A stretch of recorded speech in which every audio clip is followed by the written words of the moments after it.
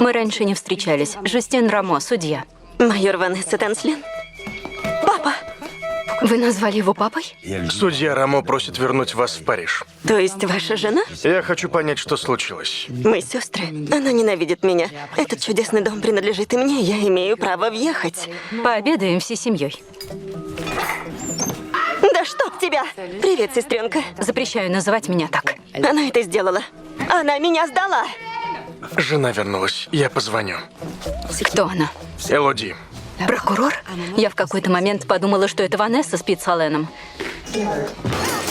Куда ты столько сахара сыплешь? Это отвратительно. Поприветствуем майора Марти. Я бы с Марти переспала. Вот так мы решаем проблемы. Я с прокурором, а ты с майором. Я встречаюсь с твоей сестрой. Я не могу смириться. Развод Рамо.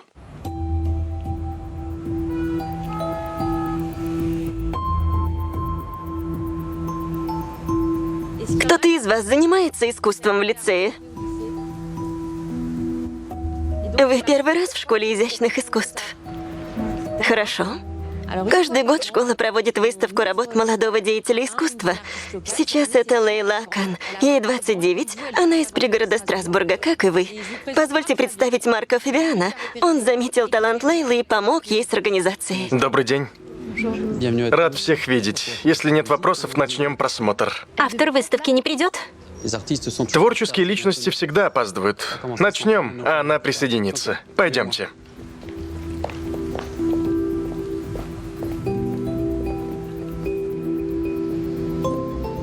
Свою первую выставку Лейла посвятила сказкам и легендам, знакомым нам с детства, но представила их с более темной стороны, более сложными, а иногда жестокими. Прошу.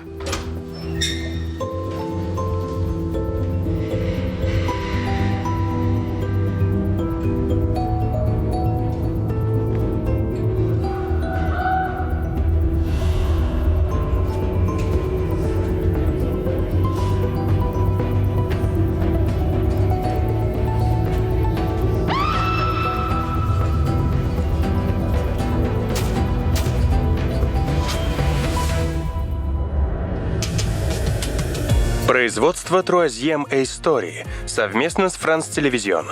В главных ролях Клэр Баротра и Констанс Ге.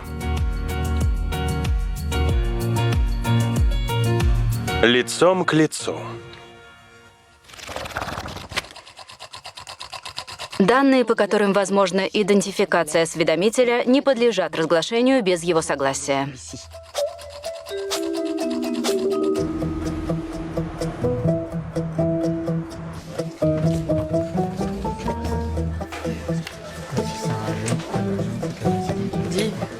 Я сняла фотографии, они портили вид. Ладно, Это же мешок для трупов, да? новенький. Симпатичный стол для встречи. В самый раз. Добро пожаловать в уголовный розыск. Владимир, дело Костыльное еще не закрыто? Нет, госпожа судья.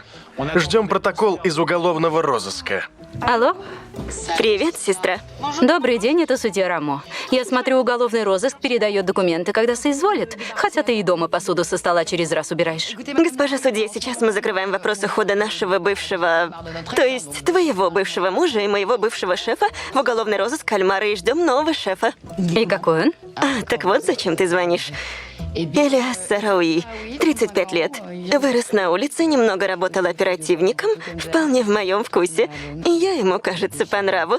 В общем, будет огонь. А, так он еще не приехал? Что? Да ты врешь, Ванесса. Я уже научилась определять, когда ты врешь. Ладно, ладно, он идет. Пока. Здравствуйте. Вылитый Макрон, только араб. Здравствуйте. Здравствуйте. Добрый день, добрый день.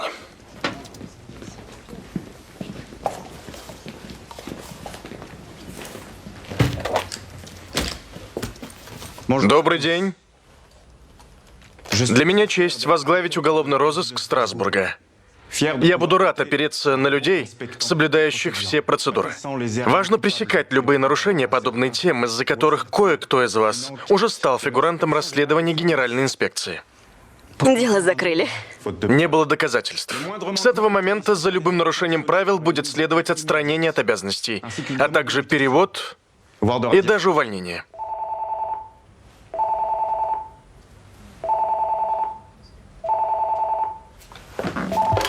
Лейтенант Сорель.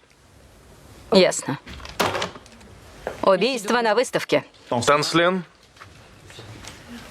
Майор Марти. майор Марти, выдвигайтесь. Покажите, что можете работать эффективно и в рамках закона. Настоящий рыбакоп.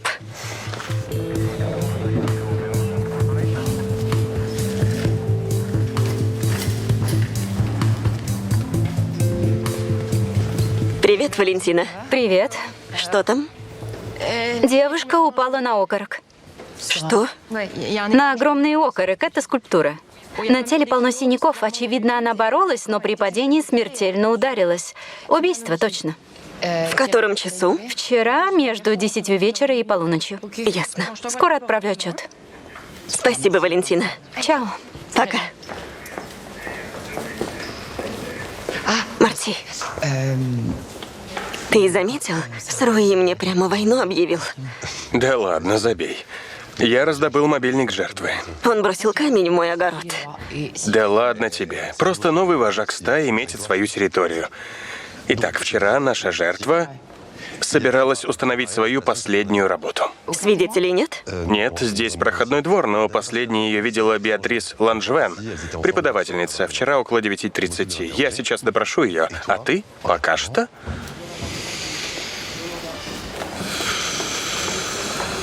Вот так. Круто.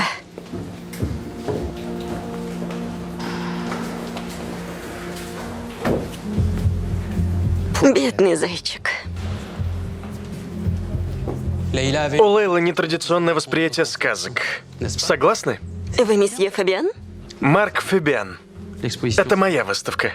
Я руковожу фондом Берга. Это я заметил талант Лейлы. Ясно. Вы ведь были здесь, когда нашли тело? Это ужасно. Что вы можете о ней рассказать? Она полностью самоучка. Приехала в Страсбург из Турции в 10 лет. Она была очень талантлива. Настолько талантлива, что кто-то решил ее убить? В соцсетях ее работы многих шокировали. Кстати, где вы были вчера вечером с 10 до полуночи? Вы меня подозреваете? Нет, я просто делаю свою работу. Делать это хорошо. А хорошо делать еще лучше. Сделаем вид, что я этого не слышала, и вы просто скажете, где были вчера вечером. Я был на выставке молодого дарования, открытой при поддержке фонда. Это могут подтвердить 200 человек. Вот как? И что это за фонд? Это фонд Закари Берга, успешного предпринимателя. Он спонсирует молодые таланты из бедных семей, как наша Лейла. Не буду вас задерживать, а вы на всякий случай не пропадайте. Договорились? Хорошего вечера, месье Фабиан.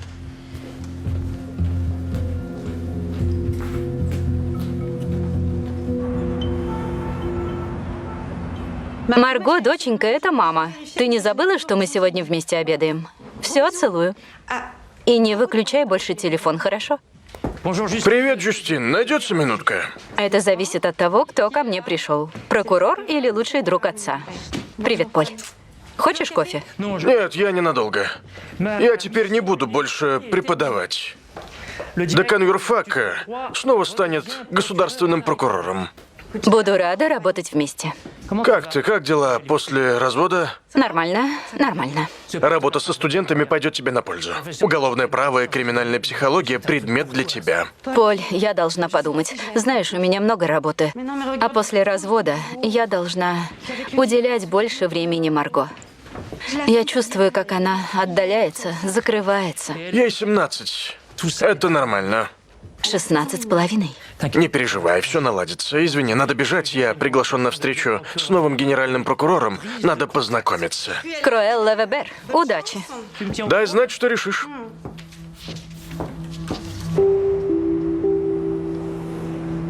Вчера один человек приставал к Лейле. Кто-то знакомый. Он упрекал ее, что не позвонила, манипулировала им, а когда она его послала, взбесился. Каким образом? Я вмешалась, он толкнул меня, и я упала. Они сказали что-то друг другу, а потом он ушел. Почему вы не подали жалобу? Я подала заявление через интернет, когда пришла домой.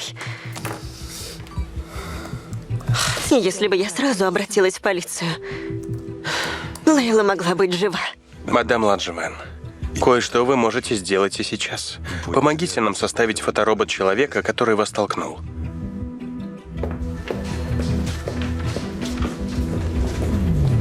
Ты не видела кого-то похожего в мобильнике жертвы? Он приставал к ней и угрожал перед убийством. За 48 часов до убийства Лейла Акан заблокировала разовый номер. До этого она получила с него десятки сообщений. Итак, я люблю тебя, Лейла. Не поступай так со мной. Она его посылает к черту. Называет его Вержиль. Я заставлю тебя страдать, как ты меня. И в конце ты сама напросилась. Кажется, мотив очевиден.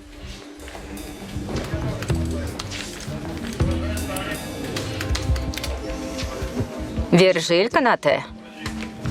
Бухгалтер в фонде Берга.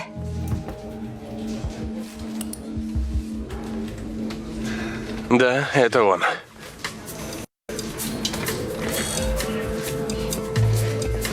Алло, Ванесса?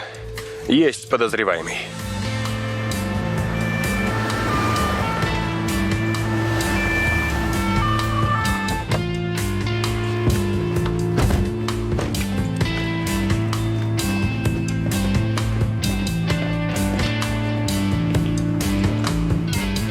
Добрый день, уголовный розыск. Нам нужен Вержиль Канате, бухгалтер. 2-й этаж. Спасибо.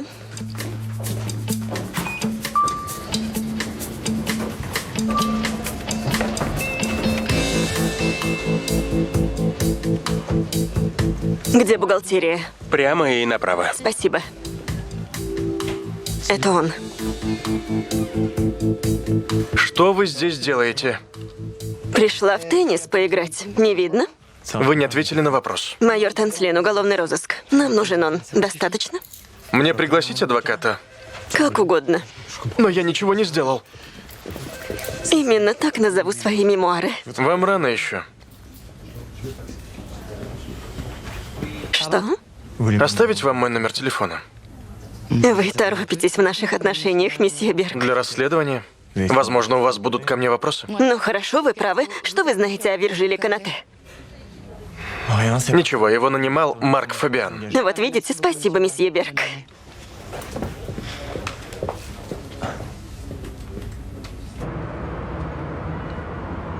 Пришлешь протокол после допроса? Едем в Гуантанамо. Через час пришлю признание или результаты вскрытия. Ты рассмешила племянницу. Люблю тебя, Марго. И я тебя, тетя. Приятного аппетита. Спасибо. Извини. Что-то не так?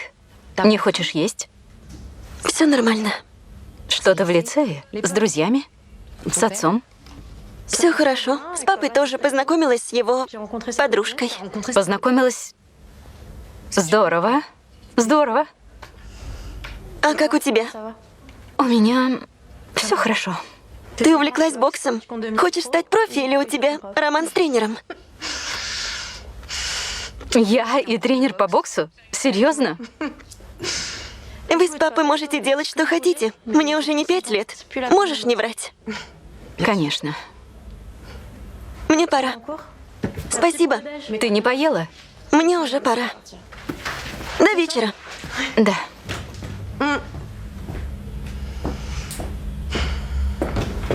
Пришла Беатрис Ланжвен. От Лейлы я пошла на сбор средств для Ассоциации краски жизни. Мы работаем в больницах, занимаем пациентов живописью. Краски жизни? Вы знаете? Кажется, моя мама рисовала благодаря этой ассоциации, пока лежала в больнице. Я забыла предложить вам кофе. Спасибо. Итак, когда вы пришли домой, вы подали жалобу через интернет на мужчину, угрожавшего Лейле Акан? Да. Я была в ярости, у меня болело запястье, и я хотела защитить Лейлу. Вы знаете этого человека? Да, это он. Это он нам угрожал. Я не знаю. Я не знаю, почему Лейла провела со мной ночь. И зачем потом позвонила. Какие у вас были отношения? Я был безумно влюблен в Лейлу. Но для нее я был как игрушка, развлечение. Каким человеком она была? Она была суровой, подозрительной. Ее сестра умерла 1,5 года назад. Отказали почки. Ей было 26 лет. Виржиль, что произошло вчера вечером? Я наделал глупостей. Я был так груб с Лейлой. Толкнул ту женщину.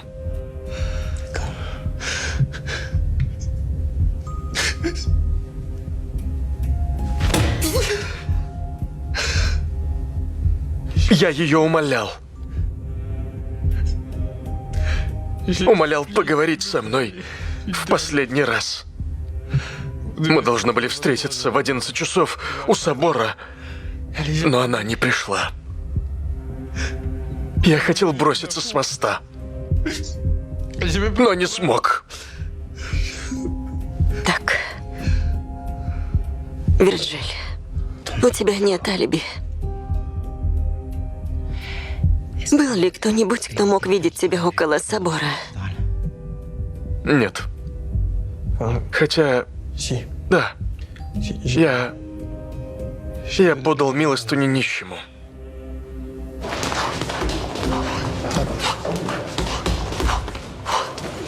Марго права. У меня роман с тренером. Рассказала ей? Да. Мы же летом поженимся, ей пора сказать, что у нее будет новый папа. Прости. Ничего? Тебе не больно? Ничего.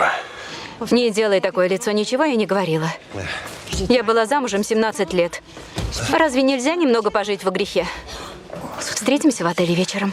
Нет, я скоро выступаю свидетелем по делу о злоупотреблении. Генеральный адвокат хочет, чтобы мы подготовили текст моих показаний. Хорошо, я понимаю. Тебе же хуже.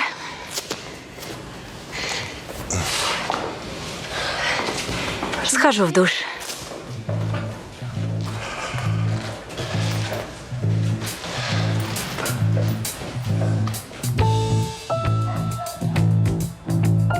Даже ты, любительница зелени, точно будешь в восторге.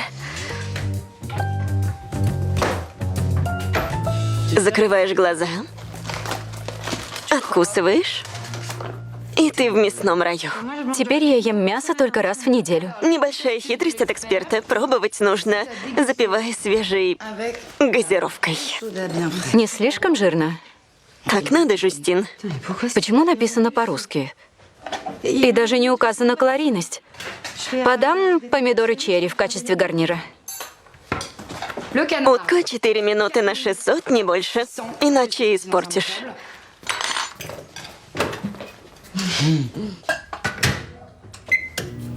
Но зато картошка 6 минут на 900, чтобы поджарилась.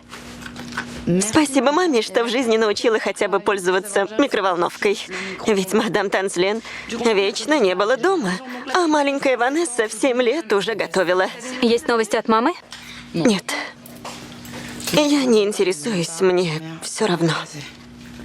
А как с оперативником, который вырос на улице? Взгляд оценщика, выправка генерала армии устроил мне прилюдную порку.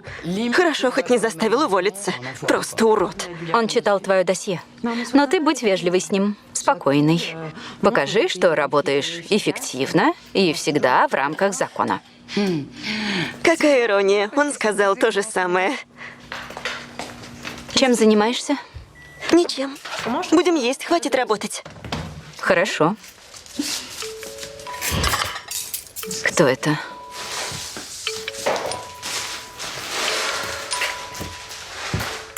Не ответишь? Нет. Нет, это Поль. Один преподаватель ушел, и он хочет, чтобы я его заменила. Будешь преподавать? Нет, нет. Студенты полюбят уголовный кодекс.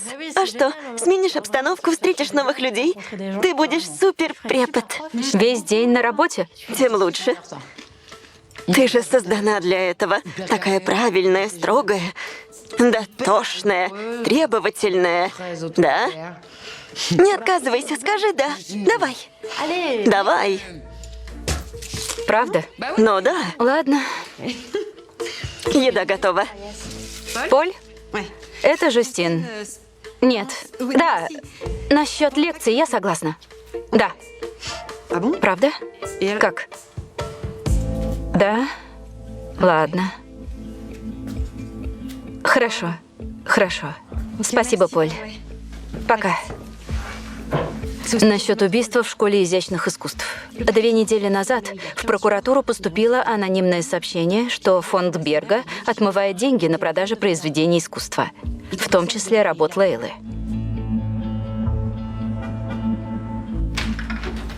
Добрый день.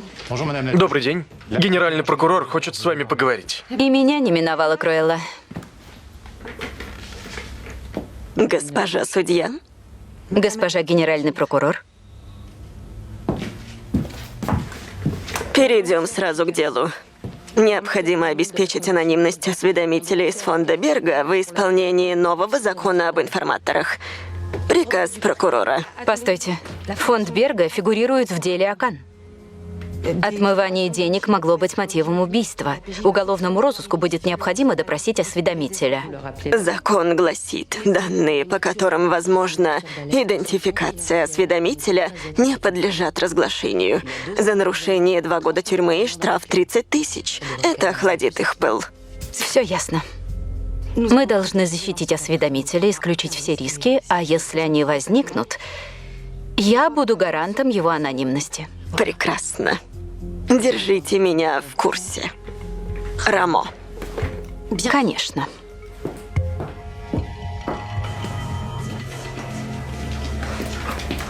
Кто это?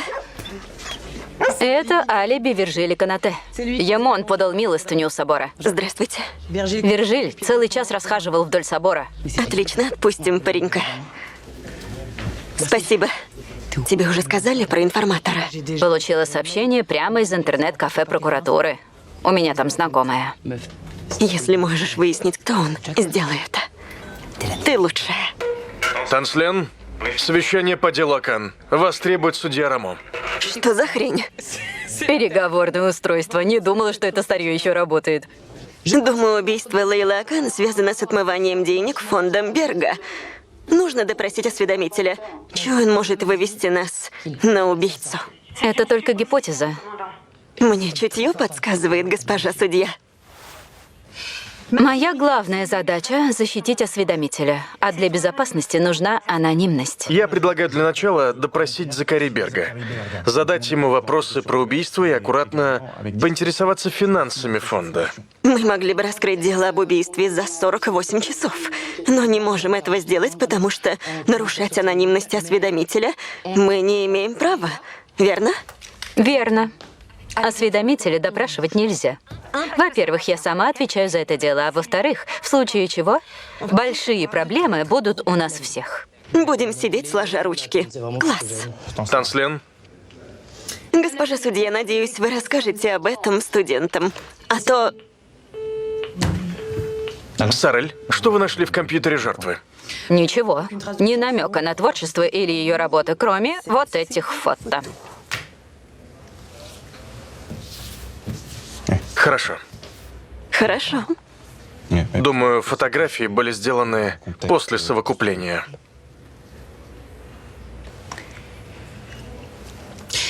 Мне больше всех нравится вот это. Конечно, не мое дело, но снято оригинально. Мы закончили. Спасибо. Постойте, вот. Татуировка. Я знаю, кто это. Мы с Лейлой сами себя создали. В начале пути мы оба были никем. А строительная компания? Я занимаюсь экостройкой, чтобы сделать жилье доступным для наименее обеспеченных, а спонсорство – отдельная деятельность. Все это стоит немалых денег, да? Фонд на самофинансирование с 2022 года за счет процентов с продажи авторских работ. Кстати, Лейлу, кажется, не смущали отношения со спонсором. Когда сделаны эти фото на память? Где-то, может быть, полгода назад? Вот моя любимая. Хотя она хотела разделить работу и удовольствие. Да, хотела покинуть фонд. Есть письма. Хотела работать с галереей в Лондоне. Вы же знали это, правда? Я не знал. Конечно, знали. И наверняка очень удивились, что она вас предала. Ведь с вами так нельзя. За такое нужно платить. Сполна. У нас были с ней отношения, но без обязательств и обещания верности. Меня устраивало. Я не ревновал. У меня нет мотива. Вчера вечером я ехал из центра Помпиду-Мец с заместителем мэра и ее мужем. Если нет больше вопросов, меня ждут. Мне кажется, месье Берг, мы еще увидимся. Буду рад, Ванесса. Буду рад. Майор Танслен. То есть Берг не убивал Лейлу Акан? Уже хорошо. Да, это круто, но... Берг что-то скрывает. Надо разобраться с отмыванием денег. Придешь обедать? Нет, я хочу сделать сюрприз Марго. Заеду за ней в лицей. Юстин, тебе не кажется, что это плохая идея заходить за ней в лицей? Дай проехать! Дороги мало. Курица! Да пошел ты, козел. Понарожает земля уродов. Извини, о чем ты? Да нет, ни о чем, Юстин. В тебя что, вселился дьявол? Люди вообще не соблюдают правил приличия. Погоди. Марго встречается с мужиком? Что? Подожди, звонят по второй линии. Да, Клэр.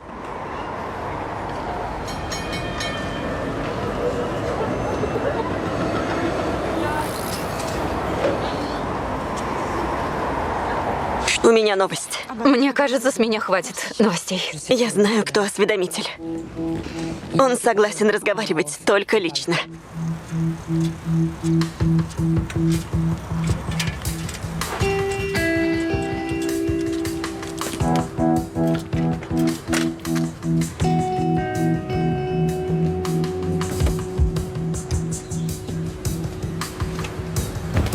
Здравствуйте.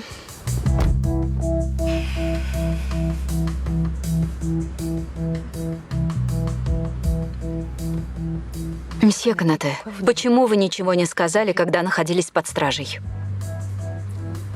Меня обвиняли в убийстве. Мне было достаточно проблем. Я согласился поговорить только ради Лейлы, чтобы помочь поймать убийцу. Вы сообщили, что фонд Берга отмывает деньги. Я просто заметил, что фонд забирает часть денег, принадлежащих авторам. У меня нет доказательств, нет доступа к файлам.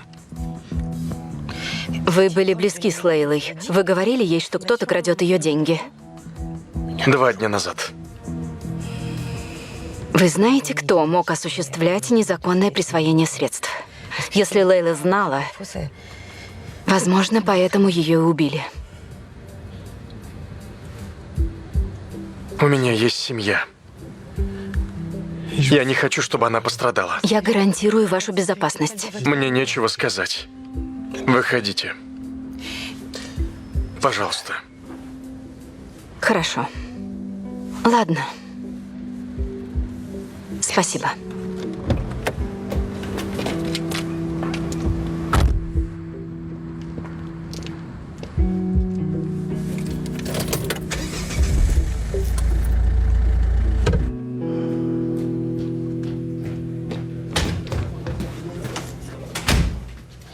Есть подозреваемый.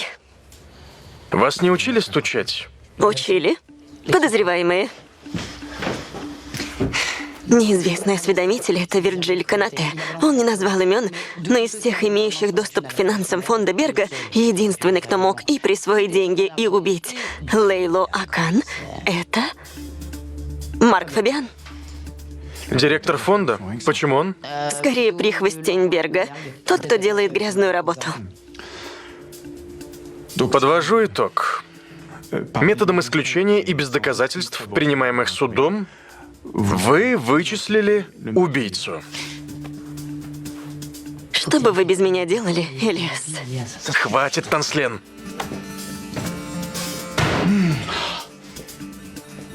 Когда я получил эту должность, я прочитал ваше досье и сразу потребовал вашего перевода. Мне отказали. Сейчас мне нужно знать, могу ли я рассчитывать на вас. Продолжите ли вы действовать в одиночку или на благо всей команды? Нашей команды. Комиссар, я много болтаю, но хорошо работаю. Докажите мне это, майор. Свободны.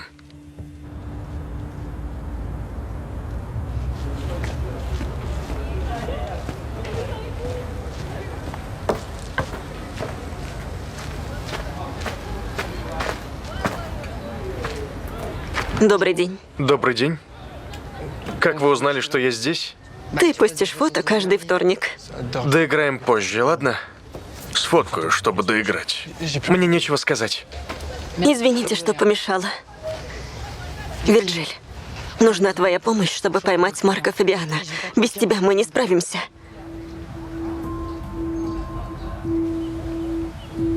Я живу с родителями и 5 братьями и сестрами. Работа в фонде — шанс выбиться в люди. Вирджиль, ты будешь не один. Семью твою мы защитим. Ты много сделал. Но можешь сделать больше, несмотря на все риски. Я сразу поняла, что ты хороший парень. Нам нужны улики. Сделай это не ради меня, я всего лишь коп. А ради Лейлы. Она этого заслуживает. Не знаю. Мне нужно подумать.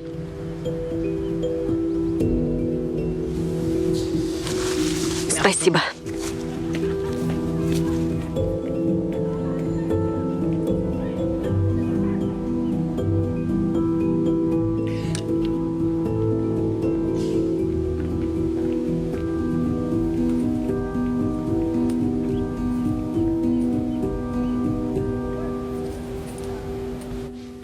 Не нравится номер? Да, угадал. А точно дело в этом? Так сильно не нравится? Вот привязался. Опять думаешь про Марго? Да. Тому типу лет 30.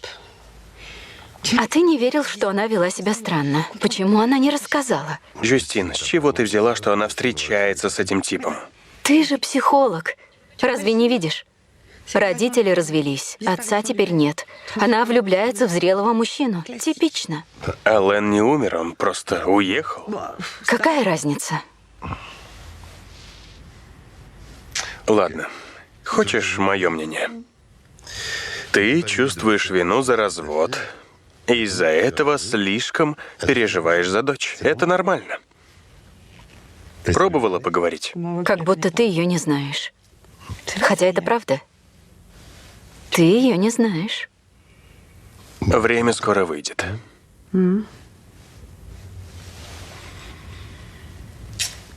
Надо сходить в душ. Здорово, когда не закрываешь дверь в ванную. Вот настоящая близость. Ничего не скрываешь.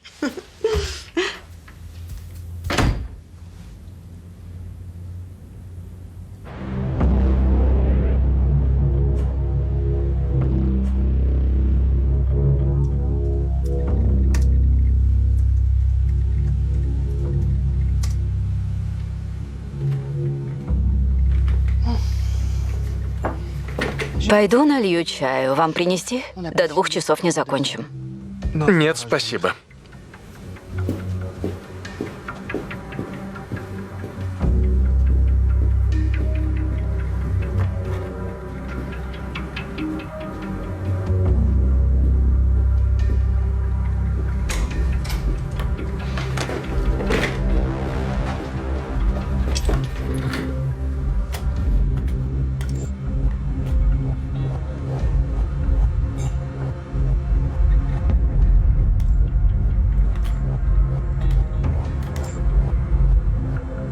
Переводы средств.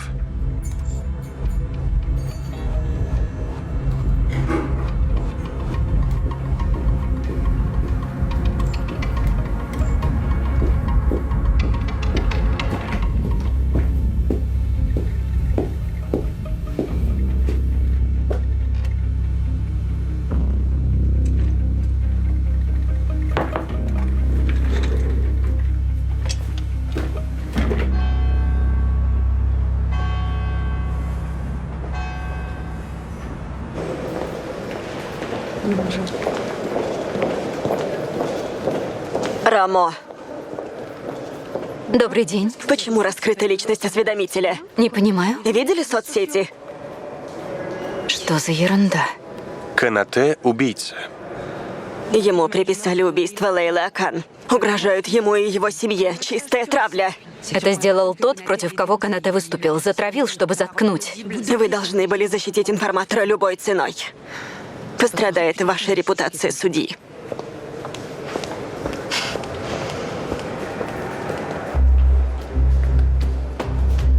Ванесса, как так вышло? О чем ты просила Канате? Как бы он не покончил с собой из-за травли. Я звонила ему, не отвечает. Сейчас еду в фонд.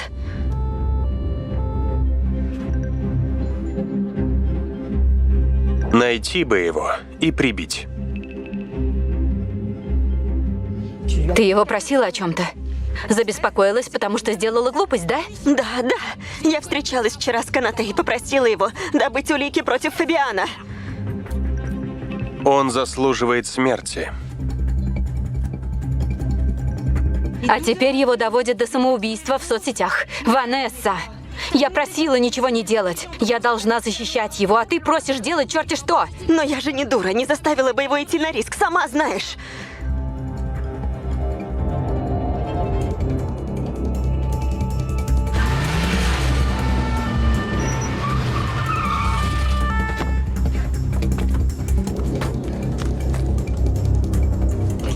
Вирджиль, нет! Нет! Нет!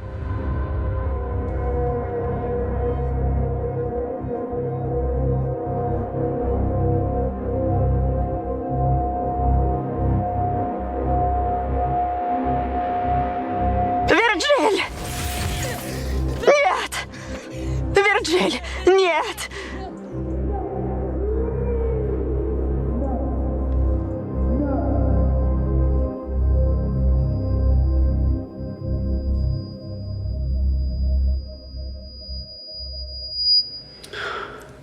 Я не имею отношения к суициду парня. Хорошо.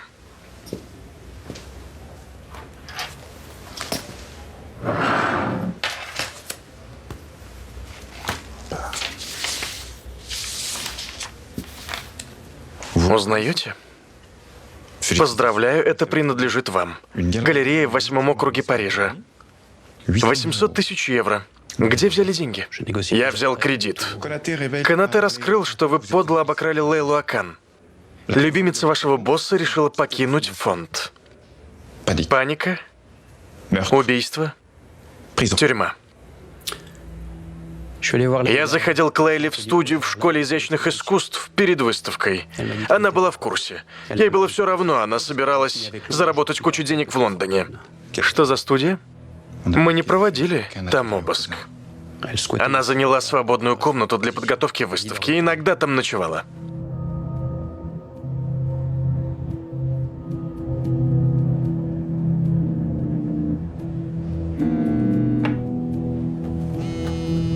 Сестренка.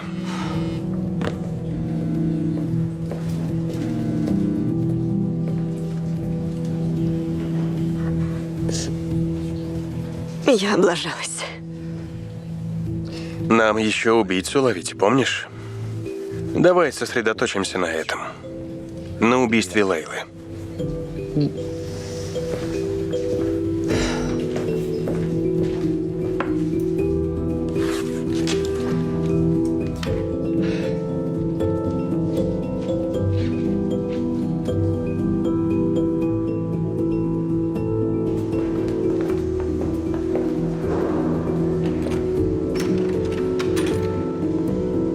Спасибо.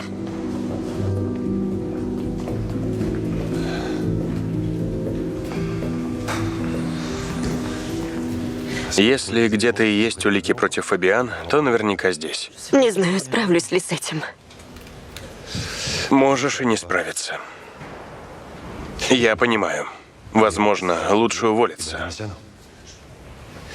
Ванесса, важнее всего быть в гармонии с собой. Если ты уйдешь из полиции, это не страшно. Ладно. Поняла. Обратная психология, да? Работаем.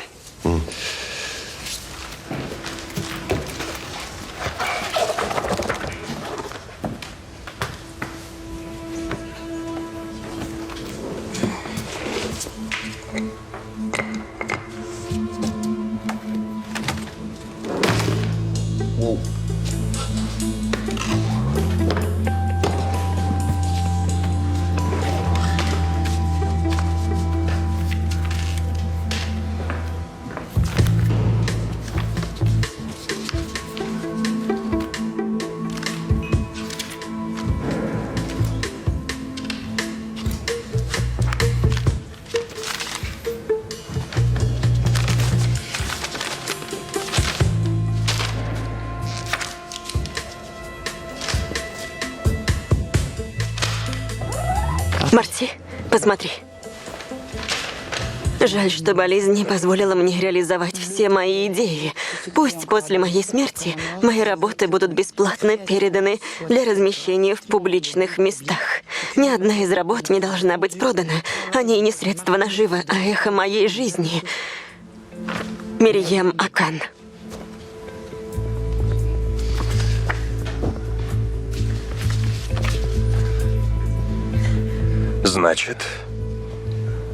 Значит, кто-то, кто знал, мог отомстить за Мерьем. Ведь так?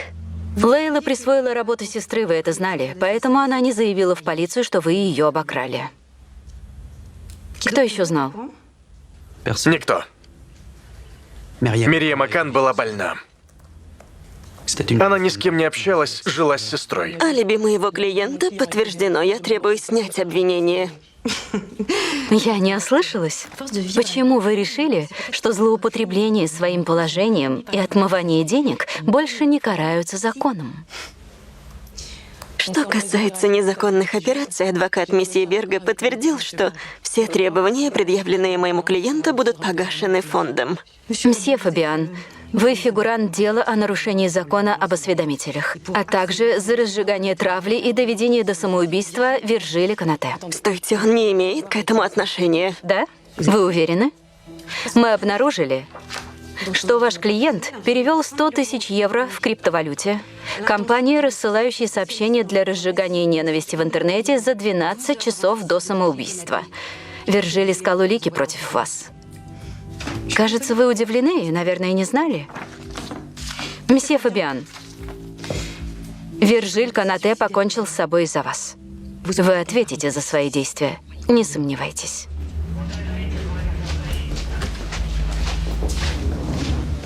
Я быстро. Добрый день, майор. Как дела? Что с лицом? Вся сияю, не видно?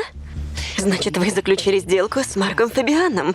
Благородный спонсор не забывает о бизнесе, хотя вас можно понять, иначе прокуратура начала бы копаться в ваших счетах и могла запахнуть жареным. Кажется, дело закрыто. Нет доказательств? Знаете, сложные дела – мой конек.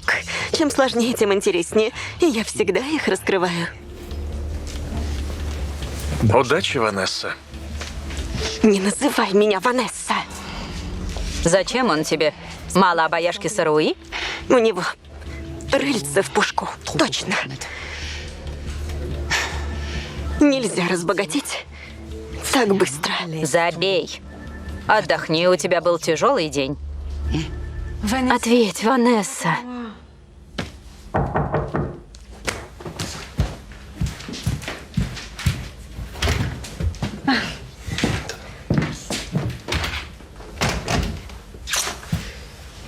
Весь день звоню Ванессе, она не отвечает. Я знаю, что ей плохо, но почему не поговорить? Может, боится, что ты ее осудишь? Я судья, но не постоянно же. Я могу разделять работу и личную жизнь. Удивительно, какие отношения были у сестер Акан. Они были неразлучны, все делали вместе, жили одной жизнью. А потом, Потом, в 17 лет, Мерьем занялась творчеством. возможно, ее подтолкнула болезнь. Она хотела оставить после себя след. Ей ведь делали диализ. Где? В больнице. В Страсбурге? Да? Хочу кое-что проверить.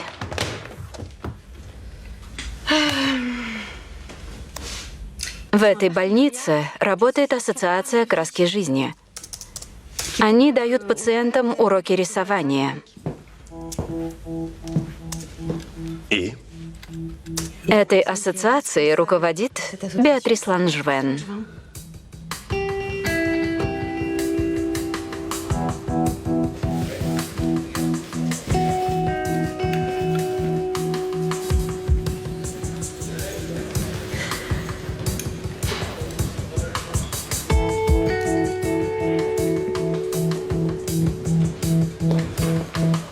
Мадам Ланжвен,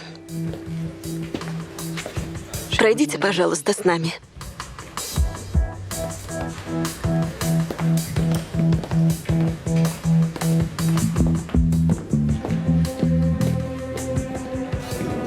Какие отношения были у вас с Мирьем Акан?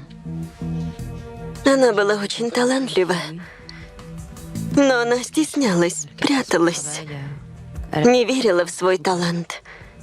Я поддерживала ее до последнего дня. Если бы у нее было время. Лейла Акан присвоила работу сестры. Через какое-то время, вкусив славы, она начала ускользать из-под вашего контроля. Вы пытались ее удержать? Лейла и Мирьям, как сестры, конечно, любили друг друга. Но все сложнее. Лейла хотела присвоить все. Талант и всю жизнь сестры. Она бы сама приложила руку, чтобы той не стало. Но настоящим предательством была продажа работ Мирьям за бесценок. Я просила Лейлу не делать этого. И потом она сообщила про галерею в Лондоне. Что произошло в тот вечер, мадам Ланжвен? Я потребовала сказать правду. Мы начали ругаться. Она вышла из себя. Ударила меня. Сильно. Я защищалась. Толкнула ее.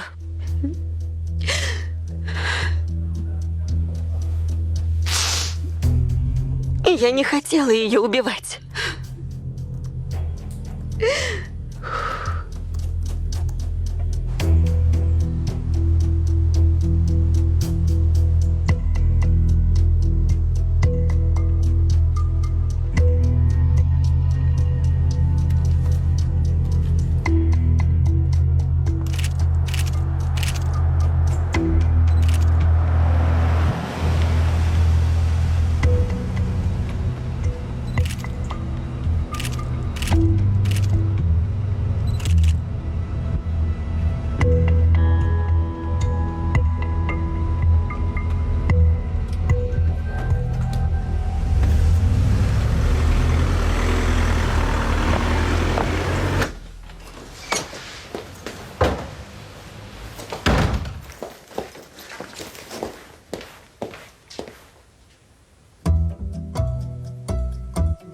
Марго, надо было меня спросить. Твоя мать нас убьет. Ванесса, это ты? Я взяла всего понемножку, не знаю, что ты любишь. Да? Да. Раз в неделю я ем мясо, так что смогу поесть с тобой.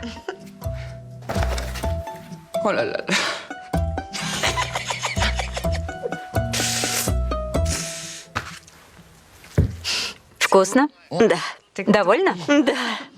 Здорово, что мы можем вот так посидеть вдвоем. Я же твоя сестра. Я рядом. Я вижу. Ты хотела чоризо? Нет, мне хватит шаурмы, несмотря на жир, калории и последующие угрызения совести. Жюстин. После слов угрызения совести я должна была разрыдаться? Нет. Я знаю, что ты думаешь. Ты предупреждала, что закон есть закон. Действовать нельзя, а я, как обычно, тебя не послушала. Так ведь? Нет, вовсе нет, Ванесса. Ты ошибаешься, если думаешь, что я не виню себя в самоубийстве Виржиля. Нет, ты не виновата, что Виржиль покончил с собой. Ну вот, начинается. Я наелась. Пойду спать и не буди утром. Завтра я не работаю.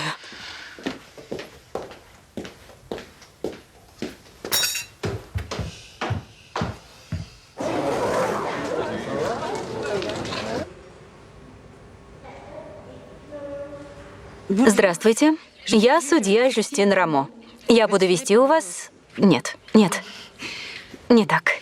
Здравствуйте, рада вас видеть. Меня зовут Жюстин Рамо, и я буду вести у вас в этом семестре уголовную психологию и криминальное право. Нет, уголовное право и криминаль...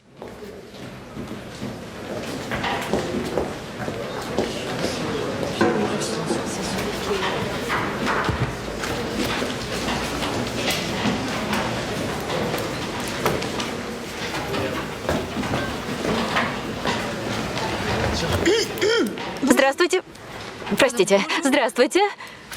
Меня зовут Жюстин Рамо. Я следственный судья. Буду вести у вас в этом семестре уголовное право и криминальную психологию.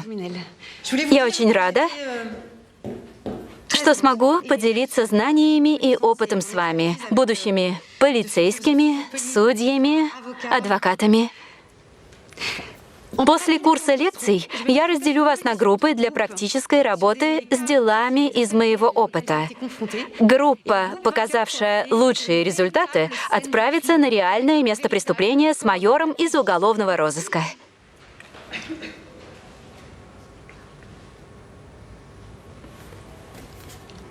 Определение и основные принципы уголовного производства. Также нужно отметить роль Конституционного совета в уголовном производстве в контексте вопроса о конституционности. Даю вам время списать схему основных принципов уголовного производства.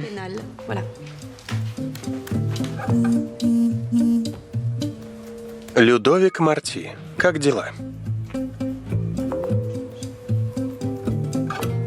Они внимательные и сосредоточенные.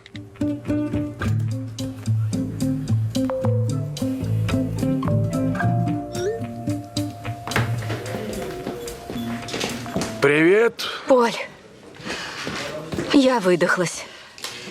Это утомительно. Хотя они вели себя спокойно. И никаких шуток над новичком. Я же говорил. Спасибо, что настоял. Знаешь меня лучше меня самой. А как дела у Ванессы?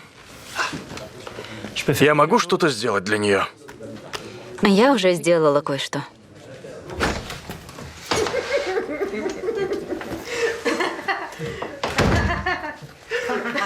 Марго,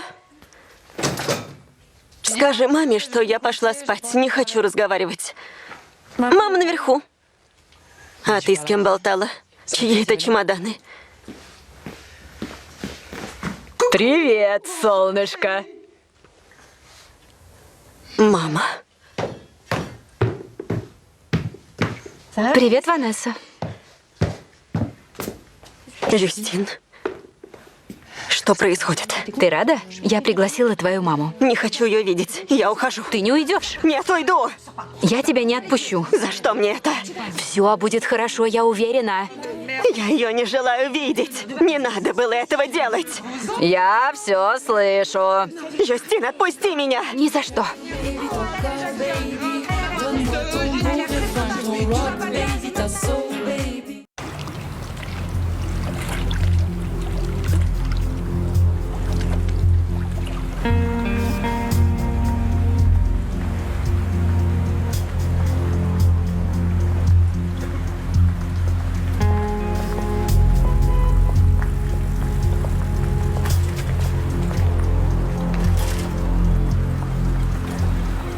Вам как-то помочь? Отойдите. Давайте поговорим. Оставьте меня. Давайте поговорим. Посмотрите на меня. Повернитесь. Нет! Все цело.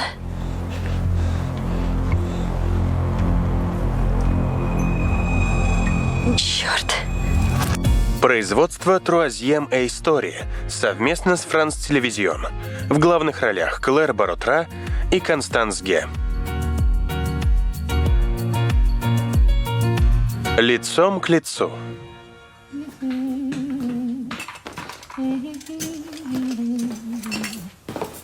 Ванесса, помнишь про день рождения сестры в субботу? Нужно что-то придумать, да? Ты здесь до субботы?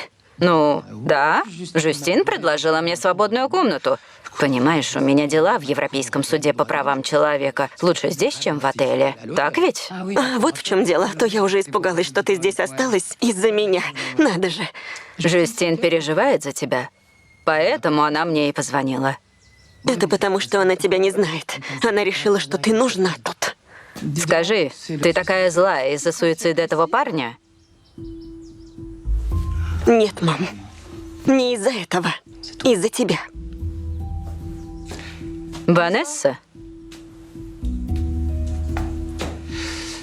Я здесь ради тебя. И я остаюсь. Ты можешь не говорить со мной. Как я всегда говорю, каждому нужно право на защиту. Даже копам. До вечера, дорогая.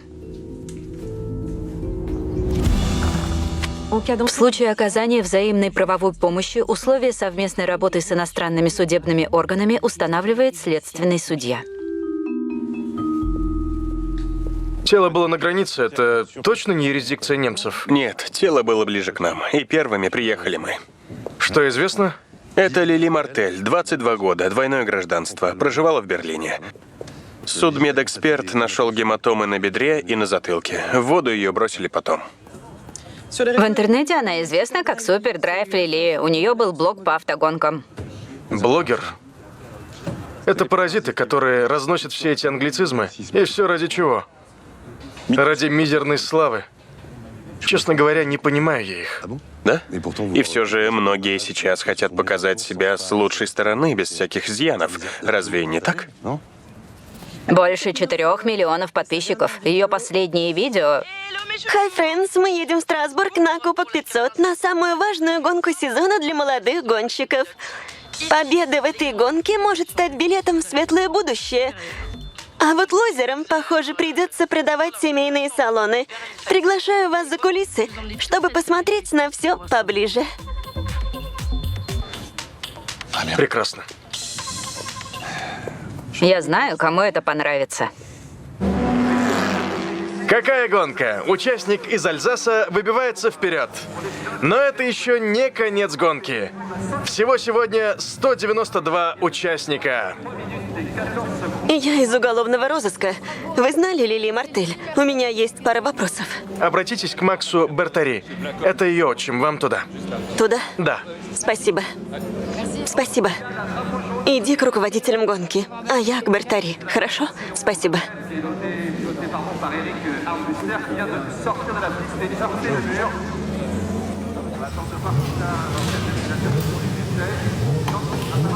Макс Бертари? Майор Танслин. Я занимаюсь делом Лили. Вы ее отчим, да? Мы были близки. Нас сплотила смерть ее мамы. Мне жаль, но мне нужно задать вам пару вопросов. Я понимаю. Давайте. Когда вы видели ее в последний раз? Вчера, да. Она досняла видео и вернулась в отель к полуночи. Я остался здесь, мы проводили тесты. Поняла. Не знаете, у нее были какие-то недоброжелатели? Нет, нет. Все знали ее с детства, и все ее обожали. Не могли бы вы назвать ее близких друзей? Конечно, ее лучшая подруга — это Марион, но сейчас она за рулем. Можно ее остановить, чтобы поговорить? Хорошо, попробуем. Спасибо. Марион, возвращайся сюда, тут полиция.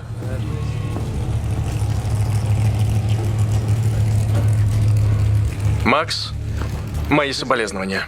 Отстань от меня. Такое горе. Отойди от меня.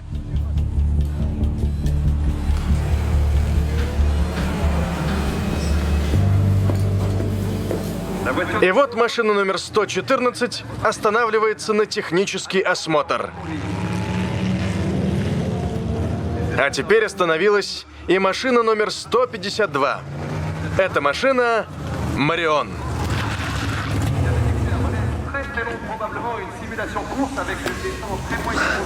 Слишком жесткая подвеска. Давайте быстрее. Я Ванесса Танслен, уголовный розыск. Вам уже передали... Да, передали. У вас все хорошо? Я целый час провела в гоночной машине. Мою подругу нашли мертвой. Все хорошо, да? Марион, успокойся, что ты? Не переживай. У вас ко мне вопросы? Да. Когда вы в последний раз видели Лили? Вчера. Мы посидели в баре и вернулись в отель. Я слышала, ее все любили, да? Как бы не так. Ее все боялись. Ее видосы много кому репутацию разрушили. За это ее не любили. Так, остался час до конца гонки. Хотите поговорить? Поехали со мной. Вы будто даже не переживаете из-за смерти своей подруги. У меня гонка. Я поплачу после ее окончания. Поняли? Поняла.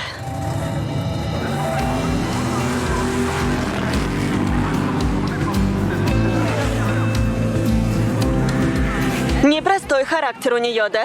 Знаю, она моя сестра. Она упорная, это хорошо. В прошлом сезоне она попала в аварию, поэтому теперь так переживает за все. И если ты девчонка, тут не так просто выбиться, да? Практически невозможно. Ей повезло, что Блаком Рейсинг взяли ее. Но ей нужно доказать им, что все не зря. То, что они взяли ее, это реклама для компании. Да ладно. А вы тут что делаете? Я помогаю Максу во всем. А сами не хотите рулить? Мне пора идти.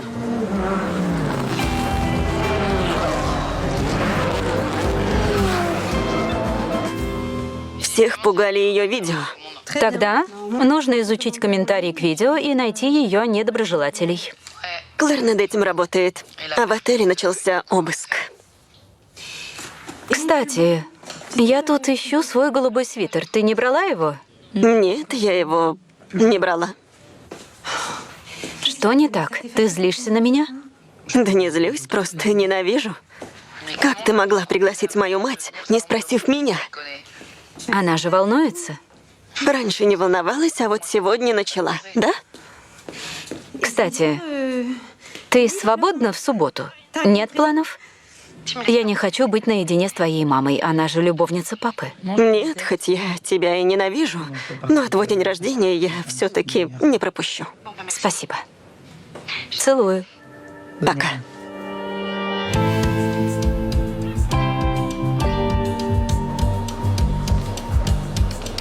Госпожа судья, Да, иду. Добрый день. добрый. Это прокурор Идерштайн из Германии. Очень приятно. Госпожа судья. Вот к делу Мертели подключились и наши иностранные коллеги. Да. Будем сотрудничать, как и наши страны. Можно? Готен так. Сейчас дело не требует участия двух судей. Моего мнения никто не спрашивал. Да и не хотелось бы неприятностей с немцами. Знаем, к чему это ведет.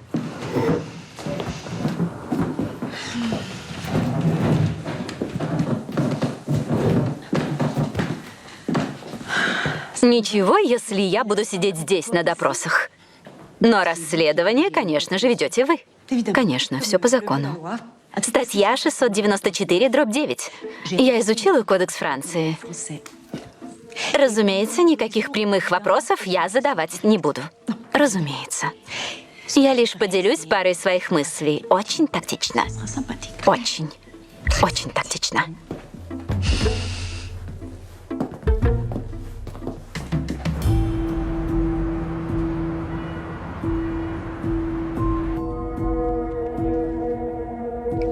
Я подвела Марти. Ты не виновата, что Виржиль покончил с собой. Виржиль! Эй, шеф. Я кое-что нашла.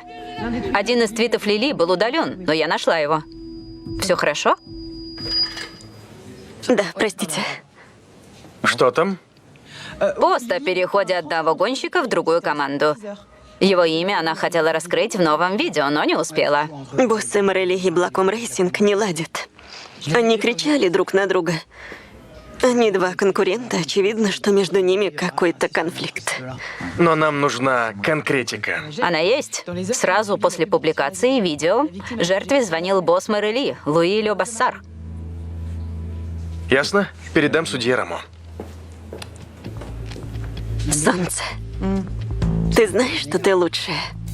Да, Да, да, да, да, да. да, конечно. Месье Ле Бассар, расскажите о Лили Мартель. Я встретил Лили, когда работал с Максом в Морели. Ей было около 10 лет. Сейчас вы не ладите с Максом Бартари, верно? Его уволили, он возглавил другую команду. И мы отдалились. Бывает? И с Лили Мартель тоже. Нет, она не была с этим связана. Она хотела рассказать о переходе гонщика в другую команду. Это была Марион Будар? Марион? Нет, ей нравится Убертари. Тогда кто же это? Я не знаю.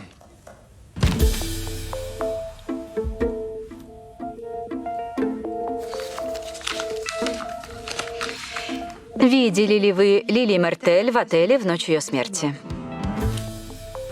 Мы выпили в баре, и я пошел спать. Госпожа судья, что за клочки бумаги? Проявите уважение к моему клиенту. Вы были одни, когда пошли спать? Конечно, один. Я знал ее с детства, госпожа судья. Я и не такое видела. Простите. Я разговариваю с судьей. С вами не положено.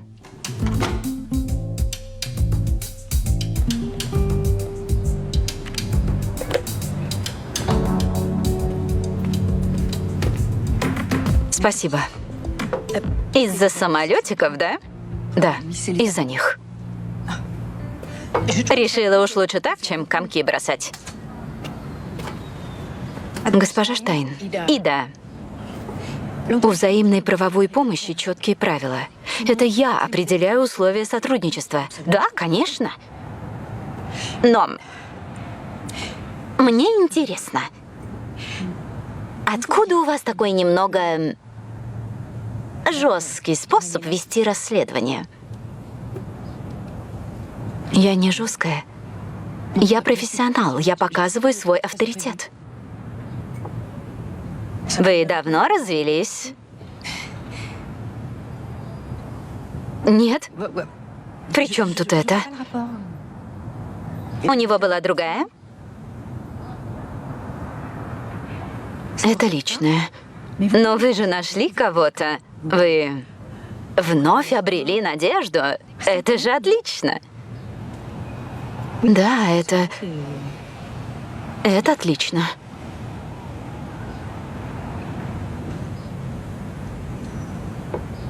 Видите? Можно разговорить людей, оставаясь спокойным. А у вас кто-то есть? У меня? Я не говорю о личном.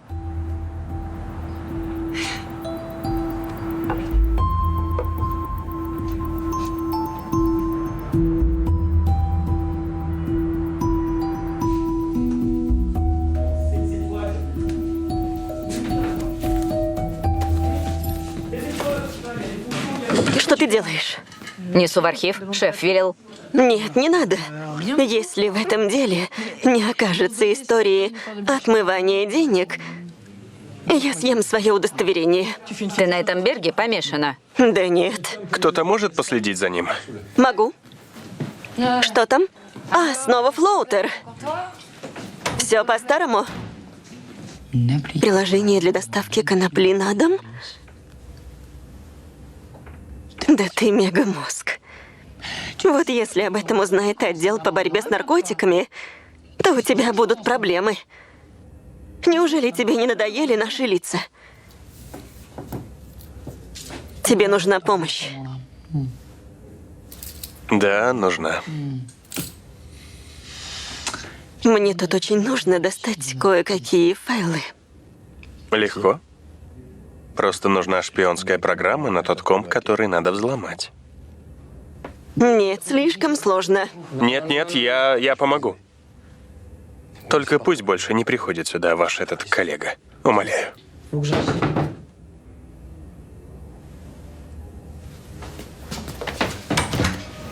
Добрый день, я Юда Штайн, прокурор.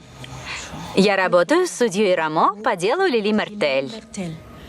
Мы можем поговорить? Да, хорошо. Давайте. Как дела у судьи Рамо? Она застряла. Да. Правда? Да. Кого вы подозреваете? Гонщицу? Кого-то из Блаком Рейсинг? Или обоих? Не могу точно сказать. Что вам помогает? Голова или чутье? Определенно чутье. Да, мы сработаемся. Вот мой номер. Звоните по любому вопросу. Хорошо.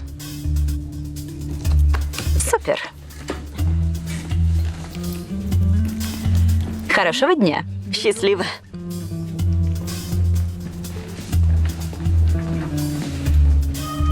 Все хорошо? Еще один такой вопрос, и я уйду на удаленку. Ясно?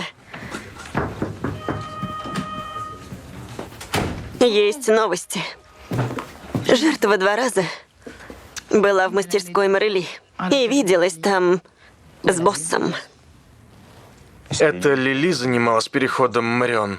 Да, и не сказала никому. Даже сама Марион узнала об этом несколько дней назад.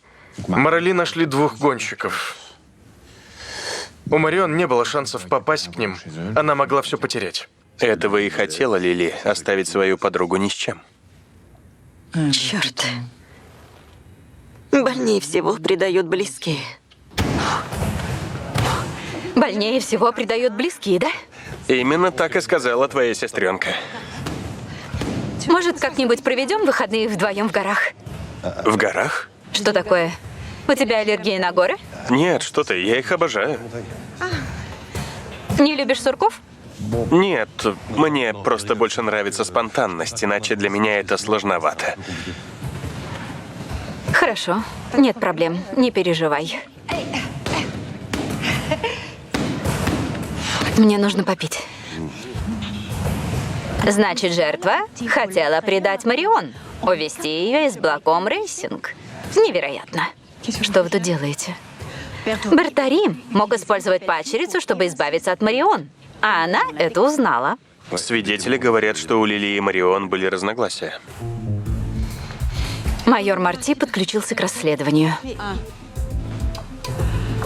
Так это вы! Молчу.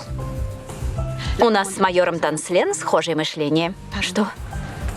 Вы виделись с майором Танслен? Да, я ходила туда за документами.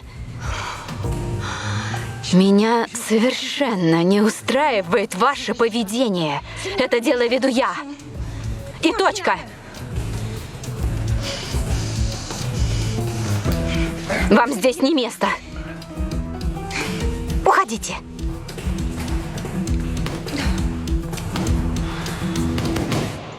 Разумеется, я не знала. Как ты могла ей это позволить? Но она права. Бертари загнал Марион в угол. Ей нечего было терять. Хватит. Я не люблю, когда меня поучают. Особенно запуская бумажные самолетики. Опять тут мокрое белье, Ванесса. Нет, это я. Видишь, это не я. Простите, Аньес, я не знала. Ничего страшного. Мне пора.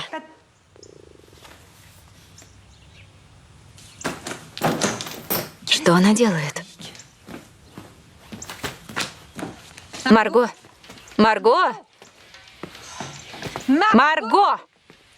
Марго! Что с тобой? Все хорошо? Ты наркотики принимала? Не знаю, как это на жестовом. Нет, точно не так. Что с тобой? Все хорошо? Что? Я в порядке. Просто развлекаюсь. Ты мне продыху не даешь. Меня это достало.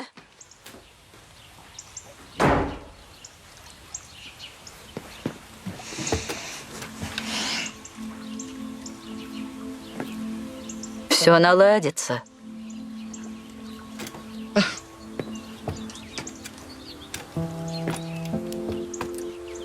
Ваша прежняя близость вернется.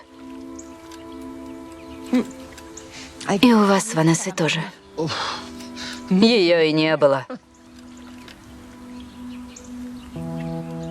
Я не понимаю. Она мне все рассказывала. Мы хорошо ладили, разговаривали. Но ведь не всем делились. Да, были всякие проблемы. Проблема в общении, то есть... Я поняла. Хотите расспросить меня об отношениях с вашим отцом? Нет. Нет, спасибо. Мне нужно кое-кому позвонить. Она в порядке.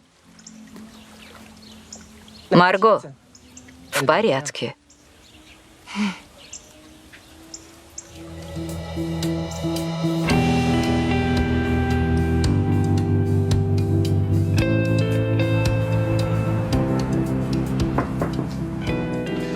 Таблетки из гостиничного номера Лили Мартель оказались амфетамином.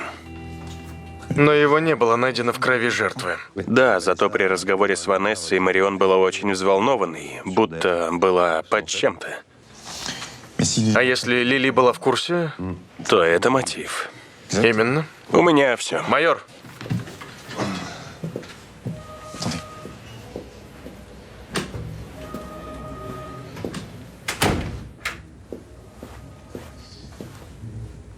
я слишком сильно все контролирую.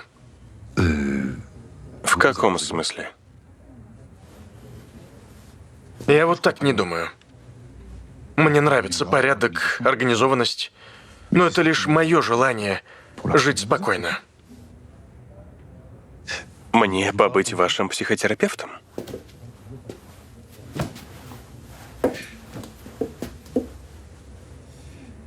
Вы несете чушь.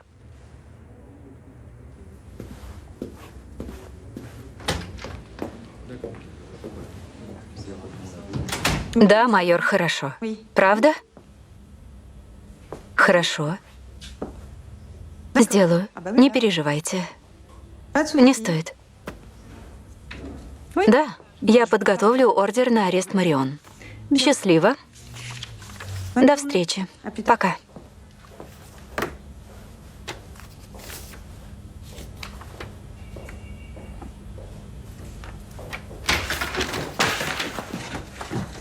Ужасный туалет. Марион употребляет допинг. Жертва об этом знала. Вероятно, она угрожала рассказать об этом в социальных сетях. Но мы же не будем открывать дело о допинге. Что? Я не поняла. Какой-то банальный допинг — это слишком мелко. Копнем глубже. С этими гонками что-то нечисто. Госпожа Штайн, если вы знаете больше, чем я, то говорите. Если нет, то я прошу вас помогать мне, а не мешать делу. Иначе я сообщу об этом в прокуратуру. Я просто предположила. Ясно. Владимир, хватит ходить туда-сюда. Что вы хотите? Hier haben Sie Dokumente unterschreiben. Вы знаете немецкий?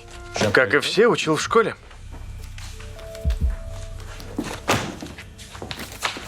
Красивый галстук. Данки. Зачем принимать амфетамин перед гонкой? Незачем. Это ухудшает навыки вождения. Это опасно.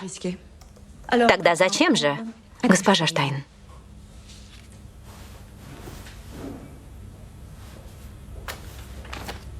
После аварии мне было больно, а время поджимало. Мне нужно было держаться. Из-за обезболивающих я потеряла мышечный тонус, снизились рефлексы. Это было не то. Вы принимали и обезболивающий, и амфетамин? Та еще смесь. Зачем такой риск? У меня было всего полгода, чтобы стать гонщицей. Я была готова на все. Я не хочу быть как мой брат, наблюдать за успехом других. Ваш брат хотел быть гонщиком, но не смог, да? Какое у него отношение к этому? Нет ревности или злости? Нет, Райан не такой, как я. Для меня гонки — это жизнь. И Лили мешала вам. Это история с допингом. Она бы так не поступила. Она переживала за меня, говорила, что это опасно. Даже нашла кого-то, кто мог помочь. Кого? Я не знаю.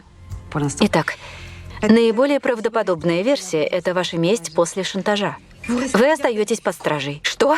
У меня же гонка!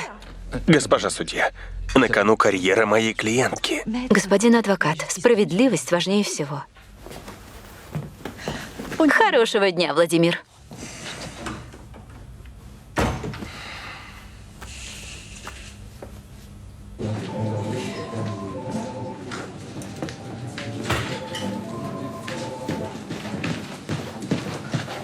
Извините, но судья и так уже меня... Я знаю, что у вас тоже есть подозрения насчет Блаком. Я нашла для вас кое-что интересное. Это брат Марион. При чем тут он?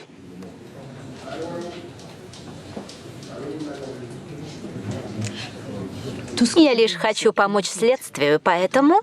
Не волнуйтесь, я не пойду наперекор системе, я бы не осмелилась. Спасибо. До встречи.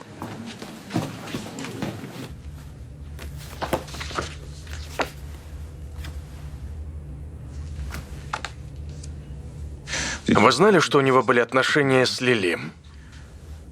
У нее было много парней. Что вы знаете о нем? А Райне? Да. Он мечтал быть гонщиком, но не смог. А Марион вдохновилась его мечтой, и я нанял его, чтобы он ее поддерживал. Но вы знали про его роман с Лили, да? Нет, это вовсе не роман. Она его тогда бросила. Ясно? Пойдем.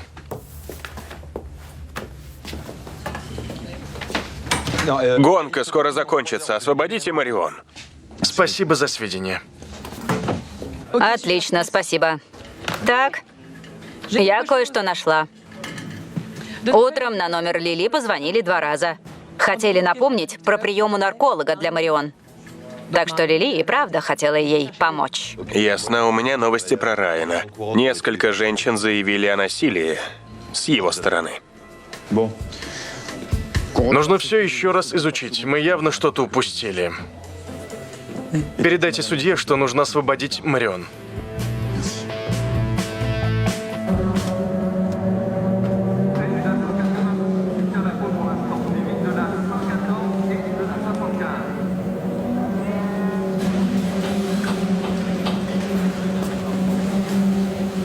Они спрашивали про тебя.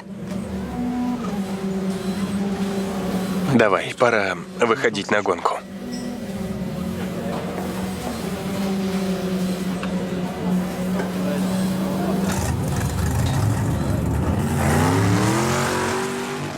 Райан пробыл на трассе до самой ночи, а утром он отвозил детали кузова в мастерскую под Страсбургом. Я отследила весь его путь по видеокамерам. Он сменил машину здесь, доехал до сюда, а через 20 минут вернулся таким же образом. На что, с кузовом? Авария. Мы позвонили туда, хозяйка узнала его по фото. Видимо, он хотел поменять капот на арендованной машине. Она должна прислать нам снимки. Мы ждем. Посмотрите еще раз. Конечно. Дичь какая-то. Ни похвалы, ни одобрения, ничего. Потому что ты девушка. Серьезно? Конечно, нет. Только посмотрите, кто вырывается на 5-е место. Остается последний круг и последние 3 минуты этой гонки. Посмотри.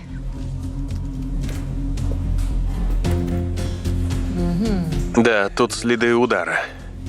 А это очень похоже на кровь. Отлично. Ванесса, с машиной Райана связано очень много странного. Нужен допрос. Хорошо, я перезвоню. Вы не знаете, где Райан Будар? Там. Спасибо. Пойдем. Простите, вы видели Райана Будара? Он уехал на мотоцикле. Спасибо. Черт. Он уехал на мотоцикле. Попробуем перехватить. Я скоро. Хорошо.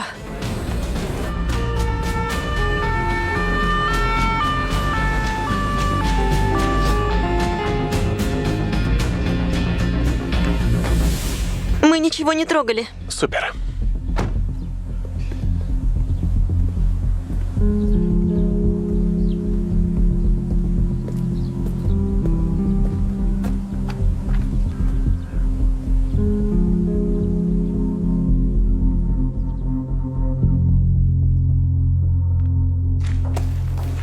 Ну вот.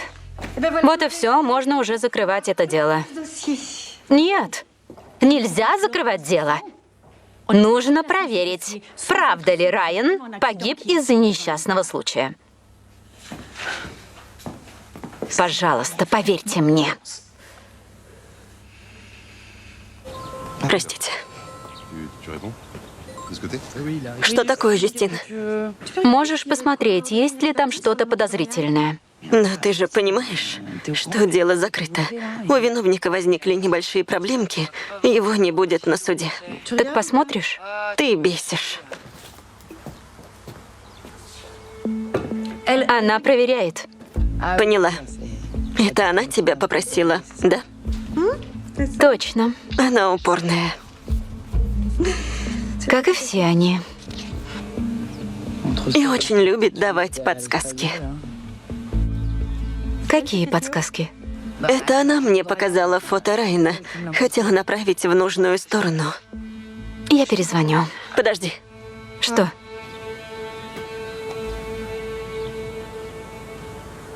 Тут кое-что есть. Есть?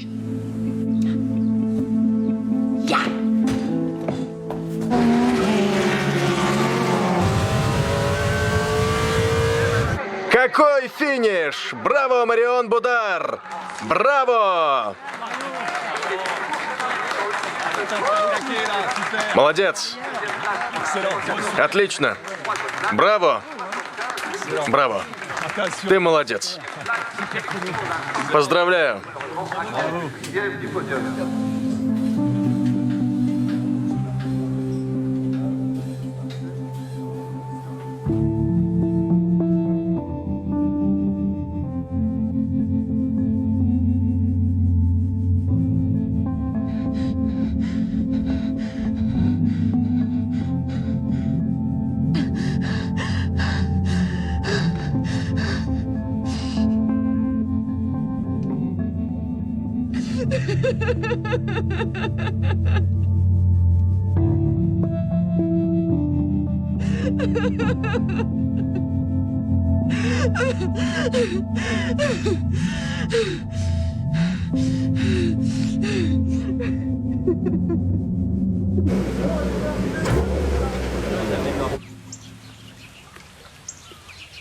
Никак не могу поговорить с Ванессой после смерти того парня. У меня так уже 30 лет. А ты как сама? Это мама попросила, да? Нет, но она переживает. Она думает, что я переживаю из-за развода. Но это ей пора к врачу.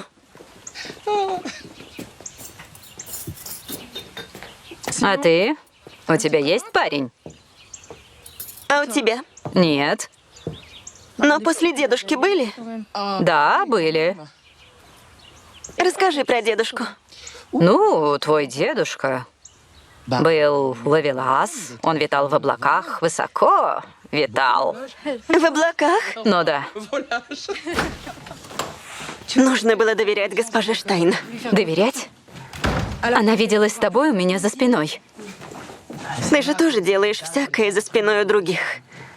Я поняла. Я позвонила твоей маме, а ты теперь за это общаешься с немкой. Что это за детский сад? Что такое, девочки? Не надо портить вечер вашими ссорами. Девочки должны решать проблемы по-взрослому. Тебе понятно? Ванесса, знаю, что тебе было тяжело после смерти Канате. Я позвонила твоей маме, чтобы помочь тебе. Жюстин хотела помочь, как и я. Единственный, кто мне помогал, это отец. Лучше тогда перееду в отель. Нет, лучше я уйду. Нет, это я уйду. Ясно? Никто не уходит ни в какой отель. И точка.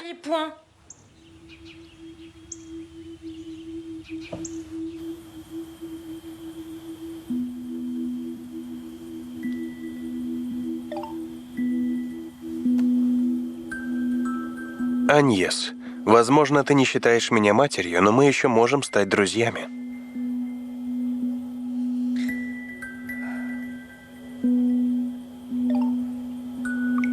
Аньес, в любом случае у тебя замечательная сестра. Тебе повезло.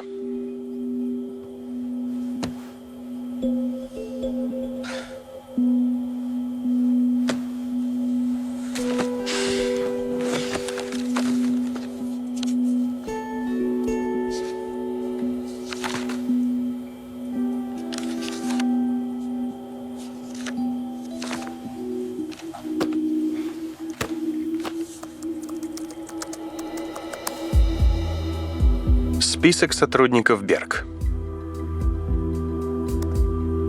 Поиск. Астрид Ван Пулен.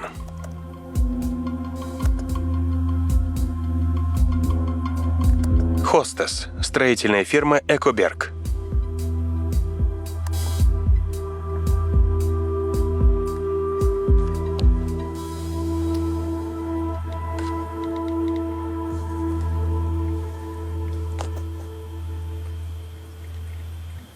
Хей, Флоутер.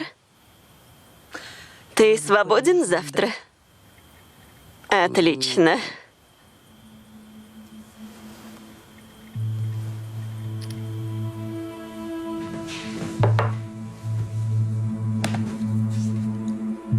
Вот что я нашел. Ида Штайн. Послужной список. Прокуратура Штутгарта.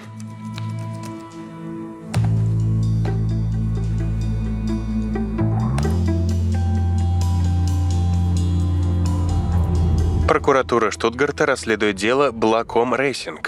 Нецелевое использование активов. В деле замешан Макс Бертори. Ида Штайн, глава расследования.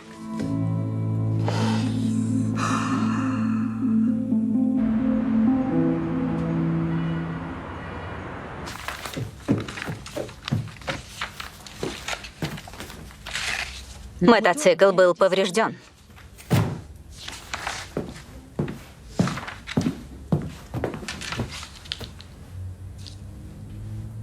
От майора Танслен я бы этого ожидала. Но вы? Как вы догадались? Интуиция.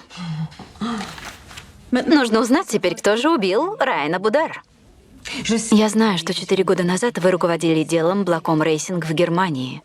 Многих посадили, но одного оправдали — Макса Бертори.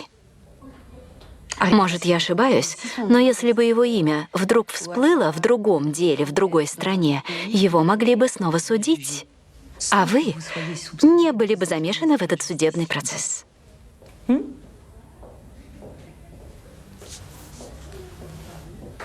Следствием руководите вы. Конечно. Что дальше? Если нужно что-то срочно узнать, то надо опросить того, кто находится под большим давлением. Что вы хотите? У меня гонка. Мы узнали, что Макс Бертори открутил тормозной суппорт мотоцикла.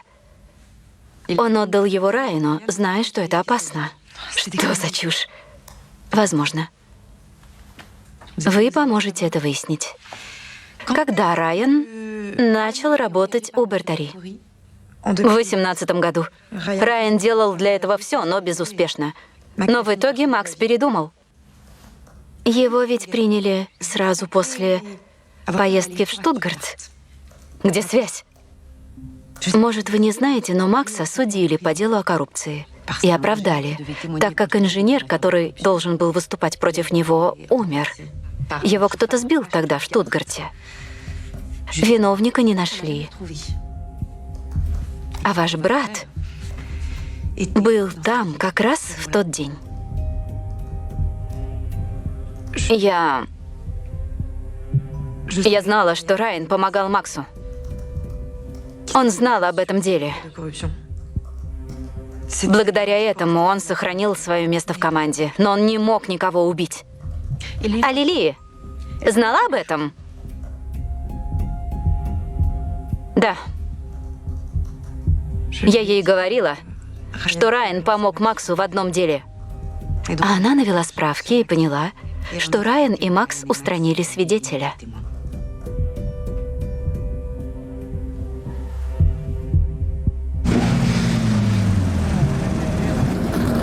Пилоты готовятся к гонке, она совсем скоро начнется. Через несколько минут мы узнаем имя победителя.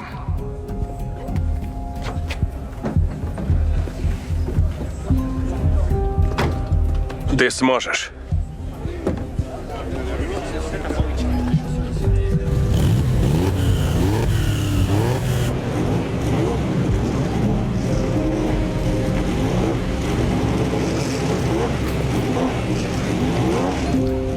Месье Бартари, вы задержаны. Пройдемте. И гонка началась!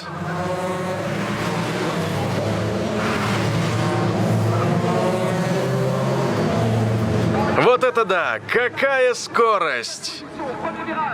Владимир, вы готовы? Я готов, госпожа судья. Хорошо. Ида?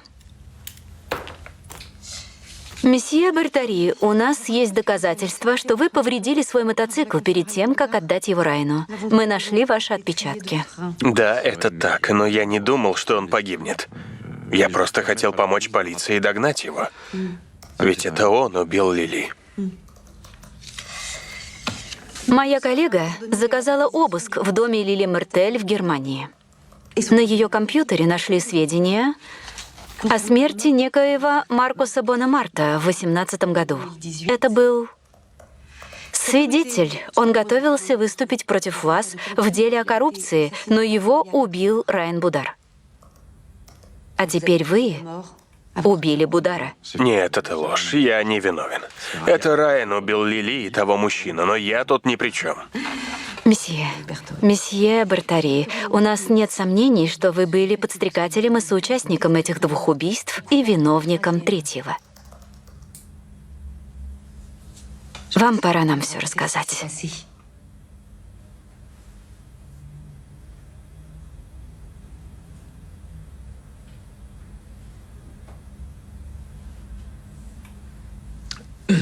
Лили пришла ко мне. Она обвинила меня в убийстве свидетеля. Она все поняла. И она обещала рассказать об этом. А потом убежала, я не смог ее догнать. Но я столкнулся с Райаном. Он сразу понял, что делать. Он уже убивал для вас. И он злился из-за их разрыва. Мы испугались. Райан разобрался с телом. Я любил ее. Я любил Лили. Информирую вас, что немецкая полиция возобновит дело об убийстве Маркуса Бонамарта, которое я вела тогда.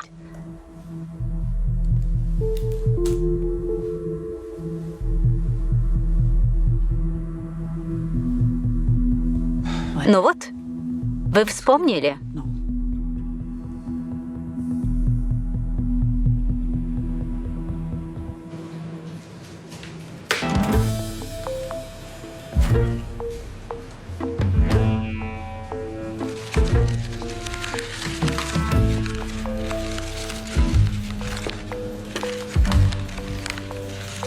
Танслен моя сестра.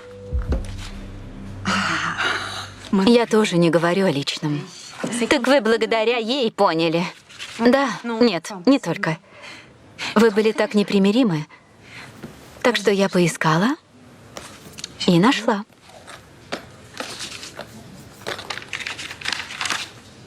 Простите. Но если бы я все рассказала, то вы бы мне не помогли.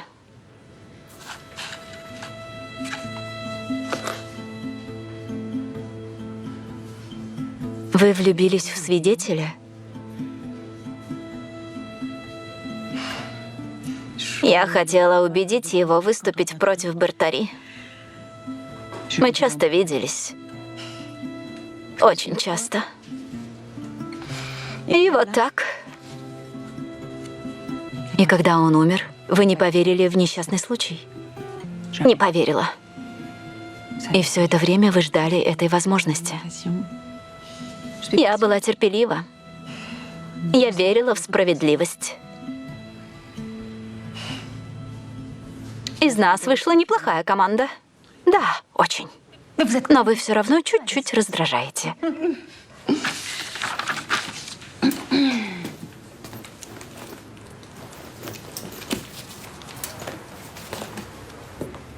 Госпожа судья, госпожа прокурор, спасибо.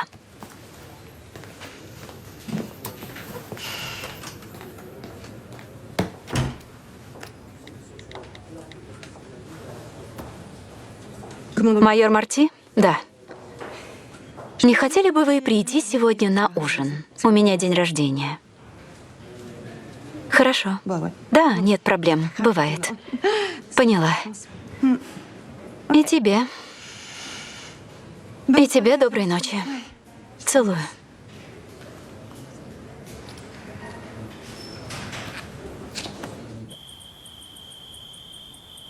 Есть кто дома? Жюстин, с днем рождения. Спасибо. Торта не будет, я его сожгла. Жюстин, Да? с днем рождения, сестренка. Подарок? От всего сердца. Дурочка.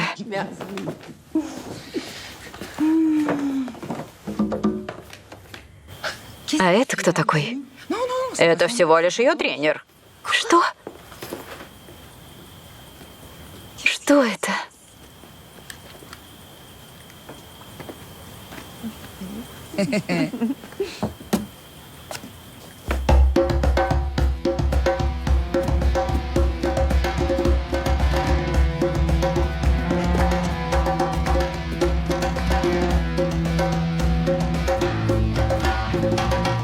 Очень хорошо. Еще бы. Давай. Браво, Марго! Браво! Браво! Она не слышит. Осторожно, Марго! Она же не слышит. Марго! О, нет! Все хорошо.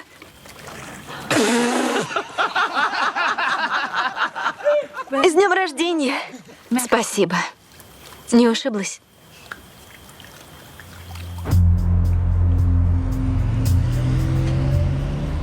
Алло? Что? В смысле горит? А как же мой Ромео? Моя собака. Вы позвонили пожарным? Хорошо, я скоро буду. Еду. Соня, это я. В моем доме пожар. Мне нужно бежать. Пусть меня кто-нибудь подменит. Спасибо.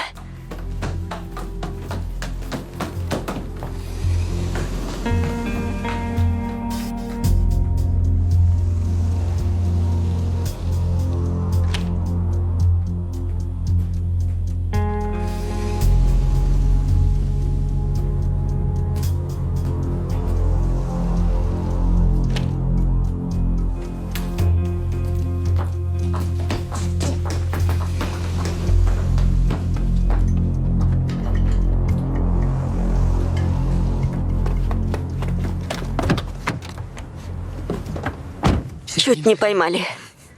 Может, я пойду? Нет. Людей много. Опасно. Что может такого случиться?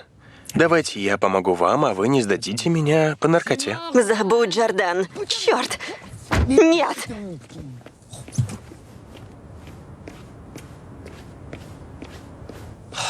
Черт! Надо же.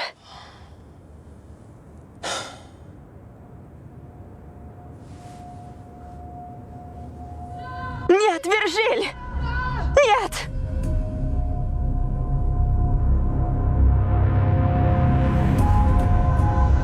Нет!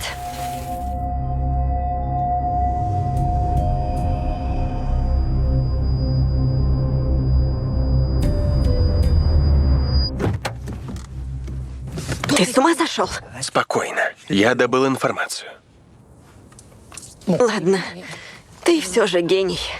Валим отсюда.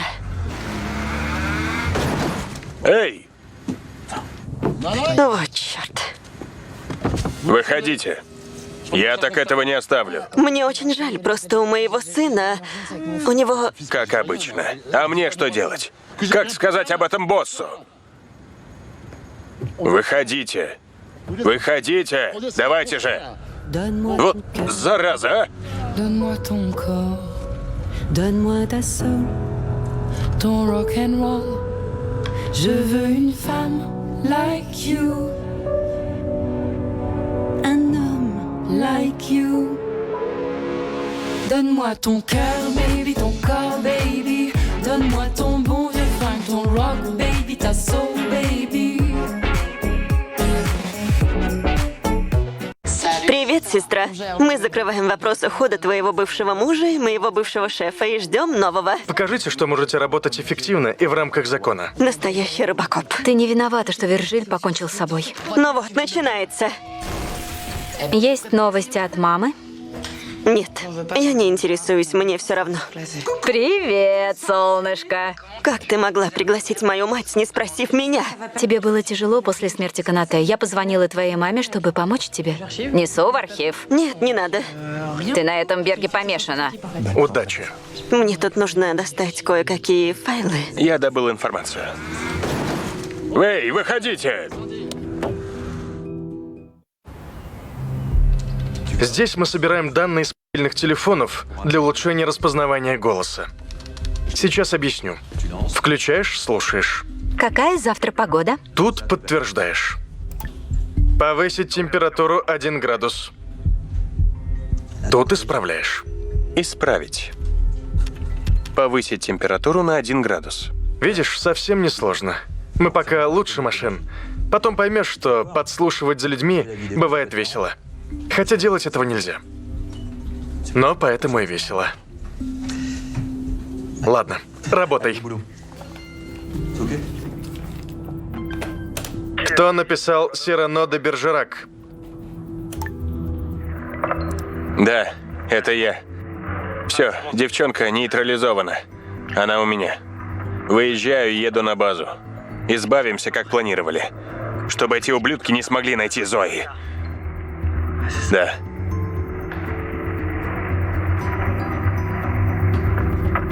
Сирил? Не подведи меня.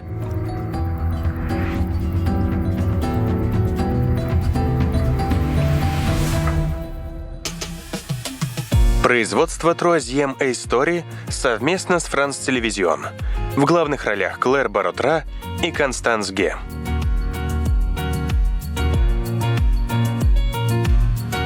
Лицом к лицу. Привет. Развлекаешься? Я же в копы пошел, чтобы бумажки разбирать. Ну, веселись.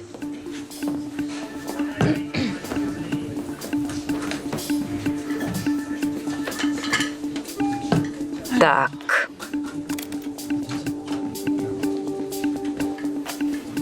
Срочно. Ребенок в опасности. Аудиофайл.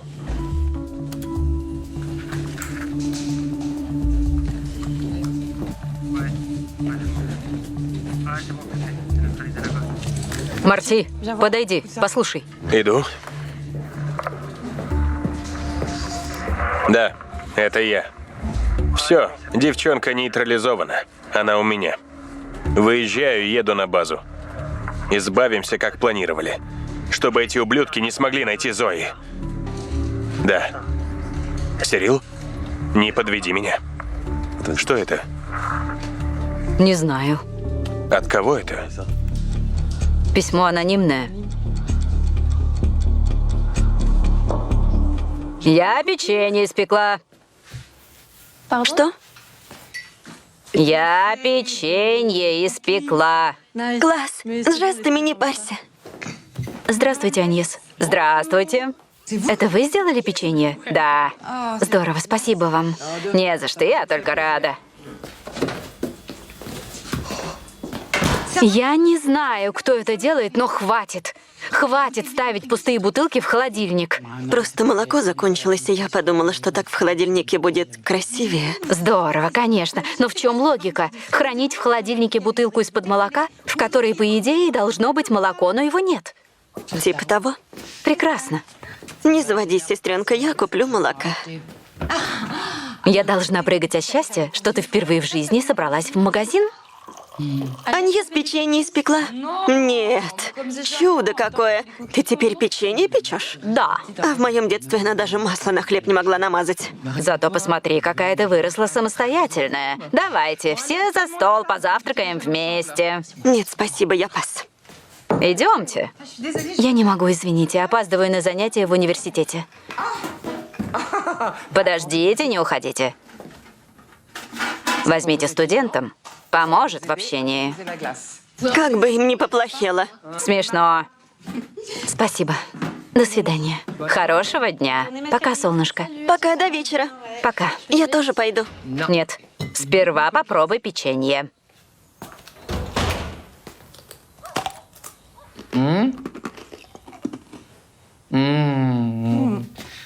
Вкусно, да?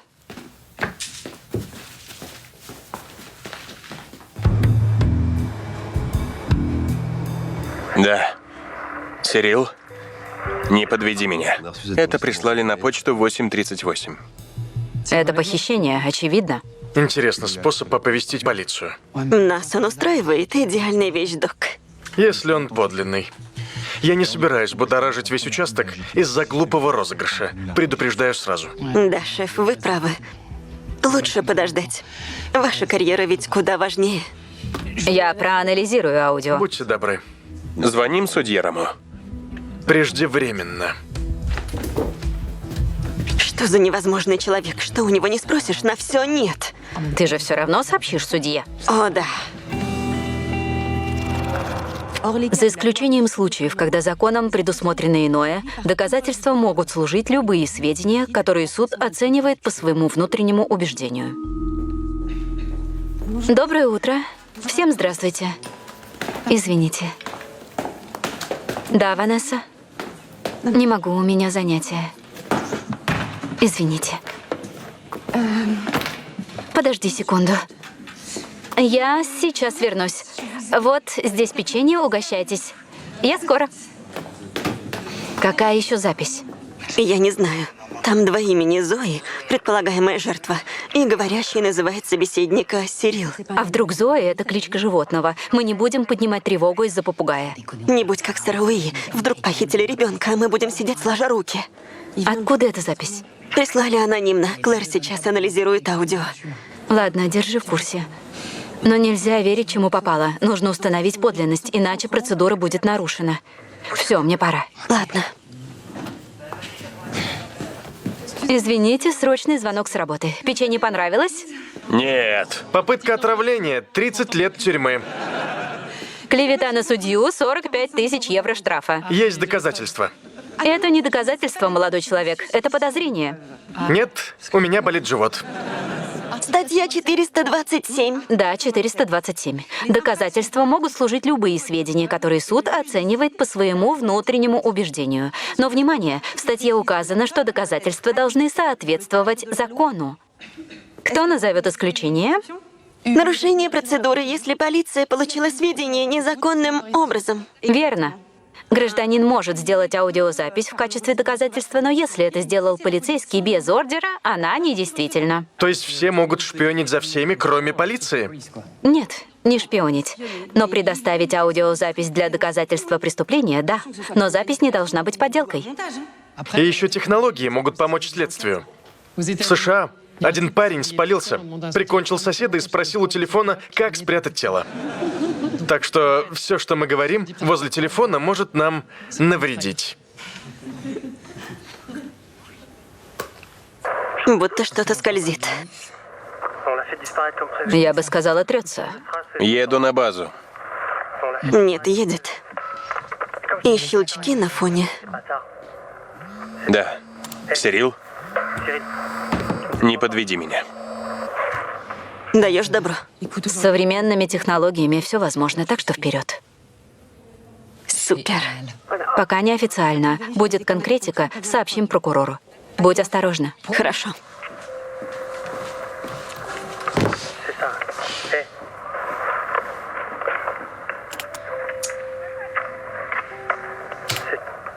Мелодия знакомая, ты слышишь?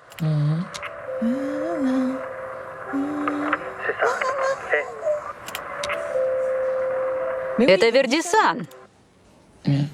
Гипермаркет. Мы ездили туда с Марти по поводу кражи. Они крутят эту мелодию целый день. С ума сводят. Поиск. Вердисан.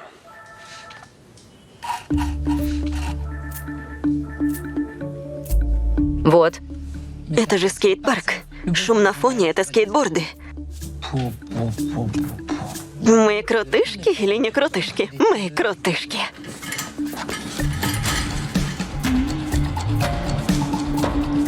Вердисан. Товары для дома.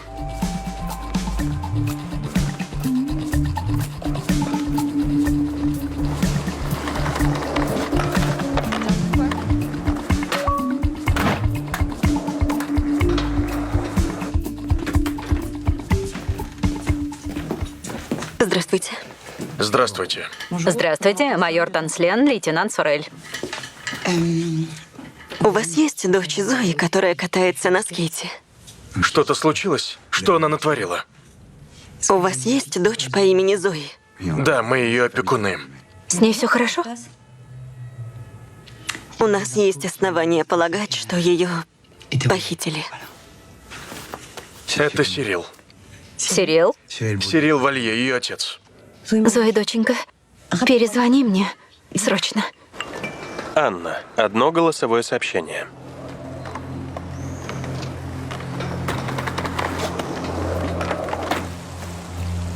Помогите! Кто-нибудь! На помощь! Помогите! Кто-нибудь!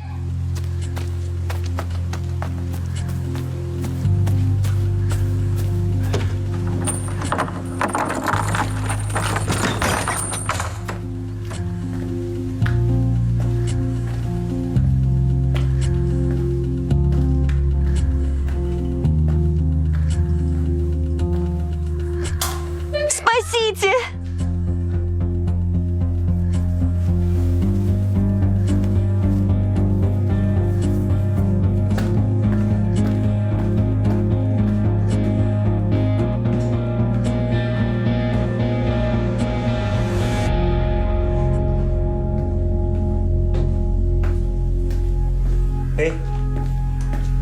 Перестань орать.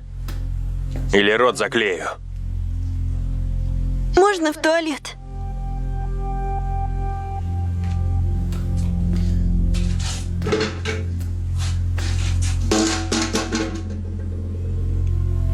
Вы можете не смотреть, пожалуйста?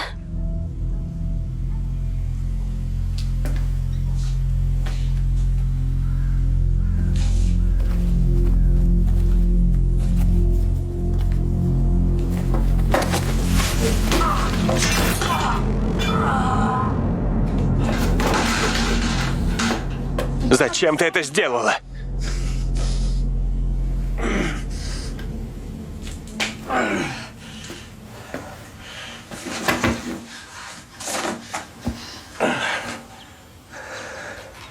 Теперь я не могу тебя отпустить.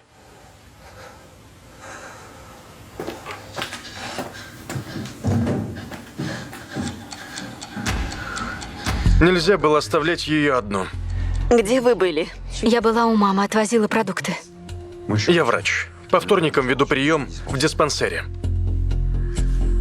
Вы не думаете, что она сбежала? Не вижу причин, она счастлива с нами. Зоя потеряла маму, а отец не мог о ней заботиться. Мы впервые стали опекунами, для меня это важно. Моя жена – приемный ребенок. Я не всегда попадала в хорошие семьи. Мы делаем все, чтобы ей было хорошо. Как это воспринял ее отец? Плохо. Он нас сразу не взлюбил.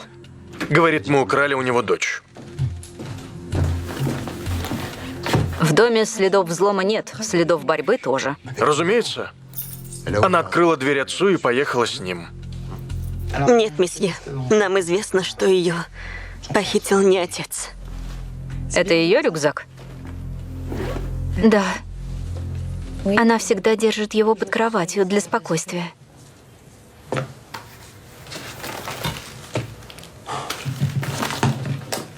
Так. Охотничий нож, набор для выживания и бинокль. Девчонка что, Рэмбо? Отец хотел, чтобы она научилась выживать в природе. Понимаете, Мы нашли микрофон в люстре гостиной. что? Нашли адрес отца девочки. Давай, не терпится с ним поболтать. Спасибо.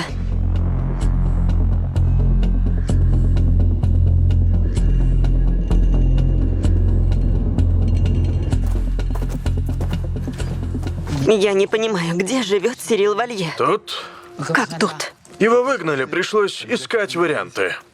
Вот сюда. Можете зайти. Замок сломан.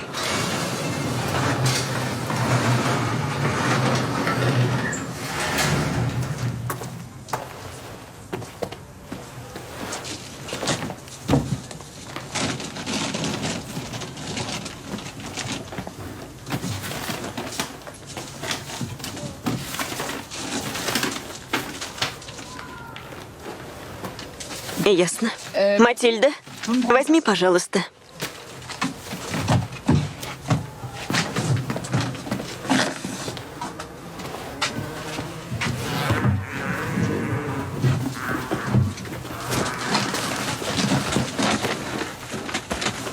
Ну и ну. Мужик просто мастер пряток. Подарочек для Клэр. Если микрофон установил отец, она узнает.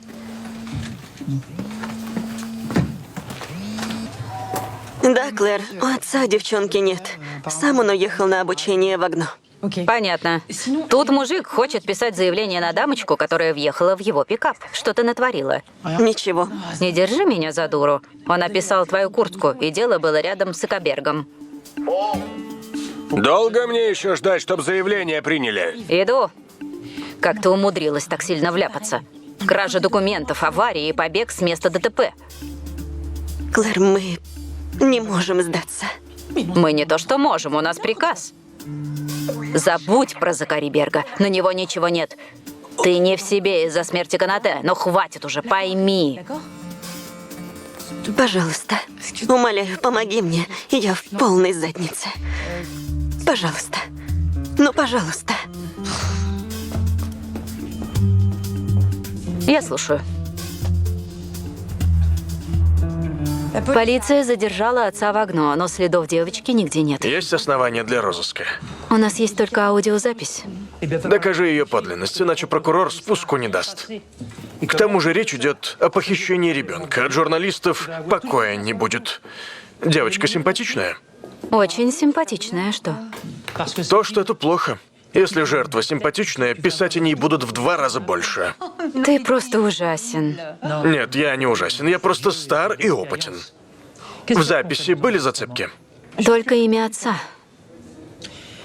Если не докажешь похищение, министерство не начнет розыск. А если будем медлить, нам за это влетит.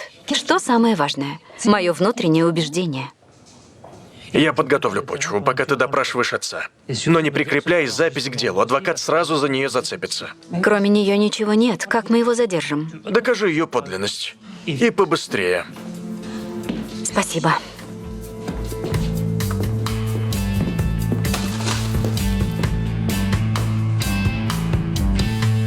Ты уже домой? Почему? Имплант не работает. Учителя говорят, а я ничего не слышу. Батарейки проверила? Я глухая, а не тупая. Батарейки ни при чем. Как же так? Я звоню врачу.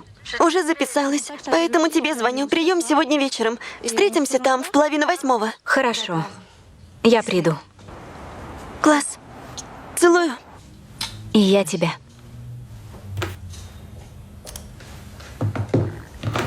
Владимир, можете их впустить. Хорошо, сейчас. Она не пропала. Она вернулась на свободу. Вашей дочери 14. Она еще мала для такого. Не скажите. Моя Зои воительница. Поверьте, вы ее не найдете. Зачем вы установили микрофоны в доме приемной семьи? Я? Да. Но я даже не знаю, как это делается. И откуда у меня деньги на такие вещи? Вы живете на пособие? Ваше жилье было признано непригодным. Мой клиент в процессе реабилитации. Недавно у него началась стажировка на стройке.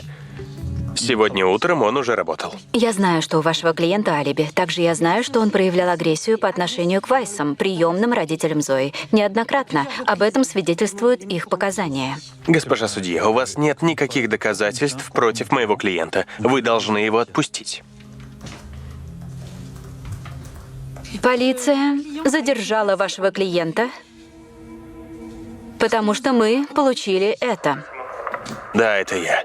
Все, девчонка нейтрализована. Она у меня. Выезжаю, еду на базу.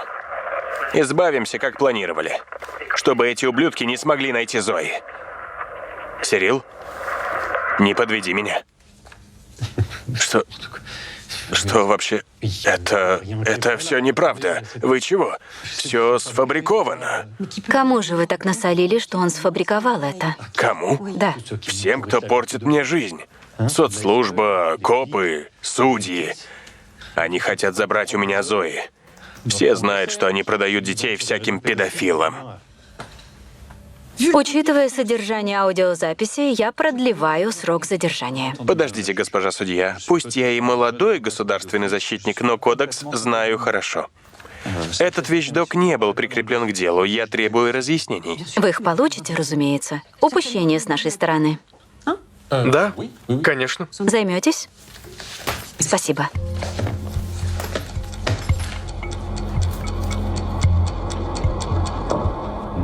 Что на вас нашло?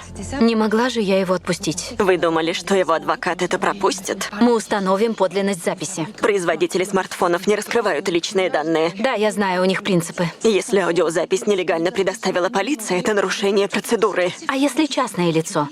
Ее можно прикрепить к делу? И вы готовы пойти на этот риск? Здравствуйте. Через несколько минут мы объявим о похищении ребенка. В 8 часов утра 14-летняя Зоя Валье пропала из дома приемной семьи.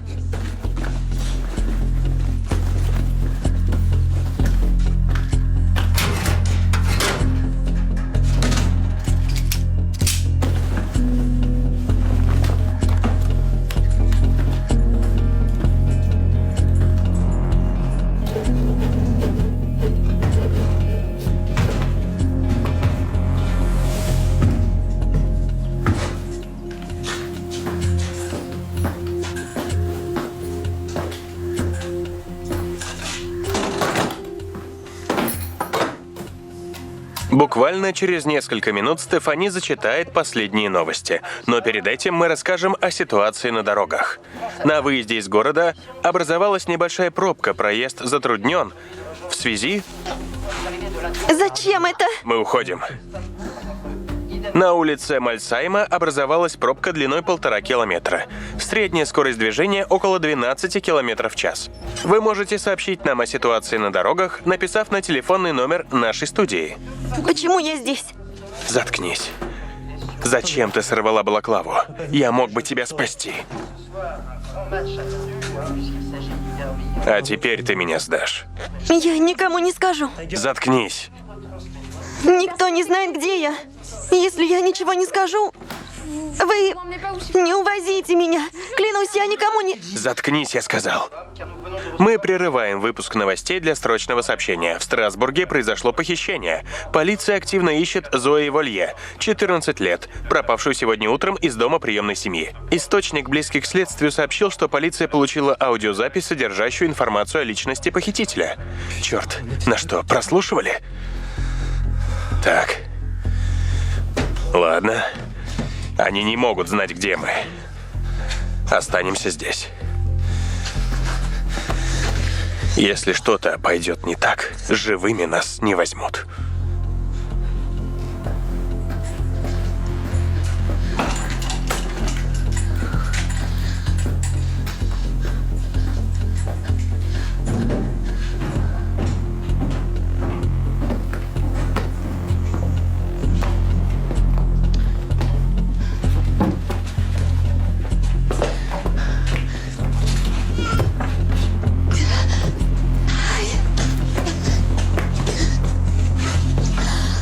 давай.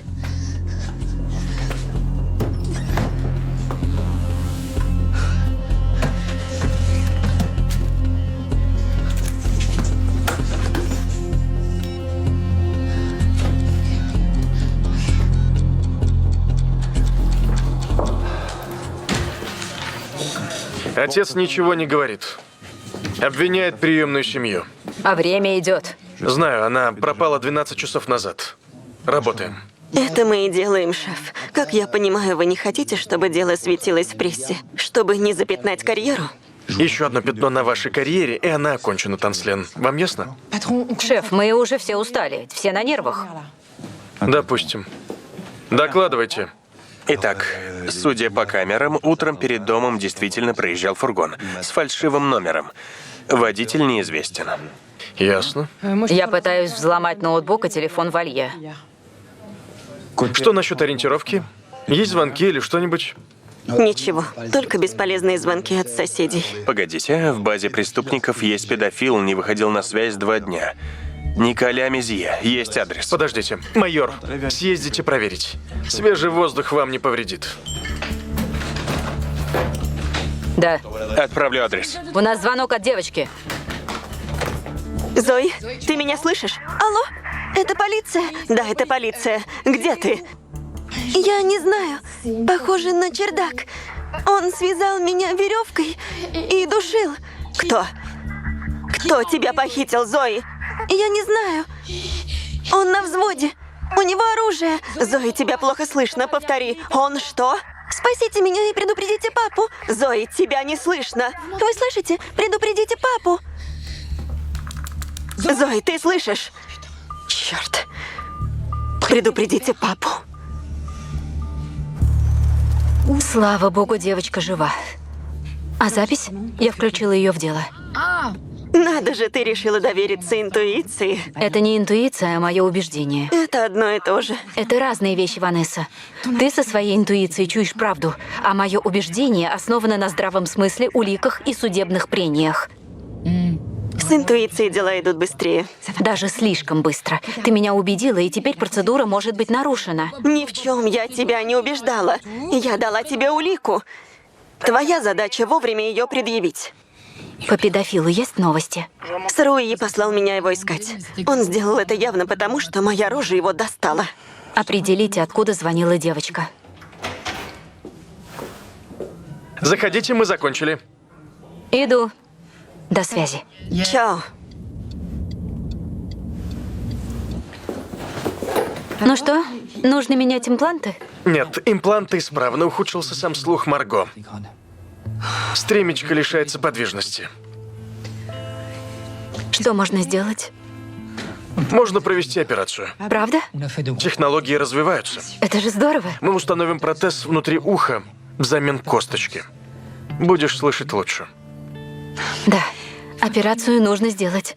Я дам вам адрес коллеги в Германии. Он лучший хирург в этой области. А пока я подрегулировал импланты на время. Я так рада.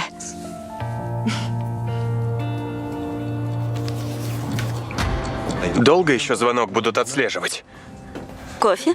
Нет, спасибо. Успехи есть? Я скачиваю облачное хранилище Валье. Хватит ходить туда-сюда, бесит. Так. Алло? Ясно. Телефон, с которого звонила Зои, в базе не числится. Класс, одноразовый. Понял.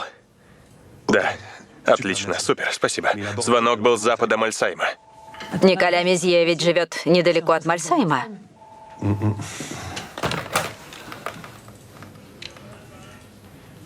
Ванесса, ты педофила нашла? Черт. Он 2 дня в больнице. Когда он вышел из тюрьмы, его избил отец одной из жертв. Так себе алиби, но тем не менее. А у вас как дела? Что узнали?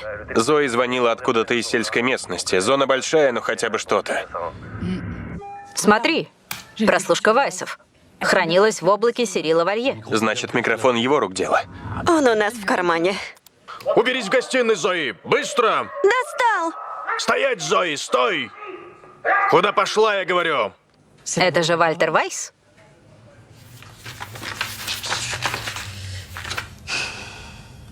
Мне нужно уехать. У них нет на это права.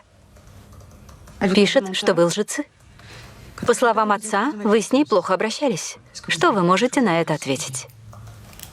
Плохо обращались? Да, Мы обожаем Зои. У нас прекрасные отношения. это правда. Зоя нам как родная. Мы получили записи с микрофона, установленного в вашем доме. Последняя запись сегодняшняя. Владимир, включите, пожалуйста. Уберись в гостиной, Зои, быстро! Достал! Стоять, Зои! Стой! Куда пошла, я говорю? Ты почему не слушаешься? Это ваш голос, месье Вайс? Да.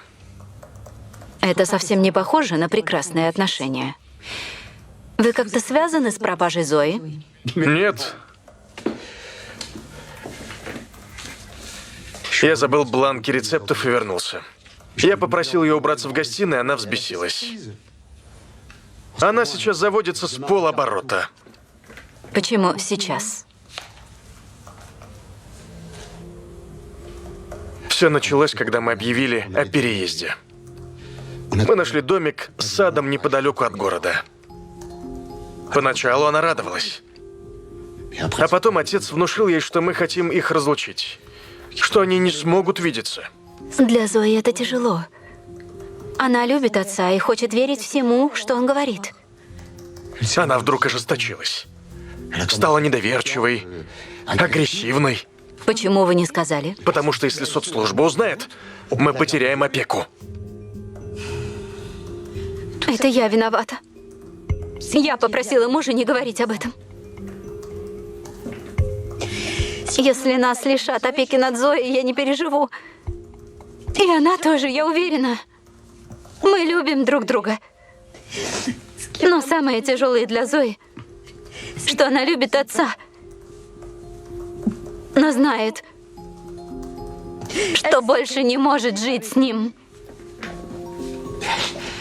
Она обрела новую семью. Он не может с этим смириться. Поэтому он и вбил ей в голову эти мысли, чтобы она нас ненавидела. Понимаю. Но у меня недостаточно информации, чтобы подкрепить вашу версию. Я продлеваю ваше задержание. В другой раз не тяните с подписью до последнего. Проволочки нам не нужны. Госпожа генеральный прокурор? Положите копию мне на стол. Хорошо. Да? Мы нашли телефон Зои. Из истории звонков ясно, что разговор был записан именно на ее телефон. Видимо, он сам включился. Значит, нарушения процедуры нет. Запись подлинная, и пострадавшая не будет против ее использования. Вещдок приемлем. Это хорошо. Что теперь? Отец и приемная семья обвиняют друг друга. Я проведу очную ставку. Время идет. Поторопитесь. Шансы найти ее живой уменьшаются.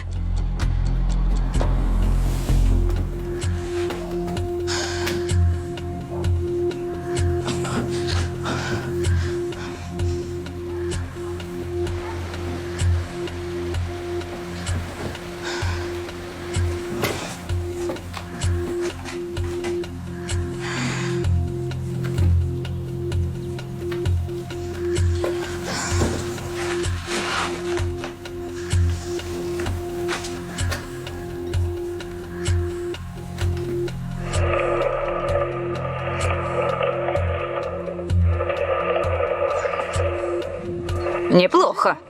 Зона поисков слишком большая, нужно сузить периметр. Уже 11. Как ваши успехи? Как-нибудь помочь? Да, прими душ. Да, не помешало бы. Видеозаписи что-нибудь дали? Узнали точное время похищения, но на камерах ничего нет. Слепая зона. Проходимся по хэштегу «Скейт-парк Анкорд». Голова трещит. Марти, ты бы тоже помылся. Погоди, кое-что нашел. Смотри, мужик вышел из фургона. Что он сделал? Отмотай назад. Будто скинул телефон девчонки. Так, должна быть хоть одна камера, которая засняла водителя. Скажите, где она, и все. Я не знаю, где она. Даже если б знал, не сказал. Она не хочет с вами жить. Нам ее доверил суд, месье, чтобы защитить от вас. Прекратите. Раз вы желаете Зои добра, помогите нам и не ссорьтесь. Мы получили снимок похитителя. Месье и мадам Вайс, вы знаете этого человека? Нет, я никогда его не видел. А вы?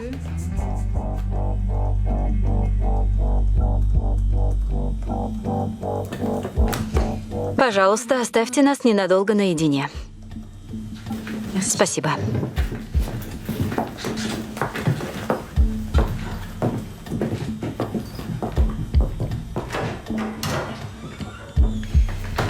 Вашу дочь избили и душили. Так она сказала полиции. Зачем ему это? Кому ему?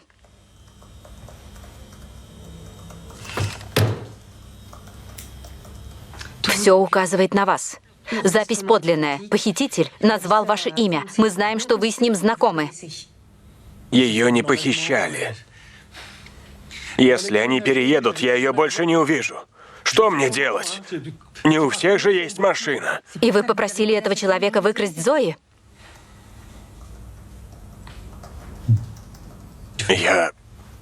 Мы познакомились в бистро. Он знает, что соцслужба — это мафия. Что они пихают детей в семьи ради премий. Он сказал, что сможет помочь. Никто не получает премии за помещение в семью. Вы знаете его имя? Нет, он не называл своего настоящего имени. Представился тамплиером. Он предложил увезти Зои в укрытие на военной базе. Какой еще базе? Это военная база в Германии. Нас там ждут люди. Мы с дочкой построим новую жизнь. Вы знаете, где эта база находится? Нет, я не знаю. Тамплиер делает все, чтобы вы на него не вышли. Он подчищает следы. Сейчас он, наверное, запустил чрезвычайную процедуру. Какую процедуру? Чтобы исчезнуть. Он должен освободить дочку. Месье, Зои находится в руках у параноика. Вы не знаете ни его имени, ни адреса, ни пункта назначения. Вы боялись больше ее не увидеть? Теперь это может случиться. Нет. Он не оставил зацепок. Он служил в армии, его этому научили. Он пытается подготовиться К чему? к обострению ситуации. Пришло время освободиться из лап этого развращенного общества. Спасти детей из семей, навязанных педофильской сетью. Отказаться от принудительной вакцинации. Все ясно. Я не слишком верю в эти истории с вакцинацией и педофильскими сетями, но он обещал помочь Зои. Какой же я дурак. Лейтенант Сорель? Сейчас. Марк, пожалуйста. Что, новости есть? Мужик верит в теории заговора. Параноик, само собой. Возомнил себя Зорро. А когда Валье рассказал свою историю, заморочил ему голову. Держите в курсе. Ладно.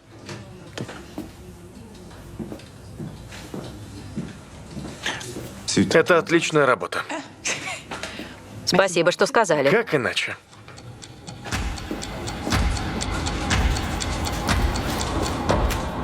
Ваш телефон. Теперь ваш выход.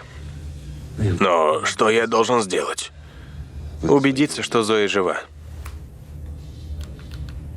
Это я. Ты не перезвонил. Я должен знать, что... Слушай, все отменяем. Зря мы это затеяли. Отпусти мою дочь. Пожалуйста, отпусти ее. Отпусти ее. Я тебя не сдам, клянусь. Привези ее мне.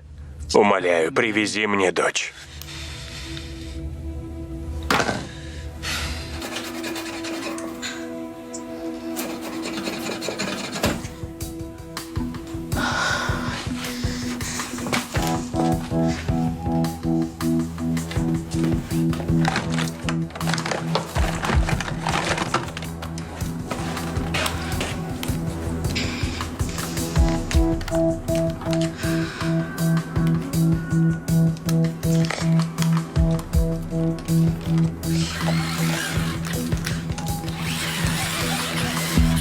Это тебе? Спасибо. С луком? Спасибо, Марти. С острым соусом? Зачем ты ему еды взял? Сидел бы дальше, голодал, козлина. Он потерял любимую жену, потерял работу, оказался один с дочкой. И дочку забрали. Он готов принять любую помощь. Он не козлин, он просто отчаялся. Нет, он козлина. Давай, ешь свой кебаб и за работу.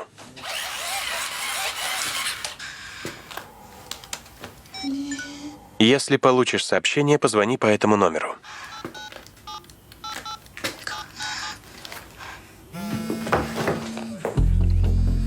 Это Зои. Алло. Почему вы меня не забрали? Потому что мы не знаем, где ты. Помоги нам. Можешь описать место, где находишься? Я на большом чердаке. Снаружи есть заброшенный дом и недалеко лес. Дубы и клены. Хорошо, что еще? Не знаю, разрисованные стены, здания. Да, тут есть небольшая диспетчерская вышка. Еще я слышу воду. Я сняла веревку, могу убежать. Ни в коем случае, Зои, оставайся там и никуда не убегай. Завяжи веревку обратно. Этот человек опасен. Ладно. Зои, у этого человека есть особые приметы? Есть что-нибудь, что поможет его опознать? Да, у него ранена нога. Он хромает. Зои? Зои. Черт! Что? Что с ней? Как она? Мы ищем заброшенный дом с сараем. Рядом лес или река. И небольшая диспетчерская вышка. Не спрашивайте, что это, просто найдите и все. Быстро!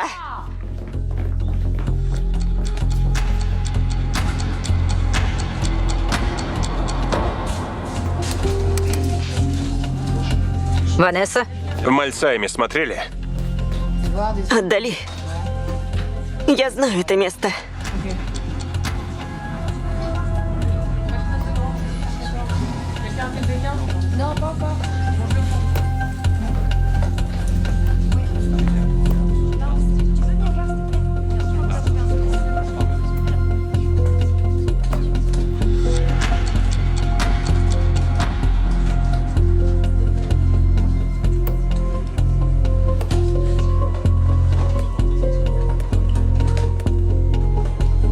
Ребята, идите сюда.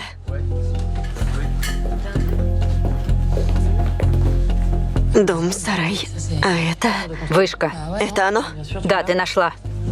Шоссе Мирабель. Позвони Вайсам, они могут нам понадобиться. Сделаю. Шагай. Пустите! Куда вы меня тащите? Иди давай. Отпустите! Пожалуйста, не надо! Не рыпайся. Иди сюда.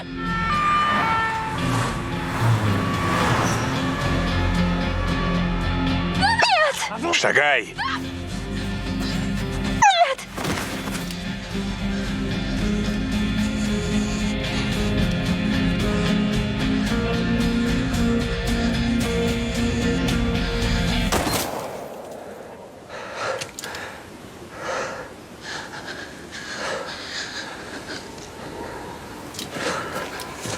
Вставай.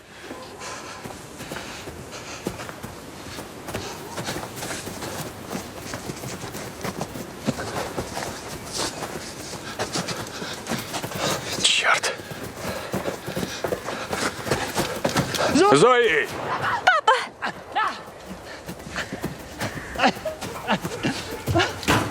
Отпусти ее! Отдай мою дочь! Чтобы кончить, как ты. Стать рабом паршивой системы. Я все для тебя сделал. Я спас твою дочь. Я Элиас. Комиссар полиции. Давайте спокойно поговорим. Нет. Все копы мерзавцы. Согласен, мерзавцы есть везде. В полиции тоже отрицать не буду. Я хочу услышать вашу точку зрения. Давайте спокойно поговорим вдвоем.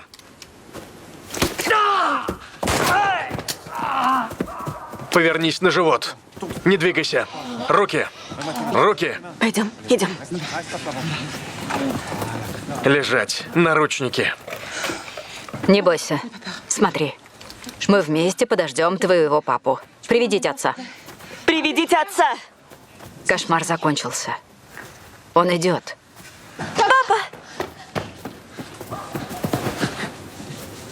Прости. Прости меня, девочка моя. Что я натворил? Прости меня. Папа твой большой дурак. Я хотел, чтобы мы были вместе. Хотел уехать вместе с тобой, и все. Прости.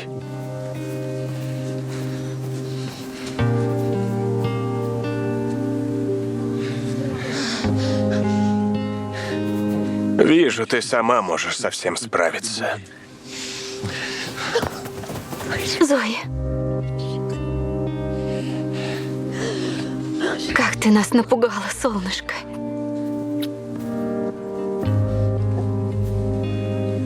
Обещаете заботиться о ней? Конечно. Ты хорошо билась. Я не билась, папа. Мне было страшно, я защищалась. Конечно. Всегда делай так же, хорошо? Как ты учил? Верно. Как я учил. Да?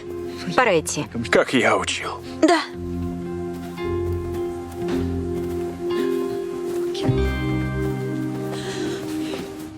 Эта сложнейшая операция увенчалась успехом, и я благодарю за невероятную самоотдачу судебных работников, без которых освобождение ребенка было бы немыслимо. Он прикалывается. Уже показали? Не успел посмотреть. И ладно. Я не успел сказать журналистам кое-что очень важное. Вы отлично поработали. Молодцы. Спасибо. Спасибо. Рад слышать. Тем не менее, наведите здесь полный порядок. Мы где? В свинарнике или в участке? Ладно. Приберемся. Спасибо.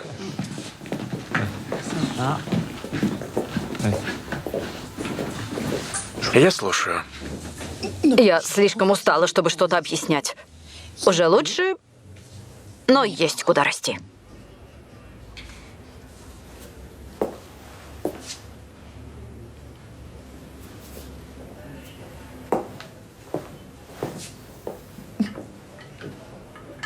Спасибо, что доверилась мне насчет записи. Это могло дорого обойтись. Зато благодаря тебе мы спасли девочку. Да, но ты права.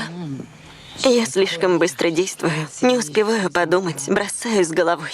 Ванесса, благодаря тебе мы спасли жизнь ребенка. Это главное. Понимаю, после смерти Канате тебе трудно. Держи себя в руках. Продолжай верить своей интуиции. А я постараюсь следовать своим убеждениям. Я это запишу.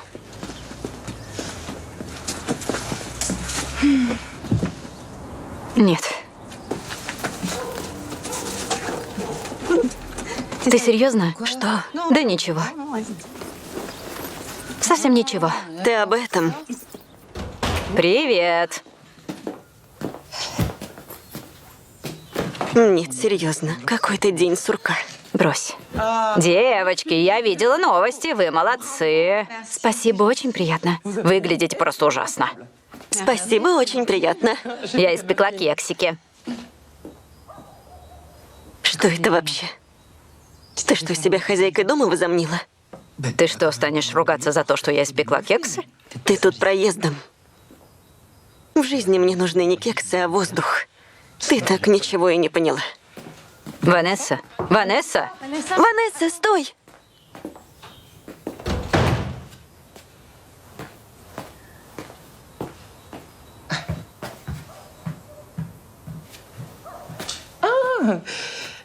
Ну что, понравилось студентам мое печенье?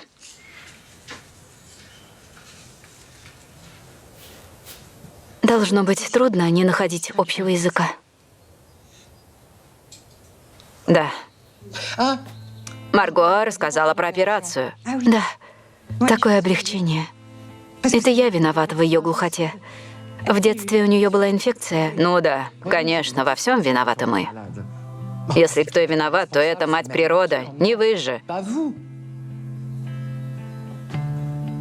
А операция нужна, чтобы Марго была здорова, а не чтобы вам было легче. Верно. Справедливое замечание. Дайте ей выбор. Она уже сама может решать, что хочет слышать, а что нет.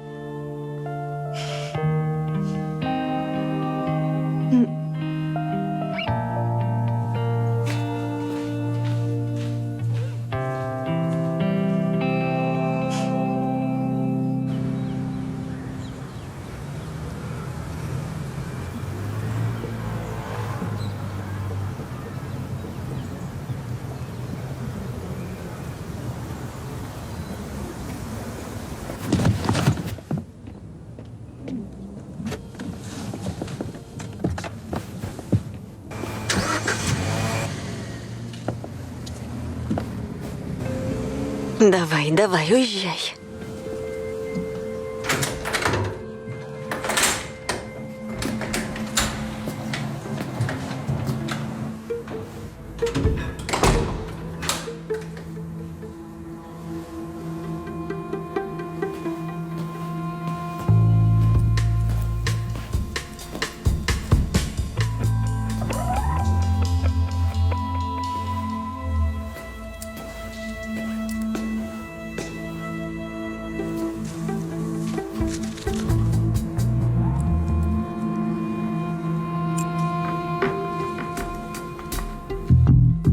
Вот так.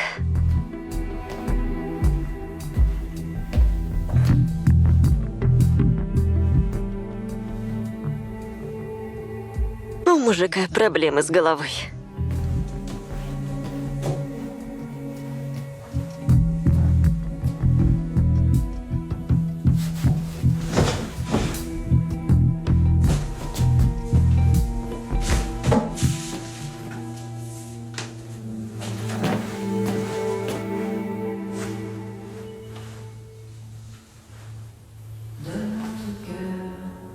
Donne-moi ton corps, Что ты делаешь? ta soul, ton rock and roll. Je veux une femme like you, un homme like you. Donne-moi ton cœur, baby, ton corps, baby. Donne-moi ton bon vieux funk, ton rock, baby, ta soul, baby.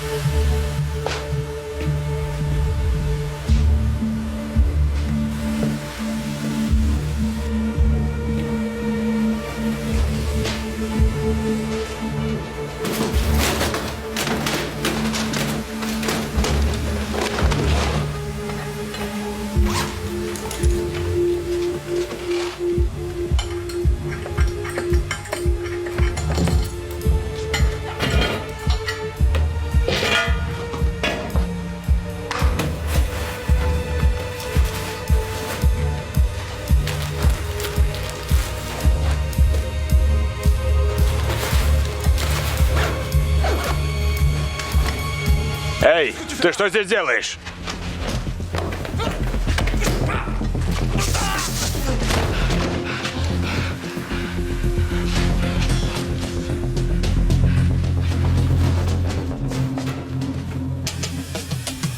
Производство Troisième Истории совместно с France Television. В главных ролях Клэр Баротра и Констанс Ге. Лицом к лицу.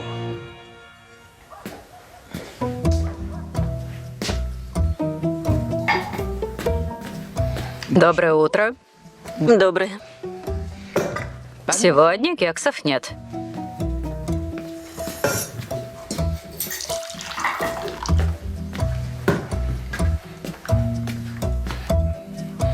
Да, зато с любовью. Поговорила с сестрой о годовщине смерти отца? Говорить не о чем, у меня уже есть план. Пойдем в парк оранжерей, он любил там гулять. Скажем пару слов, подумаем о нем. Это проще простого. Не знаю, устроит ли это Жюстин. Мне казалось, она хочет пойти на годовщину в тот ресторан, куда он водил их каждый год. Нет уж, так не пойдет. Это только ее воспоминания. Все должны быть в равных условиях. Извини. Да, Марти.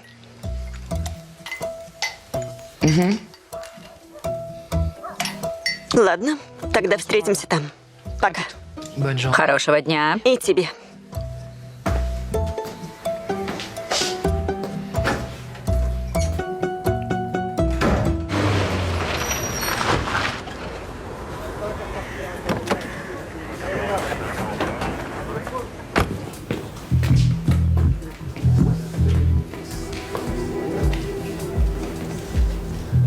Марти?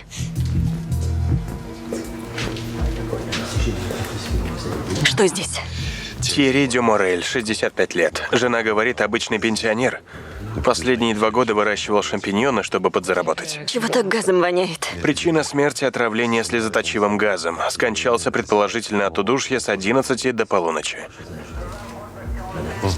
Франсин Дюморель, жена погибшего. Чувствует себя не очень. Добрый день, мадам. Здравствуйте. Как вы? Ничего. Не знаете, почему ваш муж был в этом бункере так поздно? Он страдает бессонницей. Вот и приходит сюда заниматься грибами. У него был слезоточивый газ. Так рисковать он не мог, у него же астма. Мы 35 лет прожили вместе. Как мне теперь без него? Мадам Дюморель, мой коллега отвезет вас домой. Не оставайтесь в одиночестве. Позвоните кому-нибудь. Держитесь. Спасибо.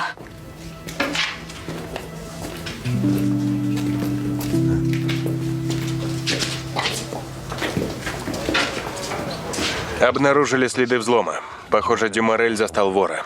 И кому в голову пришло сюда вламываться? Не за грибами же он полез.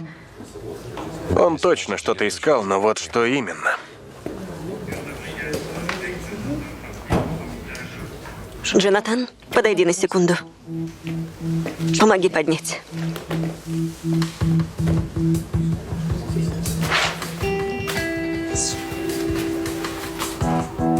Марти, Да?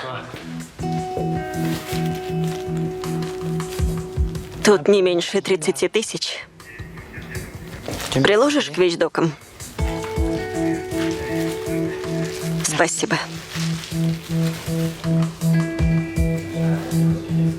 Это кокаин.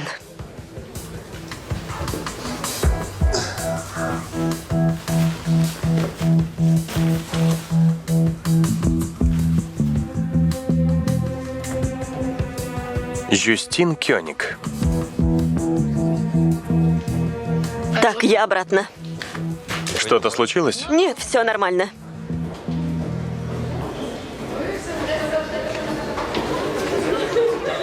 Жюстин? Добрый день, Франсуа. Ну что, как прошло занятие? 2 часа перед зомби, прикованными к экранам.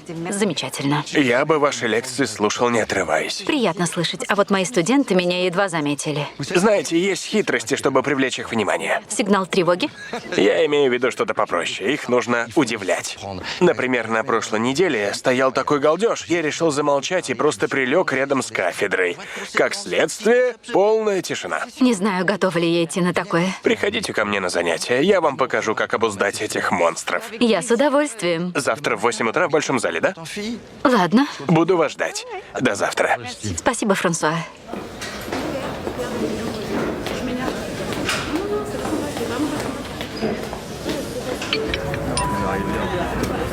Да, Ванесса? Сестренка, тебе знакома эта сумка? Не знаю. Но у меня в универе была такая. А в чем дело? Ее нашли в бункере на месте преступления. Ванесса, таких сумок 1000. Может и так, но на них не написано твое имя, как здесь. Это же моя сумка. Я ходила с ней на учебу. Хотела бы я знать, что она там делает. Не ты одна, сестренка. А ты вообще можешь расследовать дело, в котором замешана сама? Но я ни в чем не замешана, Ванесса. Не понимаю, в чем проблема. Хотела еще уточнить, у Марти все в порядке? Ничего не случилось? Мне-то что? Да так ничего. Давай, колись. Я просто оставляла сообщение, но он ничего не ответил. Ну ладно, ничего страшного. Ну ты даешь, глупышка. Да мы просто пашем день и ночь, не выдумывай ерунды. Серьезно, все в порядке. Ясно. Пока. Пока, ревнивица.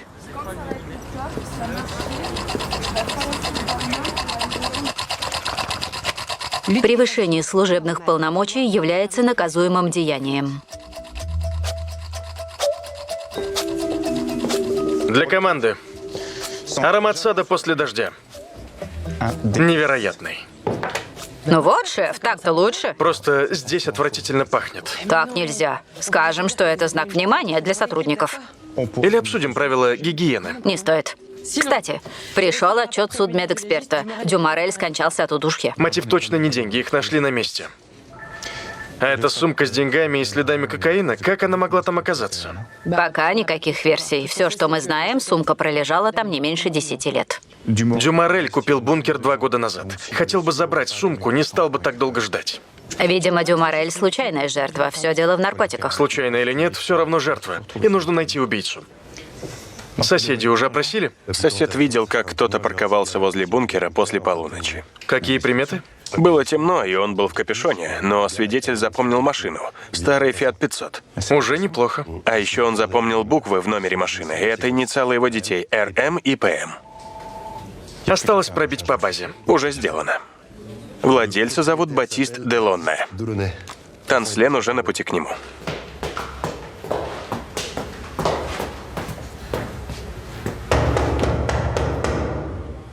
Месье Делане!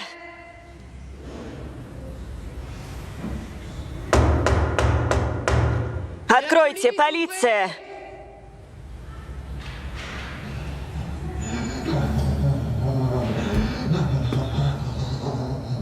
Надо вскрывать. Сейчас.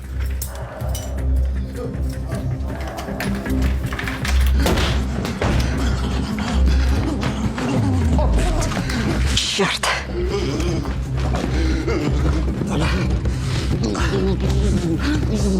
Алло?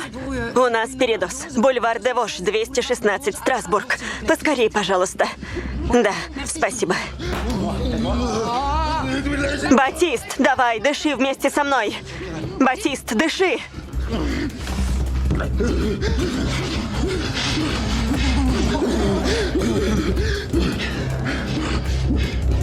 Батист, нет! Приведи его в чувство скорее! Батист!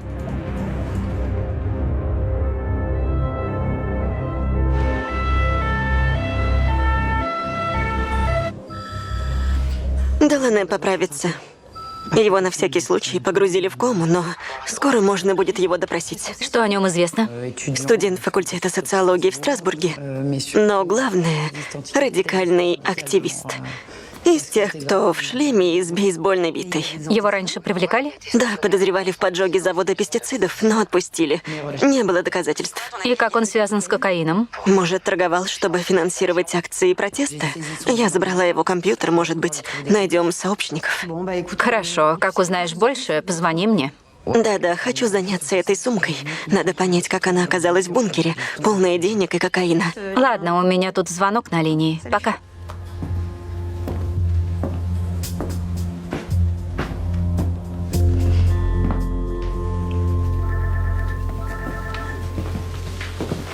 Есть новости. Я отследила перемещение Делане от его студии к бункеру. По дороге он заехал заправиться. Есть фото с камеры наблюдения. В тот вечер Делане был не один. Узнали, кто это? Мика Станкович, 21 год. Был приговорен к общественным работам за оскорбление полицейского. Свидетель говорил, что в машине был только один человек. И это точно Делане. У другого нет капюшона. Значит, Делане просто ждал Станковича в машине. Тогда получается, что в бункер забрался Станкович. И он же убил Дюмареля.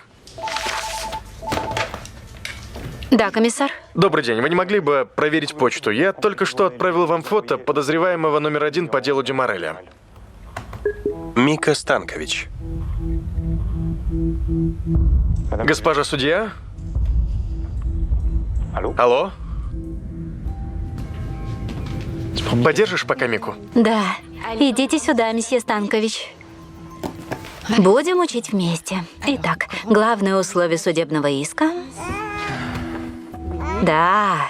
Хочешь повторить уголовное и налоговое право? Первая часть курса несложная, я нормально справился. А вот анализ социального капитала Бурдье – полная засада. Да нет, Бурдье тоже ничего. Не волнуйся, я тебе помогу. Можно стрельнуть сигаретку? Да, конечно. Спасибо. Давай в четверг, 1 часа хватит. Месье Станкович, полиция. Пожалуйста, пройдемте. Что вам нужно? Я ничего не делал. Не пререкайся. Пойдем, тут люди кругом. Ты как со мной разговариваешь? Думаешь, если у тебя пушка и значок, значит все можно? Да, и что? Добавить вам оскорбление полицейского? Это превышение полномочий. И что? Полиции нельзя сюда входить. Смотри-ка, мы как раз перед входом. Так, пойдем. Хватит меня бесить. Успокойтесь, тихо. Что здесь творится? Фига, вы пристали, я ничего не сделал. Отойдите. И дайте полицейским работать. Спасибо. Их тоже можно понять. Арестовывать студента прямо здесь выглядит как провокация. Вот так, идем. Серьезно, что ли?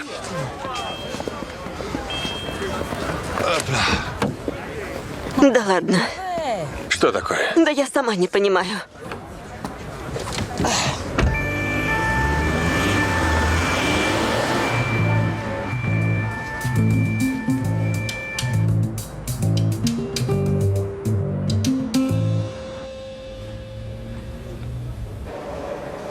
В чем дело? Это ты объясни. Зачем тебе Станкович? У меня есть на это право. Юстин, твоя скрытность уже задолбала. Ты что, с ним знакома? Нет, то есть не совсем. Я знала его брата, мы вместе учились. Его звали Вадим. Типа твой кореш? Нет. У нас было нечто большее. Настоящая любовь. Да ну. Ну да. Я больше никого так не любила. Не повезло твоему бывшему. И при чем здесь твой дружбан? Я не хочу здесь это обсуждать. Мне пора идти, меня ждут. Все потом. До встречи, шалунья.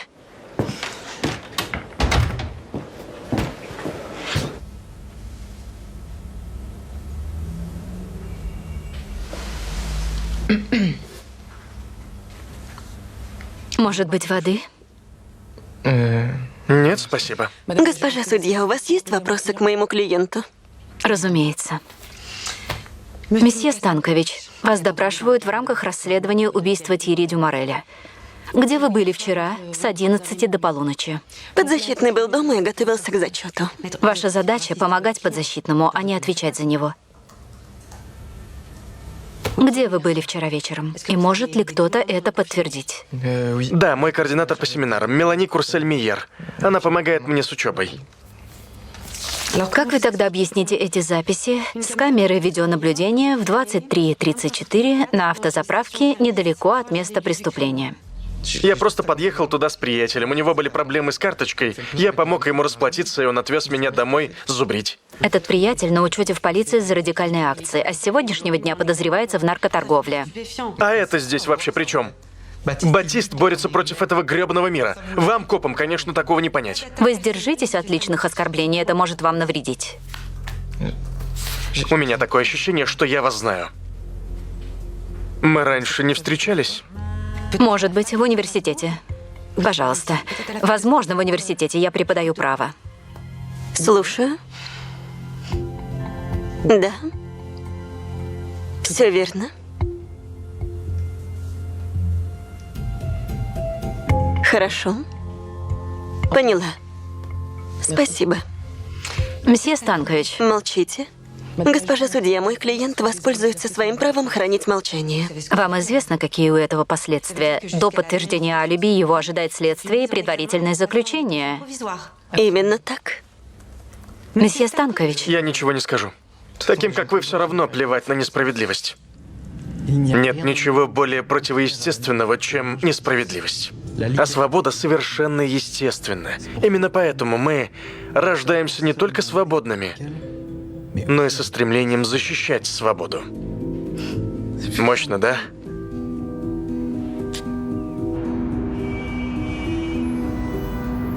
Да, Закари Берг, я получил ваше предложение в 100 тысяч евро. Извините, но мне оно не подходит. Понимаю, но доля скульптора сильно выросла. Есть предложение вдвое больше. Да что ты говоришь? Буду честен, я готов на компромисс. Еще 50 тысяч, и работа ваша. Пойдет? Не стоит благодарности. Рад, что мы все уладили. Отвалил 150 тысяч и еще благодарит. Ловко сработано. Вадим Станкович. Ясно, благодарю. Звонили из больницы, будут выводить Делане из комы. Круто. Подумать только, если бы ты его не задержала, он уже был бы мертв. Да, ты прав. Я об этом даже не думала. Я молодец, да? Ну, конечно. Слушай, Марти, можно тебя попросить? Давай. Можешь позвонить моей сестрице? А то она себя уже накрутила. Не волнуйся, я ее наберу. А вы почему еще здесь? Давайте марш домой. Чтобы хорошо работать, нужно хорошо отдыхать, ясно? Спокойной ночи. Что это на него нашло? Черт его знает.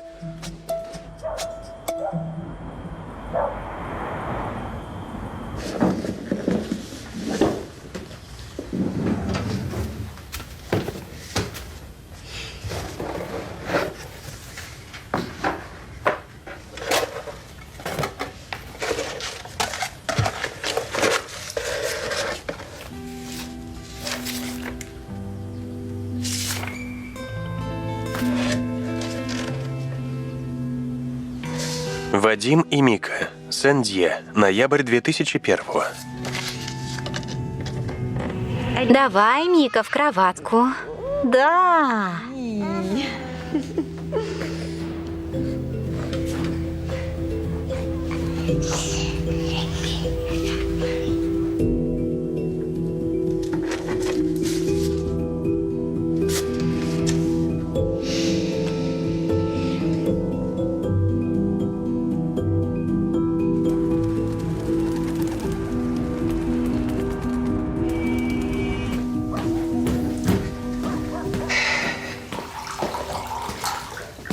Привет. Привет. Жюстин нет? Нет, поехала в университет перед работой. Черт. Я хотела разобраться с годовщиной смерти папы. Я рассказала ей про твою идею, и она была не в восторге. Кажется, она твердо настроена на вечер в ресторане. Да неужели? Важно ведь только ее желание. Картинку? Да у тебя прогресс. Знаешь что, Ванесса? Пообедайте с сестрой здесь вдвоем, обсудите все и найдите решение, которое всех устроит. Ладно. Но в этот чертов ресторан я не ногой. Ясно. Спасибо, что позвали, Франсуа. Студенты в восторге, и я тоже. Да, только я сегодня немного не в настроении. Переживаю из-за Мики. Очень приятный юноша, непростая судьба, но он всегда старался. Судьба судьбой, но надо же нести ответственность. Я чувствую свою вину. Это почему же? Позавчера на занятиях я видел, что он взволнован, где-то витает, что у него не все хорошо. Надо было с ним поговорить, предложить сходить выпить, но у меня была видеолекция со студентами в Нью-Йорке, не хотелось отменять. Как следствие, я чувствую вину. Вы не могли знать заранее, и потом это ничего бы не изменило. Не стоит сейчас винить себя. Жюстин, я не прошу вас нарушать тайну следствия, но все же есть шансы, что он невиновен. На этой стадии мое мнение не очень важно. Виновен он или нет, решит следствие. Конечно. До свидания. До свидания. И еще раз спасибо. Не за что.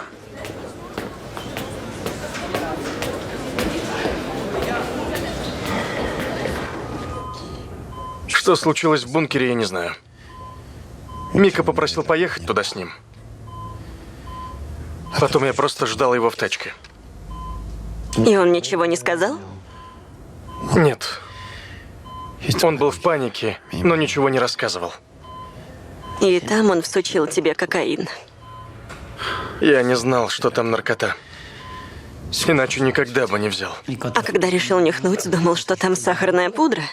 Я понял только на следующий день. Я плохо спал. Сделал себе дорожку, чтобы взбодриться. Собирался попросить Мику все забрать. Не хотел держать у себя. Итак, вы подтверждаете, что 26 сентября с 23 до часа ночи вы были с месье Станковичем и помогали ему готовиться к семинару. Так? Да, госпожа судья. У Мики нет семьи. Он очень старательный студент, и я делаю все, чтобы помочь ему добиться успехов в учебе. Тебе дают полкило кокаина, и у тебя никаких вопросов? Делане, ты что, меня совсем за дуру держишь? Поверьте, все так и было. Это вряд ли. Я скажу тебе, как все было. Вы собирались перепродать кокаин и получить деньги на акции против копов. Будто копы постесняются нас избить. Извините, месье Делане, нужен отдых. Ну да. Делане, я знаю, что вы со Станковичем сообщники. До свидания. Спасибо, до свидания. Владимир, вы не могли бы составить ордер на освобождение месье Станковича? Уже? Да, уже. Ладно, как скажете.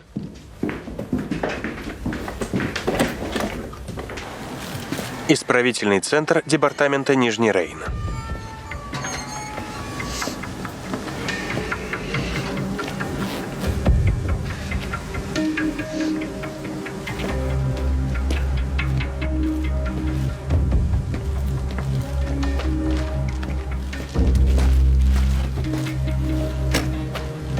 Привет.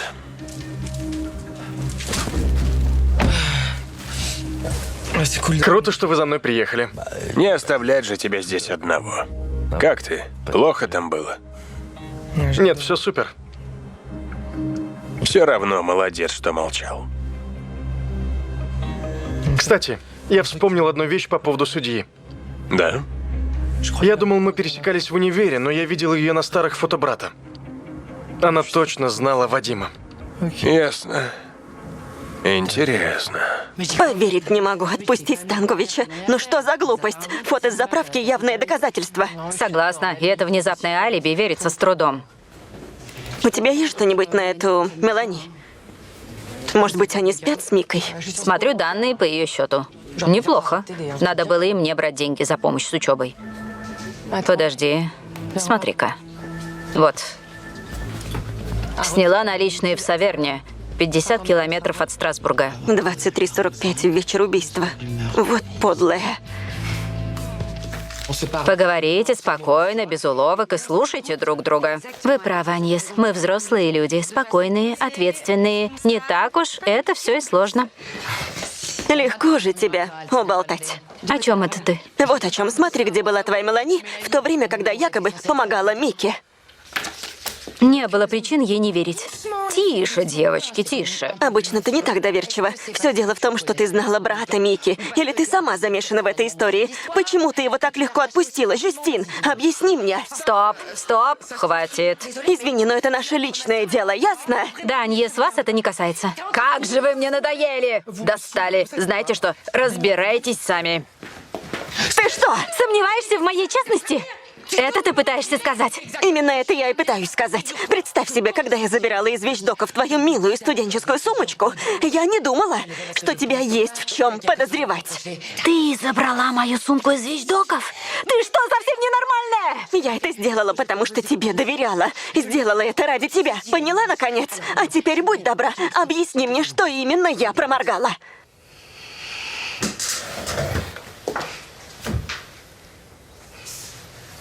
Вадим. Ради него я была готова на все. Даже изменить свою жизнь. Мы собирались уехать в Хорватию. Его мать была абсолютно безответственной. Он хотел, чтобы Мика рос с семьей в Загребе, подальше от нее. За неделю до отъезда он отдал Мику мне. Ему был год.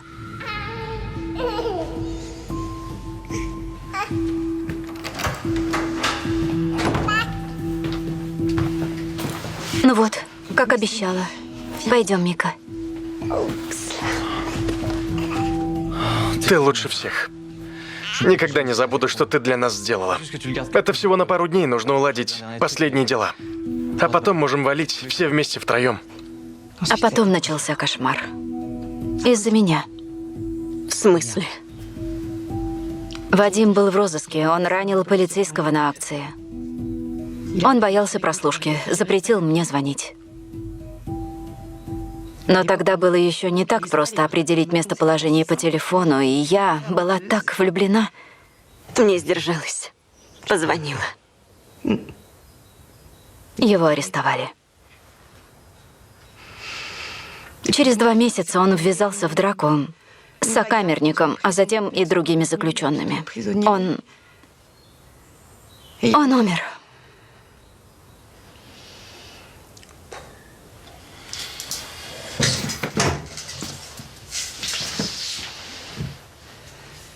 Мика так и не увидел Хорватии. Его отдали в детский дом.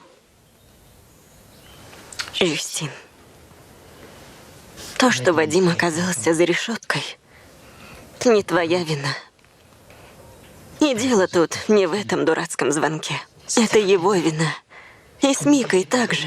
Звучит ужасно, но если он кого-то убил, он должен ответить. Это ведь наша работа, да?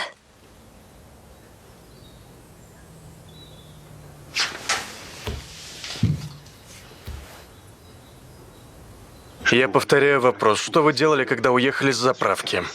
Вы что, совсем оглохли? Говорю же, вернулся домой. Конечно. Поехали готовиться к семинару с помощницей в 50 километрах от дома, ясно. Мой клиент уже несколько раз рассказал вам свою версию событий. К чему этот допрос с пристрастием? Хорошо.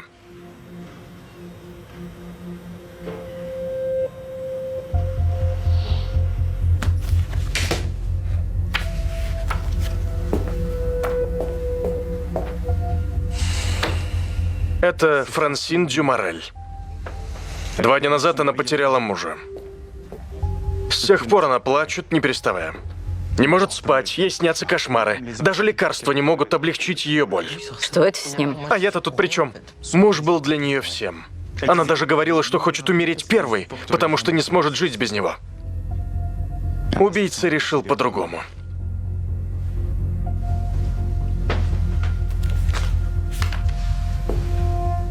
А это Киллиан.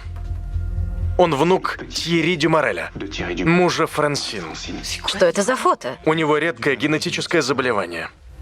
Проживет еще лет 10, не больше.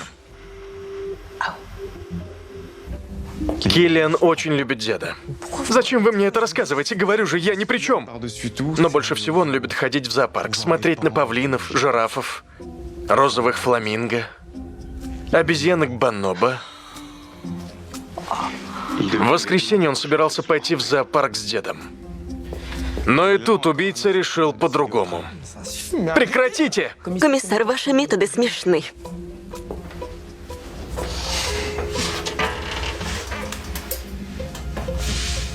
Пока никто не нашел смелости сказать Киллиану, что его дедушка мертв. А у вас хватит смелости?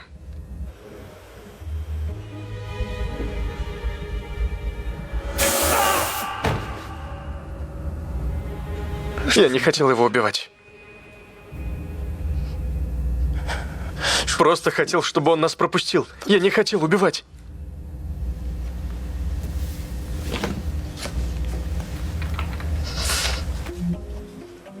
Браво, шеф. Респект. Теперь, когда есть признание, думаю, дело можно закрыть. Нет, извините, но еще слишком много вопросов. Как прошел обыск у Мелании Курсель-Мийер? Она явно тех же взглядов, что Делане и Станкович. Найдена та же радикальная литература. И она ведет протестный блог, который поощряет насилие против органов правопорядка. Она была в курсе вылазки в бункер. Скорее всего. Она арендовала бокс на фальшивое имя. Там нашли вещи с нескольких краж. Украли явно, чтобы финансировать свои акции. Сможете проверить выписки из банка, отследить деньги? Сделаю. Нельзя исключать, что Мика действовал под ее влиянием. Прежде чем закрыть дело, нужно установить ответственность всех замешанных. У меня тоже остался вопрос. Мне сказали, что исчезла сумка, найденная на месте преступления. Да? Ясно. Держите меня в курсе. Хорошего дня, комиссар. И вам. Вадима я знаю с тюрьмы. Мы сидели в одной камере. Странноватый был парень, какой-то нестабильный. Но у него добрая душа. Он часто упоминал брата Мику. Постоянно. Он ужасно переживал за него, за его будущее. Однажды сказал, что припрятал кое-что, чтобы брату было на что жить. А еще что-нибудь говорил? Вадим умер на моих глазах. Он ввязался в страшную драку, и один псих вспорол ему живот. Прежде чем отдать концы, он рассказал мне о бункере. Взял обещание, что скажу Мике, когда ему будет 18. Я обещал и сдержал свое слово. 18. То есть Мика знает уже 4 года?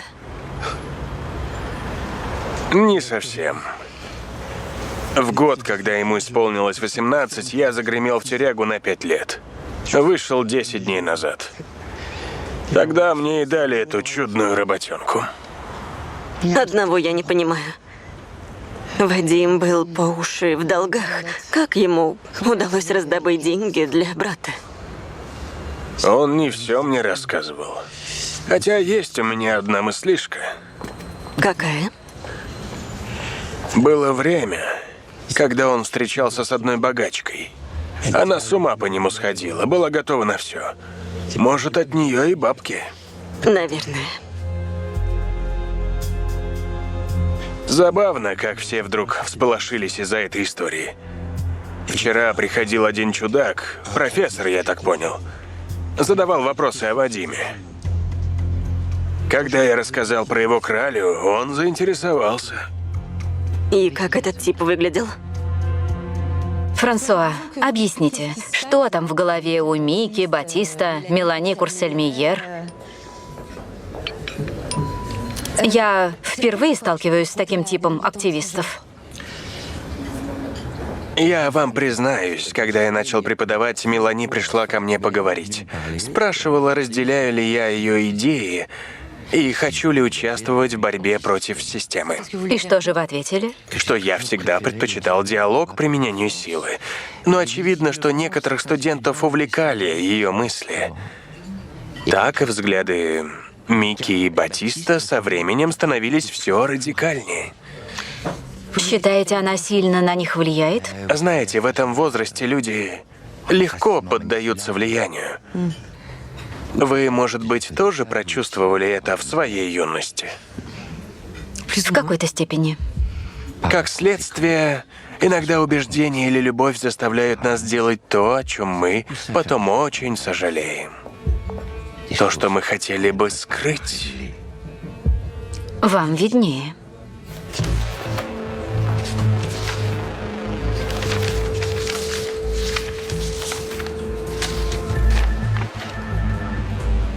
Добрый день, это Закари Берг. Нужна бронь завтра вечером в 8. На 2. Отлично, спасибо. Не знаете, куда делась та сумка с места преступления? Должна быть в вещдоках. Там ее нет? Ерунда какая-то, все перерыл, от нее ни следа. Вот я, дура, совсем забыла. Я же попросила проверить ее в лаборатории. Наверное, уже все готово. Ясно. Тогда сообщите мне результаты экспертизы. Разумеется, шеф. Спасибо.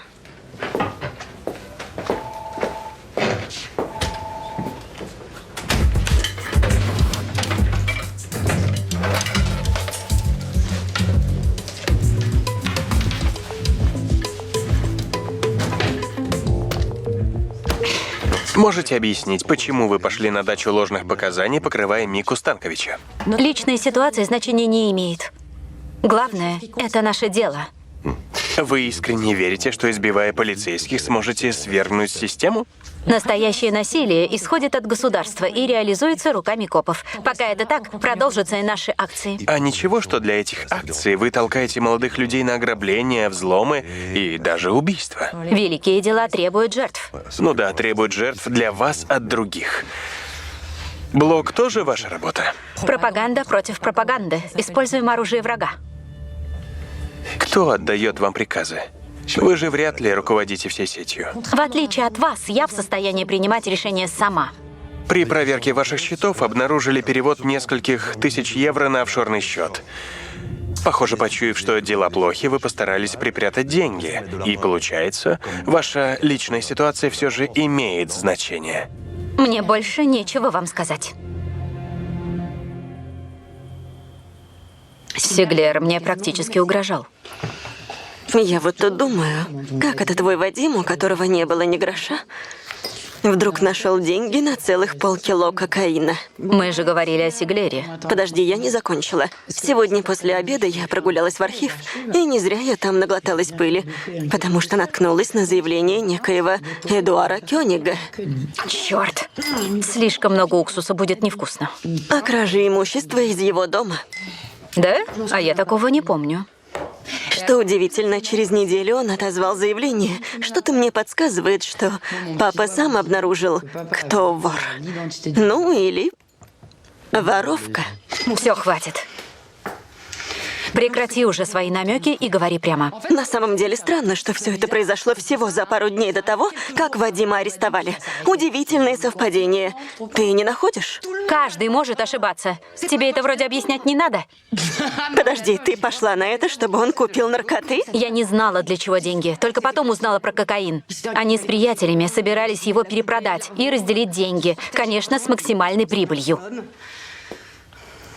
Жюстин, жизнь удивительная штука. Думаешь, что кого-то знаешь, а потом вдруг оказывается, что наша прекрасная, непогрешимая Жюстин влюбилась в проходимца и стащила для него бабки у родного папаши. Вот это история. Ванесса, ты не могла бы никогда никому об этом не рассказывать? Не знаю, мне нужно подумать. Это всего лишь один эпизод моей жизни, когда все могло пойти не так. И папа меня простил. Кстати, раз уж мы о папе, неплохо было бы пойти всем вместе в парк оранжерей почтить его память. Мне кажется, идея замечательная. Я почему-то так и знала, что тебе понравится. Я думаю, Мелани точно главная в этой группе. Она толкнула Мику на преступление, чтобы финансировать совместные акции. Но есть одна проблема. В момент перевода денег на офшорный счет она вела занятия. Надо узнать, у кого еще есть доступ к счетам. Забудьте все, что мы знаем про дело Дюмареля. Начинаем сначала. Вот отчет. Низкое содержание ядовитого газа в легких, а также отсутствие воспаления, характерного для сильного приступа астмы. Исключает гипотезу о смерти в результате вдыхания слезоточивого газа. Причиной смерти стала длительная обструкция верхних дыхательных путей. Дюмареля задушили. Мика Станкович его не убивал. Убийца еще на свободе.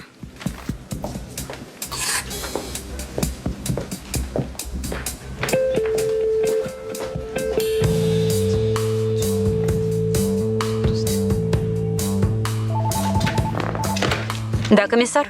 Добрый день, мадам. Вы уже видели протокол вскрытия Дюмареля? Да, похоже, кто-то закончил дело за Мику. Я просмотрел список подозреваемых. Это явно не Батист Делане. Правда? Мы проверили одежду и обувь, которые были на нем в ночь преступления. Так. И не найдено никаких следов земли. Он не заходил в бункер. Но Мика до признания в убийстве точно описывал, как все произошло. А Мелани Курсель-Миер в это время была в Саверне.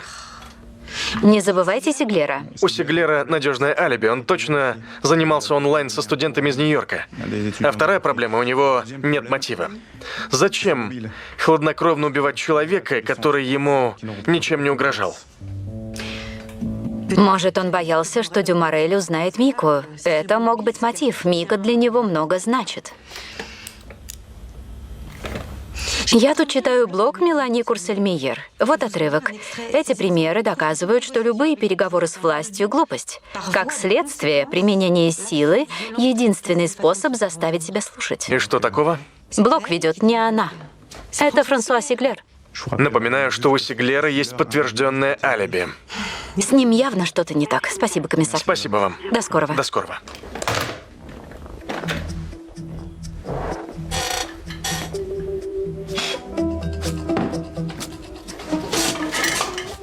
Сложно точно определить, когда именно начался рост интереса к гуманитарным наукам, поскольку рост этот проявлялся крайне постепенно.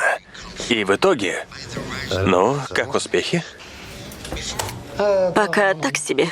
Единственное, что ясно, английский у Сиглера слабоват. Understand? Кофе? Thank you very much, my dear.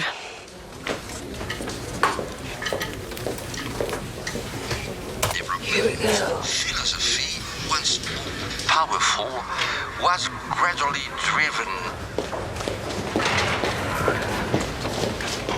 Жюстин, потрудитесь объяснить, с какой стати у меня дома был обыск. Простите, я не имела права предупреждать вас. Это просто, чтобы успокоить прокурора Вебер. Для нее это было важно. Но это какой-то бред. Согласна, я ей так и сказала. Абсурдно, учитывая, что есть признание убийцы, а у вас серьезное алиби. Но она и слушать не стала. Это предвзятое отношение. Я объясняла ей, что вы очень помогли, рассказав о влиянии Мелани на студентов. Знаете, я это так не оставлю. Я уже попросил адвоката подать жалобу на незаконную процедуру. Адвокат Алинга мне уже звонила. Вы все правильно сделали. В следующий раз будет знать. Ладно, хорошо. Рад, что вы согласны. Некоторые судейские думают, что им все позволено. Между нами, мне это Вебер тоже не сильно нравится. Если вас не затруднит, пройдемте в мой кабинет. Нужно завершить ваш допрос. Это просто формальность, но... Ладно. Благодарю.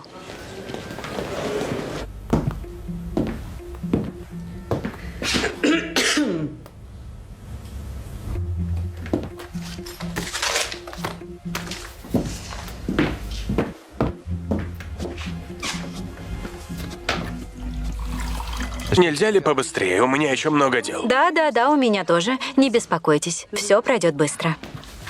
Я с большим интересом прочла блог Мелани Курсель-Мейер. Меня заинтриговало одно слово «паразит», которое часто встречается, как следствие. Вы же тоже так говорите? Вы вообще о чем? Во-первых, я не один употребляю это выражение, а во-вторых, с этими фанатиками я никак не связан. Перейдем к конкретике. Уголовному розыску удалось установить, что лицо, перечислившее деньги группировки на офшорный счет, некий Франсуа Сиглер. Кто-то украл мои личные данные. И последнее. Это не допрос, это ловушка. И это, по-вашему, просто формальность? Не перебивайте меня, мы с вами во Дворце правосудия, а не за столиком в кафе. Последнее. Ваше алиби. Before the divorce of philosophy and science, as George Вы видите капли дождя на окне за вашей спиной. Humanities, a critical essay. Ну и что?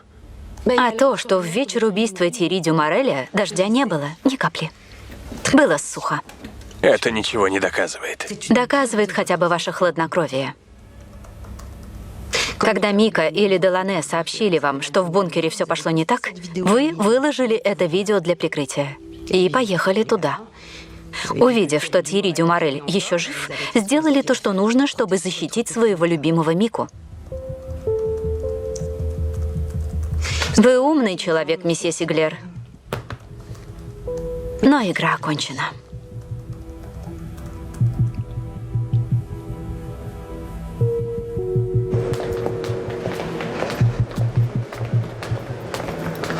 Ты реально псих конченый. Мика, я все это делал для тебя, для твоего будущего. Ты что, издеваешься? Ты же собирался подставить Мелани. Да нет, послушай. Хватит, Франсуа. Я уже наслушался. Иди к черту.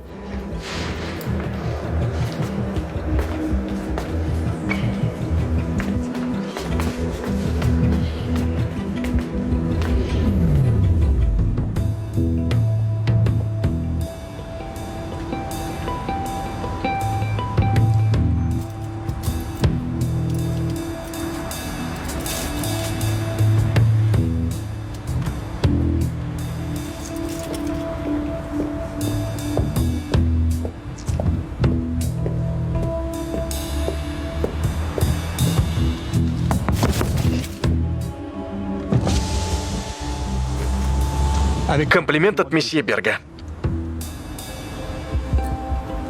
Спасибо.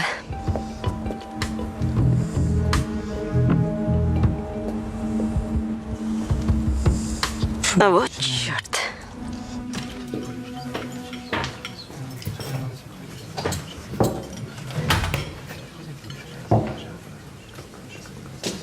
В честь чего шампанское, Закари? Отпраздновать ваш успех. Вам удалось пробраться ко мне домой. Если есть смелость и талант. Я знаю, что вы копаете под меня. Если это так, получается, вы ведете себя непорядочно. Кстати, о непорядочности. Я знаю, что вы у меня кое-что украли. Украла? Ну, нет. Одолжила. Ладно. Что будем делать? Присядете?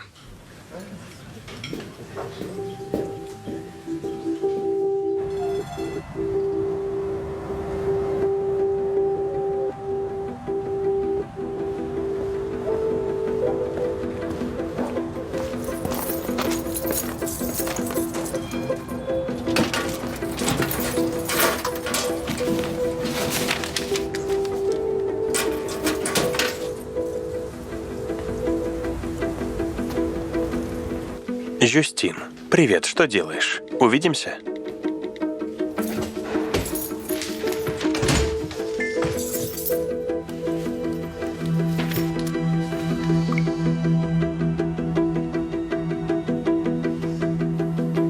Марти, Привет. Ну, как твой день? да все хорошо.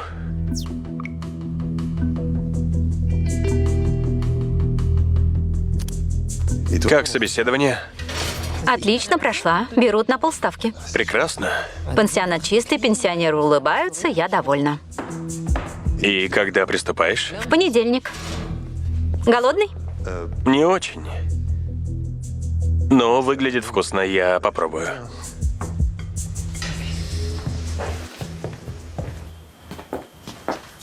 Меня звали в неплохой ресторан, но я предпочла барбекю с сестренкой. Смотри.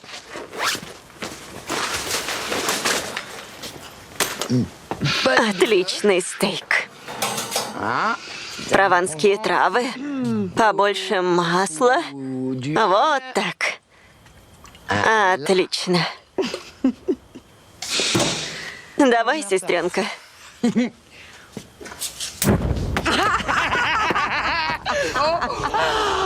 Черт побери. Красиво, да? Представляешь лицо Сарауи, если бы он это увидел? Свалю на чувака из отдела хранения. Он, наверное, и так на него наорал. Like you. Donne-moi ton cœur, baby, ton corps, baby. Donne-moi ton bon vieux funk, ton rock, baby, ta soul, baby. Вы отлично поработали. Тем не менее, наведите здесь полный порядок. Выглядите просто ужасно. Спасибо, очень приятно. Я испекла кексики. Вдруг оказывается, что наша прекрасная, непогрешимая Жюстин влюбилась в проходимца и стащила для него бабки у родного папаши. Как же вы меня достали? Разбирайтесь сами. Ты что? Сомневаешься в моей честности? Привет. Что делаешь? Увидимся? Привет. Ну, как твой день? Да, все хорошо. Можешь позвонить моей сестрице? А то она себя уже накрутила. Не волнуйся, я ее наберу. Тут мужик хочет заявить на дамочку, которая въехала в его пикап. Забудь про Закари Берга. На него ничего нет.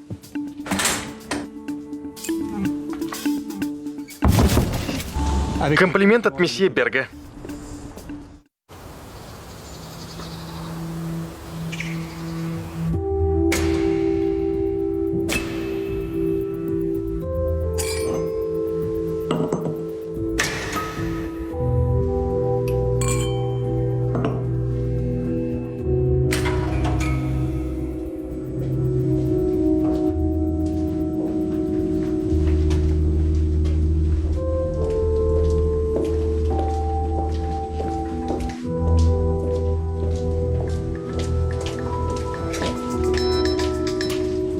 Да, Александра.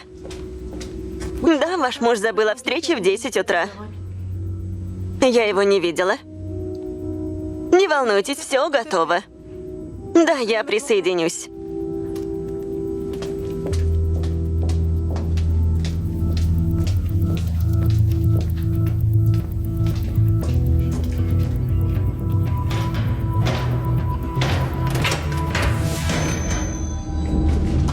Антуан? Месье Виндлер? Александра, Анаис, это ты? Клиенты приехали, мы вас ждем на дегустацию. но ваш муж, он... Производство Troisième Истории совместно с Франс Телевизион. В главных ролях Клэр Баротра и Констанс Ге.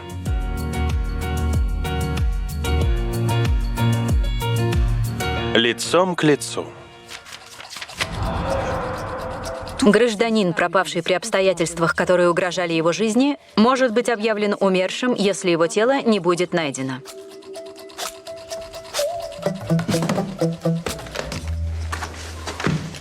Привет. Привет, дочка, я рада тебя видеть. Ты хорошо спала? Нет. Доброе утро. У вас тут пахнет кофе. Жюстин, ты красавица. Жюстин, ты красавица. И ты по-своему очаровательна. Вот не надо. Я еду в суд. Если сегодняшнее слушание пройдет удачно, мое дело закончится. Вечером будем праздновать. Чудесно, удачи вам. Хватит мне выкать, а то я тебя удочерю, и тебе не понравится. Что? Я буду рада отметить. Хоть бы раз спросила, свободны ли мы, хотим ли праздновать. Нет, всегда сама за всех решает. Но мне нравится, что она надеется на окончание дела. Значит, скоро все это кончится. Не знаешь, когда? Ванесса, почему ты такая агрессивная? Я ее не выношу. Доброе утро. Доброе. Привет, булочка. Мам, Что? можно взять старую дедушкину машину из гаража для интервью в стиле 60-х? Вряд ли она заведется. Поснимай ее в гараже. Ничего, мы справимся. Надо будет, подтолкнем. Круто. Не забудь, сегодня прием по поводу операции. Я его отменила. Что? Как? Мне не нужна операция. Марго, ну нельзя же. Моя жизнь мне и решать. Всем пока. Ну что ж, она права.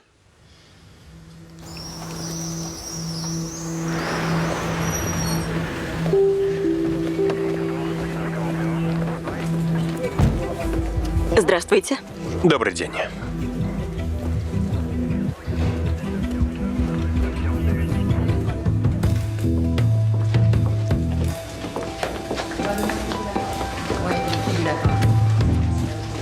Привет, Валентина. Привет. Представишь нас? Антуан Виндлер, 45 лет, владелец винодельни. Сотрудница нашла его утром в резервуаре. Шея сломана, есть следы крови. Мы проверим, чья она. Во сколько он умер? Судя по пятнам, часов 10-12 назад. Значит, вчера в районе полуночи. Вскрытие покажет.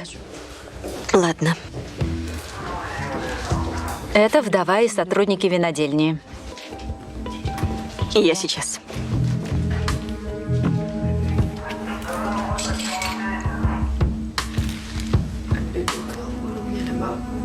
Non, pas tout de suite, on va faire des vérifications d'abord.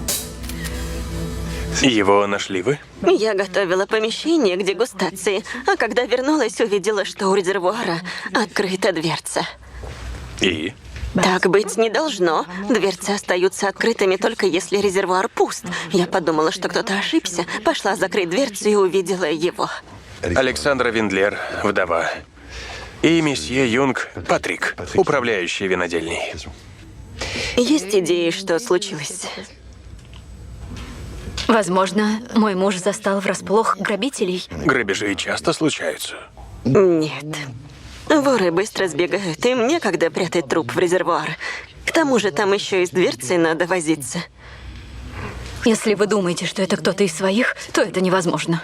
Копы не такие тупые. Мы не думаем, а констатируем. 80% убийств совершают близкие. Ты как? Извините, мне нужно подышать. Далеко не уходите, у нас еще есть вопросы. Давай полегче, это все-таки родственники жертвы. Я им не психолог, я коп. Тебе самой психолог не помешает. Ложиться на диван я готова ради сна и секса. Но никак не жаловаться. Но так ведь нельзя, Ванесса. Вот тебе и нашлась тема для разговора с Жюстин.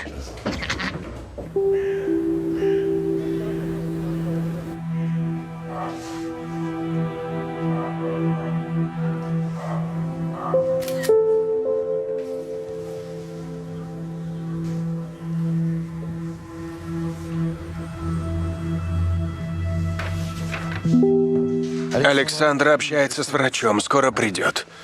Я что-то не пойму. Кто наследник Вендлера? Вроде бы это фамилия ее мужа, но девушка на фотографии перед винодельней – это же Александра. Она и есть наследница Вендлеров. Антуан взял ее фамилию из-за привязанности к винодельне и Вендлеру-старшему. А мальчик – это их сын? Эктор – сын Антуана и его первой жены Полин. Александра заботится о нем, как о родном сыне. Полина была ее сестрой и умерла 6 лет назад. Александра вышла замуж за мужа умершей сестры? Полин покончила с собой. Нам с Антуаном было очень тяжело. И потеря нас сблизила. Вы не испугались, когда он не вернулся? Нет, я приняла снотворное и крепко спала. А когда не обнаружила его утром, то подумала, что он уже ушел. Вы часто принимаете снотворное? Спасибо. Да, у меня бессонница из-за гормонального лечения. Для ЭКО? Да. Я сейчас.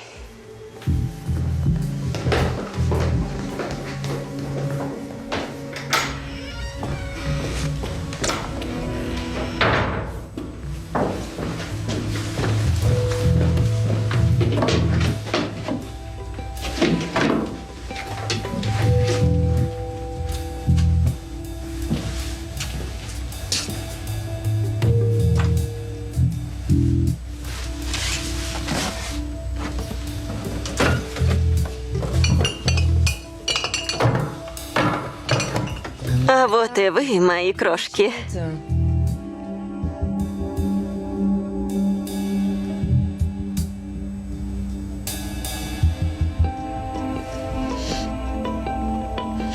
Клэр, можешь кое-что выяснить? Мам, где моя куртка? На вешалке, где обычно. Эктор, может, не надо? Мне нужно тренироваться. Береги себя. Я рассказала ему про отца, но он как будто не поверил. Он называет вас мамой? Да. Его мать умерла, когда ему было 4. Однажды Эктор назвал меня мамой, и я не стала его отучать. Сейчас я готовлюсь его усыновить. Вино 85-го хорошо продается. Вроде да. Осталась последняя бутылка вон там. Я нашла целый ящик таких последних бутылок. Этикетки состаренной кофейной гущей. В Азии за такое вино выкладывают 1000. Я не понимаю, о чем речь. Антуан обещал перестать. Перестать? Что перестать? Он работал на экспортера Мишеля Базена. Делал недорогие купажи, а Базен продавал их как Гран-Крю. И вы его не остановили? Я пытался его убедить, но все-таки он мой начальник. А вы не были в курсе? Нет. Нет, я занималась только дегустациями. Я просто думала, Антуан наладил ситуацию с финансами. А были проблемы? Моя сестра хотела перейти на органическое производство и загнала нас в долги. Но почему управляла она, а не вы? Потому что Полин была старшей. Она была умницей. Ничего не боялась. Отец ее просто обожал, а я была никчемным дислексиком. И после его смерти всем было ясно, что его место займет она. А когда она умерла, бизнес перешел к Антуану. Мне бы не хватило смелости. У вас есть контакты месье Базена?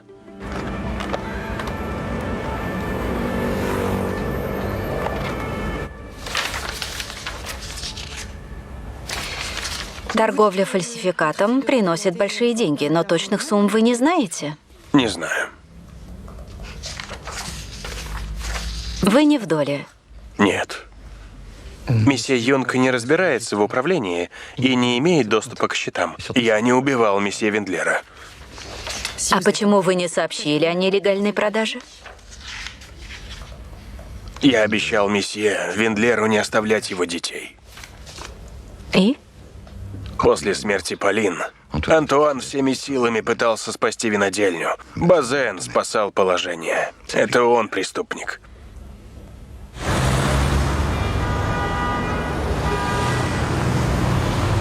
По-моему, он тут ни при чем. Он просто верен семейству, вот и защищает Виндлера. Проверьте Базена, еще не нашли его? Я попросил майора Танслен этим заняться. Простите за настойчивость, но вам не кажется, что нужно еще раз допросить семью? История крайне необычная. Каждая семья чем-то необычна. Все-таки сначала найдите Базена. Конечно. Держите меня в курсе. Вы хуже Ванессы. Зачем вы разозлили судью? Мы и так делаем, что она просит. Чего вам не хватало? Не думаю, что она на нас злится. Трубку повесьте. Она слышала? Ну что, как идет дело Виндлера? Потихоньку. Кофе будешь? Да.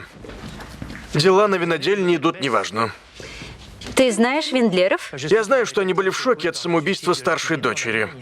История ужасная. Тело так и не нашли. Смерть признали в суде по 88-й статье. Твоим студентам было бы интересно. Кстати, как тебе с ними? Да вроде неплохо. Что с тобой? Марго не хочет делать операцию. А Ванесса злится на свою мать, которая делает вид, что все хорошо. Ты собрала в доме Эдуара сразу всех женщин из его жизни. И тебя удивляет, что все сложно? Я никого не собирала. Я вообще этого не хотела. Сознательно, может, и не хотела. Поговори с психологом.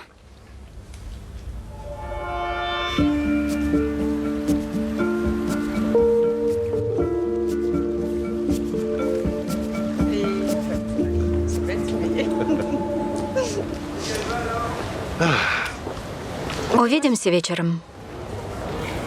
Ну, как бы... Нет, я просто спросила. А то мы совсем как чужие. Да нет, что ты.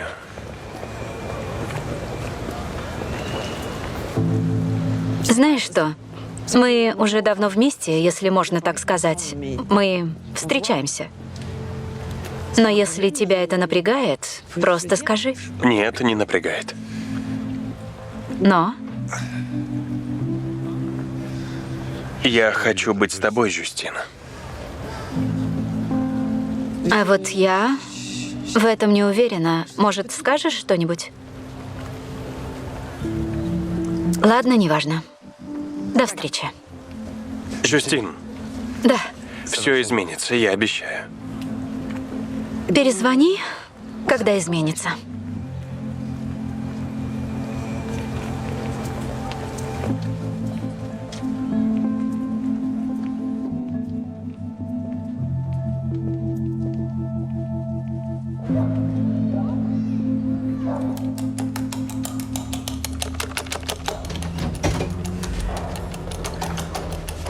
Ты рано. Я на минутку. Голоден? Нет, мне нужно вернуться в участок. Вечером поужинаем.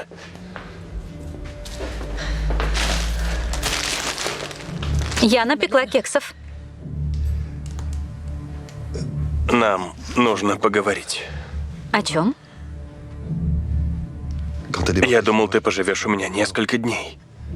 Мне уйти? У тебя кто-то есть? Так продолжаться не может. Почему ты раньше не сказал?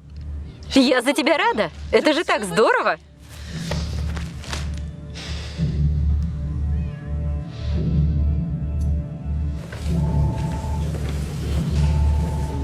Поясните, зачем вы нас вызвали? С удовольствием. У нас есть доказательства, что ваш клиент продает фальшивое вино с этикетками Гран Крю производства винодельни Виндлер. Однако ее хозяин сегодня утром был найден мертвым. И при чем же тут мой клиент? Вчера утром он отправил месье Виндлеру письмо, в котором написал: «Не пытайтесь со мной играть, вам это не сойдет с рук». Кстати, тут две ошибки. Антуан хотел остановить торговлю. Во сколько его убили? Извините. Если вчера вечером, то мой клиент был в отделении неотложной помощи. Проверьте. Я не убивал Виндлера. Я бы сам на него в суд подал. Минуточку. Нет, я не хочу, чтобы меня обвиняли. Я все расскажу. Вчера вечером ко мне пришла какая-то сумасшедшая, начала кричать, будто я заставлял Антуана подделывать вино и запятнал репутацию винодельни. Но я просто продаю его бутылки и не отвечаю за их содержимое. А что это была за женщина? Думаю, его жена. Она подожгла мне машину. Я получил ожог.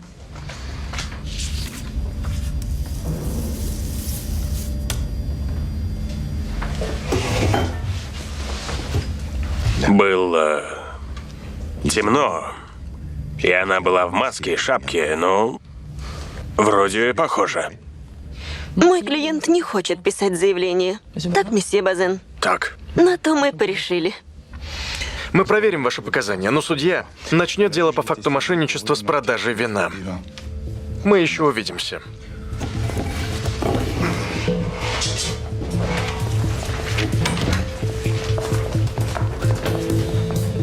Комиссар? До свидания.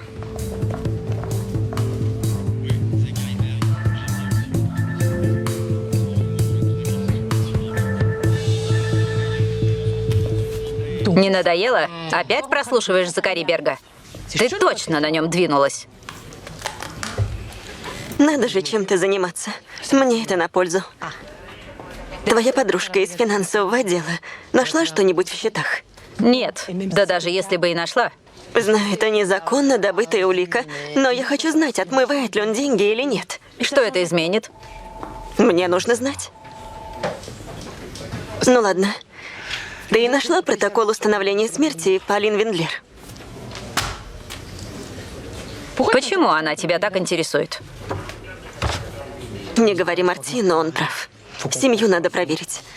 Александра спит с мужем собственной погибшей сестры. А ты бы что с такой сестрой сделала? Убила бы.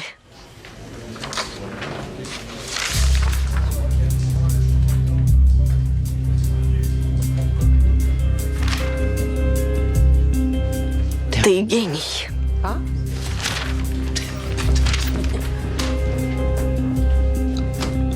То есть Александра Виндлер напала на Базена? Похоже на то, мы проверим. Она явно не из тех, кто готов на все ради бизнеса. Значит, там был кто-то более активный и, видимо, рисковый. Вы там были, майор Танслен? Кого вы подозреваете? Полин Виндлер. Предположительно, она покончила с собой. Но тело так и не найдено. Но смерть не констатируют без каких-либо доказательств. А доказательства были. Ее машину нашли на дне реки. Вот только ее дело слишком быстро закрыли. Нашли только машину и предсмертную записку. Я хочу совсем покончить, вам будет лучше без меня. Берегите друг друга, Эктора и винодельню. Они наше все. Для нее сын и бизнес одинаково важны. Звучит неправдоподобно. А я бы это учла. Я готова верить во все гипотезы, но это кажется надуманной. Я с вами согласен. Извините, но все же Базен не опознал Александру Виндлер. В деле есть ДНК ее сестры. Можем сопоставить ее с ДНК, взятой с машины Базена. Давайте развенчаем эту гипотезу. Хорошо, госпожа судья. До свидания.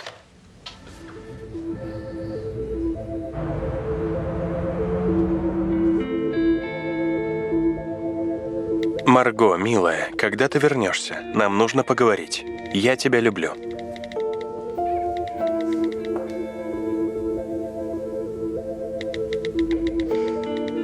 Марго, милая, когда ты вернешься? Я тебя люблю. Марго, милая, я тебя люблю. Алло? Госпожа судья, я жутко по вам соскучился. Поужинаете со мной в пятницу? Возможно, почему бы и нет. Можно вопрос? У меня дома, правда, нездоровая обстановка? Ты заставляешь дочь жить с любовницей твоего отца и твоей тайной сводной сестрой. Не думаю, что Марго все это так напрягает. Если бы она выбирала, кому уйти из нашего дома, то выбрала бы меня. А чего бы ты хотела? Ну, не знаю. Я хочу спокойствия. Да, это я привела Аньес, но я просто немного растерялась. Поговори с ней, мой тебе совет. Пока тебе не стало некомфортно. Да, ты прав. Я с ней поговорю. Ты не хочешь вернуться к работе психолога? Надо же, я повелась. Такие красивые казались. Ой, извини. Извини. Я перезвоню. Аньес, это был твой парень? Он придет на ужин? Не сегодня. Аньес, мужчин нам не хватает. И потому вы решили заменить их растениями? Хватит мне выкать. Меня так воспитали. Аньес. Вот это там лес. Привет, Марго. Твоя мама растения не любит. А я говорю, что к весне у нас тут будут джунгли. Идем, поможешь. К весне? Марго, можно тебя на минутку? Не сейчас.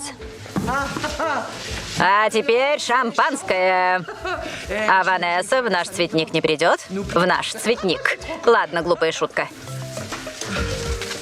Давай, там еще много.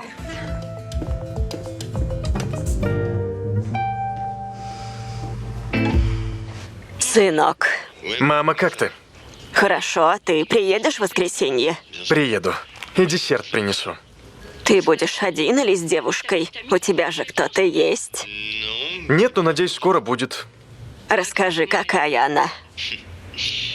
Брюнетка лет 30, нахальная, умная, с характером. А кем работает? Она госслужащая. Вот как. Да. А чем занимается? Я бы сказал, она шпионка. Прямо сейчас нас слушает. В каком смысле? Не обращай внимания. Мне нужно идти, мы с ней сегодня ужинаем. Пока, мам. Целую, сынок.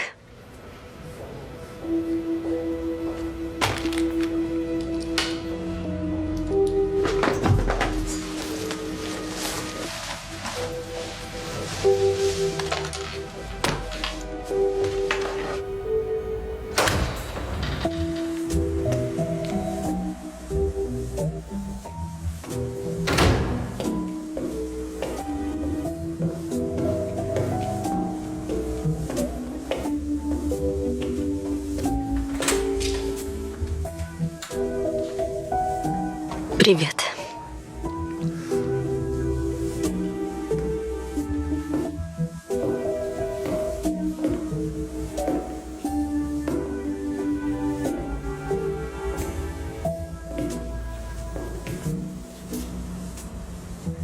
Все-таки ты довольно предсказуема.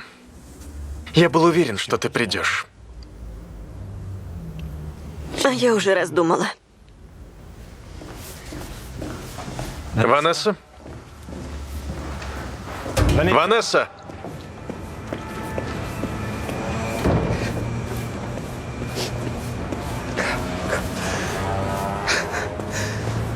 Ну как же?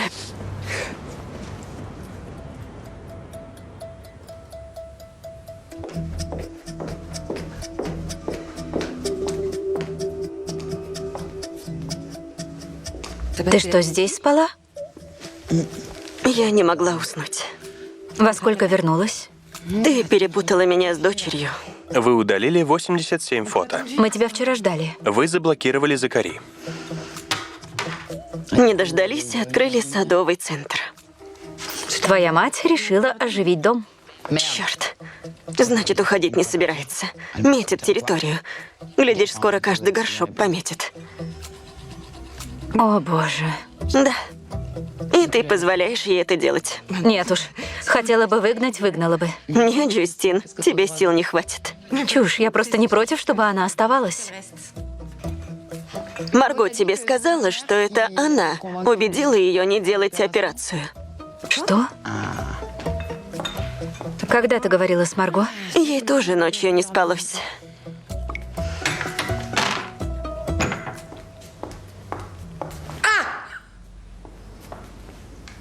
Ну и кто из нас прав? Центральное отделение полиции. Здравствуйте. Добрый день. Мы получили отчет эксперта по машине Базена. Они нашли ДНК Полин Вендлер. Она жива.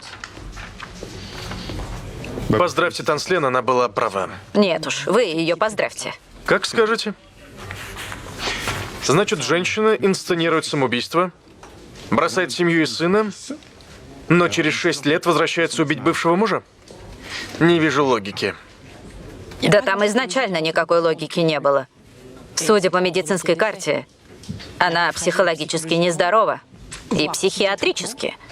А когда она увидела, что сестра украла всю ее жизнь, мужа, сына, бизнес, ей буквально сорвало крышу. Ее надо поймать. Но если она убила мужа, то уже сбежала. Она может вернуться за сыном. Марго, доченька, ты вчера хотела поговорить, а утром мы разминулись, но нам нужно пообщаться.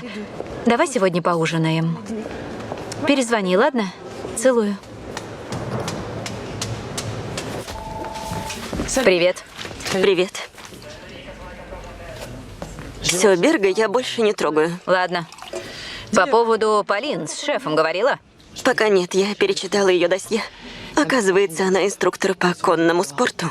Правда? Артур как раз занимается в конно-спортивной школе. Я скинула им фото Полины, мне сказали, что это их новый инструктор. Ее зовут Фанни Бамель. Но это Полин. Воскресшая. Скажи шефу и судье. Спасибо. Шефу сама сообщи. Эта женщина подозревается в убийстве мужа. Мало ли, что она еще учудит. Я поехала.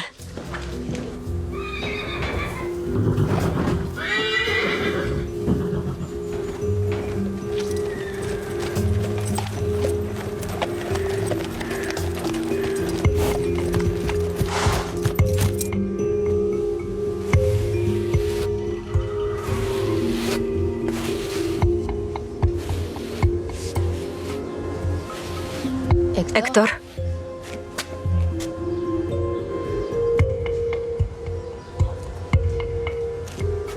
Вы заменяете Бенджамина? Вы Фанни? Ты меня не узнаешь? Это я, мой хороший. Твоя мама.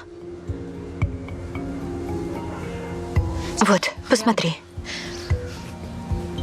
Ты забыл его в машине, когда я отвезла тебя в школу, и с тех пор он всегда был рядом со мной. Держи его. Возьми. Я вернулась за тобой, котенок.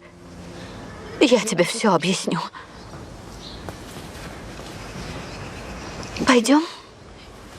Моя мама умерла. Нет, нет, Эктуар, постой. Постой. Отпусти меня. Не надо. Мадам Виндлер, полиция. Оставьте мальчика. Он пойдет со мной. Пройдемте. Мама!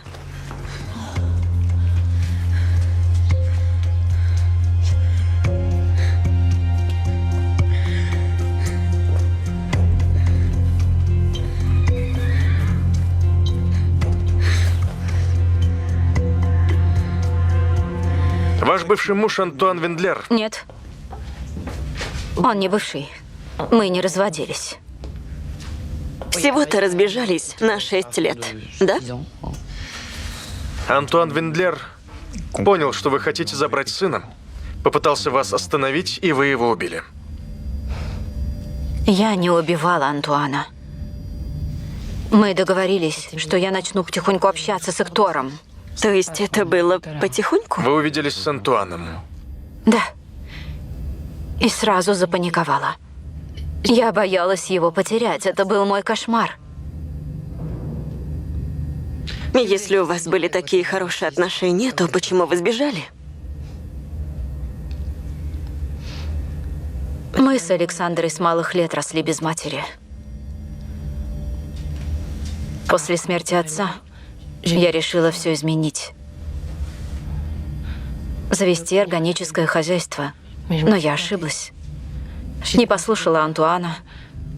Потратила кучу денег. И впала в депрессию.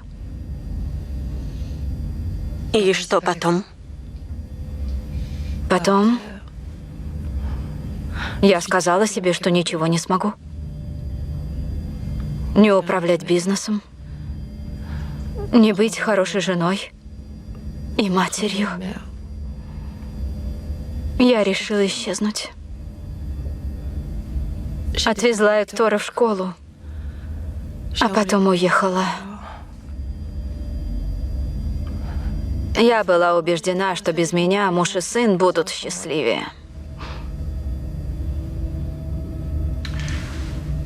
Вернемся в настоящее. Зачем вы напали на месье Базена? Я не за этим к нему пришла. Антуан начал заниматься вином из-за моих долгов. Базен этим воспользовался. Я хотела решить вопрос. Но завязалась ссора, и все вышло из-под контроля. Что вы делали позавчера вечером?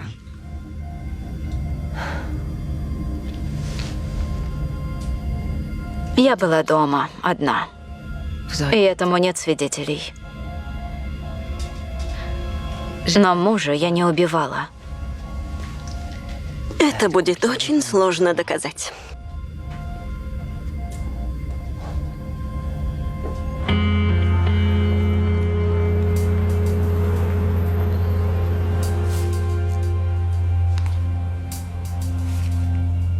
Вы намеревались похитить Эктора? Я хотела его забрать. Он мой сын.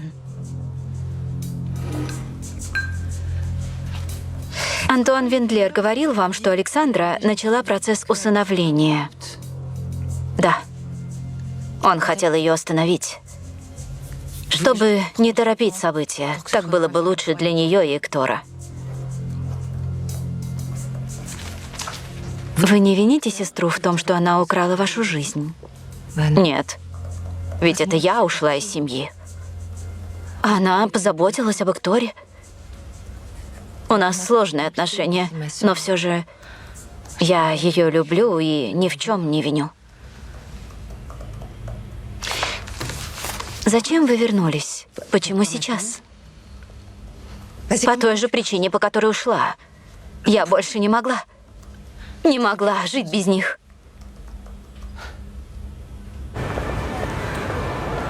Прокуратура аннулирует свидетельство о смерти Полин Вендлер. Это не затянет предъявление обвинения. Я его не предъявлю. Ты издеваешься? Госпожа судья, конечно, ваше право, но эта женщина инсценировала свою смерть, испортила жизнь сестре и призналась в нападении. Всего этого недостаточно для обвинения в убийстве. Хорошо, поясните, как дальше будет продвигаться дело. Продлим ей срок содержания под стражей. Спасибо. Но вам нужно будет еще раз поговорить с Александрой. Она могла узнать, что сестра жива, и муж хочет к ней вернуться. Это могло стать поводом для убийства. Я бы на ее месте убила сестру. Будет сделано, госпожа судья. Господи, Танслен. Что, она все сказала?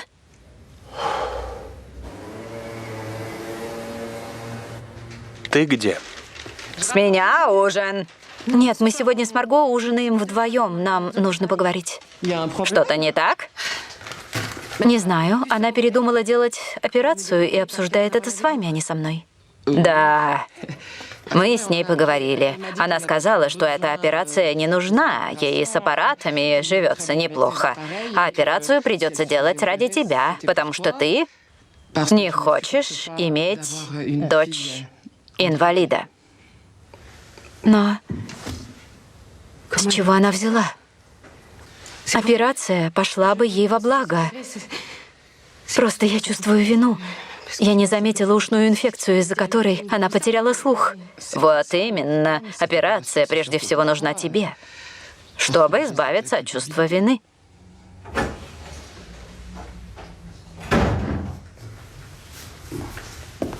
У тебя тоже проблемы? Хочешь поговорить? У нас тут семейная терапия. Нет, спасибо, у меня нет настроения. Бывает.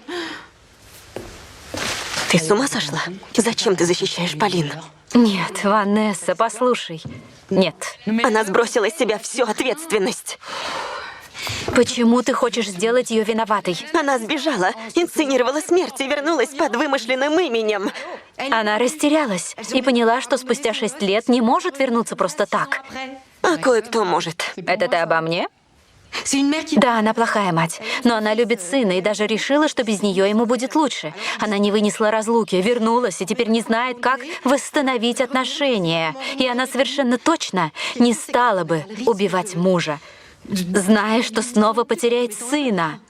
Не знаю, как там все с точки зрения закона, но как мать я ее понимаю. А я, значит, не понимаю, потому что у меня детей нет. Мозги-то без детей не работают, да? Вы про феминизм слышали? Сидите в своем клубе, мамаш. Ну все, я пойду. Стой, Ванесса. Мне надоело каждый день с тобой ссориться. Да ты вообще. Ты хочешь выгнать меня, а не мою мать. Но боишься ответственности. Как и Полин.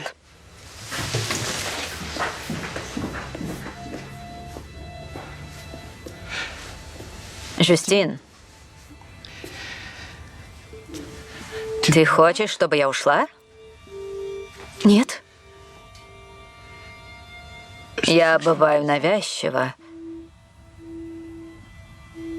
но мне так хорошо с вами.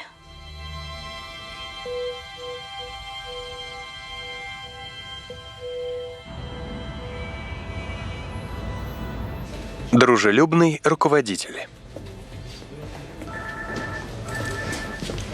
Вы в кои-то веки зашли в комнату отдыха, и никто сюда не спешит.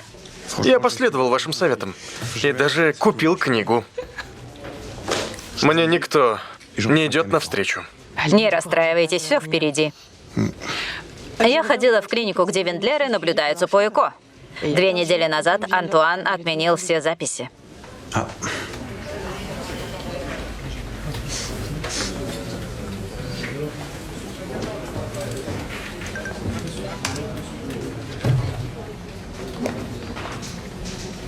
Ты все же непредсказуема. Дашь мне второй шанс?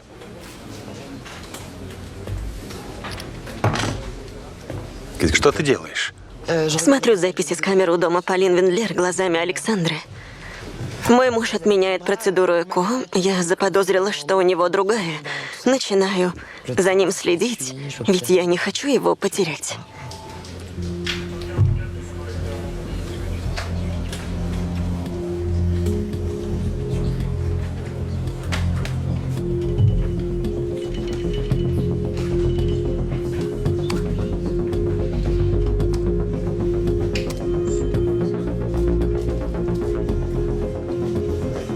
Видишь дату? День убийства Виндлера. Вы знали, что ваша сестра жива. Почему не сказали? Боялась, что меня обвинят. Но здесь вы были правы. Когда я увидела их вдвоем, подумала, что она хочет занять мое место, отнять у меня Антуана и Ктора. А я снова стану никем. И вы убили Антуана. Нет. Я бы не смогла, даже если бы захотела. Я ни на что не гожусь. Ну что вы, жертву вы отлично изображаете. Что вы решили сделать? Я пошла домой. Хотела все закончить. Взяла снотворное, проглотила несколько таблеток. Как видите, недостаточно.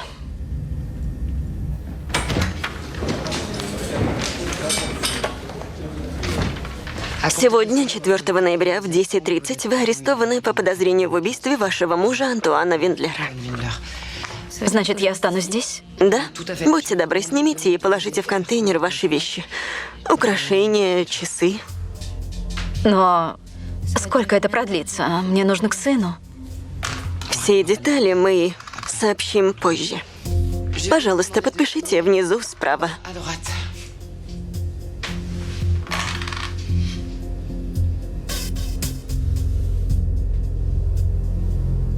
Я не знаю, где право. Я ориентировалась по часам. Александра Виндлер солгала. Вы были правы. Надо же. Я не поняла, не могли бы вы повторить? Она знала, что ее сестра вернулась, но продолжает утверждать, что в ночь убийства приняла снотворное. Токсикологическая экспертиза это подтвердила. Но она могла сначала убить мужа, а потом выпить таблетки. Значит, у обеих сестер есть мотив и спорное алиби. Но убийца, вероятно, лишь одна из них. Я хочу допросить их. Вместе. Хорошо, госпожа судья. Я пригласила вас обеих, чтобы расследовать убийство Антуана Вендлера, который приходится мужем вам обеим. Вы отрицаете причастность к убийству, но собранных полицией доказательств достаточно, чтобы подозревать вас обеих.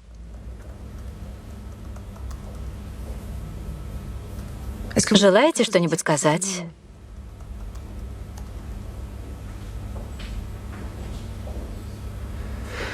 Хорошо. Тогда я обязана предъявить вам обеим обвинение в убийстве и поместить вас под стражу на время следствия. Госпожа судья, но кто позаботится об Виктории?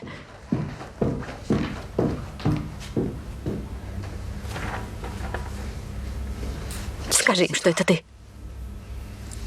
Но это не я. Я бы не поступила так с Виктором. Тогда почему ты его бросила? Я не могла больше терпеть. Антуан женился на тебе. У Виктора появилась мать, а я будто бы вздохнула свободно. Вот как. И ты думаешь, что можешь через 6 лет вернуться, как ни в чем не бывало? Я тебе что, заместитель? Как на работе? Я их любила. Была рядом с ними. Я их не бросала. Антуан тоже меня полюбил. Да, я не смогла окончить школу, но с ролью жены и матери я справилась. И могу смотреть Виктору в глаза. Тебя это, видимо, и взбесило. Ты поняла, что не сможешь занять вновь свое место. И убила его. Ты убила Антуана.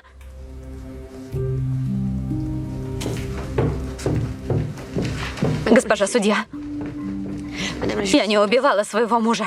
Не разлучайте меня с сыном. Он этого не вынесет. Прошу, прошу вас. Вам есть что добавить?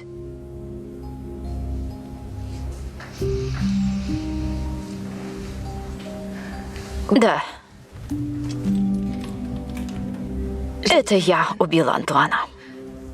Он сказал, что они с Эктором никогда меня не простят, и я не выдержала.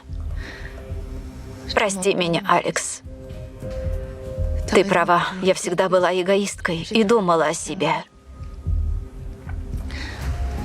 Ты будешь замечательной мамой.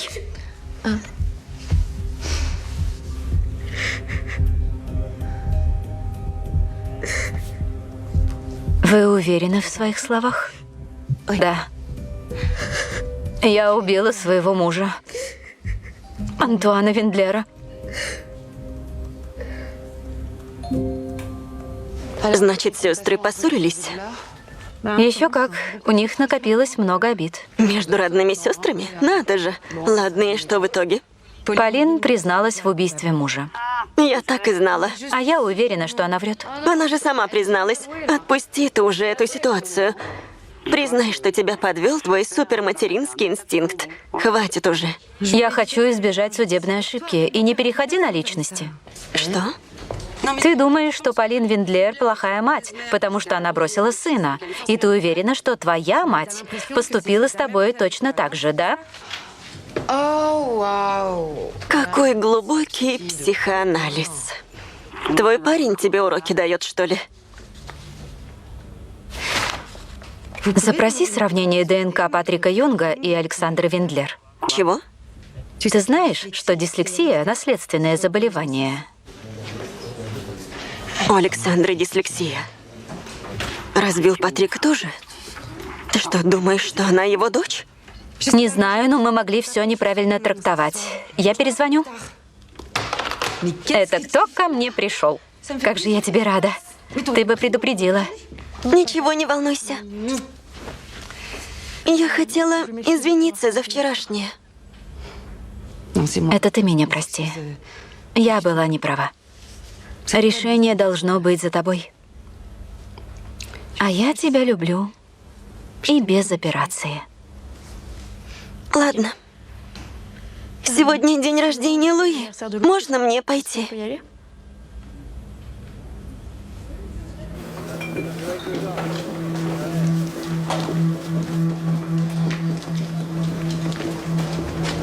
Он здесь. Месье Юнг?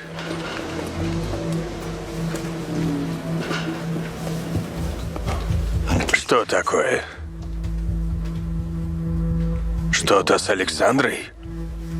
Вы за нее волнуетесь? Отцу тяжело видеть, как страдает дочь. Дислексия часто передается по наследству. Чтобы различать право и лево, вы носите ленточку на левом рукаве, а она часы на правой руке. Это вы дали ей совет? Куртка, в которой был найден Антуан, принадлежит не ему, а вам. Вы вообще собирались рассказать Александре, что вы ее отец? Сейчас ей было бы легче, она не чувствовала бы себя вторым номером после всеми любимой сестры. Почему отцы не хотят признавать детей? Ванесса. Что, сказать нечего? Ванесса. Прошу.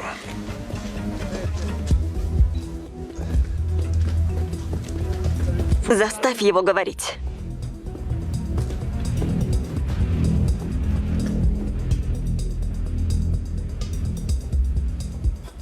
Месье Юнг, я вас слушаю.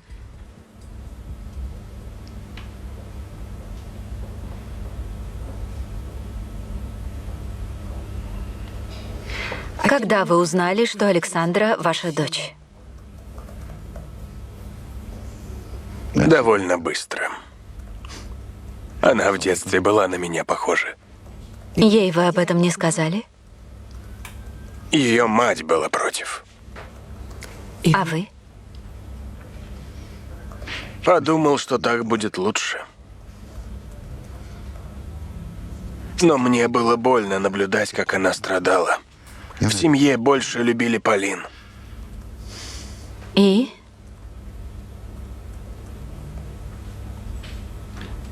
Она была счастлива с Антуаном и Эктором. Как вы поняли, что Полин жива и Антуан собирается бросить Александру? Он сам мне это сказал. Александру он никогда не любил. И я не хотел, чтобы она страдала еще больше. Продолжайте, месье Юнг. Что произошло?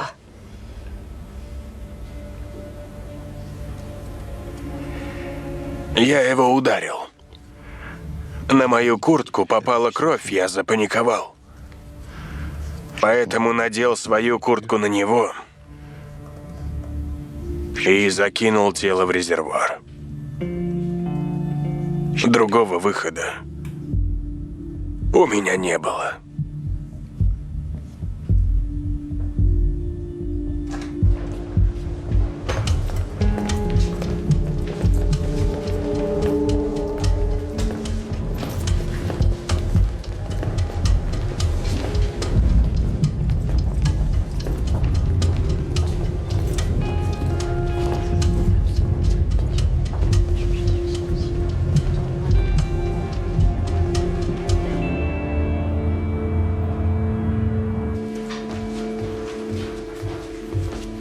Майор, курьер оставил это вам. Спасибо.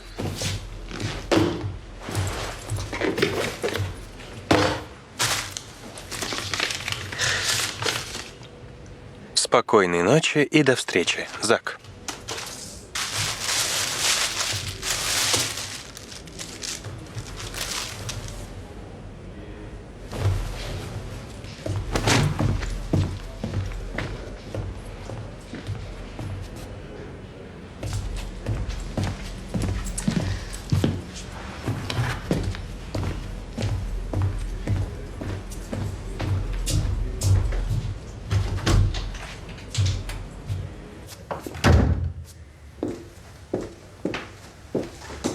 Ванесса?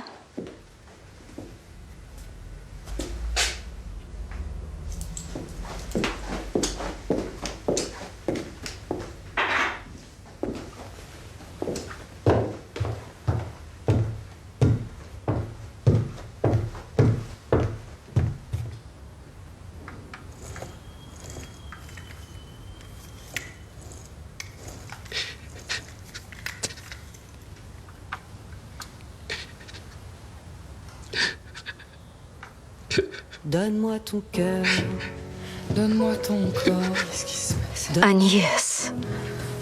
Ton rock and roll. Je veux une femme like you. Un homme like you. Donne-moi ton cœur, baby, ton corps, baby. Donne-moi ton bon vieux flingue, ton rock, baby, ta soul, baby. Ну так вот. Комиссар лезет в свой ящик, где царит идеальный порядок, достает пачку влажных салфеток и начинает тщательно вытирать все ручки на мебели. Алин, ключи в почтовом ящике. Будь счастлив. Извини. Давай я поведу, а ты отвечай. Нет, не нужно. Готов мне рассказать или пока трусишь? Погоди. Ты о чем? Да ладно, я болтать не буду. Но как ты узнала? Я сотрудница полиции. Да и вообще, судья Рамо — красотка. Центр, всем патрулям. Подозрение на ограбление. Происходит прямо сейчас. Улица Нёхов, дом 3, частный. Выезжаем.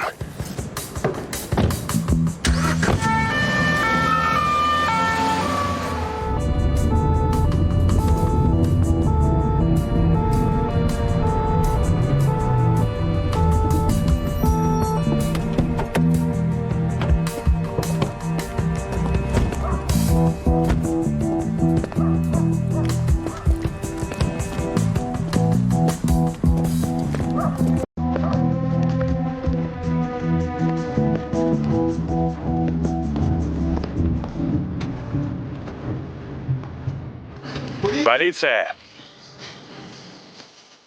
Есть здесь кто?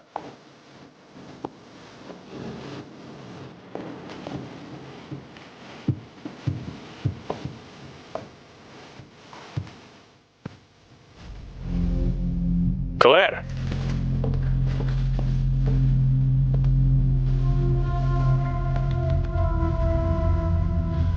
Это Сорель. Убийство. Улица Нюхов, 3. Нужно подкрепление. Черт. Я с той стороны.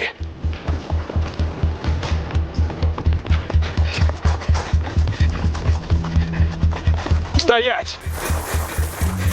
Это не я! Я ни при чем! Ты кто? Как зовут? Дрис! Я ни при чем! Спокойно. Фамилия? Драи! Драи! Дрис Драи! Это ты?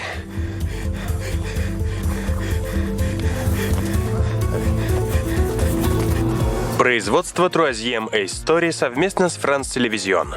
В главных ролях Клэр Баротра и Констанс Ге. Лицом к лицу. Использование беспомощного состояния человека с преступными намерениями карается по закону.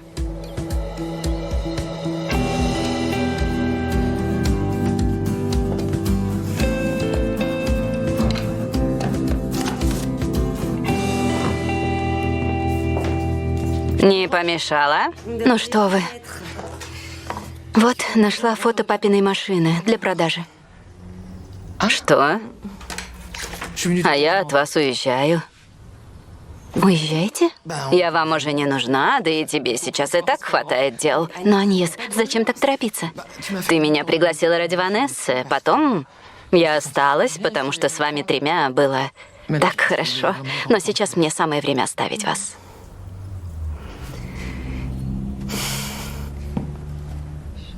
Была рада с тобой познакомиться.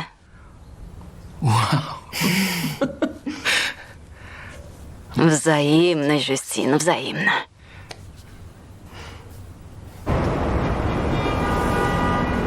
Je suis dans la ville, je crois que je l'attire. Elle veut monter dans le 4matic. J'ai des habits qui coûtent très cher.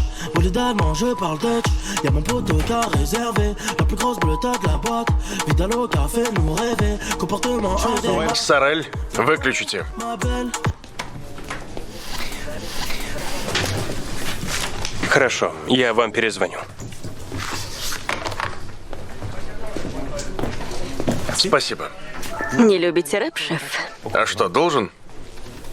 Где отчет медэкспертизы? Только получили. Я слушаю. 5 ударов ножом, нанесенные с особой жестокостью. Синяки и царапины на руках указывают, что жертва сопротивлялась. Орудие преступления нож найден рядом с телом. Еще на экспертизе, но отпечатки уже сняли. Что еще мы знаем о жертве? Сальма Марзуки, 40 лет, владелица дома, где ее нашли. Она была продюсером рэперов, в том числе Дриса Драи, которого застали на месте преступления всего в крови. Судя по документам, он живет у нее. Но, видимо, хотел переезжать. Собирал вещи. Вот что нашли. Записная книжка. Здесь слова песни.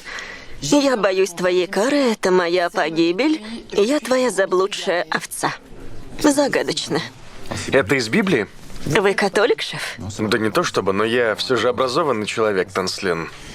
И Библия не только для католиков. Что еще? Еще вот, рекламный контракт, подписан Дрисом, но не жертвой. Рабочий конфликт?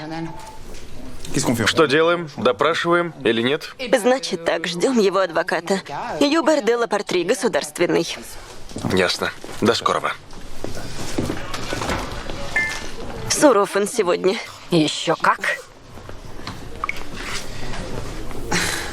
Людовик, я мерзавец. Еще есть шанс? Жюстин, посмотрим, ты свободен вечером? Это адвокат что сказал? Ну, он приехал. Ясно. Что?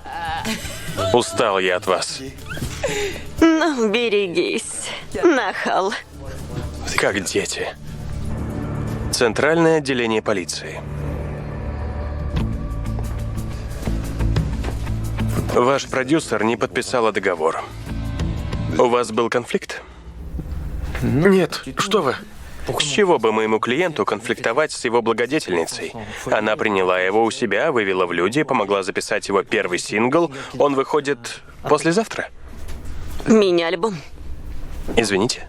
Не сингл, мини-альбом. Почему вы решили переехать? У меня есть деньги, я могу снимать сам. У вас были отличные отношения. Мадам Марзуки была вашей феей крестной. Но, может, у вас было нечто большее? Не вижу причин для подобных инсинуаций. Ничего, вы еще молоды. Запомните, из законодательства исчезло понятие преступления на почве страсти. Осталось только убийство по эмоциональным мотивам. Вот так. Вы были в отношениях с мадам Марзуки? Нет? Вы хотели вступить с ней в связь против ее воли? Нет же, нет. Может, это она хотела, а вы были против? Вы не понимаете. Салима мне как сестра, моя подруга. Не знаю, как объяснить. Вы совсем не о том. Мадам Марзуки покровительствовала многим артистам, помогала им в карьере и в жизни. Она организовывала для Дриса концерты, продвижение. Сегодня он должен был выступать по радио, но вы помешали. Что произошло вчера вечером? Мой клиент вам уже ответил. Я буду повторять вопрос столько, сколько потребуется. Не перебивайте. Месье Драи, что именно вчера произошло? Я же сказал, я не знаю. Не знаю. Но я не трогал Сальму. Вы были весь в крови, пытались сбежать. Достаточно, ничего не говорите. Мой клиент уже все объяснил. Он пытался оказать первую помощь и попытался сбежать, чтобы его не обвинили. Другого он не скажет. Это вашему клиенту не поможет.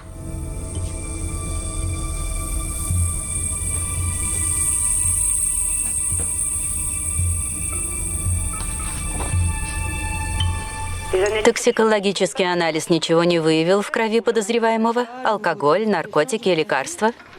Нет, ничего. Все отрицательное. На первом допросе он сильно нервничал. Думаю, сможем его разговорить. Не факт.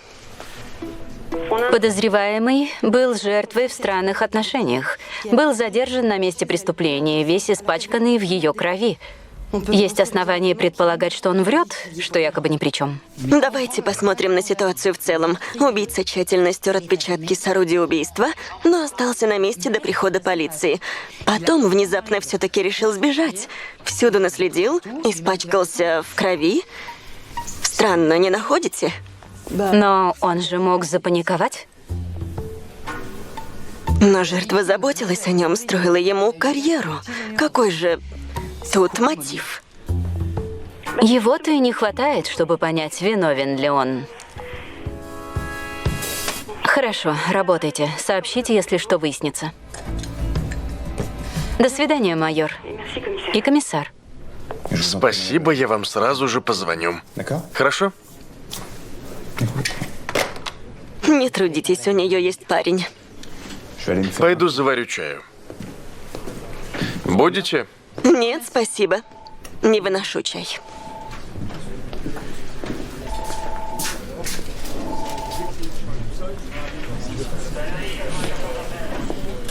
Ну, как сегодня улов, Марти? Вот смотрю контакты Дриса. Это его подруга Эмили Люкс. Эмили Люкс. Она мелкий инфлюенсер, да? Хочет прославиться. Сколько страсти. Что интересно, Клэр нашла ее в контактах нашей жертвы. 3 дня назад она послала Сельме сообщение. Оставь нас в покое, а не то я тебе харю сворачу. Ничего себе словечки. А мы знаем ее настоящее имя. Пока нет. Но она только что зашла в одну студию в Ламино. У нее фотосессия. Sunset X. Sunset что? Sunset X. Один рэпер. Sunset X. Ясно. Вы слушаете рэп? Да так, иногда. Ну что, едем?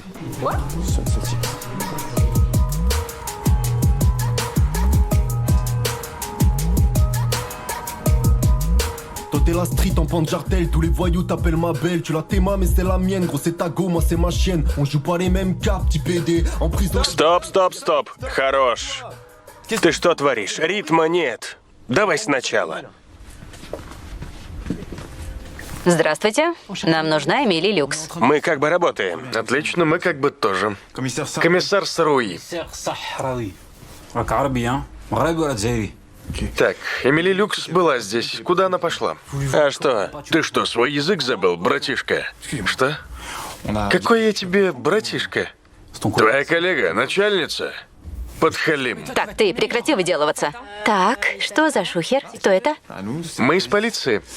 Эмили Люкс, вы знакомы с Дрисом Драи? Да, это мой парень. У него неприятности? Да, и у вас тоже. Пройдемте. Погодите, я-то тут при чем? Эй, что вам нужно? Объясните, а то я как сейчас в морду. Слушай сюда, или ты берешь себя в руки, или я вас всех тут арестую. Будете за решеткой рэп читать. Ты кем себя возомнил? Сядь на место. Обзавелся красивым значком и решил, что теперь тебе все можно? Все можно в рамках закона. Закон, слышал? Так, успокойтесь все. У нас просто пара вопросов. Эмили Люкс, берите вещи и идем. Принеси сумку. Вот, Allez, идем. yallah. Ялла. До свидания. Очень извиняюсь. Этим вечером без шансов. Итак, вы познакомились с Дрисом 3 месяца назад на его концерте, и с тех пор вы вместе. Планируете съезжаться?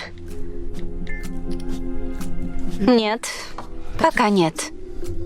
То есть он не поэтому уезжал от Сельмы и Марзуки? Нет, Какие у них отношения? он ее обожает. А вы? Мне пофиг. Она типа его продюсер. Вы писали, оставь нас в покое, а не то я тебе харю сворачу. Да, она нас достала. Уговаривала Дриса меня бросить. Ревность? Нет, она считала, я порчу ему репутацию. Мол, я грубиянка, люблю затусить. Итак, вы ей писали, угрожали, и через 3 дня ее кто-то зарезал. Какое совпадение. Надо же. Нет, нет, я тут ни при чем. Это не я. Нет. Где вы были вчера вечером? Может, запостить эту фотку с хэштегом на допросе? Погодите. Я видела новость про нее в сети утром, но я тут совершенно ни при чем. И Дрис тоже. А где, собственно, Дрис? Поверить не могу. Она еще нам вопросы задает. Где вы были вчера вечером? На пробежке. А потом пошла домой. На пробежке вы никого не встретили? Нет. И дома у вас никого не было? Нет, я живу одна. Я правильно понимаю, что вы... Извините. Я говорила с пресс-атташе Сельмы Марзуки. Сегодня утром Дрис должен был сделать по радио заявление. Какое? Не знаю. Может, про свадьбу? Надо разобраться, в чем дело, но уже не сегодня. Продолжим завтра, хорошо? Что это было с рэперами? Терпеть не могу людей, которые позволяют себе понебратство. Вы правда не говорите по-арабски? Да дело не в этом. Не знаю, это же было опасно. Я вел себя как майор Танслен, да? Ну ничего, вы же все уладили. Ладно, виноват. И что теперь? Сделайте мне выговор? Да, пожалуйста, валяйте. Я нашла кое-что. Да. Это ваш список для Санты? Эмили Люкс торгует сумками. Люксовыми, конечно. Якобы их ей подарили. Вижу. Значит, псевдоним взяла из-за сумочек. Ну, дает девочка. Вот это, например, подделка. Посмотрите на швы. Это черт знает, что такое. Завтра покажем судье. Ладно? И с документами. Завтра заговорит. Никуда не денется. Хорошо. До свидания. До свидания. Спасибо.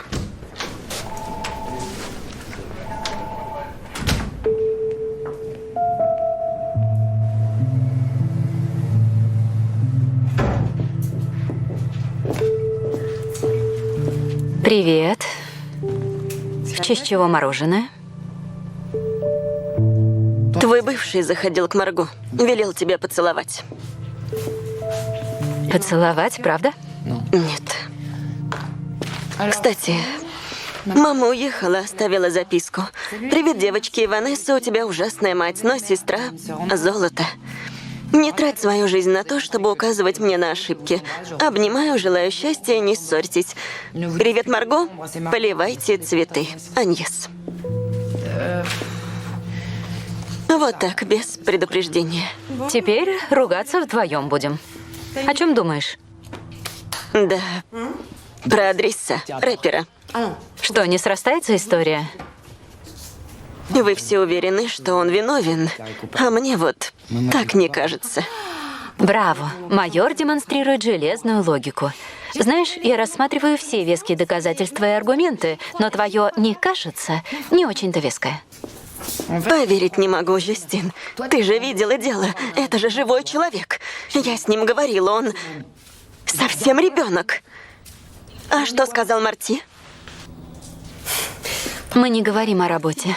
Ну да, у вас любовь по СМС, где там о работе? Если ты у нас такая эмоционально богатая личность, так дала бы мне пару-тройку советов, а?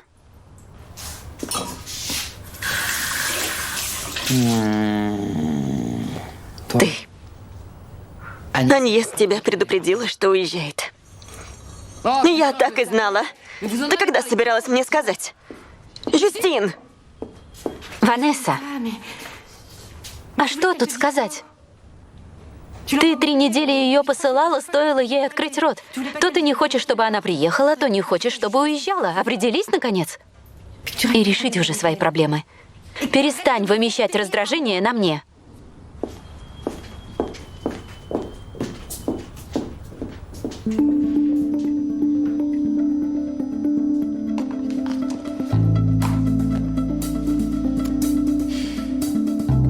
Закари Берг. Торговать подделками незаконно. Вам грозит 3 года тюрьмы и 300 тысяч штрафа. Можно кофе, пожалуйста? Конечно, все к вашим услугам. Владимир, кофе, пожалуйста.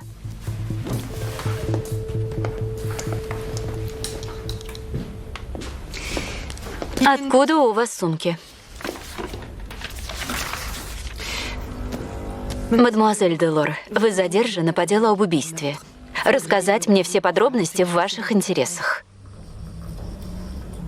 Мне их немцы привозят. Я была с ними, когда убили Сельму. Где именно? На парковке. Вот Пьер. Я правду говорю. Мы это проверим. Дрис знал о вашей подработке? Нет, не знал. Он ваш парень. Вы зарабатываете по 6 тысяч в месяц и сразу же тратите, судя по выписке из банка. Как он мог не знать? По правде, он не мой парень.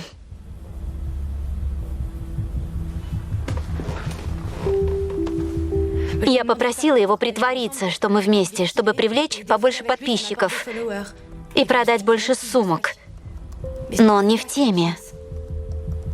И почему он согласился притворяться? Потому что он слишком добрый. И ему тоже нужны были подписчики. Нам обоим выгодно. Да и я не уродина какая. Мне вернут мои накладки. Накладки? А, да. У меня их забрали. Но они очень дорогие. Посмотрю, что можно сделать. Спасибо. Так, как там с парковкой? Есть что? Представь, они попали на камеру. Во время убийства Эмилии вовсю торговалась 2 типами в пикапе. Мы передали сведения в управление по борьбе с контрафактом. Ясно. Дрис остается нашим главным подозреваемым. Позвоню судье. На допрос его. Стоп. А у нас еще один сюрприз. Я тут заглянула к нашим товарищам из технического отдела, и вот что они нашли. Это Дрис на сайте знакомств под псевдонимом. И что? Sur un site de rencontres gay, donc pour les hommes qui aiment les hommes. J'ai compris, merci pour l'explication, mais c'est quoi le rapport? Думаю, можно отбросить версию о любовной связи. И у нас теперь нет мотива. Может, об этом он и хотел заявить на радио? Ну, не уверена. Проверю кое-что. Вот. Видите? Он скрыл номер от случайных людей. Значит, он не ходит на свидания. А может, просто не решается? Но это можно понять, учитывая широту взглядов в его кругу. Donc il allait pas faire son coming out dans la grosse émission de rap. Возможно, его заставляла продюсер. Угрожала, что иначе расскажет сама. Un rappeur homo, ça fait le buzz pour la sortie de son EP. Это объясняет, почему ей не нравилась Эмили. У него был мотив – заставить ее замолчать. Я звоню судье. Мне жаль. Я поверить не могу. Вы все его обвиняете. Зато моя сестричка порадуется. Но мы же продолжаем следствие. Слушай, вот ты смотришь на него, говоришь с ним. И я не знаю, ты видишь убийцу или просто парня в беде? Одно другому не мешает. Еще далеко не факт, что он такой безобидный барашек. Не суди по внешности. Я не это имела в виду. Вы правы, это возможный мотив. Вот именно. Сейчас обсудим этот вопрос или сначала допросим его повторно? Вы позвонили ей тайно, чтобы я вам не мешалась. Что? Ничего, госпожа судья. Вы сказали... Я предлагаю провести следственный эксперимент. Отведем Драи на место преступления и посмотрим. Не поверишь, в кои-то веки я согласна. Почему вы тыкаете госпоже судье? Госпожа судья, моя сестра. Комиссар, мне жаль, что это так не вовремя. Не беспокойтесь, госпожа судья. На самом деле я уже давно в курсе. Так когда назначим эксперимент? Вы не участвуете, майор. Вы слишком эмоционально вовлечены в дело. Хорошо, господин прокурор. Я вам потом позвоню. Хорошо. До свидания.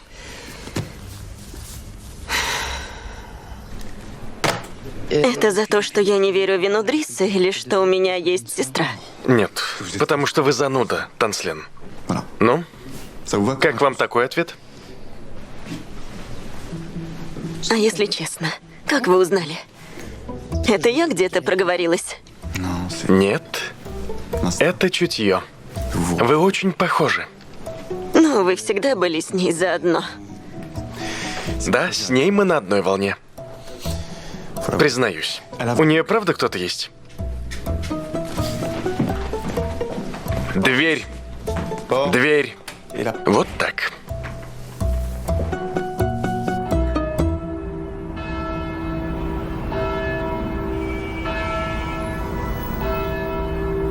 Займите, пожалуйста, место жертвы. Хорошо.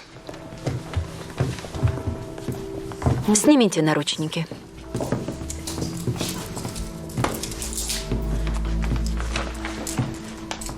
Начинаем. Повторите в точности все ваши действия в тот вечер. С самого вашего прихода.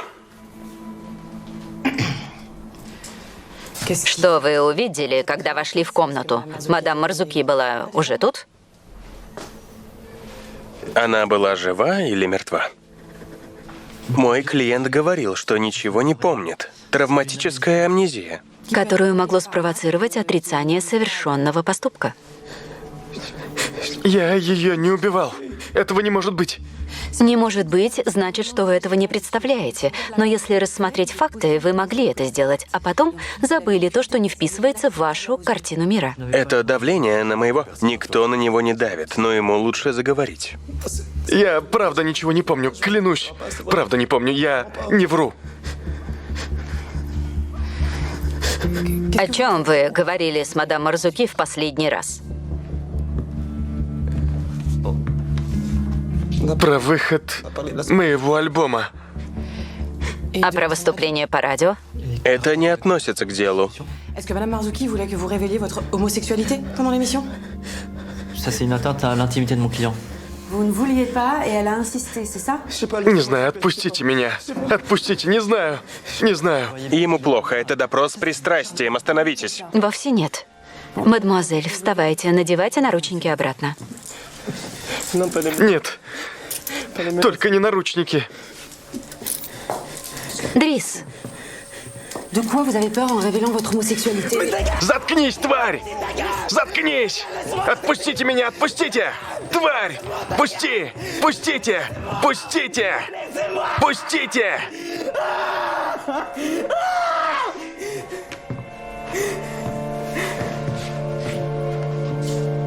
Месье, как вы?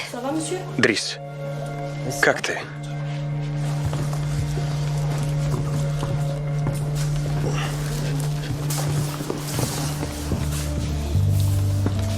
С вами все хорошо?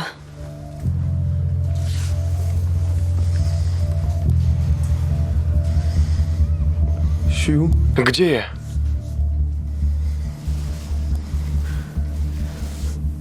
этот парень точно нездоров. Его надо не за решетку, а в больницу. Согласна? Посмотрим. Его недуг не снимает подозрений. Джастин, просто признай, что ошиблась. Ты же умный человек. Ты тоже. Он вполне мог убить и все забыть. И что теперь? Психиатрическая экспертиза. И я хотела бы, чтобы ты покопалась в его прошлом. Может, с ним что-то случилось? А сейчас я хочу приятно провести вечер и ни о чем не думать. Я перезвоню. Извините. Меня кое-что смущает. Шторы были открыты, хотя в тот вечер они были закрыты. Я спрашивала, их не трогали. Нашла это. Пульт управления? Да. Там программа. Они открываются в 7 утра и закрываются в 10 вечера. Почему же? В 7 вечера они были закрыты. Чтобы выйти, ему пришлось их открыть.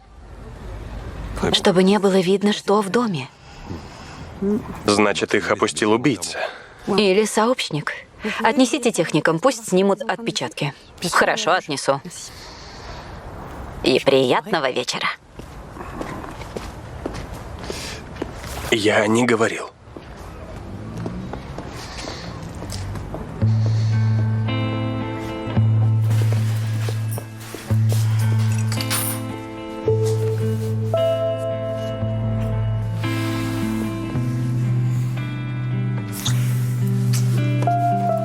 Марго у отца, но Ванесса... Я не знаю, где. Мне плевать.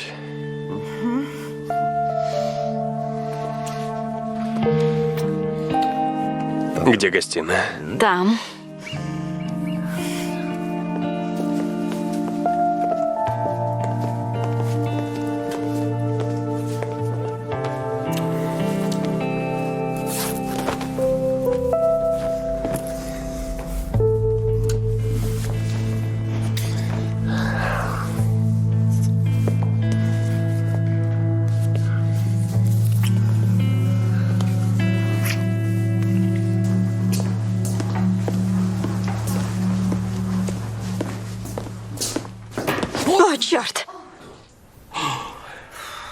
Вы чего это здесь? А что, шикарный диван. Ужас, разве так можно? Что такого? Как бы тебе сказать, Марти? Мы как бы коллеги, а ты тут голый на диване. Умоляю, оденься. Ты сам разбирайся с комиссаром как хочешь, а вот я пошла. Черт!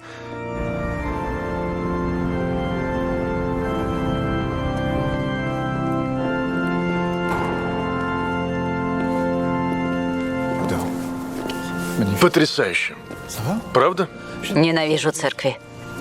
А я просто обожаю. Здравствуйте. Это вы звонили?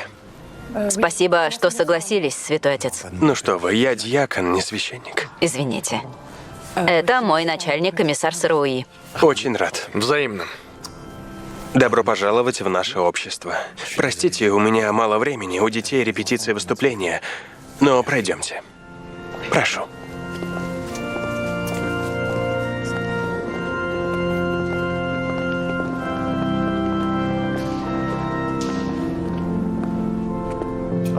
Как сказала моя коллега, мы бы хотели услышать, что вы знаете о Дрисе Драи. Вы же знакомы? Да. Уже 14 лет с моего перевода сюда.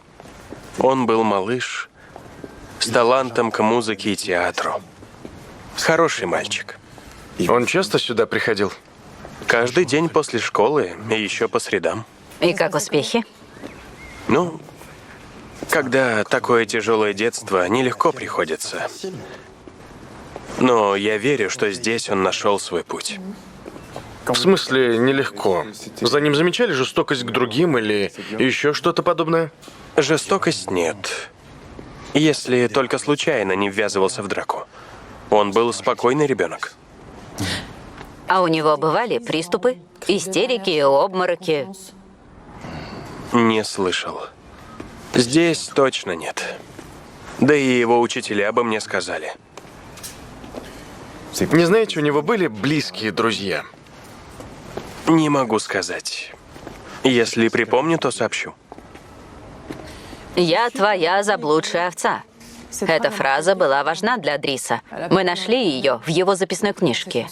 Правда? Я очень рад. Это неудивительно.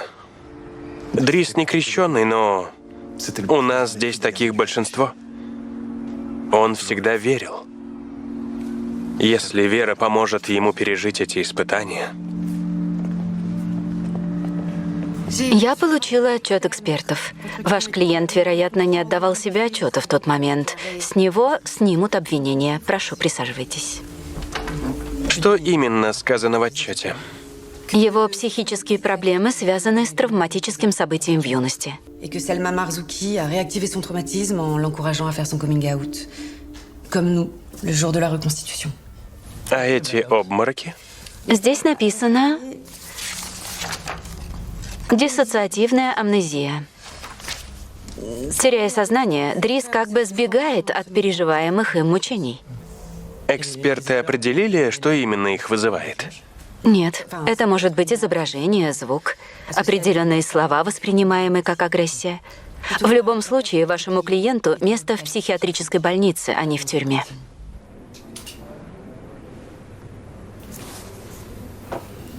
На пульте управления нет ни ДНК Дриса, ни ДНК Сальмы. Это означает, что в вечер убийства в доме был кто-то третий.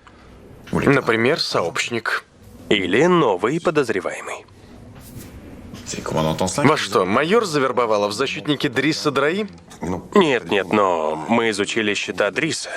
Там 3 перевода насчет некоего Люки Леграна. А он старый знакомец наркоконтроля. Продавал кокаин, амфетамин. Думаете, Драи покупал у него наркотики? Или нанял его убить Марзуки. Ну да, точно. Вас завербовали. Ладно. Важная информация. Может прозвучать дико, но майор Танслен и судья Рамо — сестры. Они сестры. Да? Родные? Не знаю. Да? Причем тут это... Потому что налицо личные связи между сотрудником полиции и судьей. Это в любом случае этическая проблема. Это между нами. Не болтайте. Не болтайте.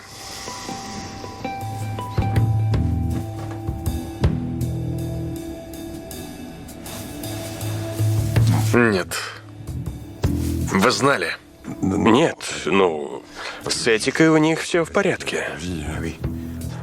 Вот что я еще скажу, майор. Если вы еще что-то такое хотя бы заподозрите, сразу говорите мне, хорошо? Я не терплю секретов в моей конторе. Да и за ее пределами.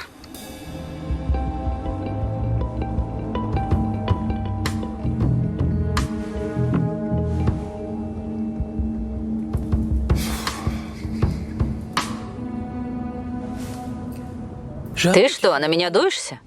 Это ты сказала шефу, что Ванесса и судья сестры? Нет. Продолжим допрос потом. Кажется, это он. Люка Легран? Да? Здравствуйте. Майор Марти, лейтенант Сорель, у нас к вам пара вопросов. Моя жена идет на УЗИ. Мы... Дрис Драи недавно переводил вам деньги. За что? Подожди в машине. Хорошо. Предупредить не могли? Зачем так-то? Итак, несколько переводов, всего 1700 евро. Это весь его аванс за новый альбом. Да, но я бы вернул. У него с деньгами нормально. И почему он перевел такую сумму? Конец месяца, мы ждем ребенка, он и помог. А товар передавали дома у Дриса? Или у Сельмы Марзуки? Нет, это все в прошлом, я скоро стану отцом. Вашу жену проводят на УЗИ, а вы пойдете с нами. Серьезно? Я абсолютно серьезно. Телефон Леграна фиксировался рядом с домом Сельмы Марзуки в день убийства. Ясно, а его ДНК совпала со следами на пульте управления? Нет, ждем данных из лаборатории. Но вот что интересно, потом он пошел к церкви, где собирается общество «Все перед Богом». Понятно, можете идти. Дверь. Дверь. Говорю, я знал, что Дрис живет у нее, но я с ней не знаком. Ваш телефон находился рядом с ее домом незадолго до убийства. Ну да, мы с Дрисом должны были встретиться в парке. Где вы были в 7 вечера? В обществе. Все перед Богом, да? Да? Туда и Дрис ходил? Нет, вы оплачивали парковку церкви, прибыли в 10 часов вечера, уехали после 12. Я повторяю, где вы были в 7 вечера? Уже в обществе? Я там в другом месте припарковался. Потом машину переставил. Значит, вы провели там 5 часов?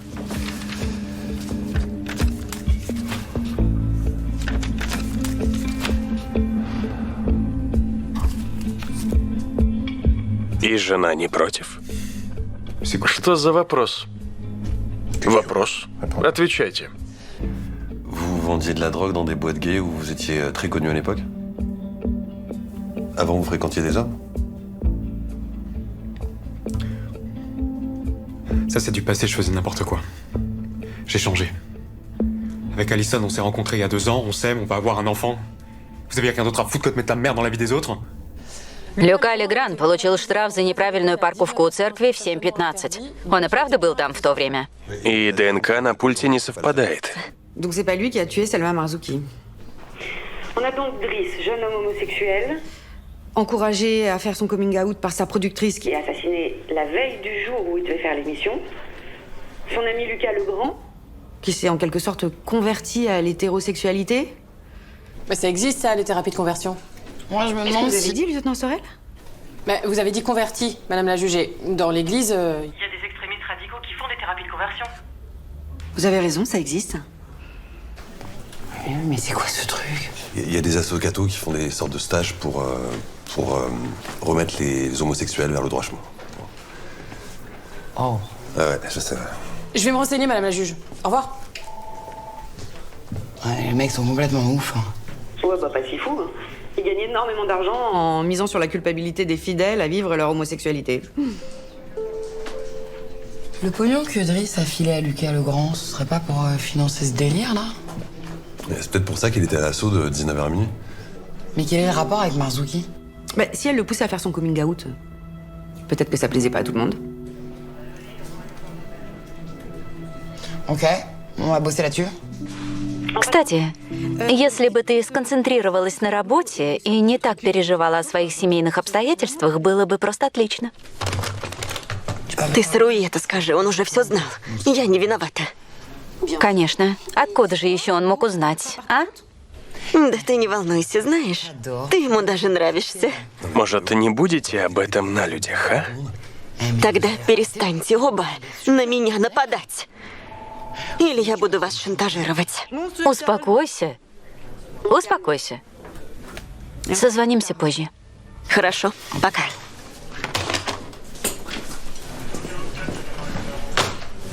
Тебе опять подарок. Спасибо.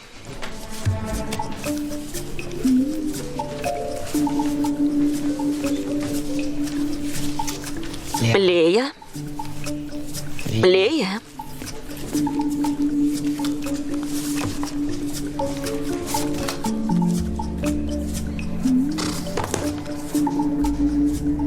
Кажется, у тебя телефон не работает. Зе.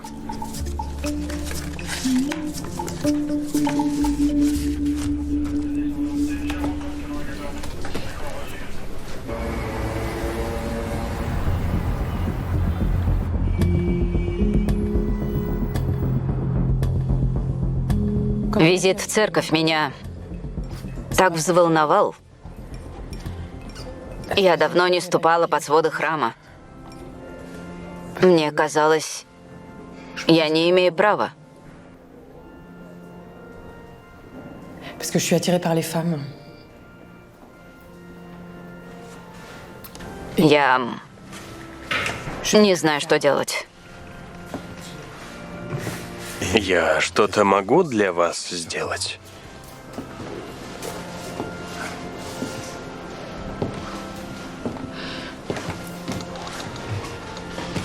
Мне сказали,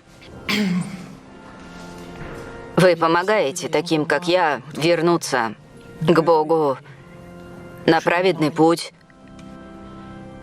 Когда я вас встретила, я поняла, это знак. А кто вам это сказал? Одна девушка на пути святого Иакова. Она не представилась. Вы совершали паломничество? Да, с остановками. Нынче снова пойду. Какой ваш любимый этап? Последний. Прибытие в Сантьяго. Когда проходишь через портал и чувствуешь присутствие всех пилигримов, что проходили здесь. Чего именно вы ожидаете? Чтобы это прекратилось. Ваш труд — это великое дело. Я так хочу освободиться. Я знаю, есть цена. Это не проблема. Помогите мне, пожалуйста. Я вам помогу. Приходите после обеда. Спасибо.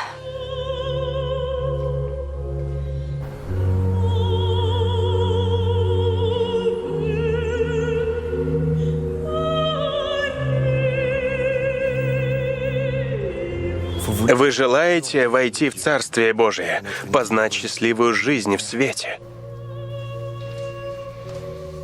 Les hommes font avec les hommes des choses infâmes, mais ils seront mis à mort et leur sang retombera sur eux.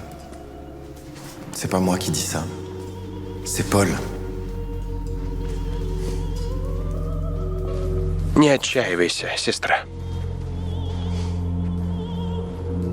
Вы боитесь гнева Божия. Я верну вам надежду. Помогу вам прекратить идти против природы. Господь принимает блудных овец своих. Я верю в вас, как Христос верит в вас.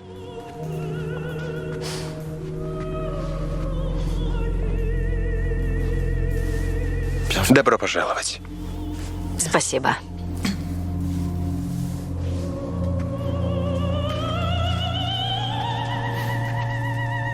Отыщите заново свой духовный компас, чтобы стать достойными мужчинами и женщинами, счастливыми в браке и в церкви. Стать родителями, растящими детей во свете Господнем. Я хочу уйти. Проси прощения у Господа. Нет. Раздевайся.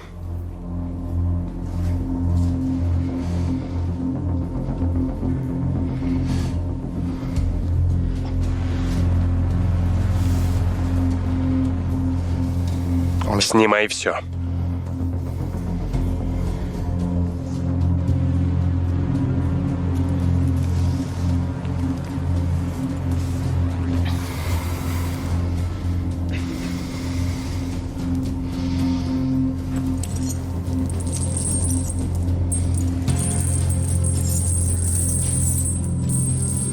Руки перед собой.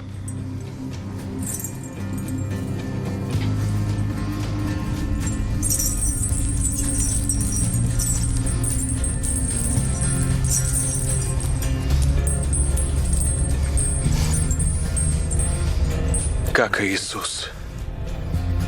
Предстань перед Богом.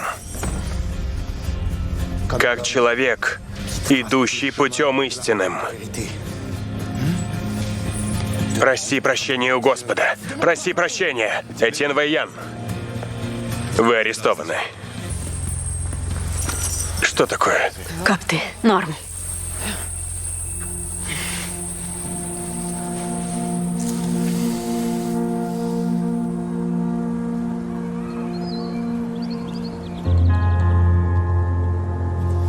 В документах он называл это сеансами платной молитвы.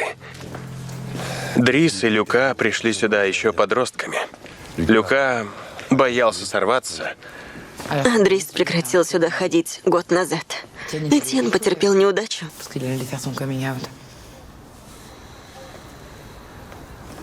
Подержи.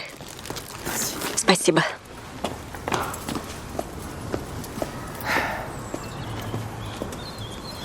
Ну, как ты? Нормально. Все думаю о том мальчике на цепи, как собака. Цепи. Наручники. Дрис вышел из-под контроля, и это сильно осложнило вам жизнь. Вы пошли к Сальме. Pour essayer de le convaincre de renoncer à faire son coming out le lendemain à la radio, non? Она стала спорить. Вы впали в такую ярость, что убили ее. Потом вы решили подставить Дриса. Использовали его психологическую травму, которую вы хорошо понимали, ведь вы ее и нанесли. Но как вы это сделали? Принесли цепи, чтобы спровоцировать приступ? Вы убили Сальму. А когда Дрис пришел в себя, он ничего не помнил. Идеальный подозреваемый, верно? Пишите в своем отчете, что хотите. Людской суд – ничто перед Божьим. C'est quoi votre problème? La Bible n'exclut pas les homosexuels du royaume de Dieu. Tu ne coucheras point avec un homme comme on couche avec une femme. Ce serait une abomination. Lévitique 18-22. Ne couvre pas ton corps d'une étoffe faite de fibres différentes. Deutéronome 22-11. Mais vous vivez dans le péché avec votre pull. Я спасаю людей от жизни в стыде. Дрис, мальчик с тяжелым детством, который нашел свое призвание, это он-то живет в стыде? Сальма Марзуки, которая убеждала его быть собой в глазах мира, живет в стыде? Эта грязная женщина использовала Дриса. Она сбила его с пути, заставляла петь о сексе и насилии. Она опустила прахом весь мой труд. Я поклялся бороться со злом. Вы боялись, она вас раскроет. Я избавил мир от порока.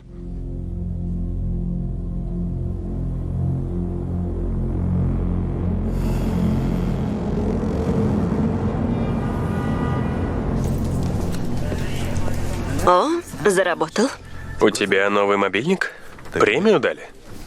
Нет, сестру шантажировала. И очень удачно. В следующий раз купит мне тачку. Погоди.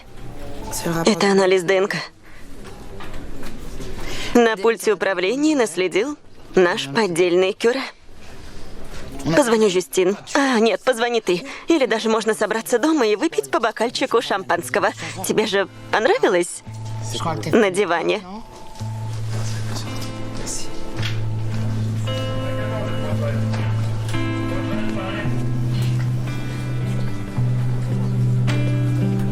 Я хотел вас поблагодарить. Спасибо. Не за что, Дрис. Кстати, многие наши коллеги – твои поклонники. Было бы здорово прийти к тебе на концерт как-нибудь. Буду очень рад. Я вам найду места рядом. Буду рад. Спасибо. Тогда до встречи. До свидания. Пока. До свидания. Какой лапочка. Итак, шампанское. Позовем Сруи и Клэр. Да, и парня твоего. Какого парня? Лия рассказала про подарки. Какие еще подарки? Нет. Что ты болтаешь? Хватит уже сплетничать. А?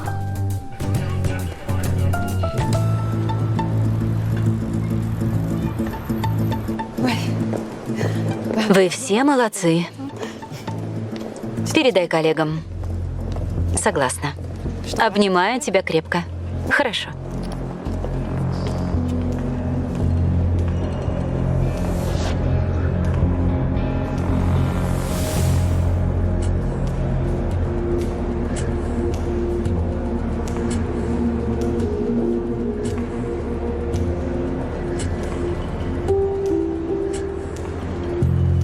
Donne-moi ton cœur, donne-moi ton corps, donne-moi ta soul, ton rock and roll.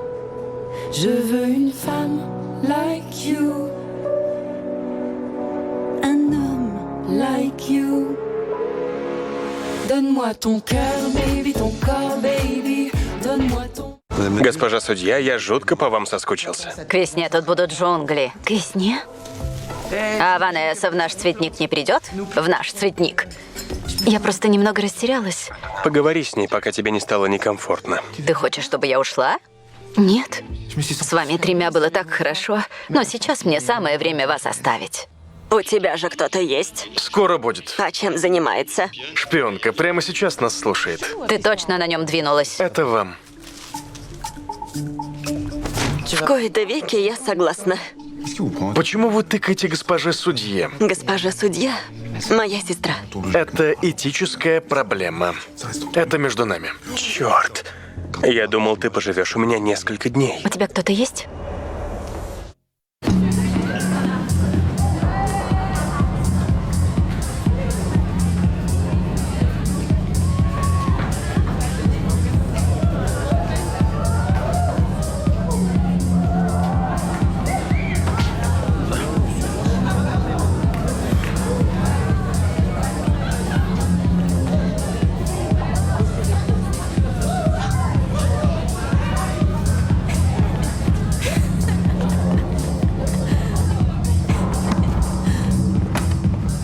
Куда ты? Зачем?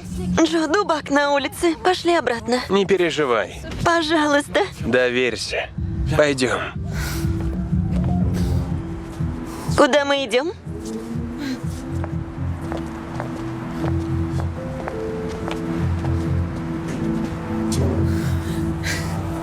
От тебя алкоголем воняет. Да перестань ты. Холодно, пойдем обратно. Я тебя сейчас согрею.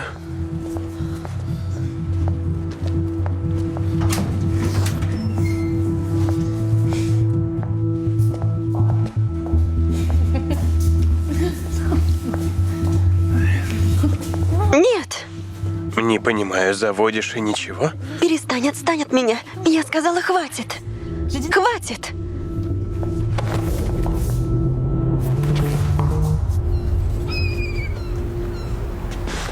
Башка раскалывается, помираю. А Джо даже не пришел. Он столько выпил, логично. Он бесит, когда выпьет. Весь вечер докапывался до Фанни. Да, я тоже видел, не давал ей проходу. Супер. Отлично.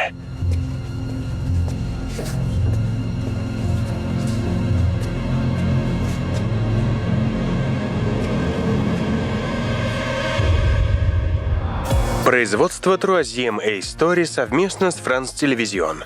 В главных ролях Клэр Баротра и Констанс Ге.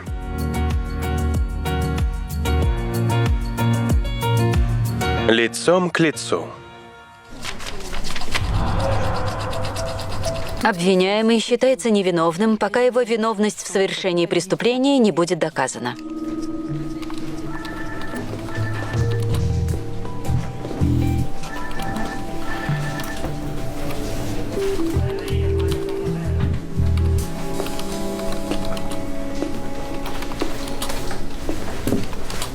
Сорель? Почему вы еще здесь? Вы не должны быть на следственном эксперименте с судьей Казневым. Да, уже иду. Хорошо. А где Танслен? Едет. Она едет. Хорошо. Снова прикрываете подругу? Отказываюсь отвечать без адвоката. Не ждите ее, иначе ничего не успеете сделать. Пусть с вами едет Лея. Ладно. Вперед. Уже в пути.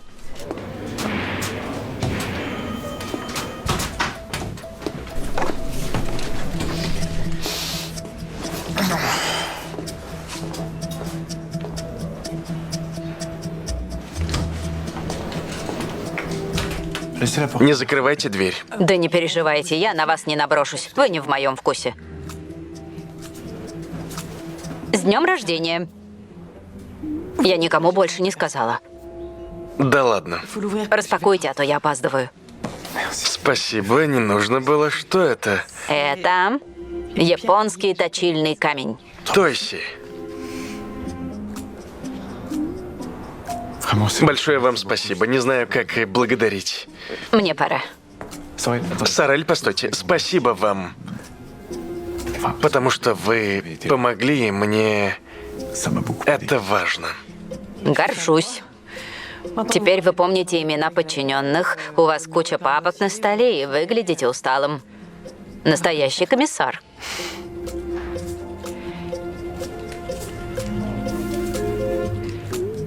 Ну, я пошла.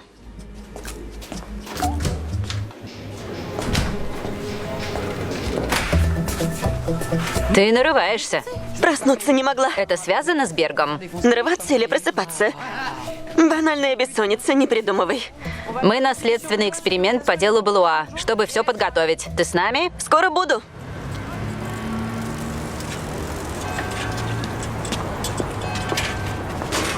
Так. Простите, ушиблись? Ничего, пройдет. Простите, я вас не заметила. Сама виновата. Не смотрю, куда иду. Где болит? Да ничего страшного, локтем ударилась только. Двигать можете? Рука двигается? Да, не переживайте. Мне очень жаль. Если могу чем-то помочь... Дайте ваш номер телефона. Мало ли, если понадобится в страховую компанию обратиться. Конечно, запишу вам номер. Я Жюстин Рамо. Рамо. Звоните в любое время. Держите. Спасибо. А я Шарлотт. Шарлотт Купо. Поняла. Ладно. Хорошего дня.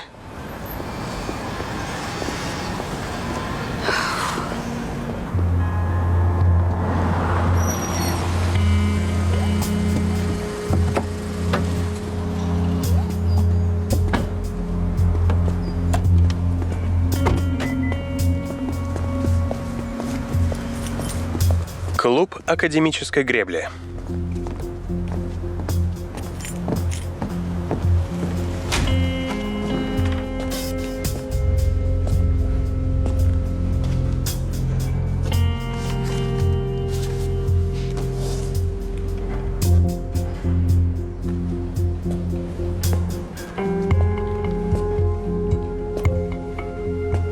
Тебе помощь не нужна? Я почти закончила.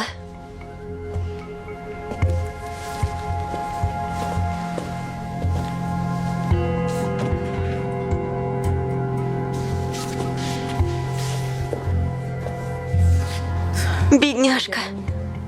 Всего на год старше моей сестры. А парень этот в качестве оправдания придумал только, что слишком много выпил и ничего не помнит. Ладно, все на месте. Последний раз проверяем, чтобы все точно. И пойдем выпьем чего-нибудь горячего. Холодина. Да. Вы хорошо знали Фанни? Да. Спасибо. Чудесная девушка была. Умная, талантливая. Заново начала тренироваться после травмы. Целеустремленная. Как подумай об этом уроде. Зря я сомневался. В каком смысле? Такой типичный сынок из хорошей семьи. Вежливый. Но с девушками общается и смотрит на них. Нельзя так. Я думал, он просто так воспитан. А он оказался психом. Ванесса приехала. Ты свободна, Лея? Спасибо.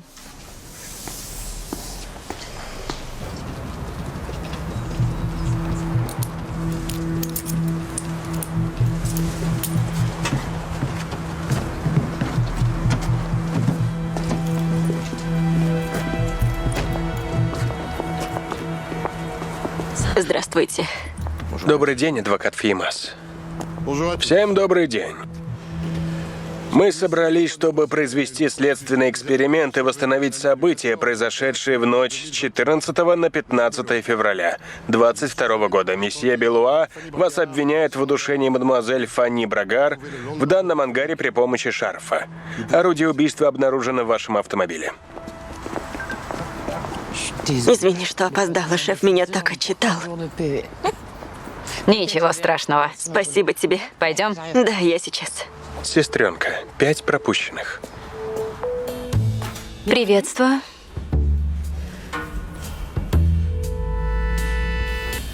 Спасибо. Рады, что победили в моем конкурсе. Вроде.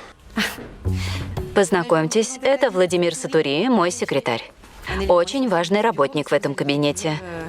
Но вы и так это поймете, пока проходите практику. Артур, остаетесь со мной, а вы, Анаис, пойдете судьей Казневым после следственного эксперимента. Не трогайте, очень хрупкое. Оно из дерева. Из хрупкого дерева. Ждала от вас большего энтузиазма. Да нет, это просто потому, что нам обещали полное погружение, а придется сидеть в офисе. Вы хотели на место преступления выезжать, там, где кровь и все остальное? Там, где хоть что-то происходит. Понимаете, работа правосудия в основном проходит в офисе. Мы изучаем документы, шевелим извилинами. Вот увидите, это увлекательно. Судья Казнев участвует в следственном эксперименте по делу Брагар. Да, вопросы ему зададите, когда вернется. Не понимаю, зачем следственный эксперимент? Все же и так знают, что парень виноват. Что значит «все»? Это в соцсетях написали? Так он же признался. Презумпция невиновности – главная составляющая французского права. Обвиняемый считается невиновным, пока его виновность не будет доказана. Признания не всегда достаточно. А можно мы на следственный эксперимент съездим?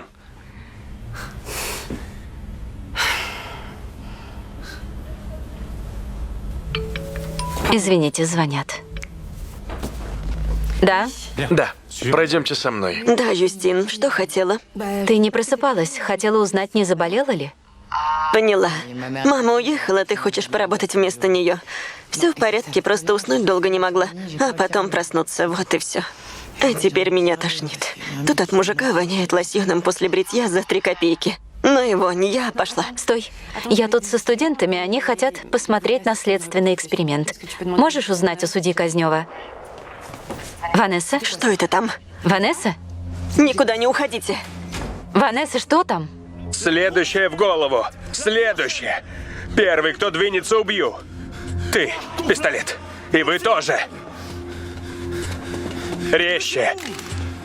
Быстро. Жон, не делайте этого, умоляю. Заткнись, заткнись. Все на пол. Все на пол. Нет, ты со мной. Закроешь дверь. Сдвинетесь с места, пристрелю.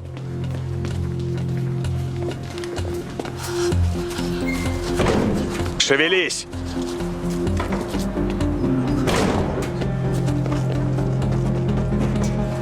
Вот черт.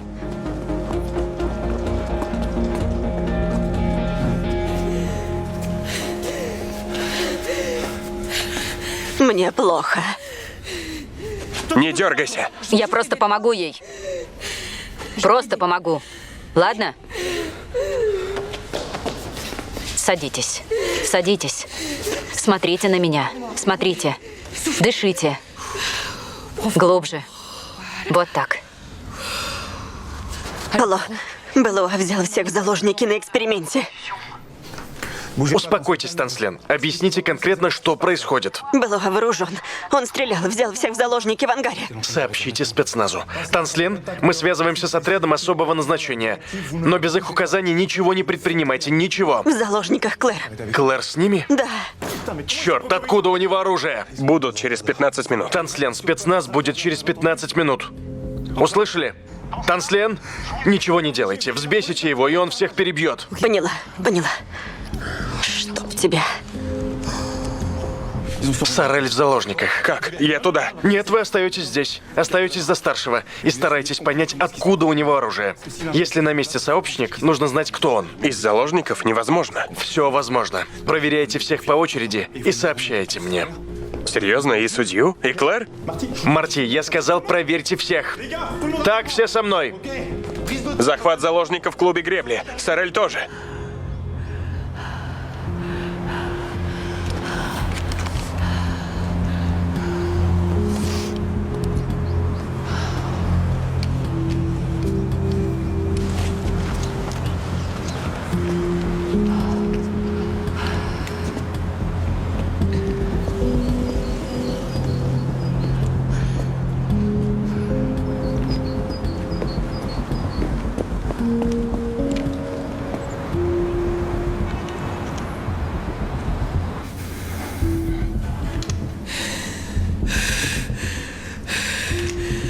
Жоан, умоляю.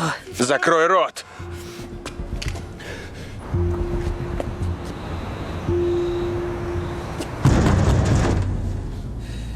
Месье Белуа! Месье Белуа, все ли живы? Кто-то ранен?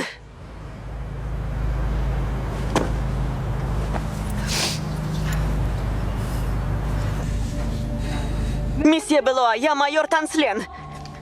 Какие у вас требования? Месье Белуа, ответьте мне! Через час, чтобы была машина, иначе я убью кого-нибудь. Хорошо, поняла. Будет вам машина. Я просто должна знать, есть ли среди заложников пострадавшие. Пока нет, но поторопитесь с машиной. Не вопрос. Зараза.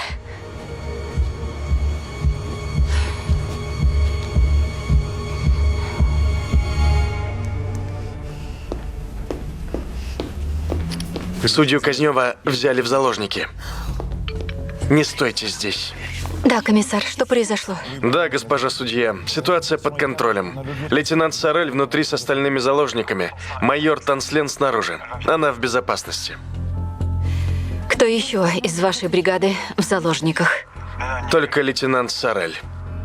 Спецназ выехал на место, но, боюсь, преступник не один. Кто-то передал Белуа оружие. Если так, значит, внутри 2 вооруженных преступника. Именно так. Операция может быть опасной. Не могли бы вы просмотреть дело по следствию, пожалуйста? Нужно идентифицировать сообщника. Вряд ли получится, судья, по делу не я. Он не будет возражать, он тоже в заложниках. Значит, дело перейдет мне. Все проверю и вам перезвоню. Владимир, звоните председателю суда. Звоню. Перепроверяем всю информацию по делу. Ищем ответ на вопрос, кто мог помочь Белуа. Кто-то достаточно близкий, чтобы пойти на такой риск. Понятно? Да.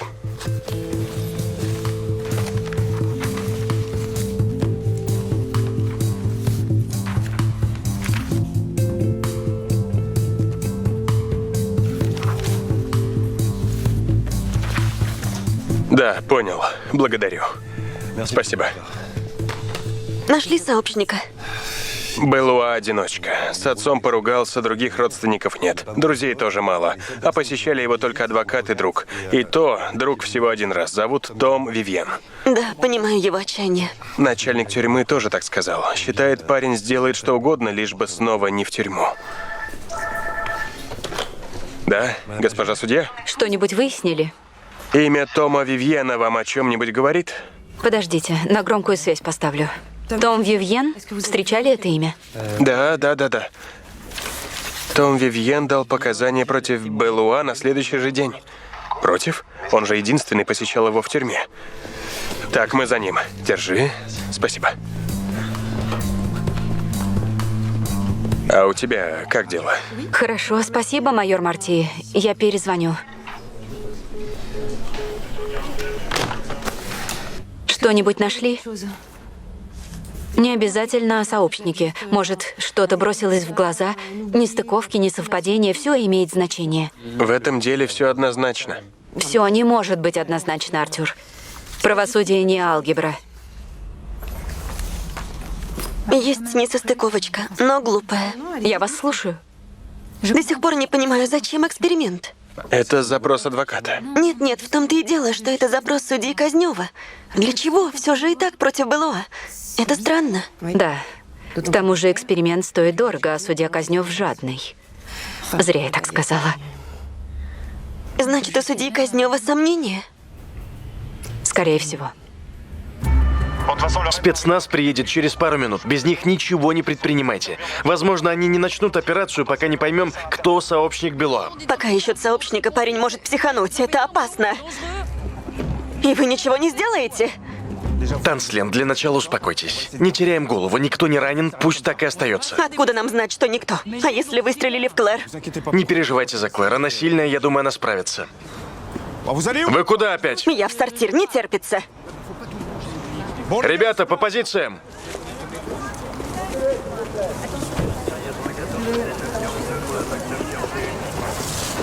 Да вообще что-то с чем-то. Никогда такого не видел.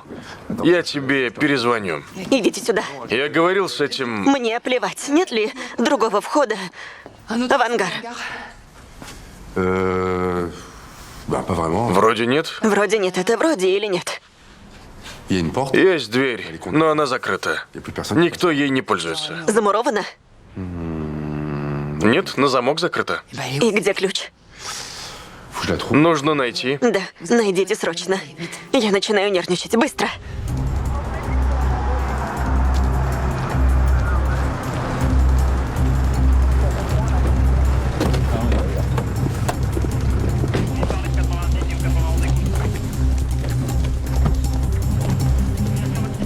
Добрый день. Добрый. Что у нас? 6 заложников, в том числе 1 полицейская. Сотрудница полиции? Понятно. Больше никого?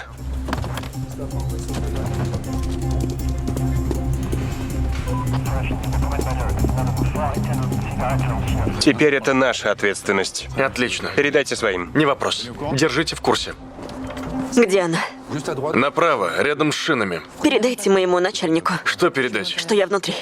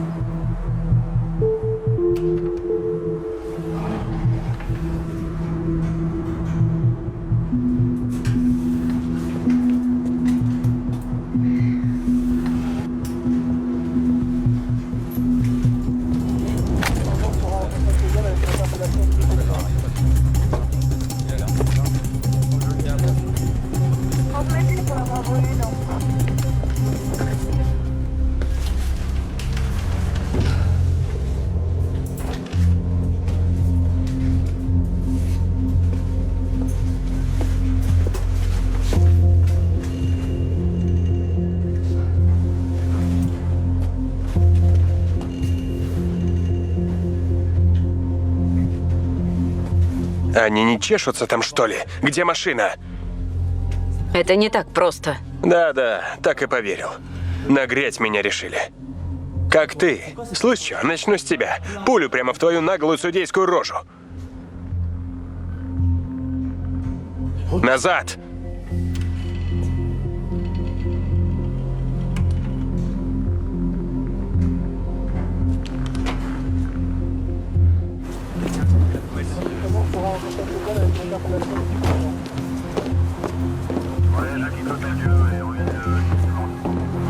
Месье, тут нельзя находиться. Вернитесь в здание.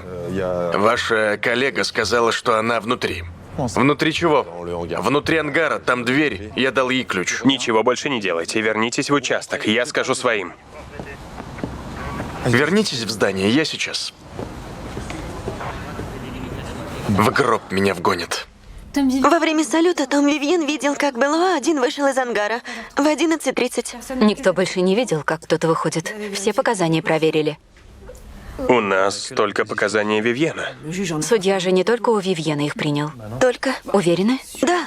Меня еще вот что не устраивает. Нет анализа ДНК шарфа, которым убили девушку. Быть не может. Уверяю вас, я везде проверила. Дело все же неоднозначное.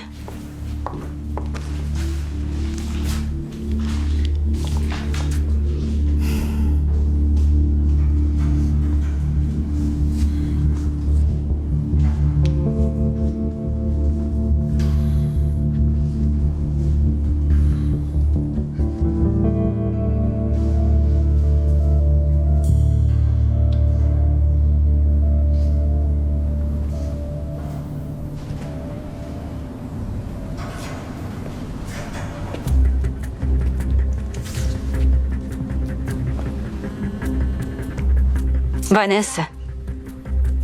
Ванесса?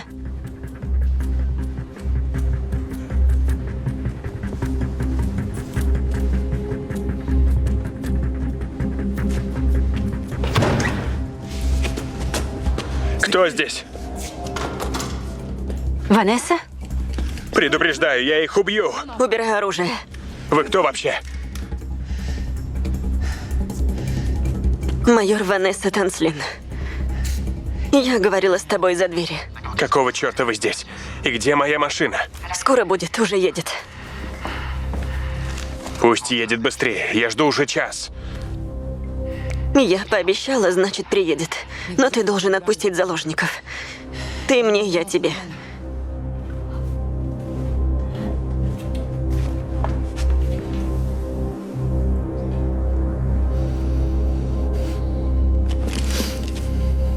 Успокойся. Не глупи.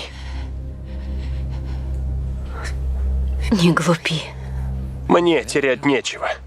В тюрьму я не вернусь. И куда поедешь? Как только выйдешь отсюда, за тобой погонятся все полицейские страны. Что будешь делать? Придумаю. Но гнить в тюрьме я не собираюсь. Я не виновен. Я ее не убивал. Поняла. Верю. Опусти пистолет. Верю. Опусти.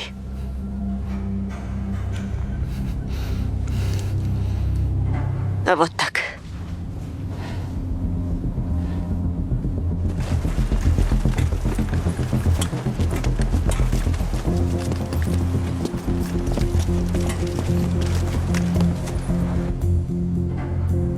Месье Белуа! Слышите меня? Скажите, если слышите. Идите все к черту. Я говорю с вашей подругой, я вам не доверяю. Жан, я помогу тебе. Все замерзли, сидят на полу, здесь холодно. Нельзя так с людьми.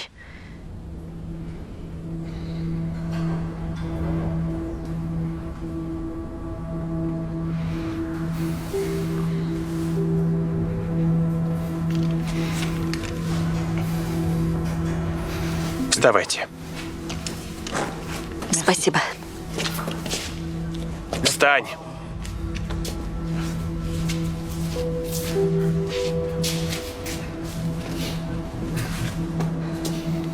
Вы как?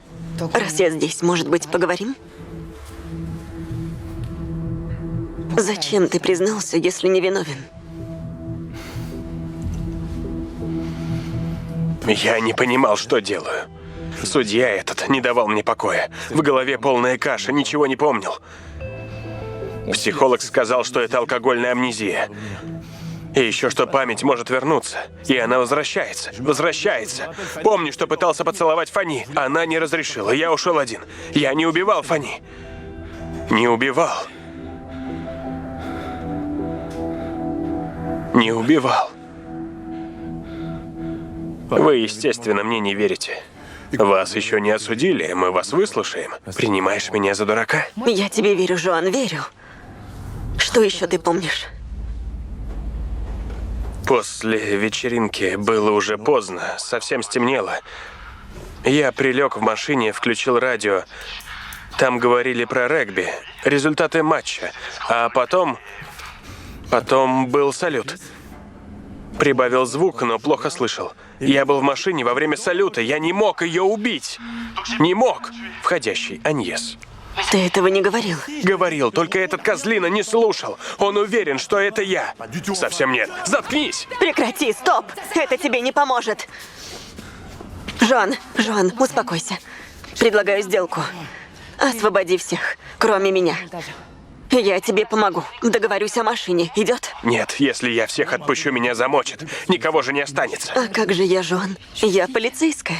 Лучше заложника и быть не может. Что ж ты? Жоан, ты увяз по самые уши. Это единственный способ выпутаться, поверь. Я помогу. Жоан, поверь мне, пожалуйста. Ради тебя же. Отпусти их. Хорошо, но она тоже останется. Это мой адвокат, я ей доверяю. Она моя гарантия. Вы обе остаетесь, остальные свободны. Хорошо. Вперед. Давайте. Вперед! Стой. Идите.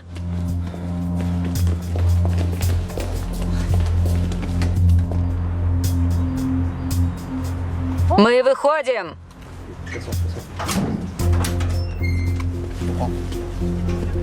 Идите сюда.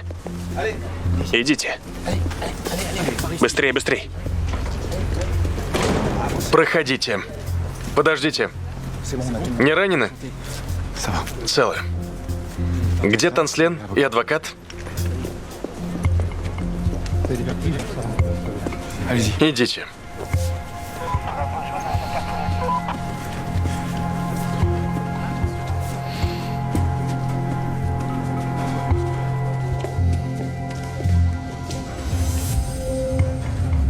Осталась тачка, ты обещала. Да, будет.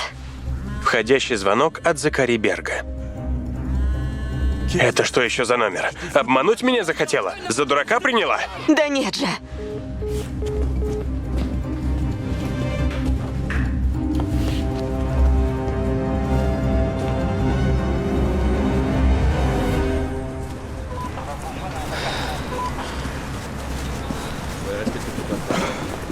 Что там такое? Не знаем еще, что произошло. Без паники, ладно? Соберитесь с мыслями и расскажите, что случилось.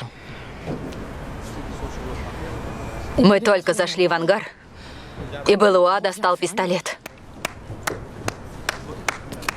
Поздравляю вас. Так обезопасить место преступления. Таланты. Я это просто так не оставлю. Наш сотрудник все еще в ангаре, господин судья. Оставьте ваше нравоучение при себе. Благодарю. Спасибо.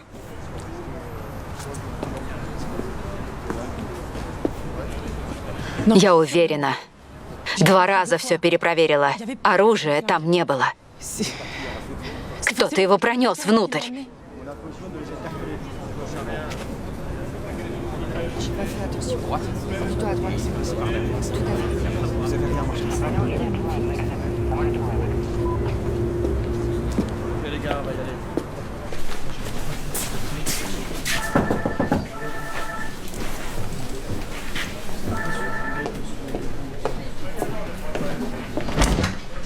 Журналисты в курсе. Да чтоб тебя. Этого только не хватало. Никому никаких комментариев. Итак, вы с Белуа не близкие друзья, но в тюрьму к нему приходили. Мило. Только вы. Мне было стыдно. Из-за моих показаний он оказался в тюрьме. Вы же поступили по совести, нет? Жалеете теперь? Немного. Возможно. Немного, возможно. Изъясняйтесь точнее. Я видел, как Белуа и Фани вместе выходят из клуба и идут в ангар. И подумал, что это он выходит во время салюта. Но после долгих размышлений начинаю вспоминать, что из ангара вышел парень покрупнее, чем Белуа. И в тюрьму выходили, чтобы ему это рассказать. А почему не полиции? Так я рассказал все судье. Но он не принял это к сведению, типа я был пьян. Спросите у него. Ты предупредил Саруи? Я не понимаю, что задумал Казнёв. Да, знаю, Ванесса сильная, но я умираю от страха. Я тоже о тебе думаю. Спасибо. Я перезвоню. Майор полиции, это она? Да. Все будет хорошо, Аньес. Принесу вам чего-нибудь покрепче.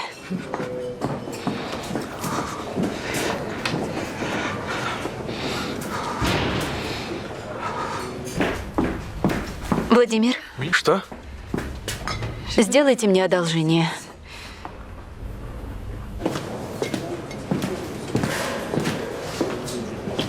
Мадам. Судья Рамо просила передать, что ей срочно пришлось уйти. Позвонит, как сможет. Вы издеваетесь? Нет. Где она? Мне она нужна сейчас же. Сожалею, но ей пришлось уйти. Куда не сказала. Ваше поведение бесчеловечно. Мою дочь взяли в заложники. У вас есть дети? К сожалению, не выдалось счастья. Счастье. Лучше и не скажешь.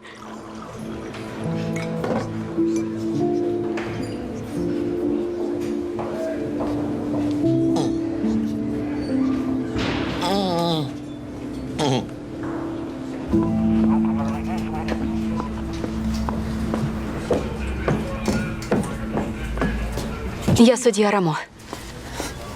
Сорель, ему не дадут машину? Думаю, волноваться не стоит. Они знают, что делают. Мать Ванессы звонит. Мадам? Дайте пройти, пропустите.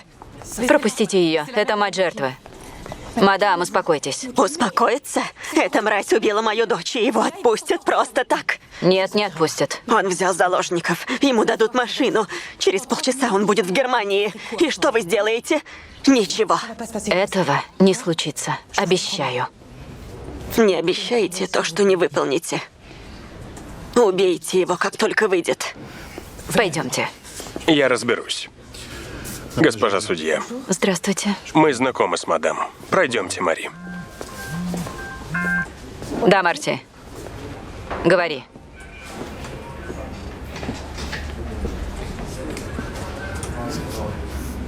Понятно. Спасибо. Знаю, о чем вы думаете, и правильно делаете. Очень на это похоже. Звонил Марти. Они проверили всех, кто присутствовал на эксперименте. Ничего необычного, только судья Казнёв и мать погибшей вот уже несколько месяцев созваниваются и переписываются. Теперь понимаю, почему он обвинил Белуа и не углубился в дело. Получается, Белуа говорит правду? Он не виновен в убийстве Фани Брагар? Этого я не знаю, рано делать выводы. Зато Казнёву я задала бы пару вопросов.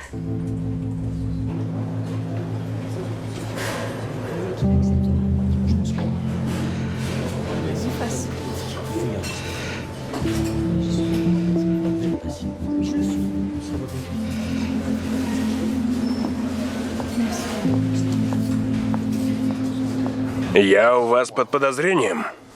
Полиция проверила всех, кто был в ангаре, и вас в том числе. У вас с головой плохо? Я судья по этому делу. Вот именно. Слишком много в нем несостыковок. Прошу вас, осведомите меня. 2 человека все еще в заложниках. Извините, буду бить сразу в цель. Из-за отношений с матерью убитой вы не оцениваете ситуацию объективно. Мои личные отношения с Мари Брагар не имеют отношения к делу, а ваши высказывания неприемлемы. Все собранные элементы направлены на обвинение Белуа и ни единой зацепки в пользу невиновности. Напомнить вам миссию следственного судьи? А я напомню вам, что дело ведете не вы. Не говорите со мной, как с вашей секретаршей. Почему вы не запросили анализ ДНК с шарфа убитой? Для чего? Белуа признался в содеянном. Слышали ли вы о нехватке финансирования? Допросить всех свидетелей тоже дорого? Повторяю, Белуа признался. Том Вивьен хотел изменить показания. Так, слушайте, хватит. Я не обязан оправдываться. Почему это не указано в деле? Все обвинение строилось на его показаниях. Повторю еще раз. Белуа сознался. Он отозвал признание. Со временем воспоминания искажаются. Я решил придерживаться его первых показаний. Он вспомнил, что находился в машине во время салюта. Он сказал это во время взятия заложников? И гроша ломаного не стоит. В любом случае, это мелочи. Мелочи. 1000 мелочей, которые в деле не учтены, а вместе получается много. Слушайте, кажется, вы не представляете, кто этот парень. Сексуальный маньяк. Домогался до 3 девушек в прошлом. А так как он был несовершеннолетним, судимость была погашена. А как же презумпция невиновности? И в данный момент он подвергает жизнь 2 человек опасности. И в этом он точно виновен. Держи. Спасибо. Что они делают? Решили проводить захват, их не переубедить. Освобождаем зону. Но мы еще можем его убедить сдаться. Нет, уже поздно. Чем дольше мы ждем, тем опаснее ситуация для заложников. Нужно его успокоить. Ему нужна не машина, а возобновление расследования. Госпожа судья, пожалуйста, постойте, послушайте. Я судья Рамо. Мне нужно поговорить с Жуаном Белуа. Невозможно. Мы собираемся проводить операцию. Дайте мне 5 минут. Есть надежда, что он выйдет сам. Мы же этого хотим.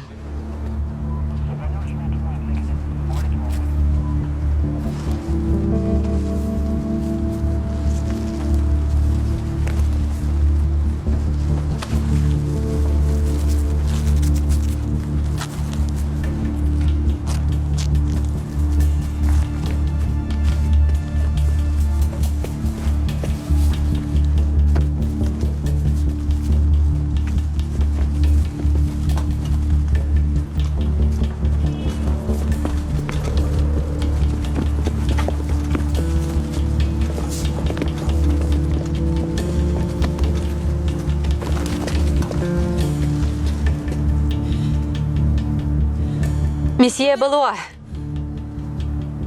с вами говорит судья Рамо. Я просмотрела следственное дело и поняла, что судья Казнев не объективен. Том Вивьен дал новые показания. Мы знаем, что ваше новое заявление и его показания не были приняты во внимание. Я лично обещаю вам, что дело будет снова открыто. Но для этого вы должны освободить заложников.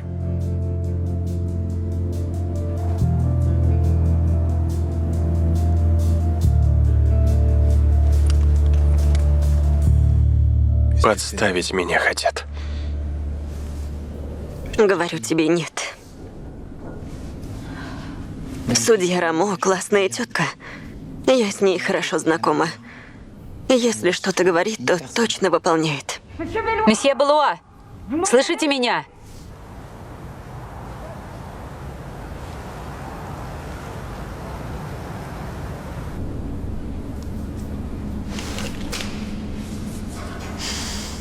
Освободи нас, Судья Рамо. Судья Рамо такая же, как все.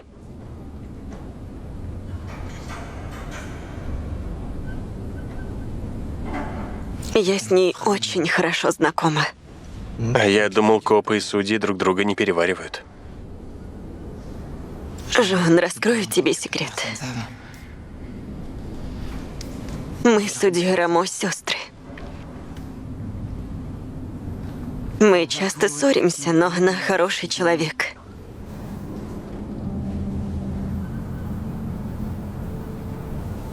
Поверь мне.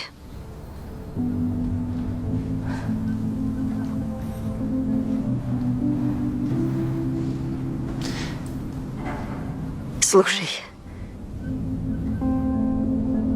расскажи мне, что произошло в тот вечер. Может, память постепенно вернется? Мы восстановим тот вечер и найдем зацепки, чтобы доказать твою невиновность. Расскажешь?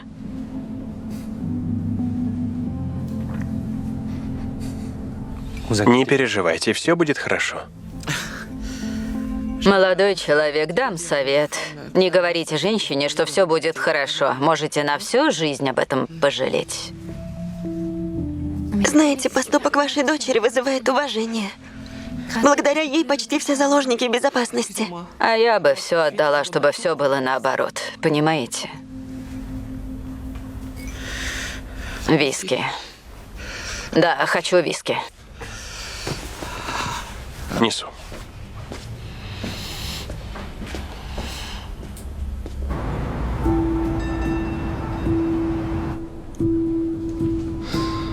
Мы были здесь. Она замерзла. Поэтому и зашли в ангар. Понятно. На ней не было куртки?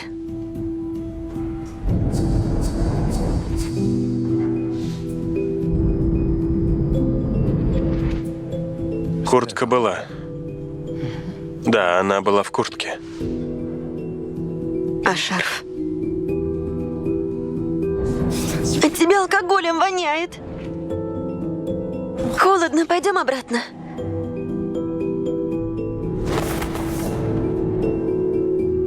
Нет, перестань. Отстань от меня. Нет, шарфа не было. На ней не было шарфа. Как не было? Уверен? Я пытался поцеловать ее в шею, шарфа не было. Это нужно срочно рассказать судье. Она примет это к сведению. Мы заново всех допросим. Это докажет твою невиновность. Не верю. Не поможет. Понятное дело, обещать не могу, но судья тебе поможет, и я тоже. А если все кончится плохо сегодня, в тюрьме ты будешь постоянным клиентом.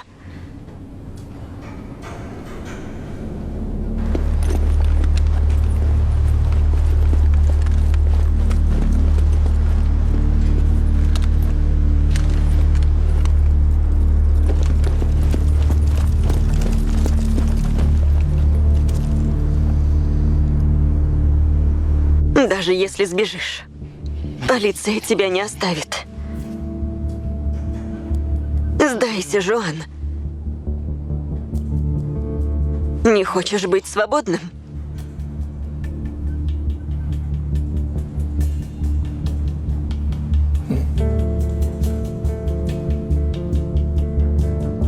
Отдай мне оружие и пойдем.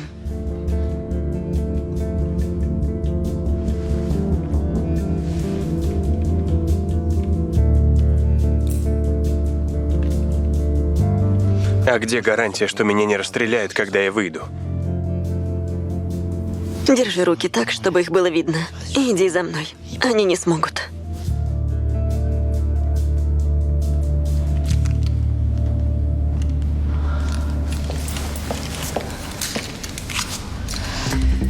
Отлично. Выходим.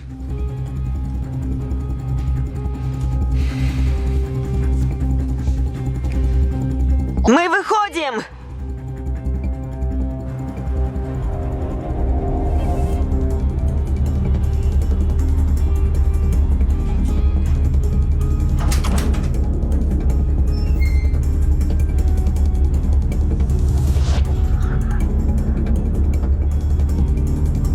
помощь.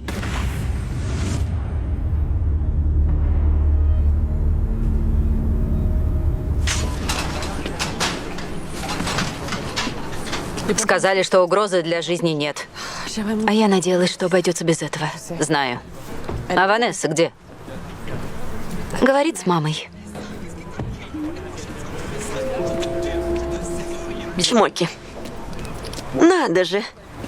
А я и забыла, что она умеет так орать. Вот в кого ты такая. Кричит на меня она. И кажется, что мне это нравится. Попрошу ее кричать на тебя почаще. Но больше так не делай, пожалуйста. Не буду.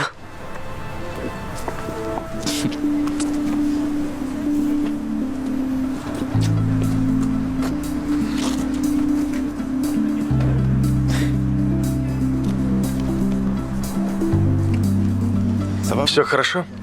Да. Что ж, чудесно.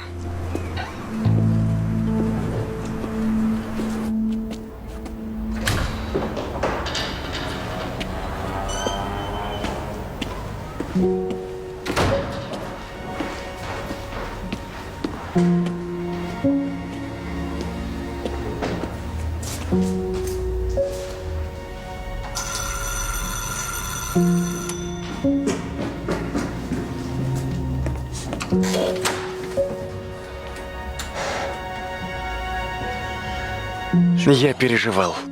Я тоже. Donne-moi ton cœur, donne-moi ton corps, donne-moi ta soul, ton rock and roll.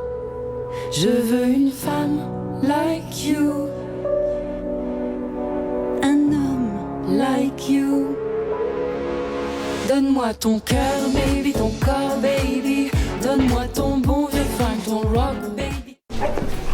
Что на вас нашло туда пойти одной? Вы рехнулись? Совсем не бережете свою шальную голову? Кому пытаетесь что-то доказать? Хоть на секундочку задумались, что бы произошло, если бы все вышло из-под контроля? Совсем о последствиях не думаете, да? Все ведь живы. Моя шальная голова считает, что с задачей справилась.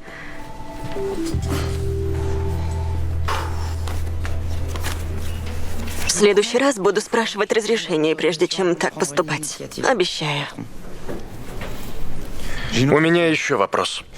Как оружие оказалось на месте следственного эксперимента, которое мы должны были обезопасить? Так мы и обезопасили. Я в курсе. Мы проверили всех заложников. По одному это я тоже знаю. Всех проверили, все чисты. Остается единственное объяснение. Это произошло между проверкой безопасности и началом эксперимента. Именно так. Значит, кто-то хотел помочь Белуа. Но кто? Я за ним понаблюдала. Девушку убил не он, я уверена. Ну что ж, отлично.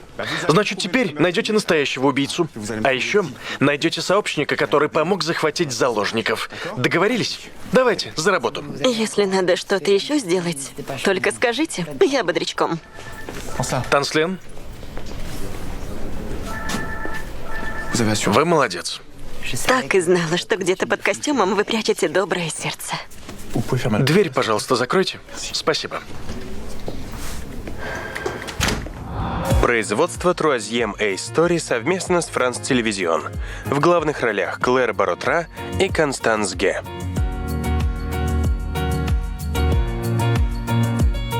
Лицом к лицу.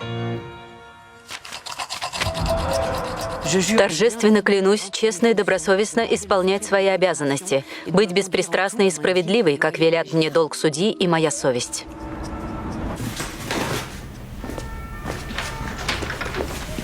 Всем доброе. Доброе утро. Поскольку судья Казнёв непосредственно замешан в деле о захвате заложников, расследование перепоручили мне. А по делу об убийстве Фанни Брагар остался он? И правда, в его деле столько несостыковок. Почему его не передадут вам? Не судите строго о работе старших. Вам еще предстоит многому научиться. Но в данном случае судья Казнёв сам решил не продолжать дело. Я займусь обоими расследованиями. Мы остаемся с вами? Да. Но приготовьтесь, работы будет много. Класс. Симпатичные висюльки, это что? Мой пояс по КПР. Пояс по КПР, что же еще?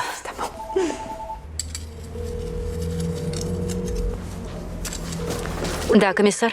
Госпожа судья, звоню вам по поводу дела Жоана Белуа. Кажется, у нас наконец-то есть доказательства того, что он не убивал Фанни Брагар. Слушаю вас. Белуа сказал мне, что сидел в стельку пьяный в машине в момент салюта. И тогда же по радио он услышал результаты матча по регби. Это не алиби, такое не проверишь. И тут вступает в чат моя прекрасная способность к дедукции. Белуа из золотой молодежи, и тачка у него дорогая. Танслен, пожалуйста, ближе к делу. И мне, и судье есть чем заняться и без этого.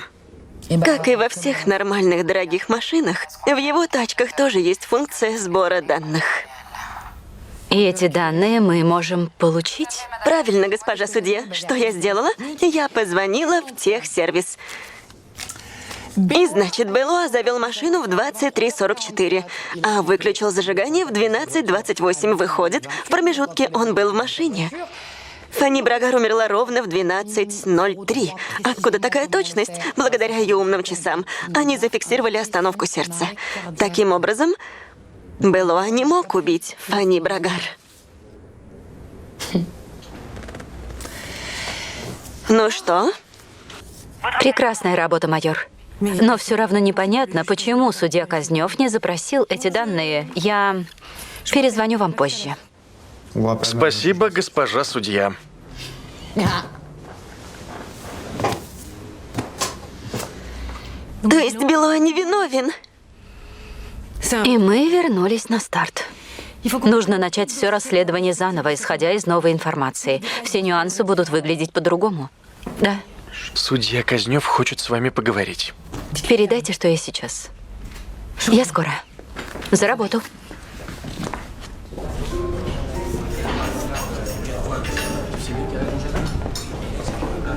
Спасибо, что пришли. Слушаю вас. Я просто хотел, чтобы мы все обсудили перед официальным слушанием. Хотел сказать, что мне...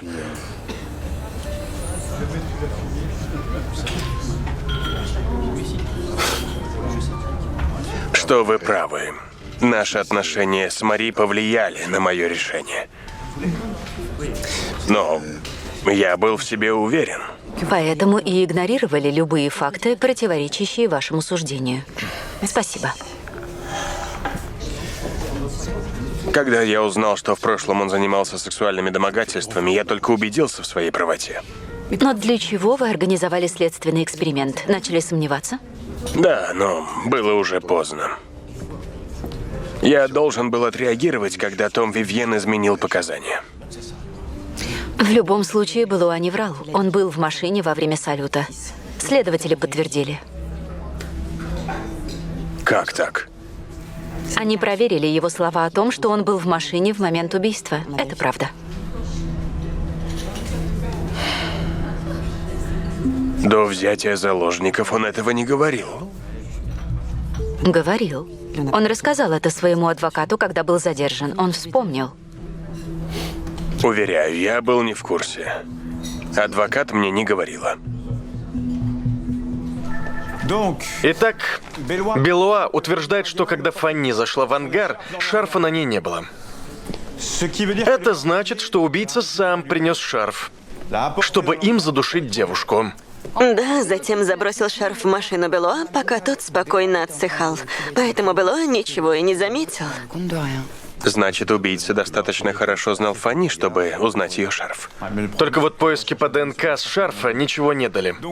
Значит, придется проверить всех, кто был на вечеринке, чтобы узнать, кто из них не любил Фанни. Хорошо, я займусь. Шеф, а можете перестать ходить туда-сюда? А то у меня уже голова закружилась. Идите-ка в клуб гребли. Там и подышите. Проверьте все. Цель поиска — найти человека, который мог помочь Белуа достать оружие. Идите. Пойдешь со мной? Я лучше здесь посижу. Боишься?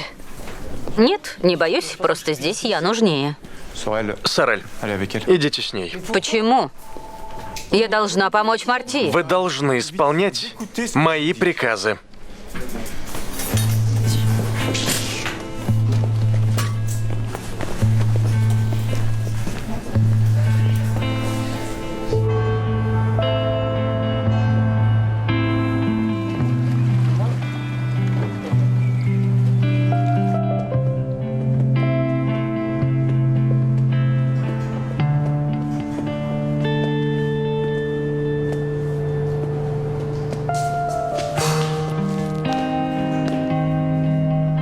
будешь дуться. Не понимаю, что я здесь забыла. Тебе страшно после того, что ты пережила. Это нормально.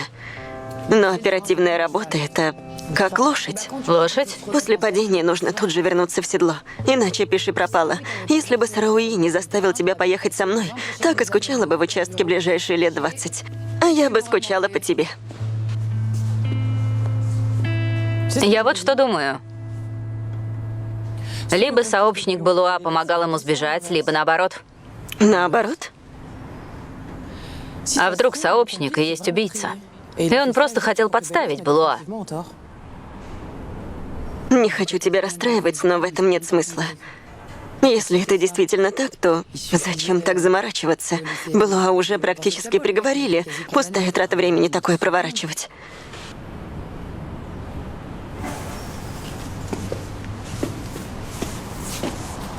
Клэр нашла.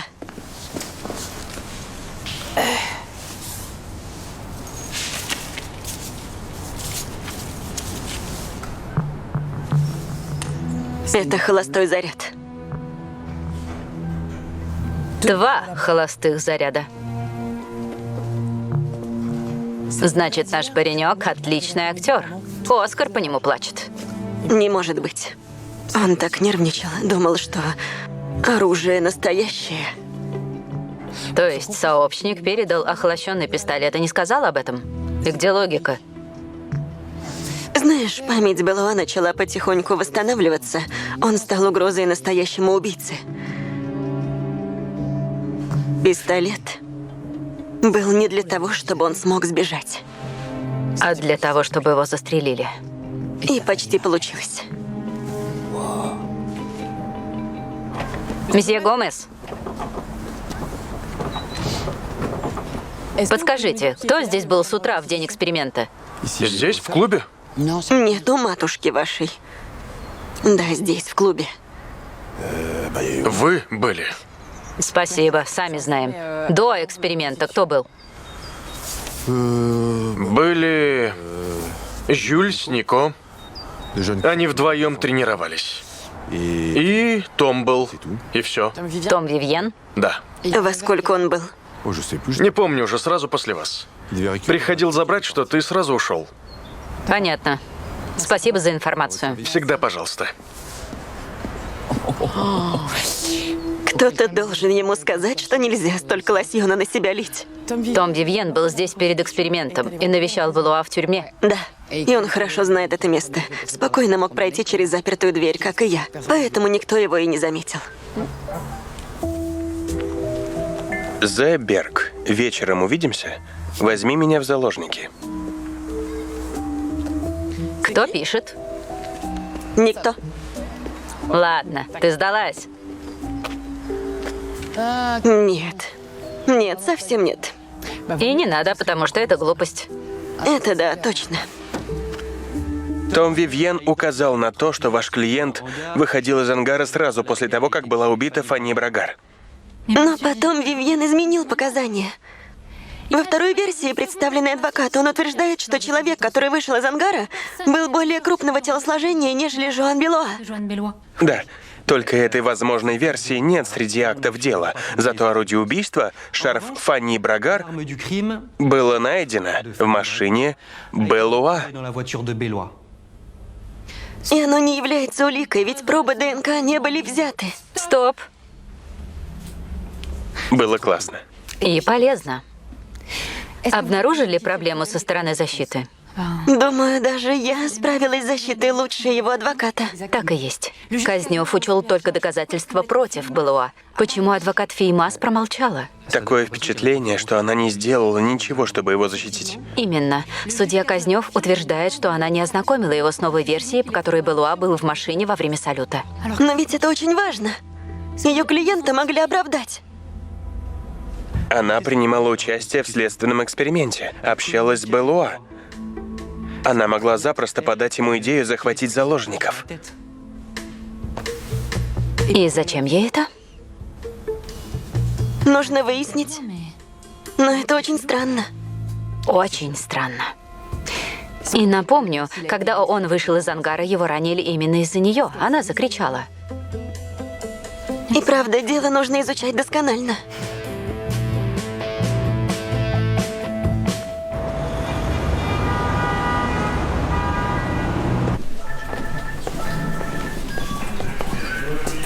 Мы вызвали Тома Вивьена, он едет.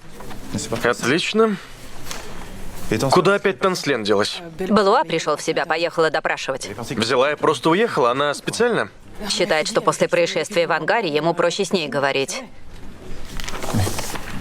Подождите, хочу сказать спасибо. На лошадь нужно садиться сразу же. На лошадь? Комиссар, Адвокат. Объяснить сможете? мы чуть не совершили ужасную судебную ошибку по делу Жоана Белуа. Постараемся впредь этого избежать. Это Том Вивьен. Я спешу.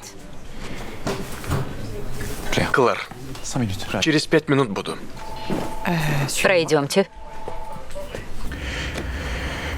Вы были в клубе вчера утром? Да, я заходил буквально на 10 минут. Нужно было забрать кое-что из шкафчика. Что вы забрали?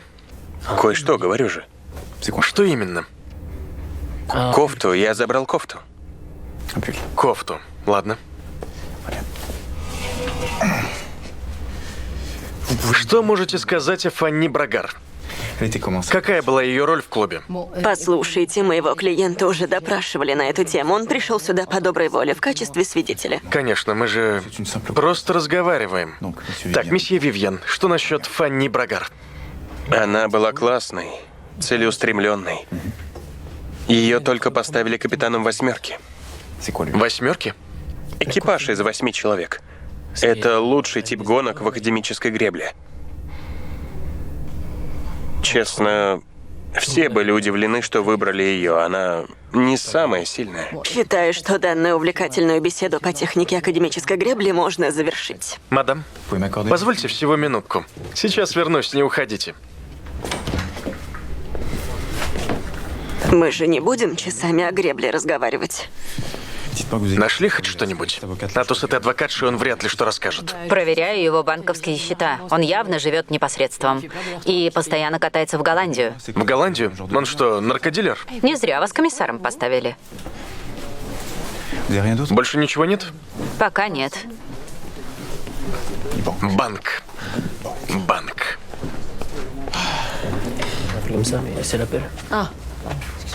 Мы можем идти? Скоро сможете. Хорошо, что вы здесь. Сейчас объясню, почему. Пока я с вами разговариваю, мои подчиненные проводят обыск шкафчиков в клубе по гребле. Спрашивают, код от вашего, месье Вивьен. Простая формальность. Шкафчик принадлежит моему клиенту. Он должен присутствовать при обыске. А вот он не должен. Шкафчики являются собственностью клуба, а не вашего клиента. Управляющий на месте. И напомню вам, если вы забыли, что мы имеем право применить силу, чтобы открыть шкафчик. Уверен, что благодаря месье Вивьену этого делать не придется. Это всем сэкономит время.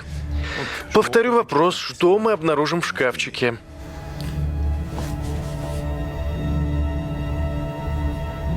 Это не наркотики. Это препарат для увеличения мышечной массы. В Голландии в свободной продаже. Зато во Франции запрещен. Слушайте, не вижу связи с делом. И препарат этот для мышц. Вы же за ним приходили в день эксперимента? И продавали его Фанни Брагар? Нет, ей нет. 2 парням из клуба как раз в тот вечер, когда ее убили. Тогда я увидел, как кто-то выходит из ангара. Хорошо. Напишите мне имена этих парней и всех остальных покупателей. Договорились, месье Вивьен? Список нужен срочно. Спасибо. Я могу идти? Думаю, вашему адвокату тоже не хочется задерживаться. Да что вы, я рада потерять 2 часа, а убийца тем временем на свободе. Еще поговорим об этом. Провожу вас. Спасибо, обойдемся. Спасибо.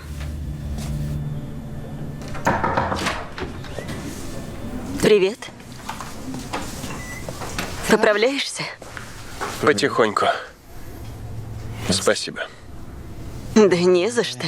Рано не радуйся. За убийство с тебя сняли обвинение, зато за захват заложников придется ответить. Выбора не было, никто мне не верил. Скажи сначала, кто тебе дал оружие? Нет. Я ее не выдам. Ее? Эту личность. Помощи от тебя 0, вредина. А больше никаких воспоминаний не появилось от той ночи? Что-то всплывает, но такое странное. Рассказывай, пусть и странное. Отвлеку вас. Извините. Здравствуйте. Спасибо. Спасибо. Ночь убийства. Воняло рыбой.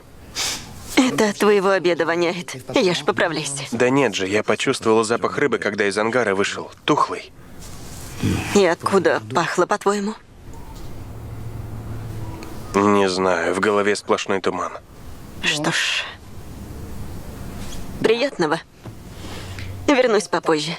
Приходи, когда захочешь. Мне здесь одиноко. Особенно по ночам. Если захочешь. Что? Не поняла. О чем ты? Да ладно, мы же не чужие люди. Нет, все-таки поняла. Ты же осознаешь, что я могу тебя прямо сейчас на неделю в кому отправить? Осознаешь? Проголодался, мальчик? Держи и жуй. Забавный.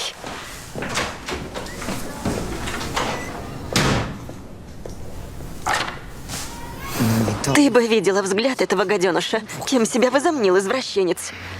Да, знаю, он такой. В смысле знаешь? По несовершеннолетию его уже обвиняли в сексуальных домогательствах. Но в деле это использовать нельзя, судимость погашена. Надо же. Да. Ладно, к нашему делу это не имеет отношения. Мы же выяснили, что Фанни Брагар убил не он. И зачем ты мне звонишь? Узнать, дома ли ты сегодня вечером.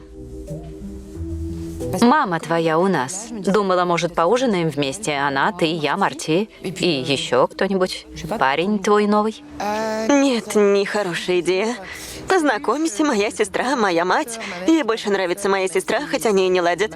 Дочь моей сестры, которая больше нравлюсь я. И мой коллега, я с ним работаю, а моя сестра с ним спит. Плохая идея. Ладно, познакомишь с любимым твоим? Нет, рановато еще. А ты иди поужинай с Марти в ресторане. Так будет проще для всех. Хорошо. Не плачь, сестренка. Я забегу поздороваться, ладно? Давай, чмоки. Пока.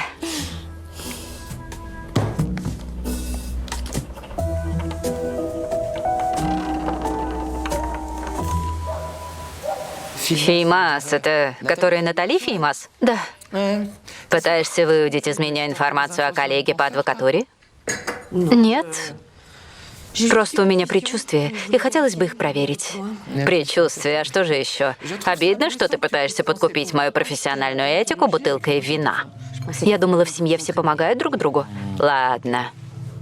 Я никого не подставлю, это и так многие знают. 2 года назад она защищала жертву насилия. Насильника оправдали, а жертва покончила с собой.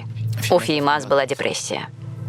И она стала защищать насильников, и исключительно насильников. Не запылилась. Я ненадолго думала про дело Белуа. А что, если сообщником была женщина? А можем хоть на 10 минуток о работе перестать говорить? На чем основываешься? Не знаю. Он очень странно оговорился. Вот к чему эти вопросы про Натали Феймас? А что с Натали Феймас? Ничего.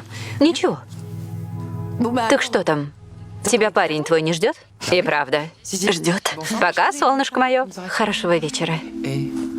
Тебе тоже пора собираться на романтический ужин. Только идите, пожалуйста, в ресторан. Кто захочет ужинать с матерью твоей сестры? Ладно.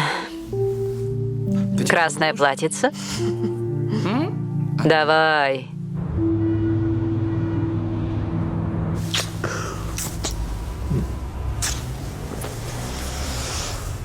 С дипломом юрфака можно и на другой работе работать, хоть это и скука смертная.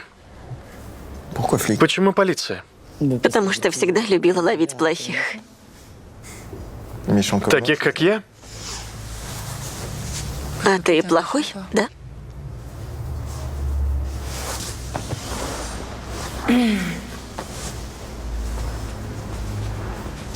А ты бы была со мной, если бы я был плохим? Не знаю. У меня вопрос, Берг. Кто такой вешает дома? Ты даже не знаешь, что это. Нет, но догадываюсь, что стоило это кучу бабла. Попробуй, поймешь. Да не бойся ты так. Ничего с тобой не случится. Нужно просто раскачаться. Перестань, Зак. Тебе к тому же смешно. Стоп. Да все хорошо же, просто вопрос доверия. Доверься, вот и все.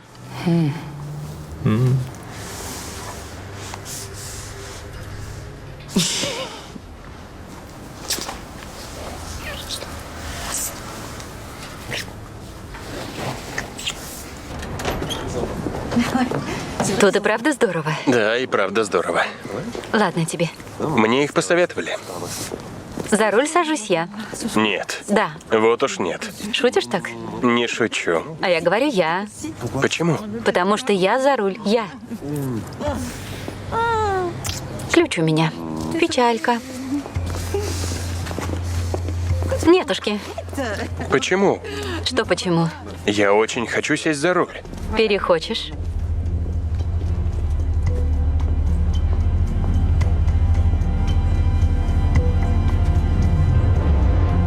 Значит, до 2020-го Натали Ефимова защищала только женщин, особенно жертв насилия. А теперь защищает только насильников. Нашли что-нибудь, что может объяснить такой переворот? Нет. Но с тех пор она ни одного дела не выиграла. А раньше почти не проигрывала. В среднем по стране на 10 обвиняемых в насилии только 1 попадает в тюрьму, а с Феймас 10 из 10. То есть, либо ее способности испарились, либо она специально проигрывает. И выбирает она себе клиентов не чтобы защитить, а чтобы закопать. Вот это да. Ванесса была права. Нужно было проверить Натали Феймас. Последний раз, когда она приходила в тюрьму к Белуа, она также посетила другого заключенного, Ивана Далича. Ее клиент? Нет, типок сел на 5 лет за торговлю оружием. Намек понял? То есть пистолет захвата заложников мог быть от него? Звоню судье. Привет передашь? Вы от меня отстанете с этим?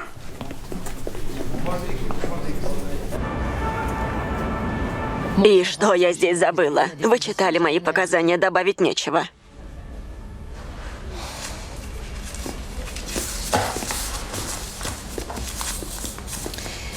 Имя Ивана Далича. Вам о чем-нибудь говорит?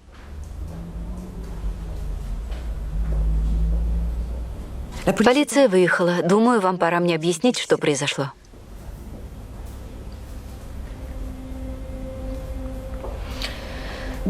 Я всю жизнь потратила на защиту жертв сексуального насилия. Чего я только не видела, не представляете. Разрушенные семьи, погубленные жизни. К сожалению, прекрасно представляю. Знаете, сколько жертв добиваются, чтобы насильника посадили? 15%. А сколько подонков продолжают разрушать чужие жизни, я не смогла это терпеть. Вы постепенно переставали терпеть или что-то это спровоцировало? 2 года назад. Лили Феррис. Ей было 28. Ее насильника оправдали за неимением доказательств. Она повесилась. И тогда я поняла. Что поняли? Что если я хочу что-то изменить, должна заниматься не жертвами, а насильниками. Все получилось. Их всех посадили, всех, кроме Белуа. Слышали бы, как он говорит о Фанни Брагар. Вы бы тогда его не защищали. И не осуждали бы меня. Я не осуждаю вас. Я расследую. Вы же понимаете разницу? Белуа говорил вам, что не убивал Фанни Брагар? Как я могла ему поверить? Это же не первое его дело. Он гордится, что начал домогаться девушек еще в старших классах. Его отец надавил на жертв, чтобы те отозвали жалобы. Вы хотели, чтобы он заплатил по заслугам? Захват заложников – ваша идея? Долго уговаривать не пришлось. Так я могла быть уверена, что он получит еще 10 лет. 10 лет или пулю в лоб. Такой был план. Белуа не убивал Фанни Брагар. А из-за ваших действий убийца так и не пойман. Да.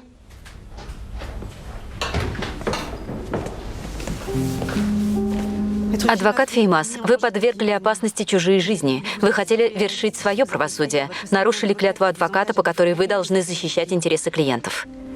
Вас отправляют под следствие.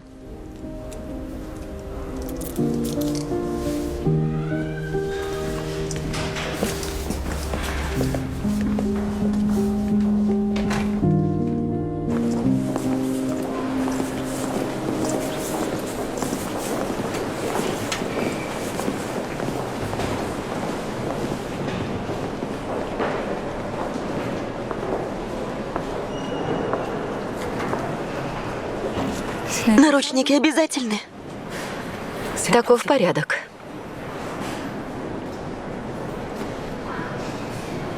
Я вас поздравляю. Вы отлично потрудились. Поверить не могу, что этот выродок Белуа легко отделался, а его адвоката могут посадить. Танслен. А вам все равно? Его осудят за взятие заложников. Ну да, выдаст себя за жертву обстоятельств. А еще расскажет, что это злая адвокатша его заставила. Оставьте свои предсказания на потом. Направьте энергию на поиск убийцы. Есть зацепки? В некоторых показаниях говорится, что у Фанни были отношения с несколькими членами клуба. Можем проверить ее бывших. Еще что? Белуа сказал, что когда выходил из ангара, чувствовал, как воняет тухлой рыбой. Мне жаль, у меня больше ничего. Стараюсь как могу, других зацепок нет. Подожди, это, возможно, идея. Том Вивьен передал нам список стимулирующих веществ из Голландии. Я поискала в интернете. Одно вещество, карнитин, может придавать телу сильный рыбный запах. Видели? Я молодец. Две главные задачи. Во-первых, поговорите с матерью Фанни Брагар. Выясните, с кем встречалась ее дочь. Во-вторых, допросите этого управляющего. Может, он лучше знает, что за вещества употребляют в его клубе. Я поговорю с матерью. Хорошо.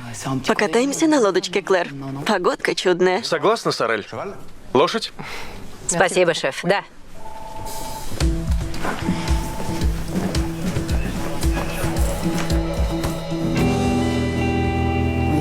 Подождите. Я думала, убийца Фанни найден. А оказывается, это не Белуа. Страшный сон продолжается. Я вас понимаю, мадам. Но мы стараемся выяснить, что же произошло. Я слышал, что у Фанни были романы с членами клуба. Что можете сказать об этом? Не романы. Любовь. Надеюсь, что это была любовь. Она мало что мне рассказывала. Не знаю даже, как его звали. Вам что-то известно? Нет, простите. Может, вспомните, что она рассказывала? Хоть что-то. Вдруг? Единственное, что знаю, так это то, что она в один прекрасный день просто перестала ходить в клуб. А ей это так нравилось. И ей постоянно звонил кто-то. Особенно по вечерам. Она не брала трубку. Я не решилась спрашивать, в чем дело. Я тоже была влюблена. Ничего не замечала. Думала только о себе.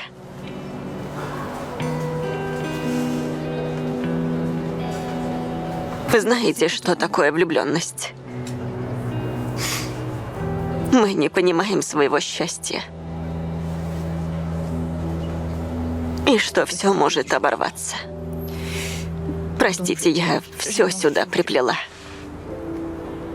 Вы сказали, она перестала ходить в клуб. Она туда пошла в тот вечер. Простите. Мою девочку убили. Мою любимую доченьку. Я ничего не сделала для нее. Я плохая мать.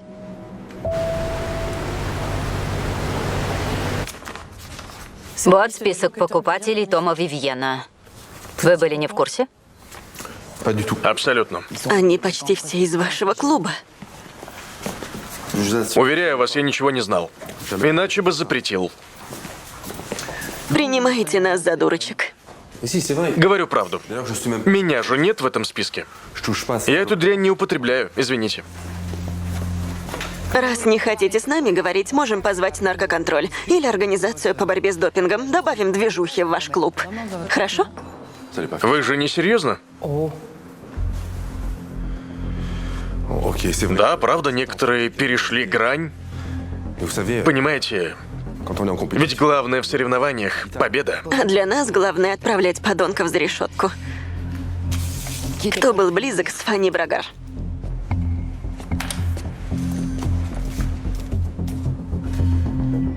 Этот тоже. Этот вроде тоже. И, возможно, этот. Спасибо, хорошего дня. Есть новости о Жанне? Идет на поправку. Память потихоньку возвращается. До свидания. До свидания.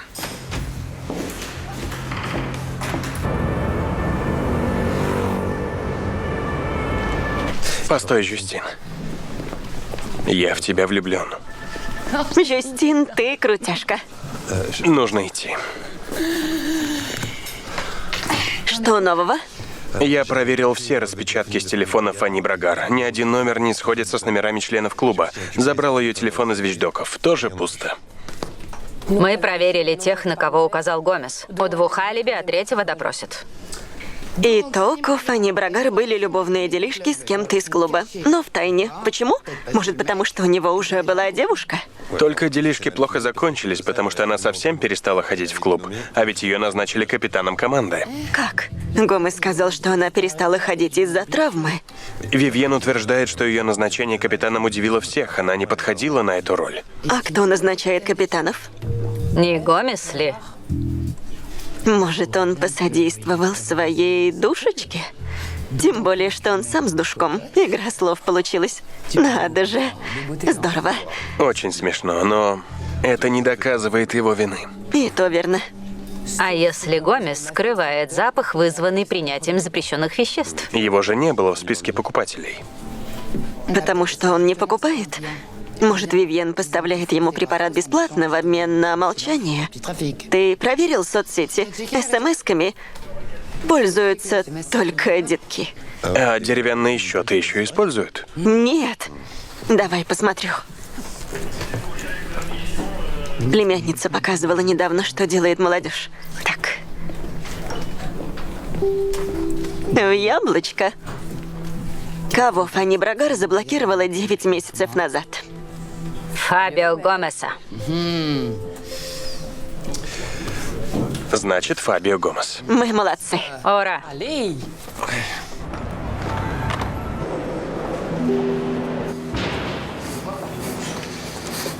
Мне так неудобно. Вы принесли макаронсы для судьи, а ем их я. Это для вас обоих. Вы так добры.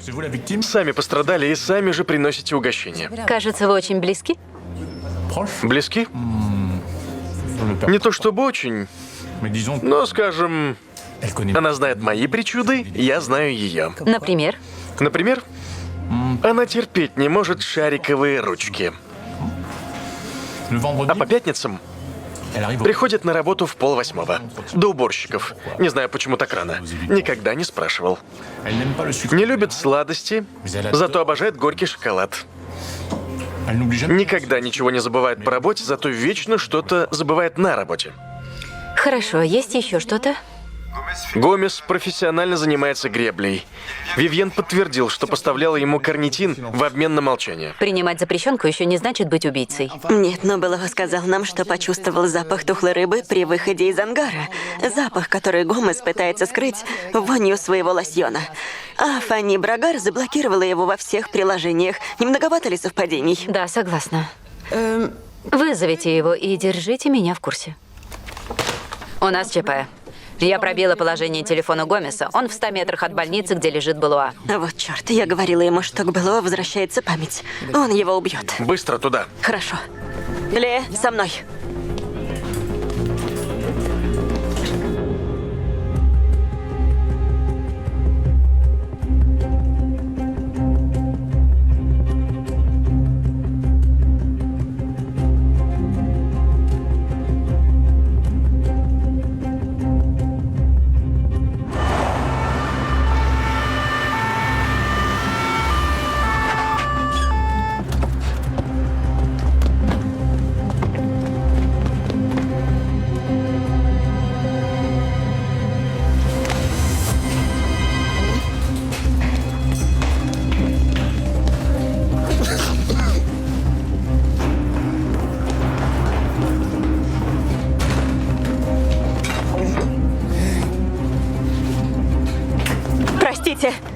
Извините.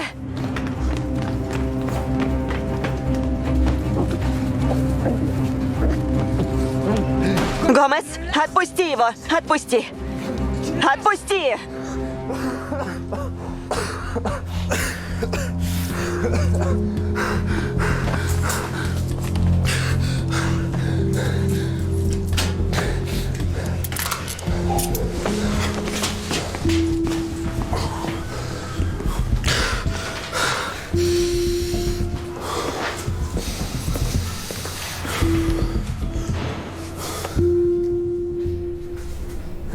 Она говорила, что я слишком стремлюсь к контролю. Что она так не может. Что боится меня. И однажды она просто перестала приходить. И отвечать на мои звонки. А в тот вечер она пришла на вечеринку. Я был рад ее видеть. Она забыла шарф. Я его забрал, хотел отдать. Боялся, что она простудится. И вы увидели, как она входит в ангар с Белуа. Я дождался, пока он уйдет. Он был так пьян, что даже меня не заметил.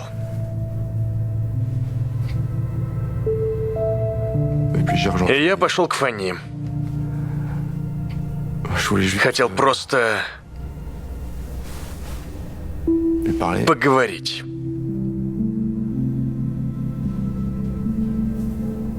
Она меня отвергла. Очень грубо. Сказала, что я ей противен. Что я наркоман, и что она меня выдаст и испортит мне жизнь. А дальше?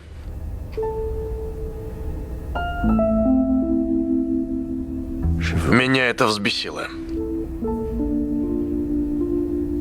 В руках был шарф. И я ее задушил. А потом я ушел. Белуа спал в машине. Окна были открыты. Я забросил шарф внутрь.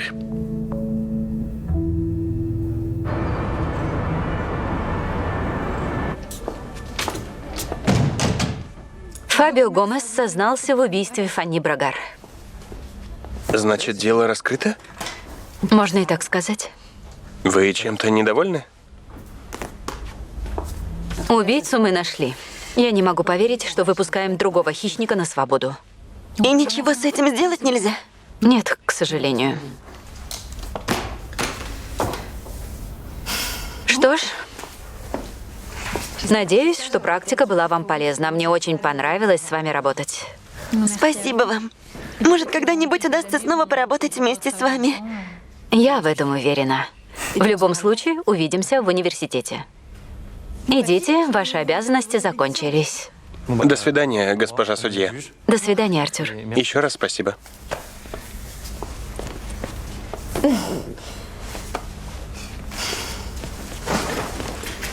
Удачи вам.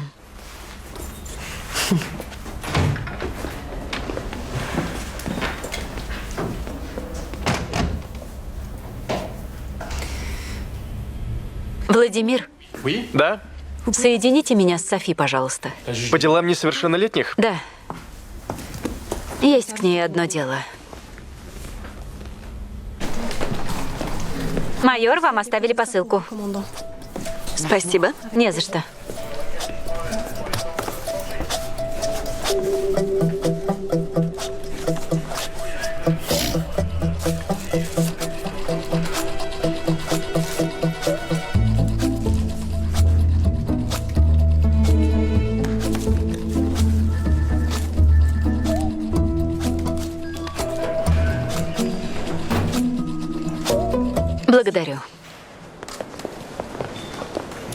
Никому не говори, я не должна тебе их давать. Знаю. Ты же помнишь, что с этим ничего не сделать. Судимость погашена.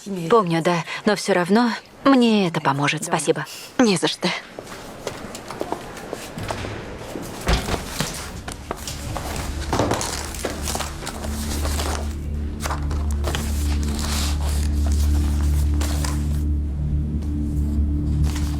Алло, Ванесса, это я. Я отправлю тебе 3 фамилии. Позвони им. Потом объясню. Потом. Больница Оранжери.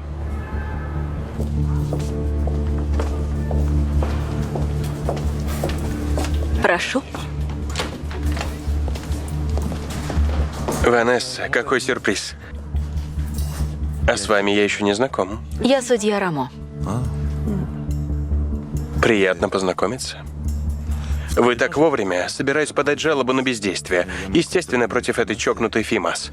Думаю, мне будет нужен новый адвокат. Это уж точно. Беранжель Видаль, Жюли Тари или Берже. Помнишь таких? Не припоминаю. Забавно. Они-то тебя хорошо помнят. Что это за бредни?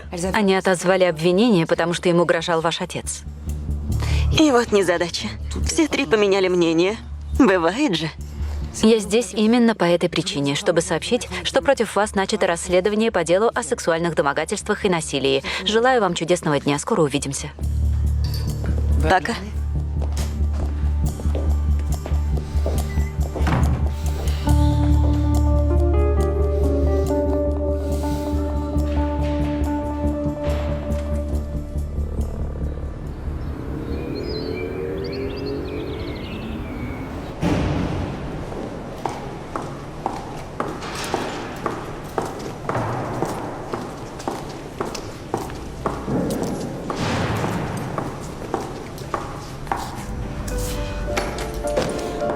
Шарлотт, ужас какой. Охрана! Охрана! Да где же все? Скорее! Donne-moi ton corps, donne-moi ta soul, ton rock and roll. Je veux une femme like you, un homme like you. Donne-moi ton cœur, baby, ton corps, baby. Donne-moi ton bon vieux funk, ton rock, baby, ta soul, baby. Я их убью. Знаете, поступок вашей дочери вызывает уважение. Благодаря ей заложники в безопасности. Да, виски. А Ванесса где? Говорит с мамой. Может, поужинаем вместе? Мама, ты, я, Марти и... парень твой новый. Майор, вам оставили посылку.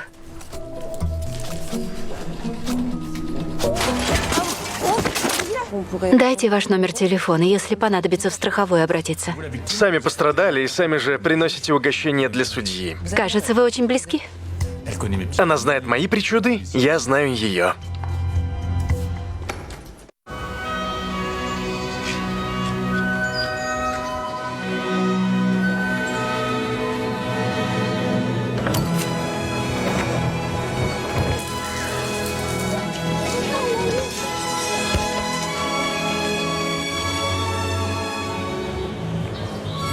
Агентство недвижимости Марво.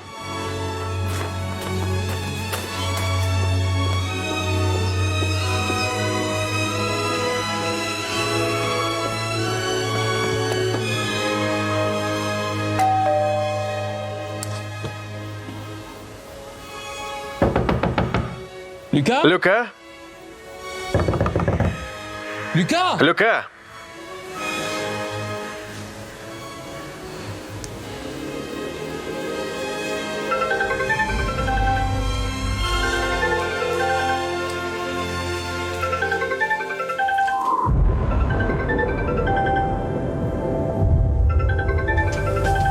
Производство Труазьем и Истории совместно с Франс Телевизион.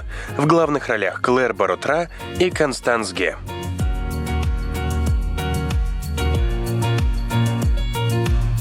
Лицом к лицу. Каждый имеет право на уважение частной жизни.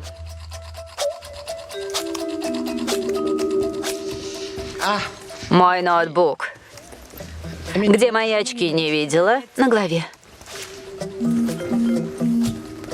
Наконец-то, ответила. Ванесса? Нет, Шарлотт, которая пыталась покончить с собой в здании суда. Какой интересный выбор помещения. Ей лучше? Пишет, что выписали из больницы. Собирается переезжать из Страсбурга в Париж. Кажется, у нее проблемы с мужем. Мужья дело такое. Пусть переезжает к нам, здесь ей будет лучше. Шучу. Никаких к нам. Я правда уезжаю.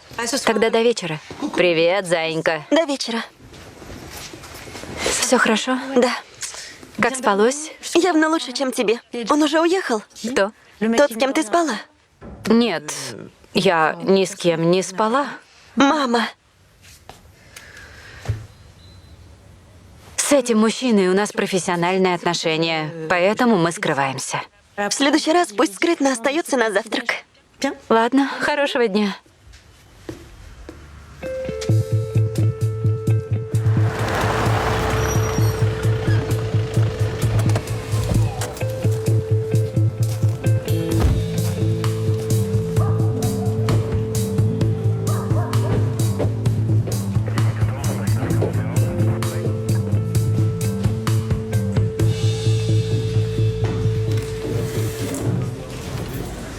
Привет, шеф.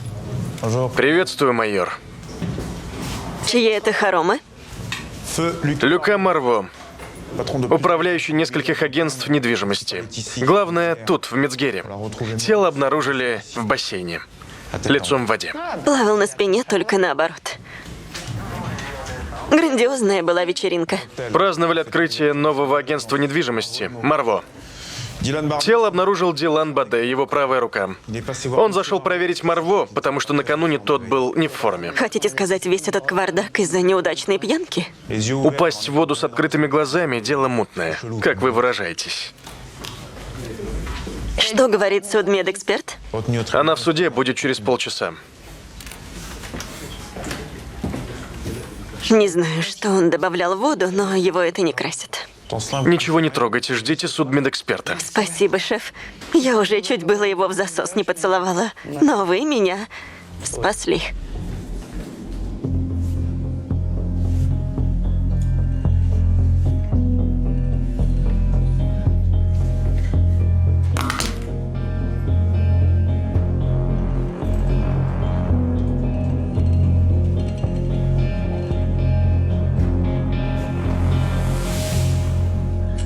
Рановато, майор. Даже для вас.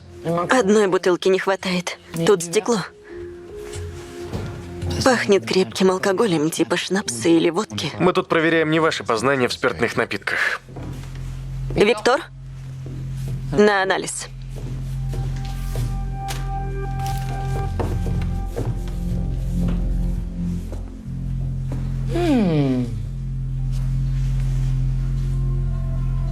Вкус на баб такой же, как на мебель.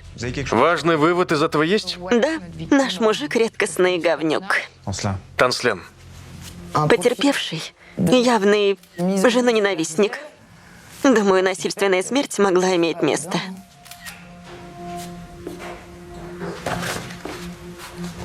Смотрите. Город наслаждений. Человеческая комедия Карла Манчерака вызывает содрогание. События развиваются в очаровательном эльзасском городке. Погрузитесь в жизни недобросовестного нотариуса Клемана Кляйна и агента недвижимости Андрея Марвана. Глядя на состояние книги, думаю, Люка Марво был не в восторге от сюжета. Говнюк, я же сказала.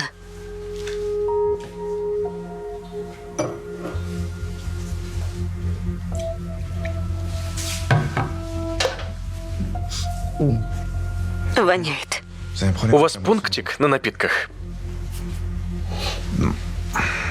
Ну что? Да.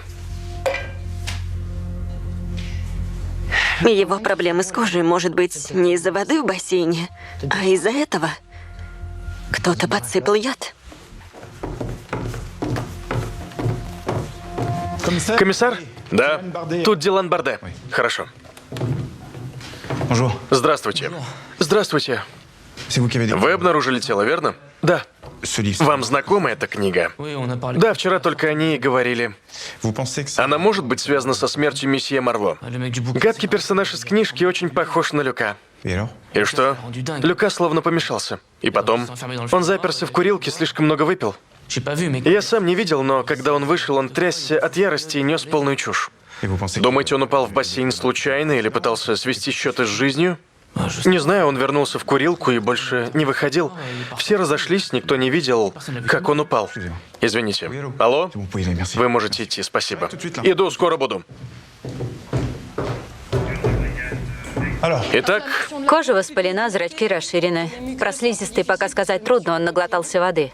Свидетели говорили о странном поведении или панической атаке? он был взбудоражен, скорее всего, перепил. Возможно, отравление, например, дурманом или белладонной. Кто-то мог подлить какую-то дрянь в кулер. Он выпил отравленной воды, а все решили, что просто напился. Одно другого не исключает. Значит, это не самоубийство и не несчастный случай. Воздержусь от выводов, пока не проведем вскрытие и анализы. Позвоню в суд. Пока это только предположение, но мы думаем, что это убийство посредством отравления. Хорошо, госпожа прокурор. Спасибо. Вам тоже отличного дня, спасибо. Автор книжки Манчарак живет в 200 метрах. Сходим поздороваться. Сара уже едет, встречу ее там. А вы составьте мне полный список гостей. И если найдете очередную бутылку, воздержитесь.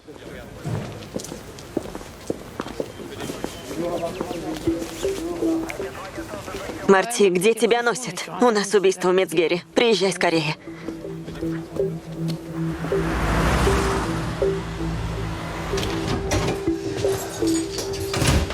Поживешь пока в моей спальне. Не надо.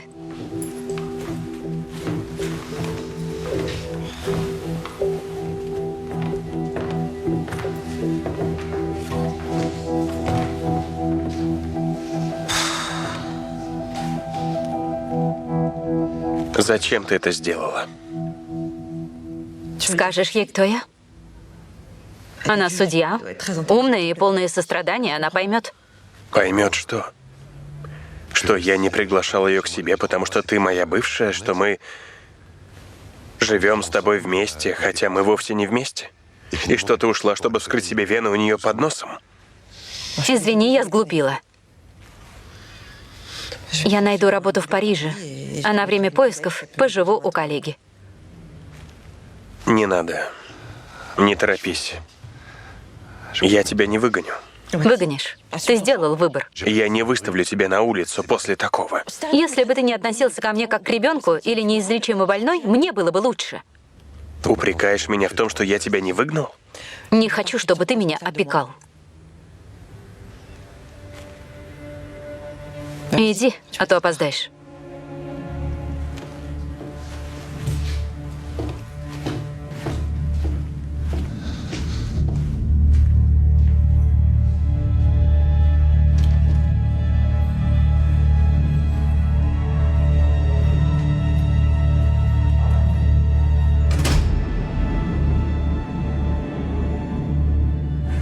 Карл Манчарак, вы бывший адвокат и автор нашумевшего «Города наслаждений».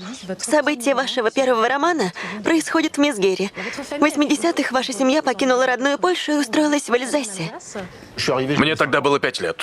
У нас ничего не было. Мы были мигрантами. Родители много работали, чтобы дать мне лучшую жизнь. О происходившем здесь они не рассказывали. Хотя вы не даете конкретных имен, все могут узнать городок Мецгер и некоторых его жителей. Я не могу назвать их героями, слишком язвительный портрет у вас получился. Вы можете рассказать о причинах, которые толкнули вас на написание книги? Знаете, почему наша страна катится в пропасть? Безнаказанность на всех уровнях. В этом суть романа, именно об этом я хочу рассказать ради своих родителей и других людей. Лейтенант Сорель, уголовный розыск Страсбурга. Остановите съемку. Спасибо.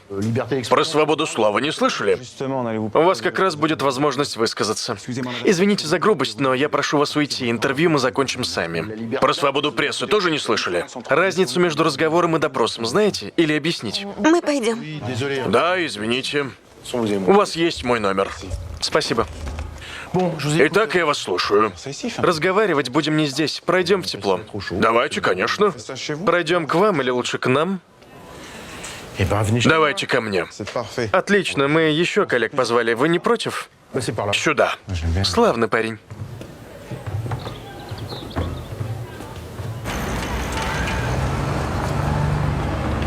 Не хочешь купить папин кабриолет? Страховка слишком дорого обходится. Я уже староват. Почему не продашь? Я бы продала, но лучше пусть остается в семье. Извините, мадам Рамо. Да? Пришел новый отчет о вскрытии тела Люка Марво. Подтверждено, что смерть произошла в результате нарушения дыхания и остановки сердца, вызванной попаданием в организм растительного яда, вероятно, дурмана. Спасибо, Владимир. Я предупредил полицейских, что Манчурек вряд ли будет сотрудничать. Я думала, мы больше не увидимся, когда он ушел из адвокатов. Эдуард его ненавидел, и это было взаимно. Ненавидел судью Кёнига, зато его дочь полюбит. Я подписала ордер на обыск его дома.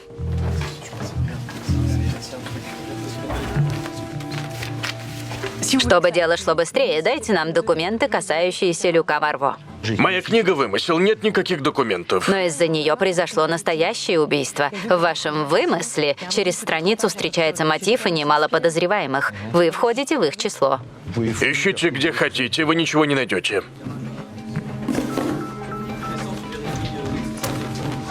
Да. Не знаю, тут везде копы. Погоди. Луиза, твою комнату тоже обыскивают? Да, все нормально, пап. Пусть полиция работает.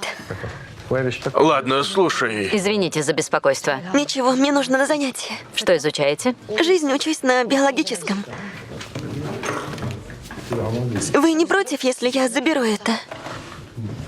Забирайте. Спасибо. Это вы? Да. Аккуратно отрезанная женщина, моя мама. Незадолго до развода. Она живет рядом?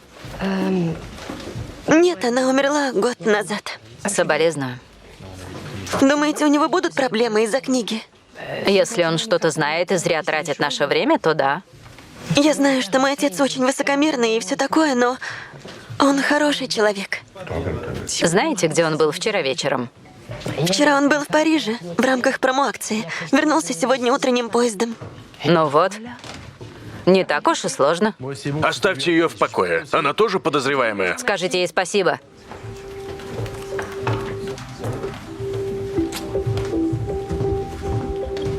Спасибо. Не хлопай дверью. Хлопнула.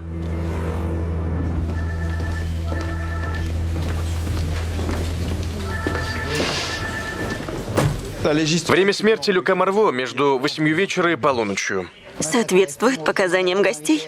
Мы не всех допросили, потому что их было 40, но к половине 10-го все разошлись. Кто был среди гостей? Подчиненные, риэлторы, депутаты, много кто. Писатель был в Париже, мы проверили. Но он все еще подозреваемый, его вызвали в суд. Само собой, шеф. Так и вижу, как он заваливается на вечеринку, раздает автографы и кидает Марво в воду. Чисто по приколу. Шучу. Любите пошутить, Танслен? Есть у меня для вас веселое занятие. Проанализируйте его роман и жизнь жертвы. Найдите общее. Вымысел, реальность, подозреваемые. Веселитесь, Танслен. Непременно.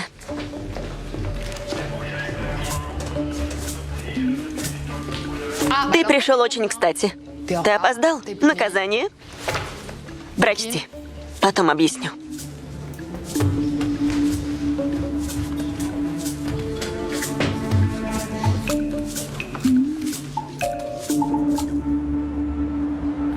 Не будьте так надменны, месье Манчурек. Речь идет о пособничестве в убийстве. В моем пособничестве или вашем? Что делало правосудие, когда Марво вытирал об закон ноги? Ничего. Он был частью системы. Поэтому я написал книгу. Да?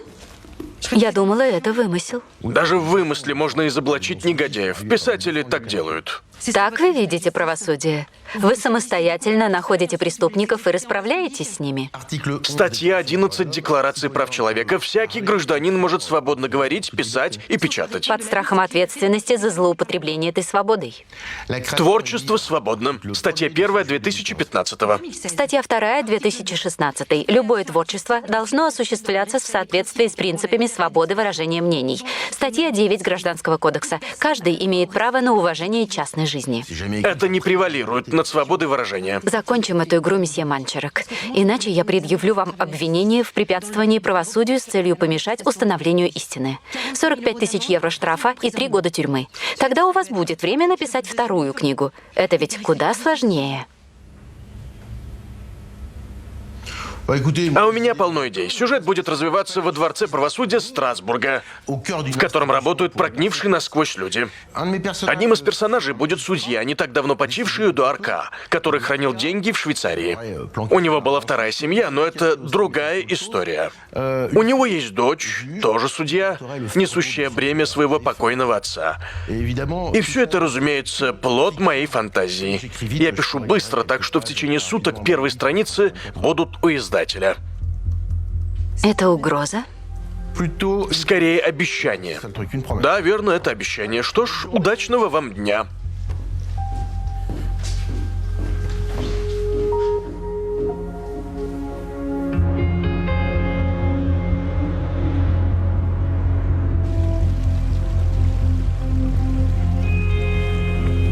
Ты как? Ну, Что случилось? я узнала кое-что. Не знаю, правда ли это, но если да... Что ты узнала? Марти, ты идешь? Или я сама с собой буду совещаться? Ничего страшного. Я позже перезвоню тебе. Нет, скажи, Жюстин. Пока.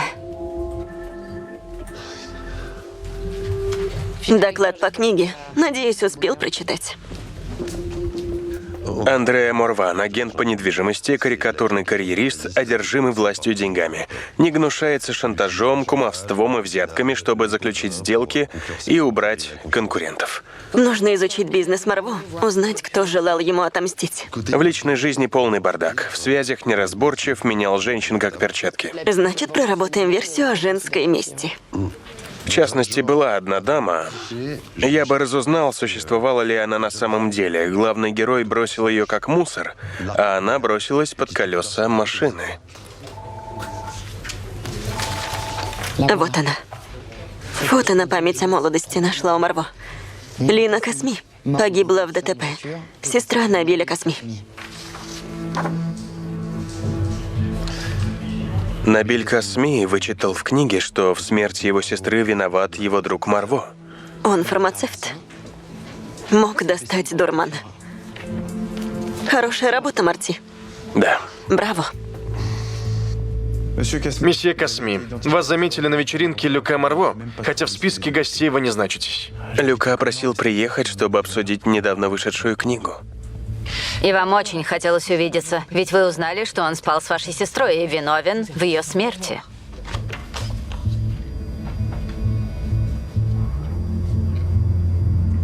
Люка не виновен в смерти Лины.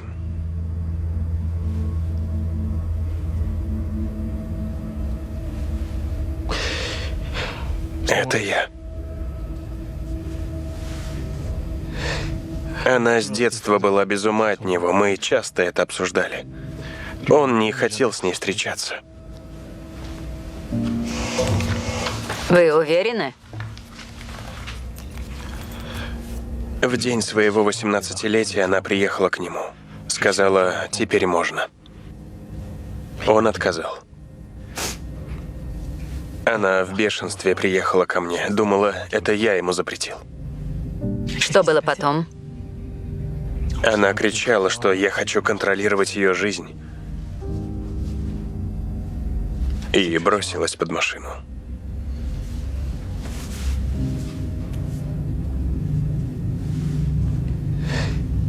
Дворец наслаждений. Откуда у тебя это? Он отправил по почте, поставив копию издателя. Судья Эдуард Кайзер. Да уж, как тонко. Читай дальше. Он пишет, что папа женился на маме только ради денег. Использовал их против своих жертв, и его не посадили только потому, что он судья. А про нас с Ванессой написал? Разумеется, мама умерла от горя именно из-за вас. А папа спрятал наследство в Швейцарии. Буду очень рада, если это правда. Удачи с поисками миллионов. Аньес, как я могу оставаться судьей, если эту гадость опубликуют? Можешь заявить о клевете, но это не в твоих интересах. Даже если ничего не докажут, потому что доказывать нечего, это будет длиться месяцами, потом не отмоешься. Не могу же я позволить пятнать память отца, и мое имя, и дочери, и даже ваше косвенным образом. Что об этом думает Ванесса? Она не знает.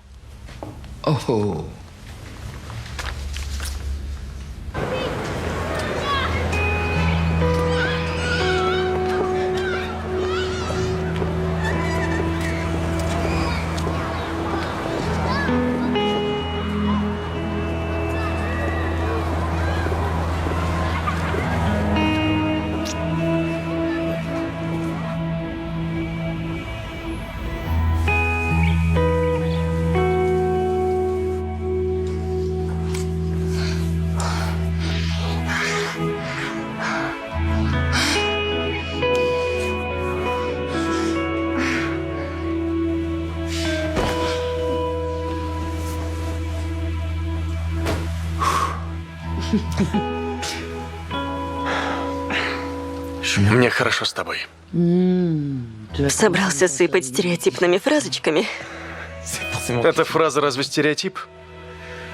Пока что наши отношения совсем не стереотипные. То ли еще будет. Да. Начнем с малого. У меня для тебя подарок. Ух ты. Подожди, я сейчас.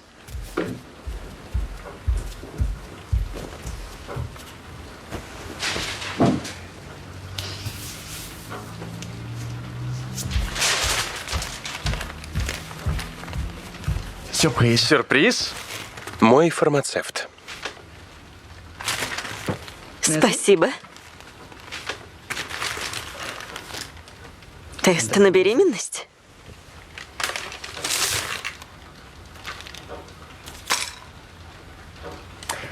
Намек на то, что у меня воняет изо рта? Что будешь делать? Опять сбежишь? Не знаю. Или что, ты щетку хотел себе оставить?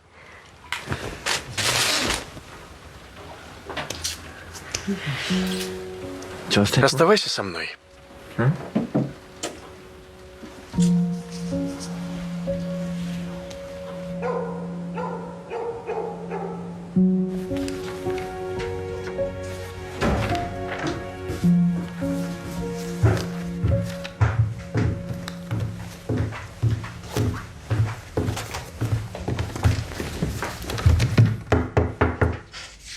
Занята?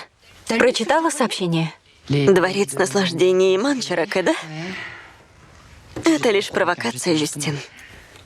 Он может ее опубликовать. Он этого не сделает. Просто блефует. Хочет тебя напугать. Когда люди прочитают о нашей семье, они будут разбираться, ложь это или вымысел. Они решат, что папа был аферистом, женился ради денег. Мы же запятнаем его память. Как ты думаешь? Жюстин, я знаю, кем был папа. И сейчас его уже точно не волнует репутация. А меня? У меня есть ценности личные и профессиональные. Хорошо, и что ты будешь делать? Нас просто загоняют в угол под предлогом свободы слова. Мы совершенно бессильны. Суд защищает не только свободу слова, но и частную жизнь человека. Мы не в США живем. Хочешь завести на него дело, чтобы абсолютно все узнали правду об отце? Ладно, отцу сейчас все равно. Но как же твоя мама? Псевдофеминистка, живущая с судьей, только чтобы прибрать к рукам состояние его умирающей жены. Подумай о ней. Бедняжка. Если честно, ты чудовище. Ванесса, нужно помешать ему. Хорошо, Жюстин. Вызови Манчарака, поговори с ним. Уверена, что он тебя послушает. Ты у нас такая упрямая. Слов нет. Ты не лучше.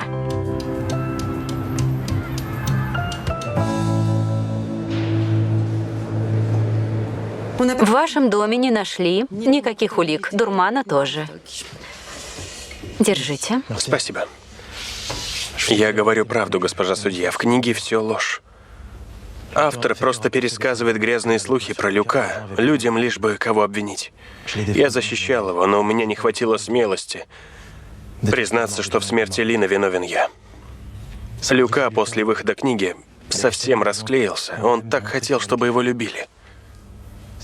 Думаете, все эти слухи повлияли на него? После этого он замкнулся, стал циничным, решил добиться успеха по-другому, пожертвовав принципами, чтобы все завидовали. И насколько далеко он решил зайти? Поздравлять не буду. 2 дня вскрывать 1 сейф. Спасибо. Медвежатниками вам не стать, это уж точно. Мы нашли коллекционные часы, диплом парикмахера, почему бы нет, подписанный компакт-диск. Меломан. Интереснее всего вот это. Жесткий диск. В доме горит свет. Его нет дома. Это его дочь. Противно от того, что вы совершили. Ваш отец пишет чушь. Где он? Отпустите! Мы хотим поговорить с ним. Что вы молчите? Мы этого так не оставим. Он за все заплатит. Полиция! Всем назад! Всем назад! Твой отец урод. Верно. Он будет наказан. Подлец. С вами все в порядке? Да. Мы этого так не оставим. Я сказала назад. Мне пора на учебу, все хорошо. Нет, нехорошо.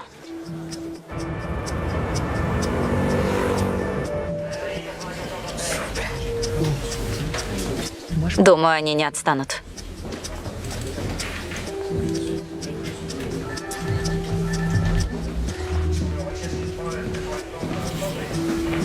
Привет, Луиза. Я майор Танслен. Хотела сказать, если ты решишь написать заявление, мы тебя поддержим. Такое спускать нельзя. Спасибо, но не стану. Если отец узнает, он будет в ярости. Это никому не выгодно. Не надо защищать своего отца. Не надо. Надо. Он кажется сильным, но это не так. Не хочу, чтобы видел во мне жертву. Что такое? Тебя избили? Нет, нет, я упала на лыжных соревнованиях. Танслен? Мне пора. Я отвезу. Программисты просмотрели жесткий диск, который мы нашли у Люка Марво. И что? Смотрите. Видео там нет, но есть впечатляющая подборка компромата на жителей города за 3 года. И правда. И про деньги, и про секс. Попахивает шантажом. Как вариант. Так действует и риэлтор в книге. Выбирает клиентов, исходя из их покупательской способности. Это не доказательство. В книге есть доля вымысла. А я считаю это веской уликой. Избавляться от стариков и бедняков, чтобы заполучить себе богатеньких дурачков. Все сходится. Тогда эти данные ваши.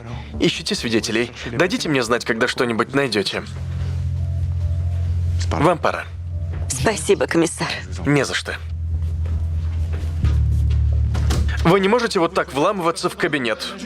Срочно позовите ее, мне необходимо поговорить. Я не собираюсь ждать. Сейчас нельзя, немедленно. Назначьте встречу. Я здесь. Чем могу помочь? А вот и вы. Я подам на вас жалобу. На мою дочку напали прямо на улице, а в интернет выкладывают гадкие видео. Мне очень жаль, но писать жалобу надо не на меня. Из-за вас мы с дочкой стали мишенью. Люди на улице говорят, что это я убил Марво. Возмутительно. Да вы что? Есть люди, которые публикуют ложную информацию? Я требую, чтобы вы защитили меня и мою дочь, ясно? Само собой. Чудно. Я вынесу предписание нашему издателю. Что? Потребую изъять ваши книги из всех точек продаж. Но из-за чего? Нарушение порядка и угроза личной безопасности. Я защищу вашу дочь. Она случайная жертва вашей свободы слова. Ни один судья не запретит мою книгу. Позвольте судьям это решать. По закону, а не из мести. У тебя прядь торчит. Ладно. Ты знаешь обо мне все или почти все. А теперь расскажи о себе. Что ты хочешь узнать? Все? Конечно. Я твоя полная противоположность. Хорошо лажу с мамой. Не учился так хорошо, как ты. Никогда не хотел быть полицейским.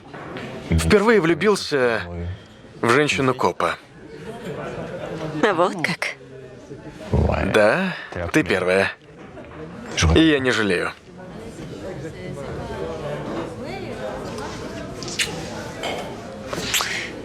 Стой. Это все? У меня есть фирма и фонд Берга. Но ты ведь уже об этом знаешь. Зак, лучше бы ты опроверг слухи, и все. Если ты продолжишь во мне сомневаться, тогда нам лучше расстаться. Давай разочек. Что? В бильярд. Круто. Круто. Теперь ты.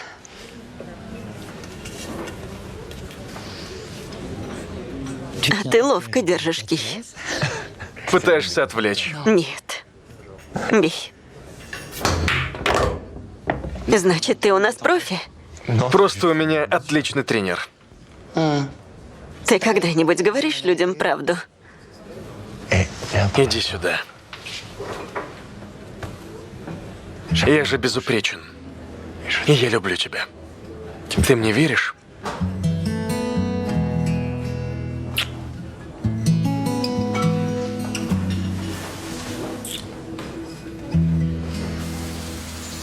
Вам понравилось? Да, спасибо. Продается.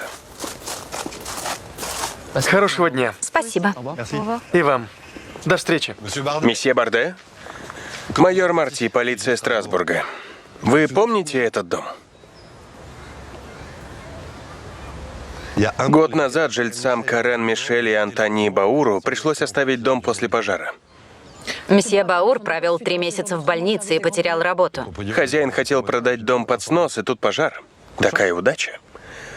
И для вас, ведь вы получили хорошую комиссию с продажи. Что-то не припоминаю. А я напомню, после этого вас назначили директором агентства недвижимости. Молодец. В 24 года такой успех. Случайно не вы анонимно позвонили в пожарную службу? Месье Марво заверил меня, что в доме никого не будет. Я не хотел им навредить. То же самое на днях я сказал мадам Мишель. Карен Мишель вам звонила? Да, она прочитала книгу. Мадам Мишель, вы не должны были находиться дома в тот вечер? Нет. По понедельникам мы оба работали в ночную смену. Но муж повредил спину и остался дома. Пожарные в заключении написали, что пожар начался из-за окурка, но ведь ваш муж не курит. Раньше не курил. Сейчас не знаю. Мы с ним расстались. Итак, вы прочли книгу Карла Манчурака. Поняли, что в пожаре виновен Люка Марво? Он разрушил вашу жизнь. Поэтому вы ему отомстили. Жертвы теперь обвиняемые? Мадам Мишель, ваша машина была замечена камерами на улице, где живет Люка Марво, утром в день вечеринки. Было много гостей, поэтому пробраться не составило труда. Мне больше нечего сказать. Я требую адвоката.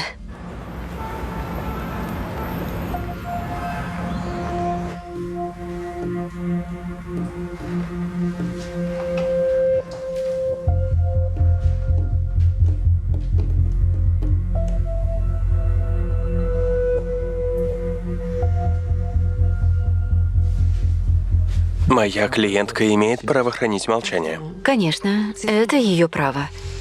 Но молчать не в ее интересах. Скажите, что произошло? Вы не хотели, чтобы Марво остался безнаказанным и решили сами вершить правосудие?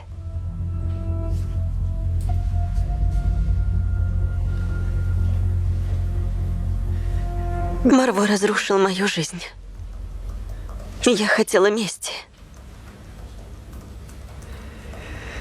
Во время пожара Марво был в Нанси. Без доказательств нельзя подать иск. Поэтому я...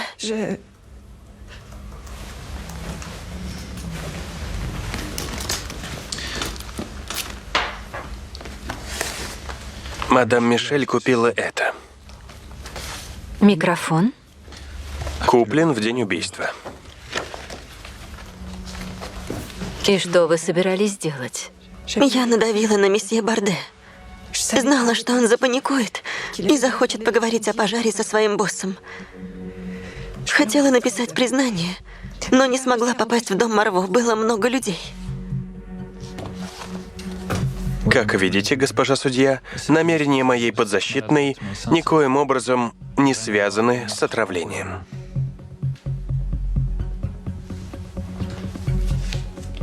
Результаты анализов, которые вы запросили с места преступления. Бутылка и осколки от крепкого восточноевропейского напитка, вроде водки. А горький запах, который вы заметили, это листья полыни. Вода богов? Богов. Богов. Это на польском. Водка, настоянная на травах. Бутылка, которую нашли у Люка Марво, еще довоенная.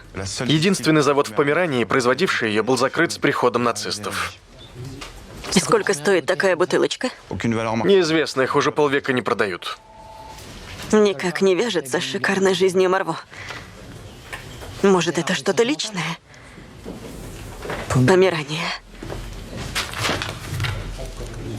Померания. В Польше жила семья Манчарака. Они покинули Гданьск и переехали во Францию. Это связь. Связь? Манчарак ненавидел Люка. Думаете, он бы стал дарить бутылку, если это семейная ценность? Вы правы. Мы что-то упускаем.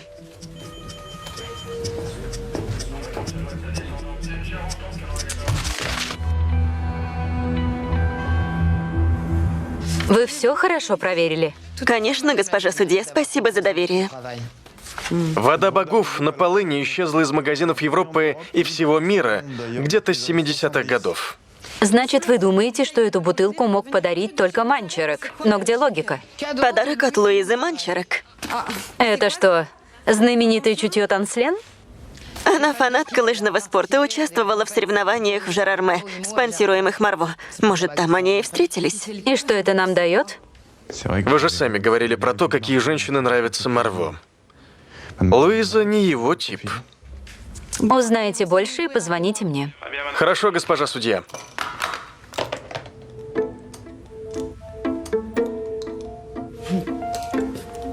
Ухожу.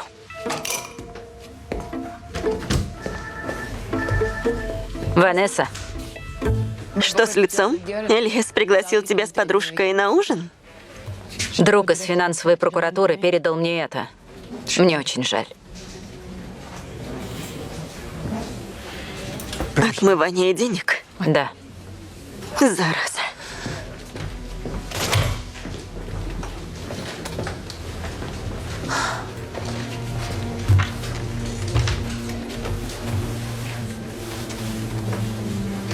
В кои-то веки не рада, что права. Официального расследования нет. Иска тоже. Делай, что хочешь. Я ничего не видела.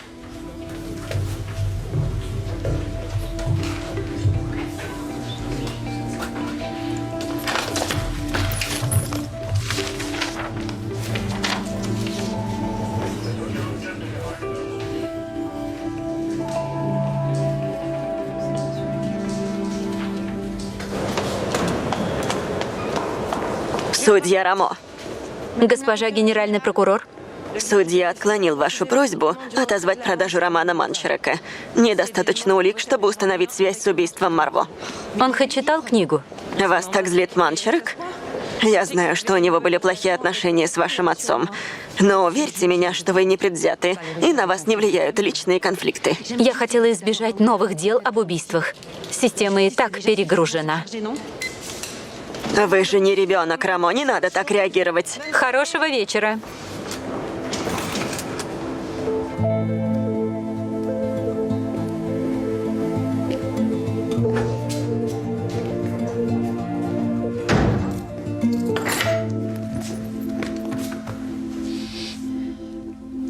Что происходит?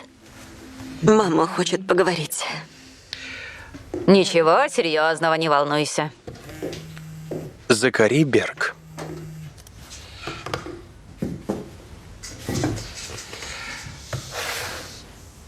Аньес Танслен. Право на свободу. О чем интервью? О моей жизни, карьере адвоката, моих отношениях с вашим отцом, о нашей дочери. Я должна была рассказать правду до того, как опубликуют эти отвратительные вещи. Ты не могла рассказать нам раньше? Это мое прошлое. И наше тоже. Ей все равно, поверь.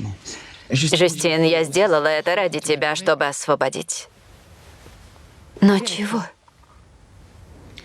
Чтобы ты не судила своего отца, чтобы не несла это тяжкое бремя. Это моя проблема, Аньес. Я это сделала и ради тебя, Ванесса. Чтобы ты знала, что оба твоих родителя любили тебя и друг друга. Больше нечем гордиться. Простите, если вам тяжело это слышать, но так будет лучше. На лжи не построишь добра. Ни для себя, ни для других.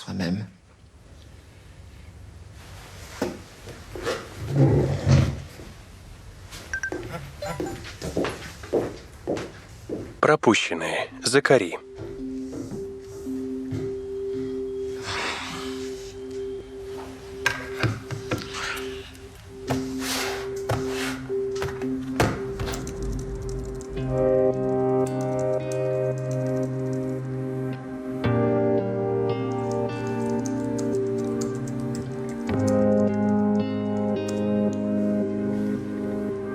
Важная информация о Закари Берге. Хищение, мошенничество, отмывание денег.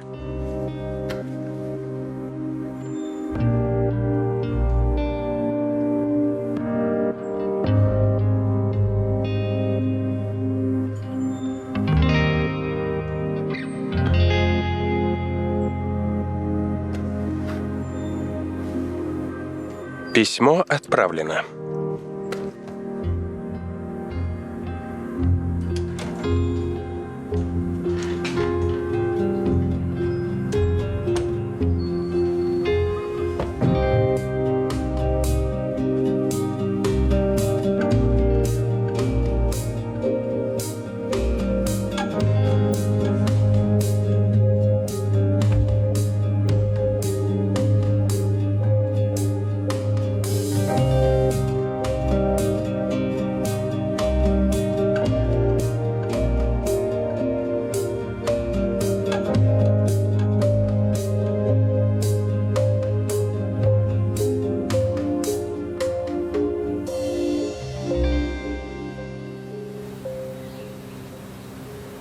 Моя дочь не обязана отвечать на ваши вопросы, она не знакома с Марво. Благодаря вам она знает о нем правду. О его романах, о многочисленных женщинах. У вас нет доказательств. 4 дня назад ваша дочь поехала в отель в Жерарме. Там она застала Марво с некой Адиксией Мюссо. У нас есть показания сотрудников отеля. Луиза учится на факультете биологии. У нее есть доступ в ботанический сад. Там она взяла дурман и отравила им кулер в доме у Марво.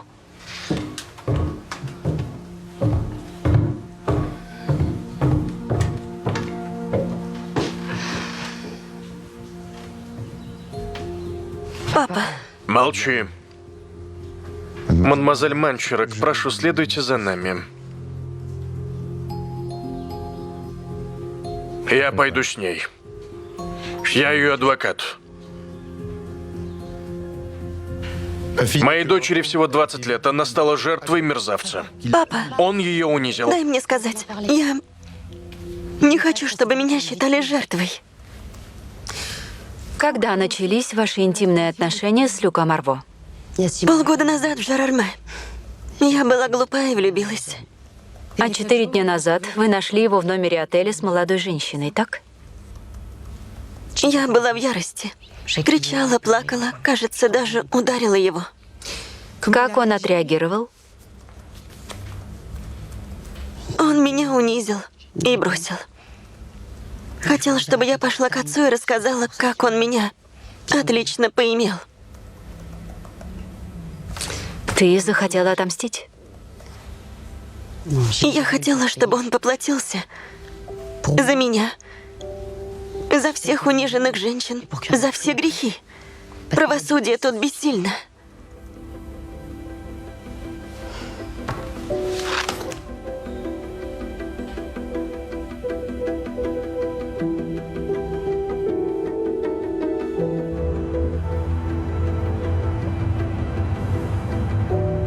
Как только здание будет достроено, фонд Берга начнет обучать детей средних и старших классов нашего района в различных областях искусства. Речь о пластических искусствах?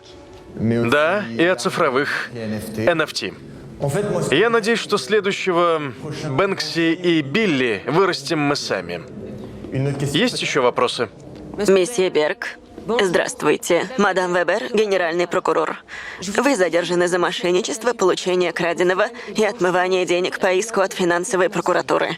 Сообщаю вам, что в вашей компании в настоящее время полиция проводит обыск. Понятно. И вы предпочли прийти сюда, а не час назад в мой кабинет. Пожалуйста, следуйте за нами. Месье Берг, прокомментируйте. Вы признаете свою вину? Прошу дать мне адвоката. Майор, уведите его. Дамы и господа, спасибо. Прошу к столу.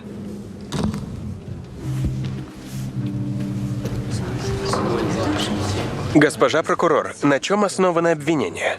Позвольте правосудию сделать свое дело. Спасибо, адвокат.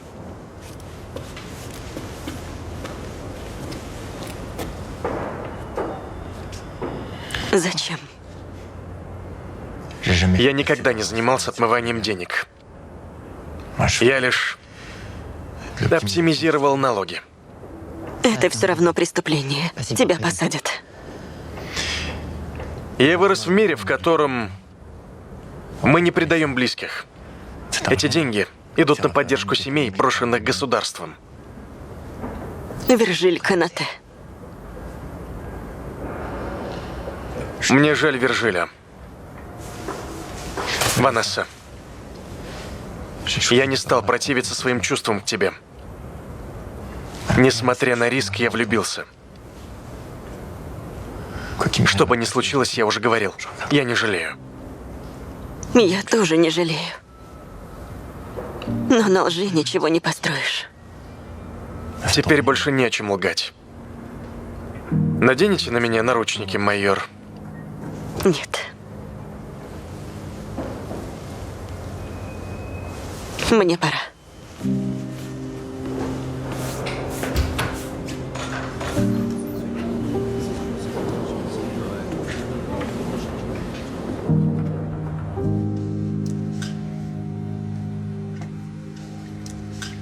Продается. Объявление опубликовано.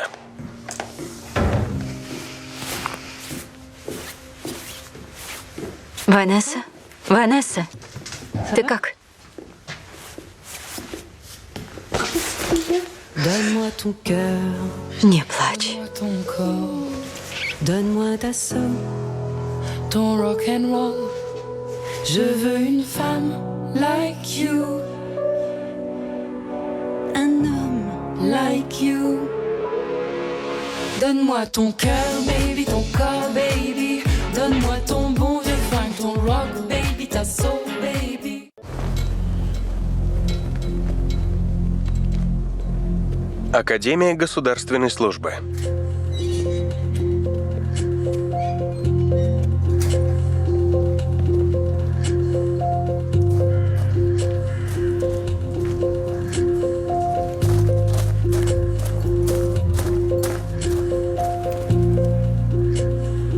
Самое время поработать. Праздники, никого нет. Я мог бы отдыхать в горах. Чтобы стать частью элиты, нужно страдать. Я актером хочу быть, а сюда меня родители отправили. Прощай, Камилла, возвращайся в монастырь, а когда тебе станут говорить ужасные слова, ответим так. Боже, научный руководитель.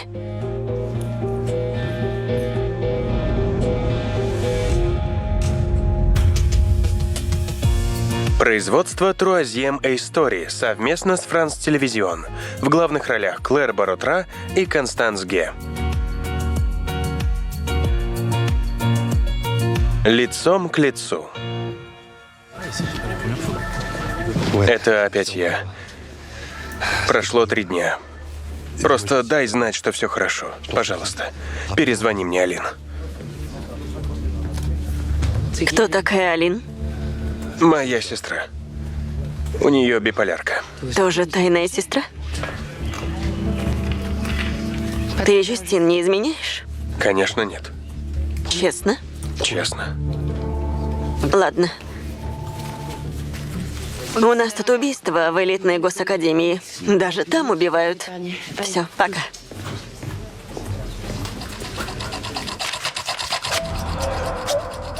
Несообщение о преступлении наказывается 3 годами лишения свободы и штрафом. Ванесса, это я. Я не видела тебя утром, все хорошо. У нас хотят купить папину машину. Я знаю, ты не хочешь ее продавать, но там коллекционер. Он не торгуется и хочет поскорее ее увидеть. Я бы показала. Перезвони. И еще я хочу организовать ужин с Марти. Если ты не против. Хочу познакомить его с Марго. Ванесса, я знаю, что у тебя сейчас сложный период. Ты, наверное, не захочешь его обсуждать. Но если что, знай, я рядом. Благодаря мне в изоляторе ты пробудешь всего пару дней. Скорее, благодаря залогу в 300 000 евро. Наслаждайся свободой до суда, но не наделай глупостей. У тебя трудное дело. Я вряд ли смогу еще чем-то помочь. Ответь же. Ответь.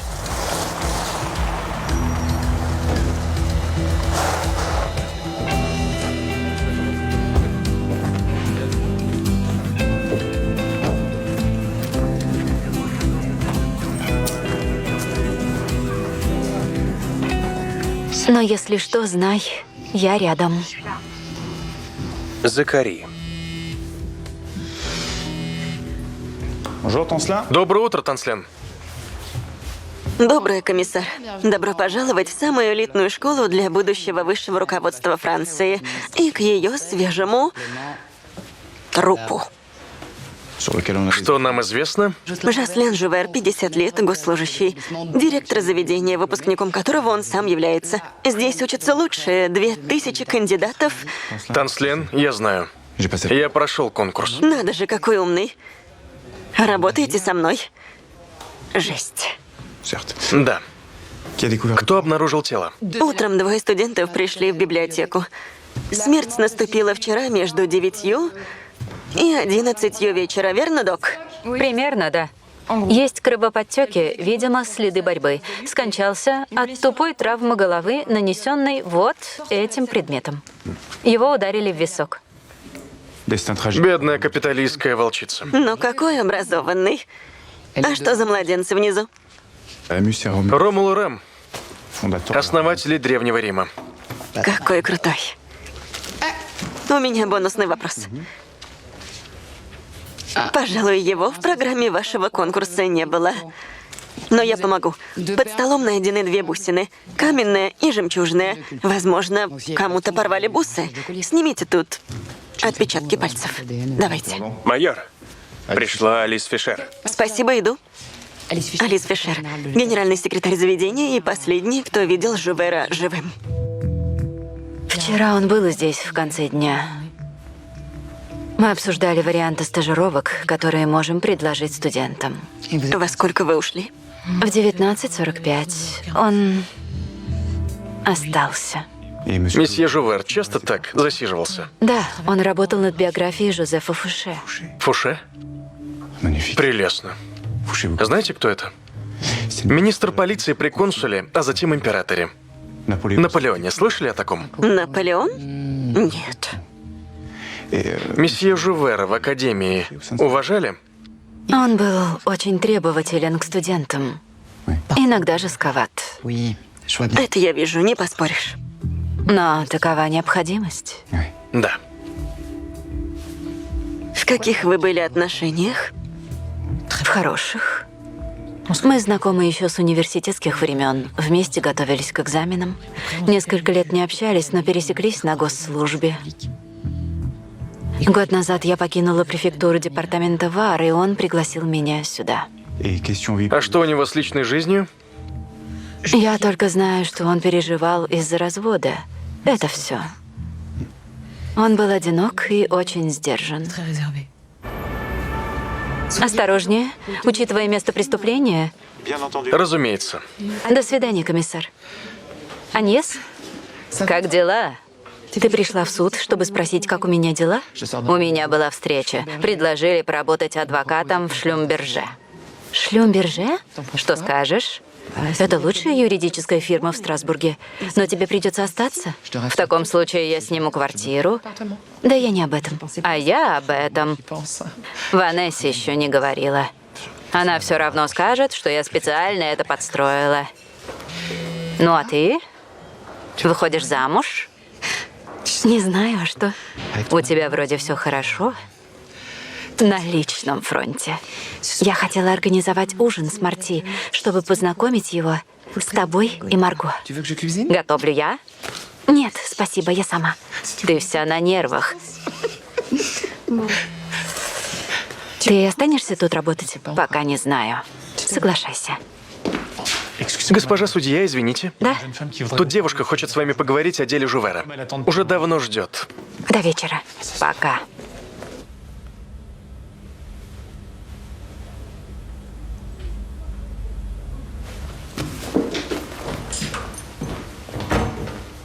Не уходите, я уже пришла. Судья Рамо. Извините, мне пора. Может, выпьем чаю или кофе? Я еще не успела. Садитесь. Что вам предложить? Чаю, спасибо. Хорошо. Вы Софья Мизур, верно? Да. Мне сказали, что вы учитесь в госакадемии. Молодец. Чем думаете дальше заняться? Минфин? Счетная палата? Акробатика? Мой друг хочет стать актером. Но мне по душе европейская политика. Значит, Страсбург. Если устроюсь после выпуска. И вам не хочется, чтобы ваше имя было связано с убийством. Но если промолчать, убийца останется на свободе. Вас уже начала грызть совесть. Иначе вы бы не пришли. В понедельник я задержалась в академии и увидела, как месье Жувер пытался приставать к мадам Фишер. В сексуальном смысле? Он был очень настойчив. Я должна была что-то сделать, но не могла. Что было дальше? Она его оттолкнула, дала пощечину и ушла. И? Жувер был в ярости и сказал, что она пожалеет. А потом? Ничего. Она не обернулась, он ушел в кабинет. Большое вам спасибо. Вы совершили смелый поступок. Предприниматель Закари Берг освобожден под залог. Сестренка. Да, сестренка. Все хорошо. Да, все нормально. Отличная новость. Браво, госпожа судья. Да, он здесь. Молодец. Пока. У меня есть две хорошие новости. Говори. Новость первая. Вечером Жюстин пригласила тебя к нам домой на ужин. Здорово. Новость вторая. Нашу жертву характеризуют как садиста. Жюстин обратилась студентка и сказала, что Жувер преследовал Алис Фишер. Вот только сама Алис Фишер сказала, что отлично с ним ладила. Она оказала сопротивление, ему это не понравилось, и она его убила. Какие-то поспешные выводы, майор Марти. Танцлен плохо на вас влияет. На кого похоже? На комиссара. Да.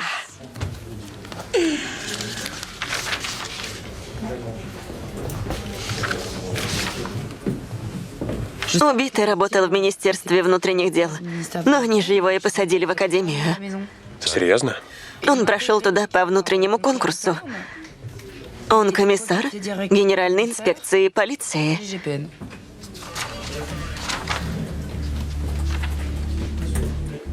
Что? Это все совместимо с профилем насильника. И что? А как звали убитого? Жаслен Жувер. Съезжу-ка я по его домашнему адресу. Пока.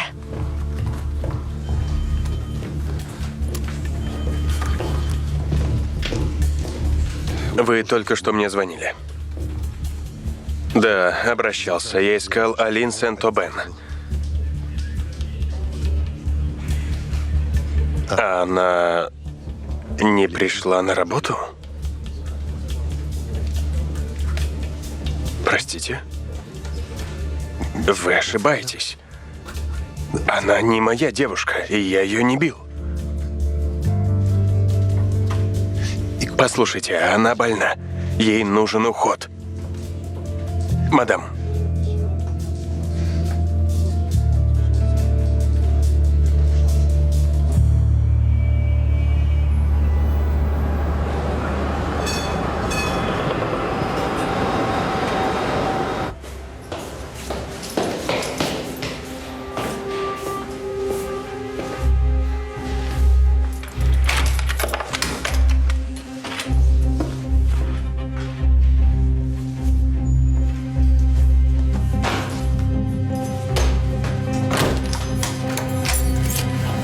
Полиция, есть кто?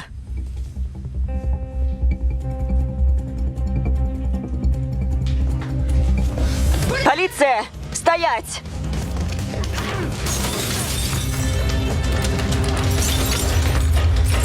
Стоять, не двигаться!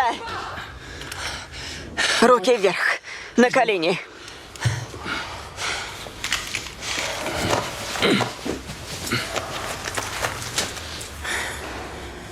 Тео Новак, ты кто?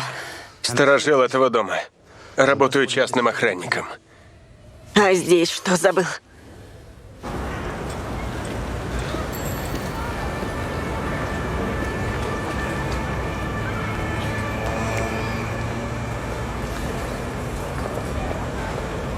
Жюстина, это я. Я около суда. Надо поговорить. Я тебя жду. Так, в каких ты отношениях с Жувером? Он меня шантажировал. Грозил посадить? Да. 6 лет назад я работал в наркоконтроле. Один дилер передал деньги для информаторов, а я их взял себе. Жувер предложил сделку. Мое дело исчезнет, если я уйду в отставку и буду работать на его особых миссиях. Каких? Я убрал его соперника в академии. А тут ты зачем? Я узнал, что он умер. И пришел забрать все, что у него может быть на меня.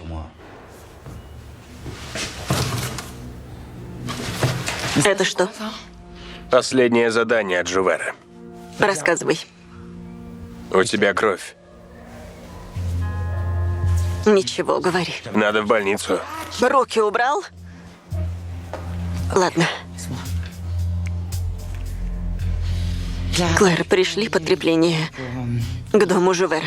Я приехала одна, и у меня тут проблемка.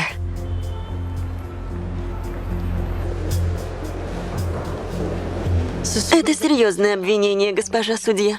Все факты налицо. У меня имеются документы, доказывающие, что мадам Фишер одобрила земельный участок под застройку и тем самым принесла большую выгоду группе компаний по недвижимости. Не вижу состава преступления. Она создала рабочие места. А я вижу. В том же году эта группа компаний спасла от банкротства ресторан, принадлежащий сыну мадам Фишер. Это коррупция. Моя клиентка не подписывала ничего подобного. Жувер вас разоблачил. Вы отвергли его ухаживание, и он пригрозил тюрьмой. Не думаю. Моему сыну нужна операция. Это правда. Я была ужасной матерью. Бросила его. Не смогла помочь деньгами. Жувер это знал. Но когда он мне показал это вчера, я подала заявление об отставке. Как он отреагировал? Догнал меня, умолял простить. Якобы любил меня целых 30 лет, но никак не мог сказать. А вы как отреагировали? Пошла в ресторан к сыну и была там весь вечер. Свидетели смогут это подтвердить. Бесспорно.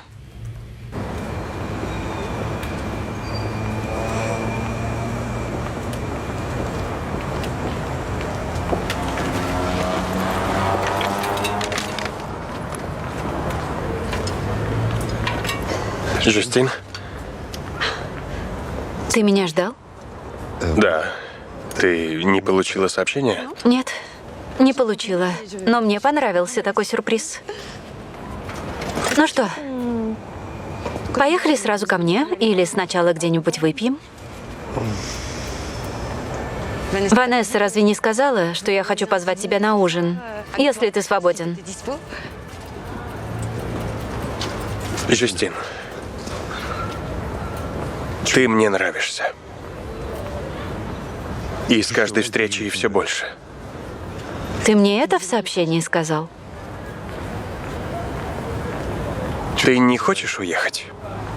Бросим работу и мою дочь и поедем есть омаров на необитаемом острове? Шикарно. Для начала хоть раз пригласи меня к себе. Обязательно.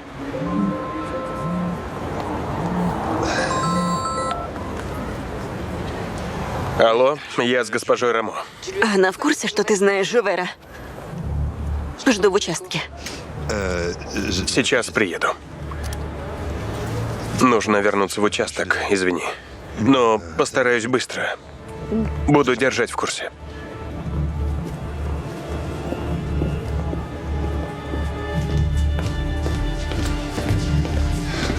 Как дела? Почему ты не сказал, что знаешь Жувера? Полюбуйся. Засекреченное расследование дисциплинарной комиссии Генеральной инспекции. Твое! Я объясню.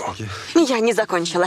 Твой коллега из отдела по борьбе с наркотиками рассказал, что когда-то ты встречался с наркоманкой, подделал ради нее протоколы и украл изъятые наркотики. Жувер тебя сдал, да? Я его не убивал. Он тебя шантажировал? Нет, Ванесса, ты же меня знаешь. Нет, Марти, похоже, не знаю. Жувер был подонком. Но я 5 лет от него ничего не слышал и не знал, что он в Страсбурге. Я не причастен к этому убийству, пойми. А я все думаю, в кого у меня такой талант находить приключения? Сестренка, во сколько вы придете? Что скажем, Жюстин? Можешь меня арестовать, но ей ничего не говори. Дай нам время найти виновного или зацепку.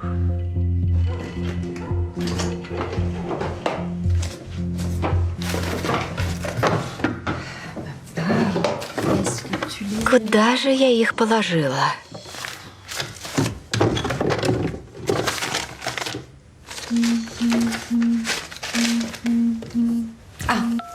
Ванесса, вы уже едете? Нет, милая, мне надо ехать в больницу. Что? Я получила травму в доме Жувера. Надо сделать перевязку и прививку от столбняка. Ужас. Все настолько плохо? Да нет, все нормально. Я выслушала Алис Фишер. По-моему, это не она. А жаль. Я бы с удовольствием закрыла ее за решетку. Завтра поговорим. Ужин отменяется? Марти еще с тобой? Да. Я попросила его отвезти меня в больницу.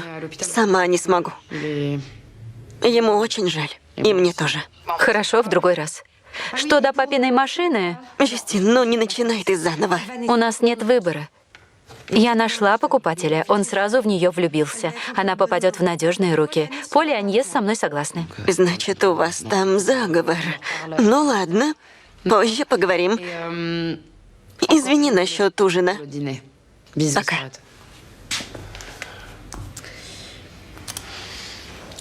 Пока будешь на больничном. Спасибо.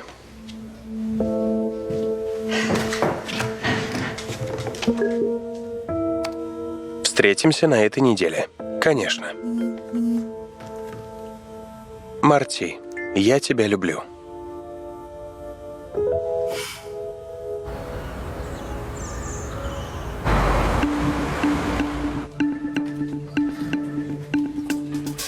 Это ваши бусины? Да, из моей мастерской. Я сама установила их в браслет из прошлогодней рождественской коллекции. Там смешанная модель, очень популярная.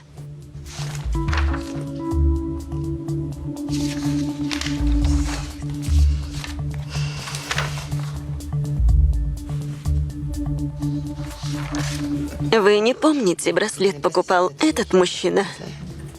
Не помню.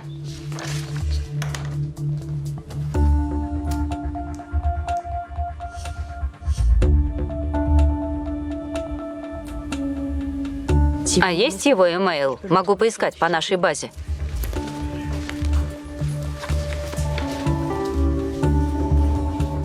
Да. Владимир, а что-нибудь уже узнали про бусины с места убийства? Майор Танслен вам все расскажет, когда узнает больше. Конечно, спасибо. Это Людовик Марти. Оставьте сообщение. Это я. Можешь перезвонить?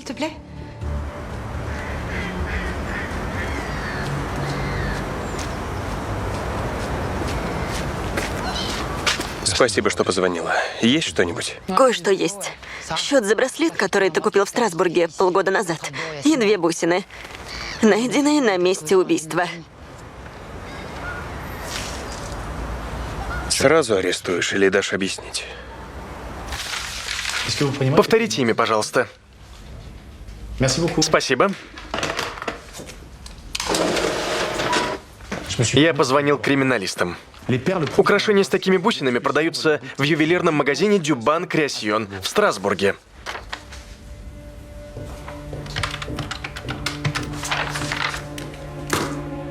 Здравствуйте, я судья Рамо. Веду расследование по делу... Да, я работаю с майором Танслен. Нет, не звонила, а что? Да? Вы уверены? Марти, первая М? Спасибо. Все хорошо? Женщину, которая украла у меня браслет, зовут Алин Сент-Обен. Она была моей пациенткой. Это из-за нее я прекратил консультировать. У нас начались отношения, безумные, токсичные. Их быстро испортило ее биполярное расстройство. В итоге я ее бросил и уехал сюда. 2 месяца назад она приехала. Стоп, она у тебя 2 месяца живет? Ты поэтому не звал к себе Жюстин? У нас ничего не было, поверь. Она спала на диване. И мы с ней обсудили Жюстин. Ты ей за сутки 18 раз звонил, я считала. Она больна. Какая прелесть. Спаситель Марти вынужден всем врать. Я сам виноват, что бросил ее. Боюсь, как бы ее смерть не осталась на моей совести. А с твоей сестрой я поступил трусливо. Я несколько раз пытался поговорить, но в итоге не смог. Знаешь, у тебя очень слабая стратегия защиты. Алин нужно срочно найти. Она может ворваться во дворец правосудия. Она зациклилась на Жюстин. Тогда надо ее предупредить. Давай я сам.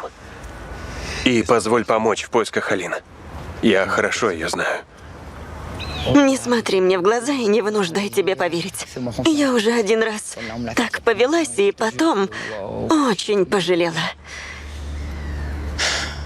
Дело не только во мне. Если Жюстин узнает, что я тебя покрывала, она меня убьет. Ладно, мне ты не доверяешь, но Алин нужно найти.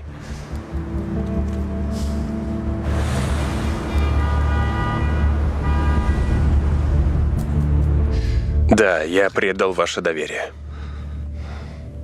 И доверие команды. Но клянусь, я не убивал Жувера. Вы очень крепко вляпались, майор. Шеф Марти не виноват. Но эту Алин нужно срочно найти. А вы что скажете, лейтенант Сорель? Поверите Танслен или поддадитесь обаянию Марти? На меня обаяние Марти не действует, и думать я умею самостоятельно. Я согласна с Танслен.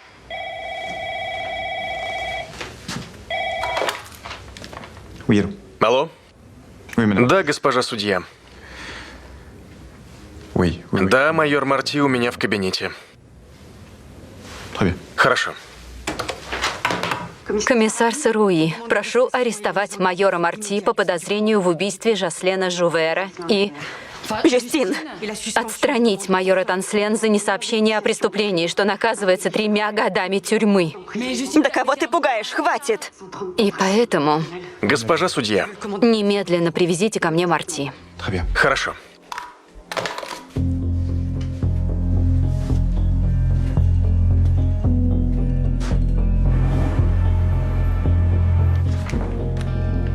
Госпожа судья, прибыли майор Марти и его адвокат.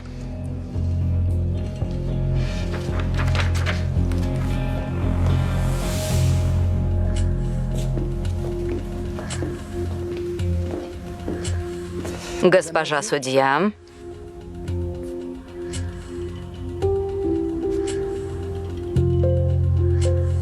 Надо же, вы защищаете полицейского, хотя вообще-то недолюбливаете их. Я всегда защищала пострадавших.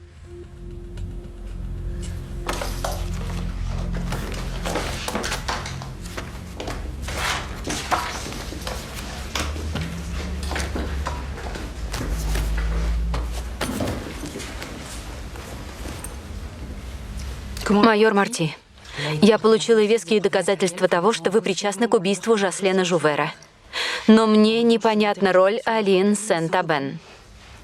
Она ваша сообщница? Нет, госпожа судья. Я знаю, что она была вашей пациенткой. Какие у вас были отношения на момент убийства? Госпожа судья, сейчас это действительно важно.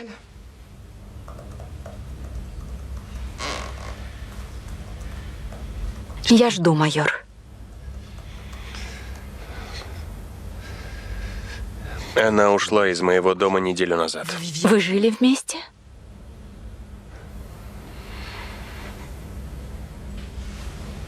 Мне повторить вопрос? Алин жила у меня. Но мы были не вместе. Как долго она с вами жила? С каких пор? Несколько месяцев? Да.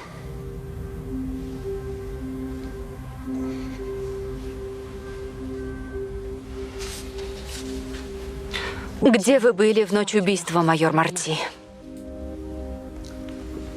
Дома. Алин убила Жувера, чтобы подставить меня.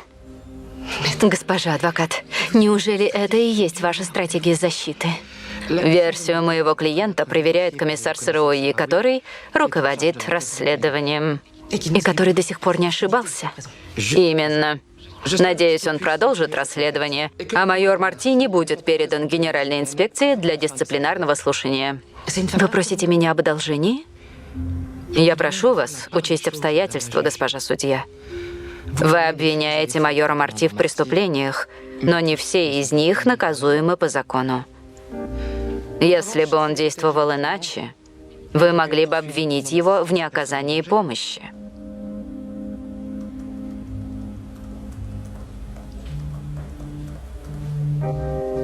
У вас есть время до завтрашнего полудня. И ни минуты больше. Спасибо, госпожа судья.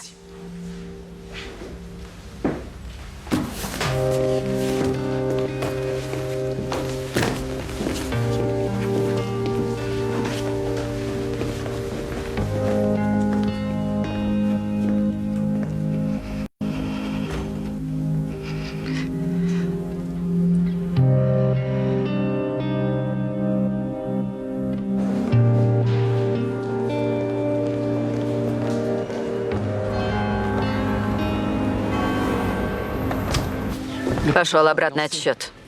Я объявил ее в розыск, известил пограничников и Интерпол, если она уедет в Германию. Кто отведет меня в камеру? Я под стражей. Делайте, как полагается. Ладно. Идем.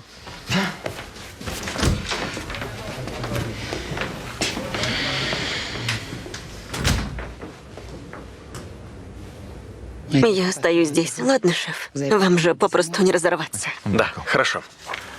Итак, согласно психиатрическому заключению, расстройство Алин Сент-Абен началось в подростковом возрасте из-за неблагополучной семьи. Плохая успеваемость, побеги из дома, наркотики, тяжелая зависимость. Затем майор Марти стал ее терапевтом и любовником.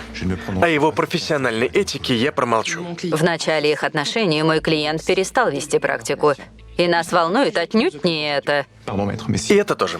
Это поясняет заявление вашего клиента. Это поясняет мотив убийства Жувера. Сент-Абен все подстроила именно так, чтобы обвинили Марти. Вот стерва. Танслен. Ну правда, шеф, подумайте сами. Она изящно подставила Марти. Все было преднамеренно, значит, она и есть убийца. И правда. Нам нечем доказать эту гипотезу. Шеф, вы читали досье? Она же сумасшедшая. Она зла на Марти и сделает все, чтобы он сел лет на 20. А если мы будем тут сидеть и разглагольствовать, то у нее все получится. Она же стерва.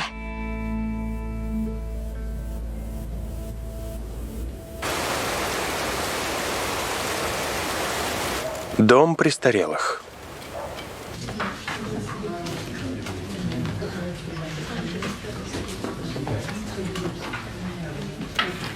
Да, Алин у нас работает. Но мы уже давно ее не видели. Когда она была тут в последний раз? В прошлые выходные. С ней все хорошо. С кем она ближе всех общалась? С Сюзет. Вон там дама с пазлами. Она принимает Алин за внучку и наследницу. У Сюзет есть дом или квартира? Да, у нее есть дом. Мы могли бы взять ключи? Мы уже 2 дня не можем их найти. Везде посмотрели, нигде нет. Спасибо. Хорошего дня, мадам. Сообщите, если найдете что-то дома у Сюзет. Спасибо. Привет. Как дела?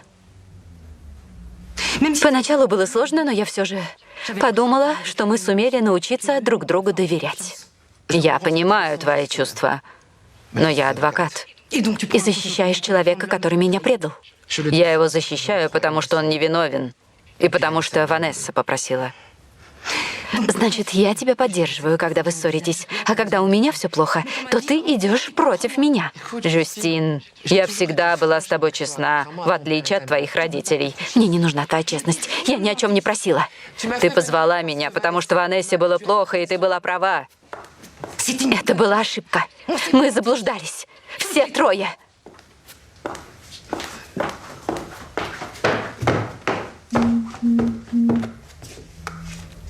Что насчет авто? Встреча в силе?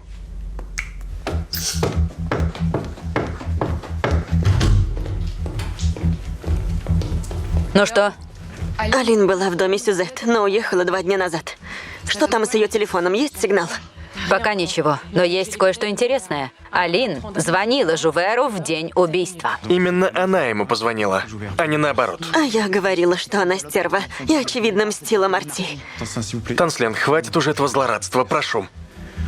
Есть контакты родных или друзей Алин? От тех, с кем удалось связаться, новостей нет. Другие говорят, в последние месяцы Алин было очень плохо. Это мы и так знаем, но не представляем, где она может прятаться. Она точно где-то рядом. Может, соблазнила парня и осела у него. Нам бы адрес узнать, Танслен. Она может быть в притоне. Она ведь употребляла? Извините, но я не могу поставить себя на место больной девушки, которая убивает человека ради мести своему бывшему. Ну да, ну да.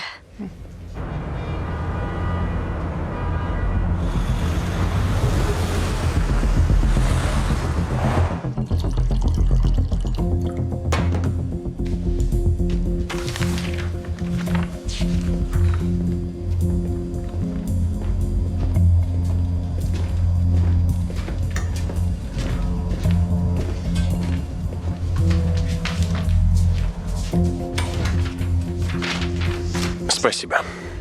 Спасибо. Кофе? Как ты? Ты тоже тут спала? Я не спала, но была тут. У нас нет времени. В изоляторе тебе осталось сидеть 6 часов. Жюстин не продлит срок. Дисциплинарная комиссия тебя уничтожит. Для них ты убийца их человека. Надо как можно быстрее найти Алин.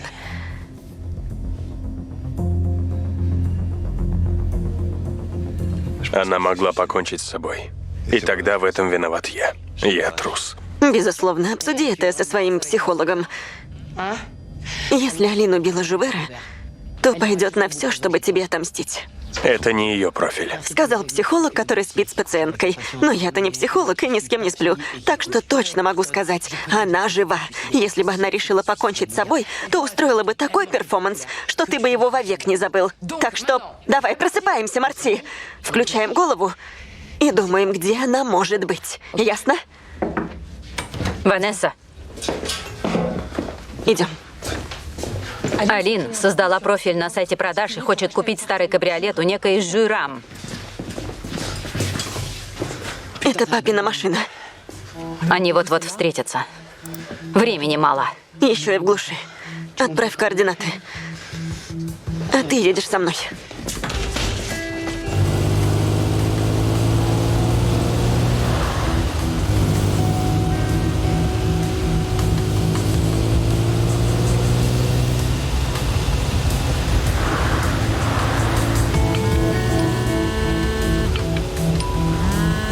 Ванесса.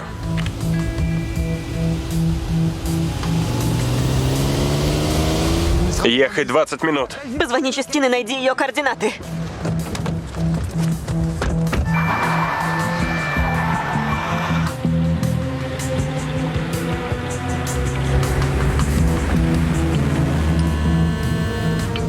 Марти. Черт, не берет трубку. Вот же черт. Дозванивайся.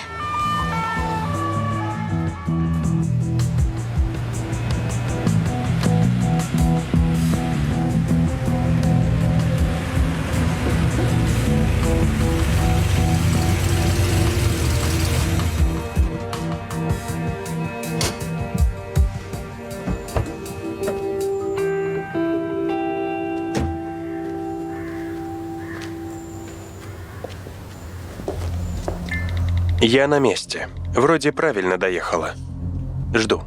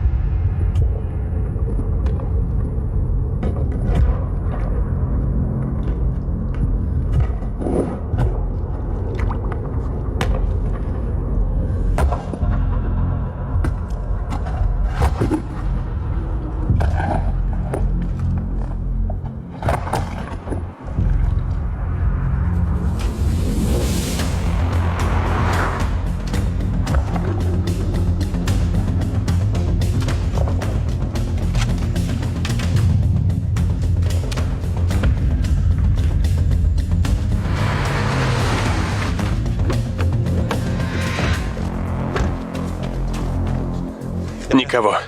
Вон там.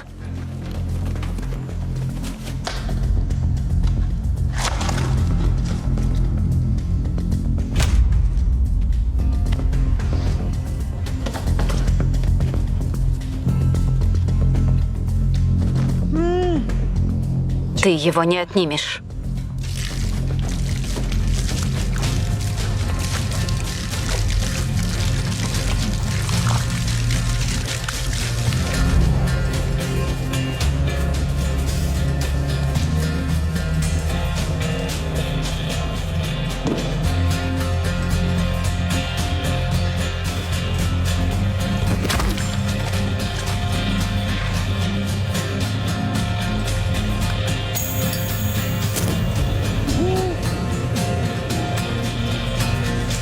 Полиция!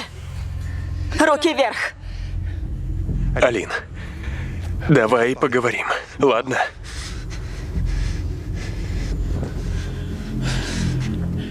Но сначала потуши зажигалку.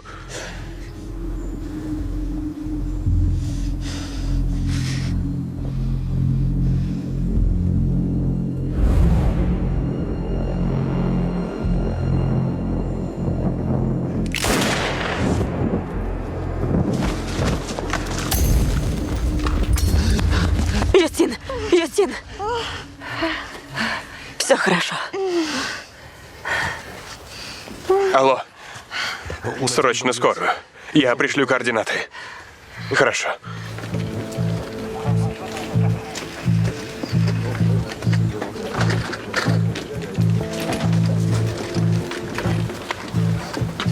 Дадите нам пару минут. Конечно.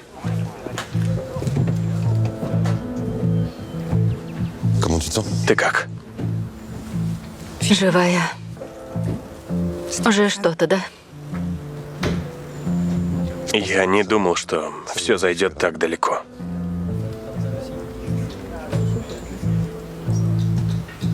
Нужно было тебе рассказать.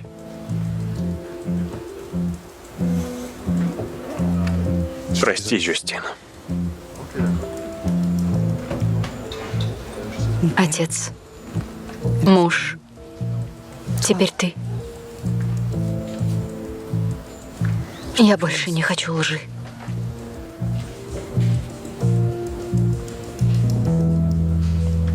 Будьте добры.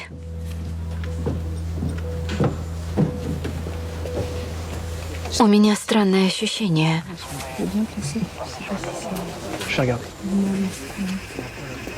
Да, мама, все хорошо. Для Марти ситуация неоднозначная. Он, конечно, свободен и невиновен, но теперь одинок. А в остальном все отлично. И машину мы не продали.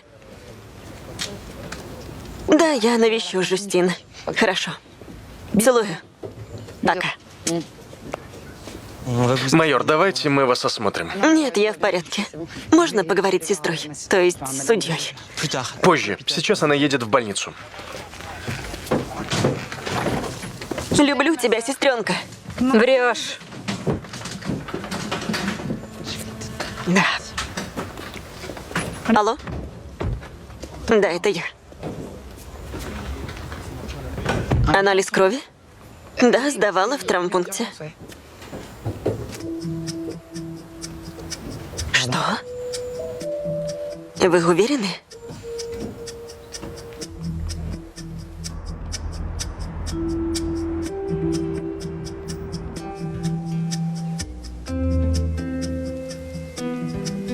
Виноград для производства шампанского относится к товарам длительного или кратковременного пользования. Длительного. Марго, пожалуйста, сосредоточься. Когда придет твой парень? Ванесса, мама из-за парня так расстроена. Мне тоже хотелось бы это понять. Юстин, прости, я знаю, что ты на меня злишься. Но это уже перебор. Ты второй день дуешься. Ты предала меня и как судью, и как сестру. Я молчала, чтобы тебя защитить. Любимых же всегда защищают. Нет уж, слишком слабый аргумент. Вечно ты все усложняешь. Я тебе доверяла, а ты мне, видимо, нет. Боже, ну что за бред? У тебя есть парень, но ты не говоришь, кто он. Грустишь, но не говоришь. Почему? Тоже защищаешь? Да, защищаю.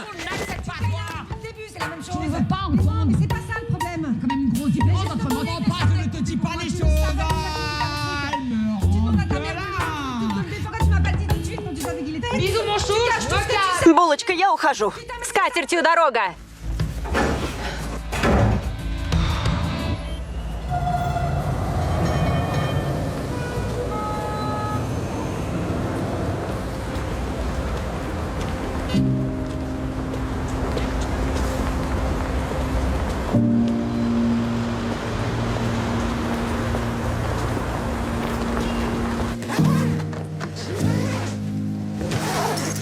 Аньес, прости, что сорвалась на тебя из-за Марти.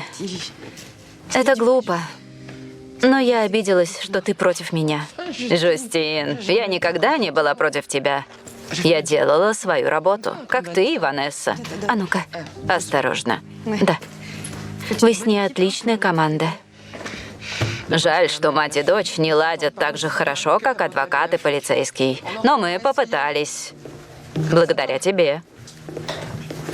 Представляю лицо папы, если бы он всех нас тут увидел.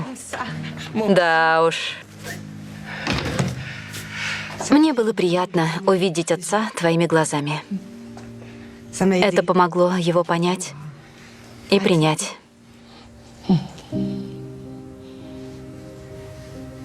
Я буду скучать. Я тоже.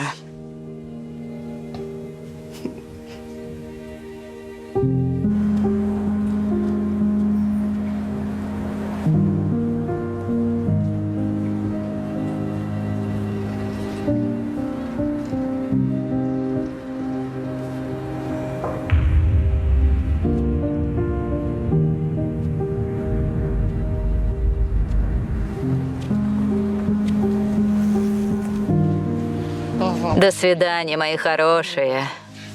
Счастливого пути. Позвони, когда едешь. Обещаю. Осторожно. Ну все. Все, уезжаешь? Наконец-то тебе станет спокойнее. А как же должность в Страсбурге? Я отказалась. Мне лучше вернуться в родные края. Как по мне, это глупо. Возвращайся, мы будем рады. Все, хватит слезных прощаний, такси приехало. Мам, я беременна. Что? Это хорошая новость? Не знаю. А кто отец? Закари Берг. Это кто? Парень, которого ждет суд. И сдала его я. Он знает? Нет. Ты его любишь?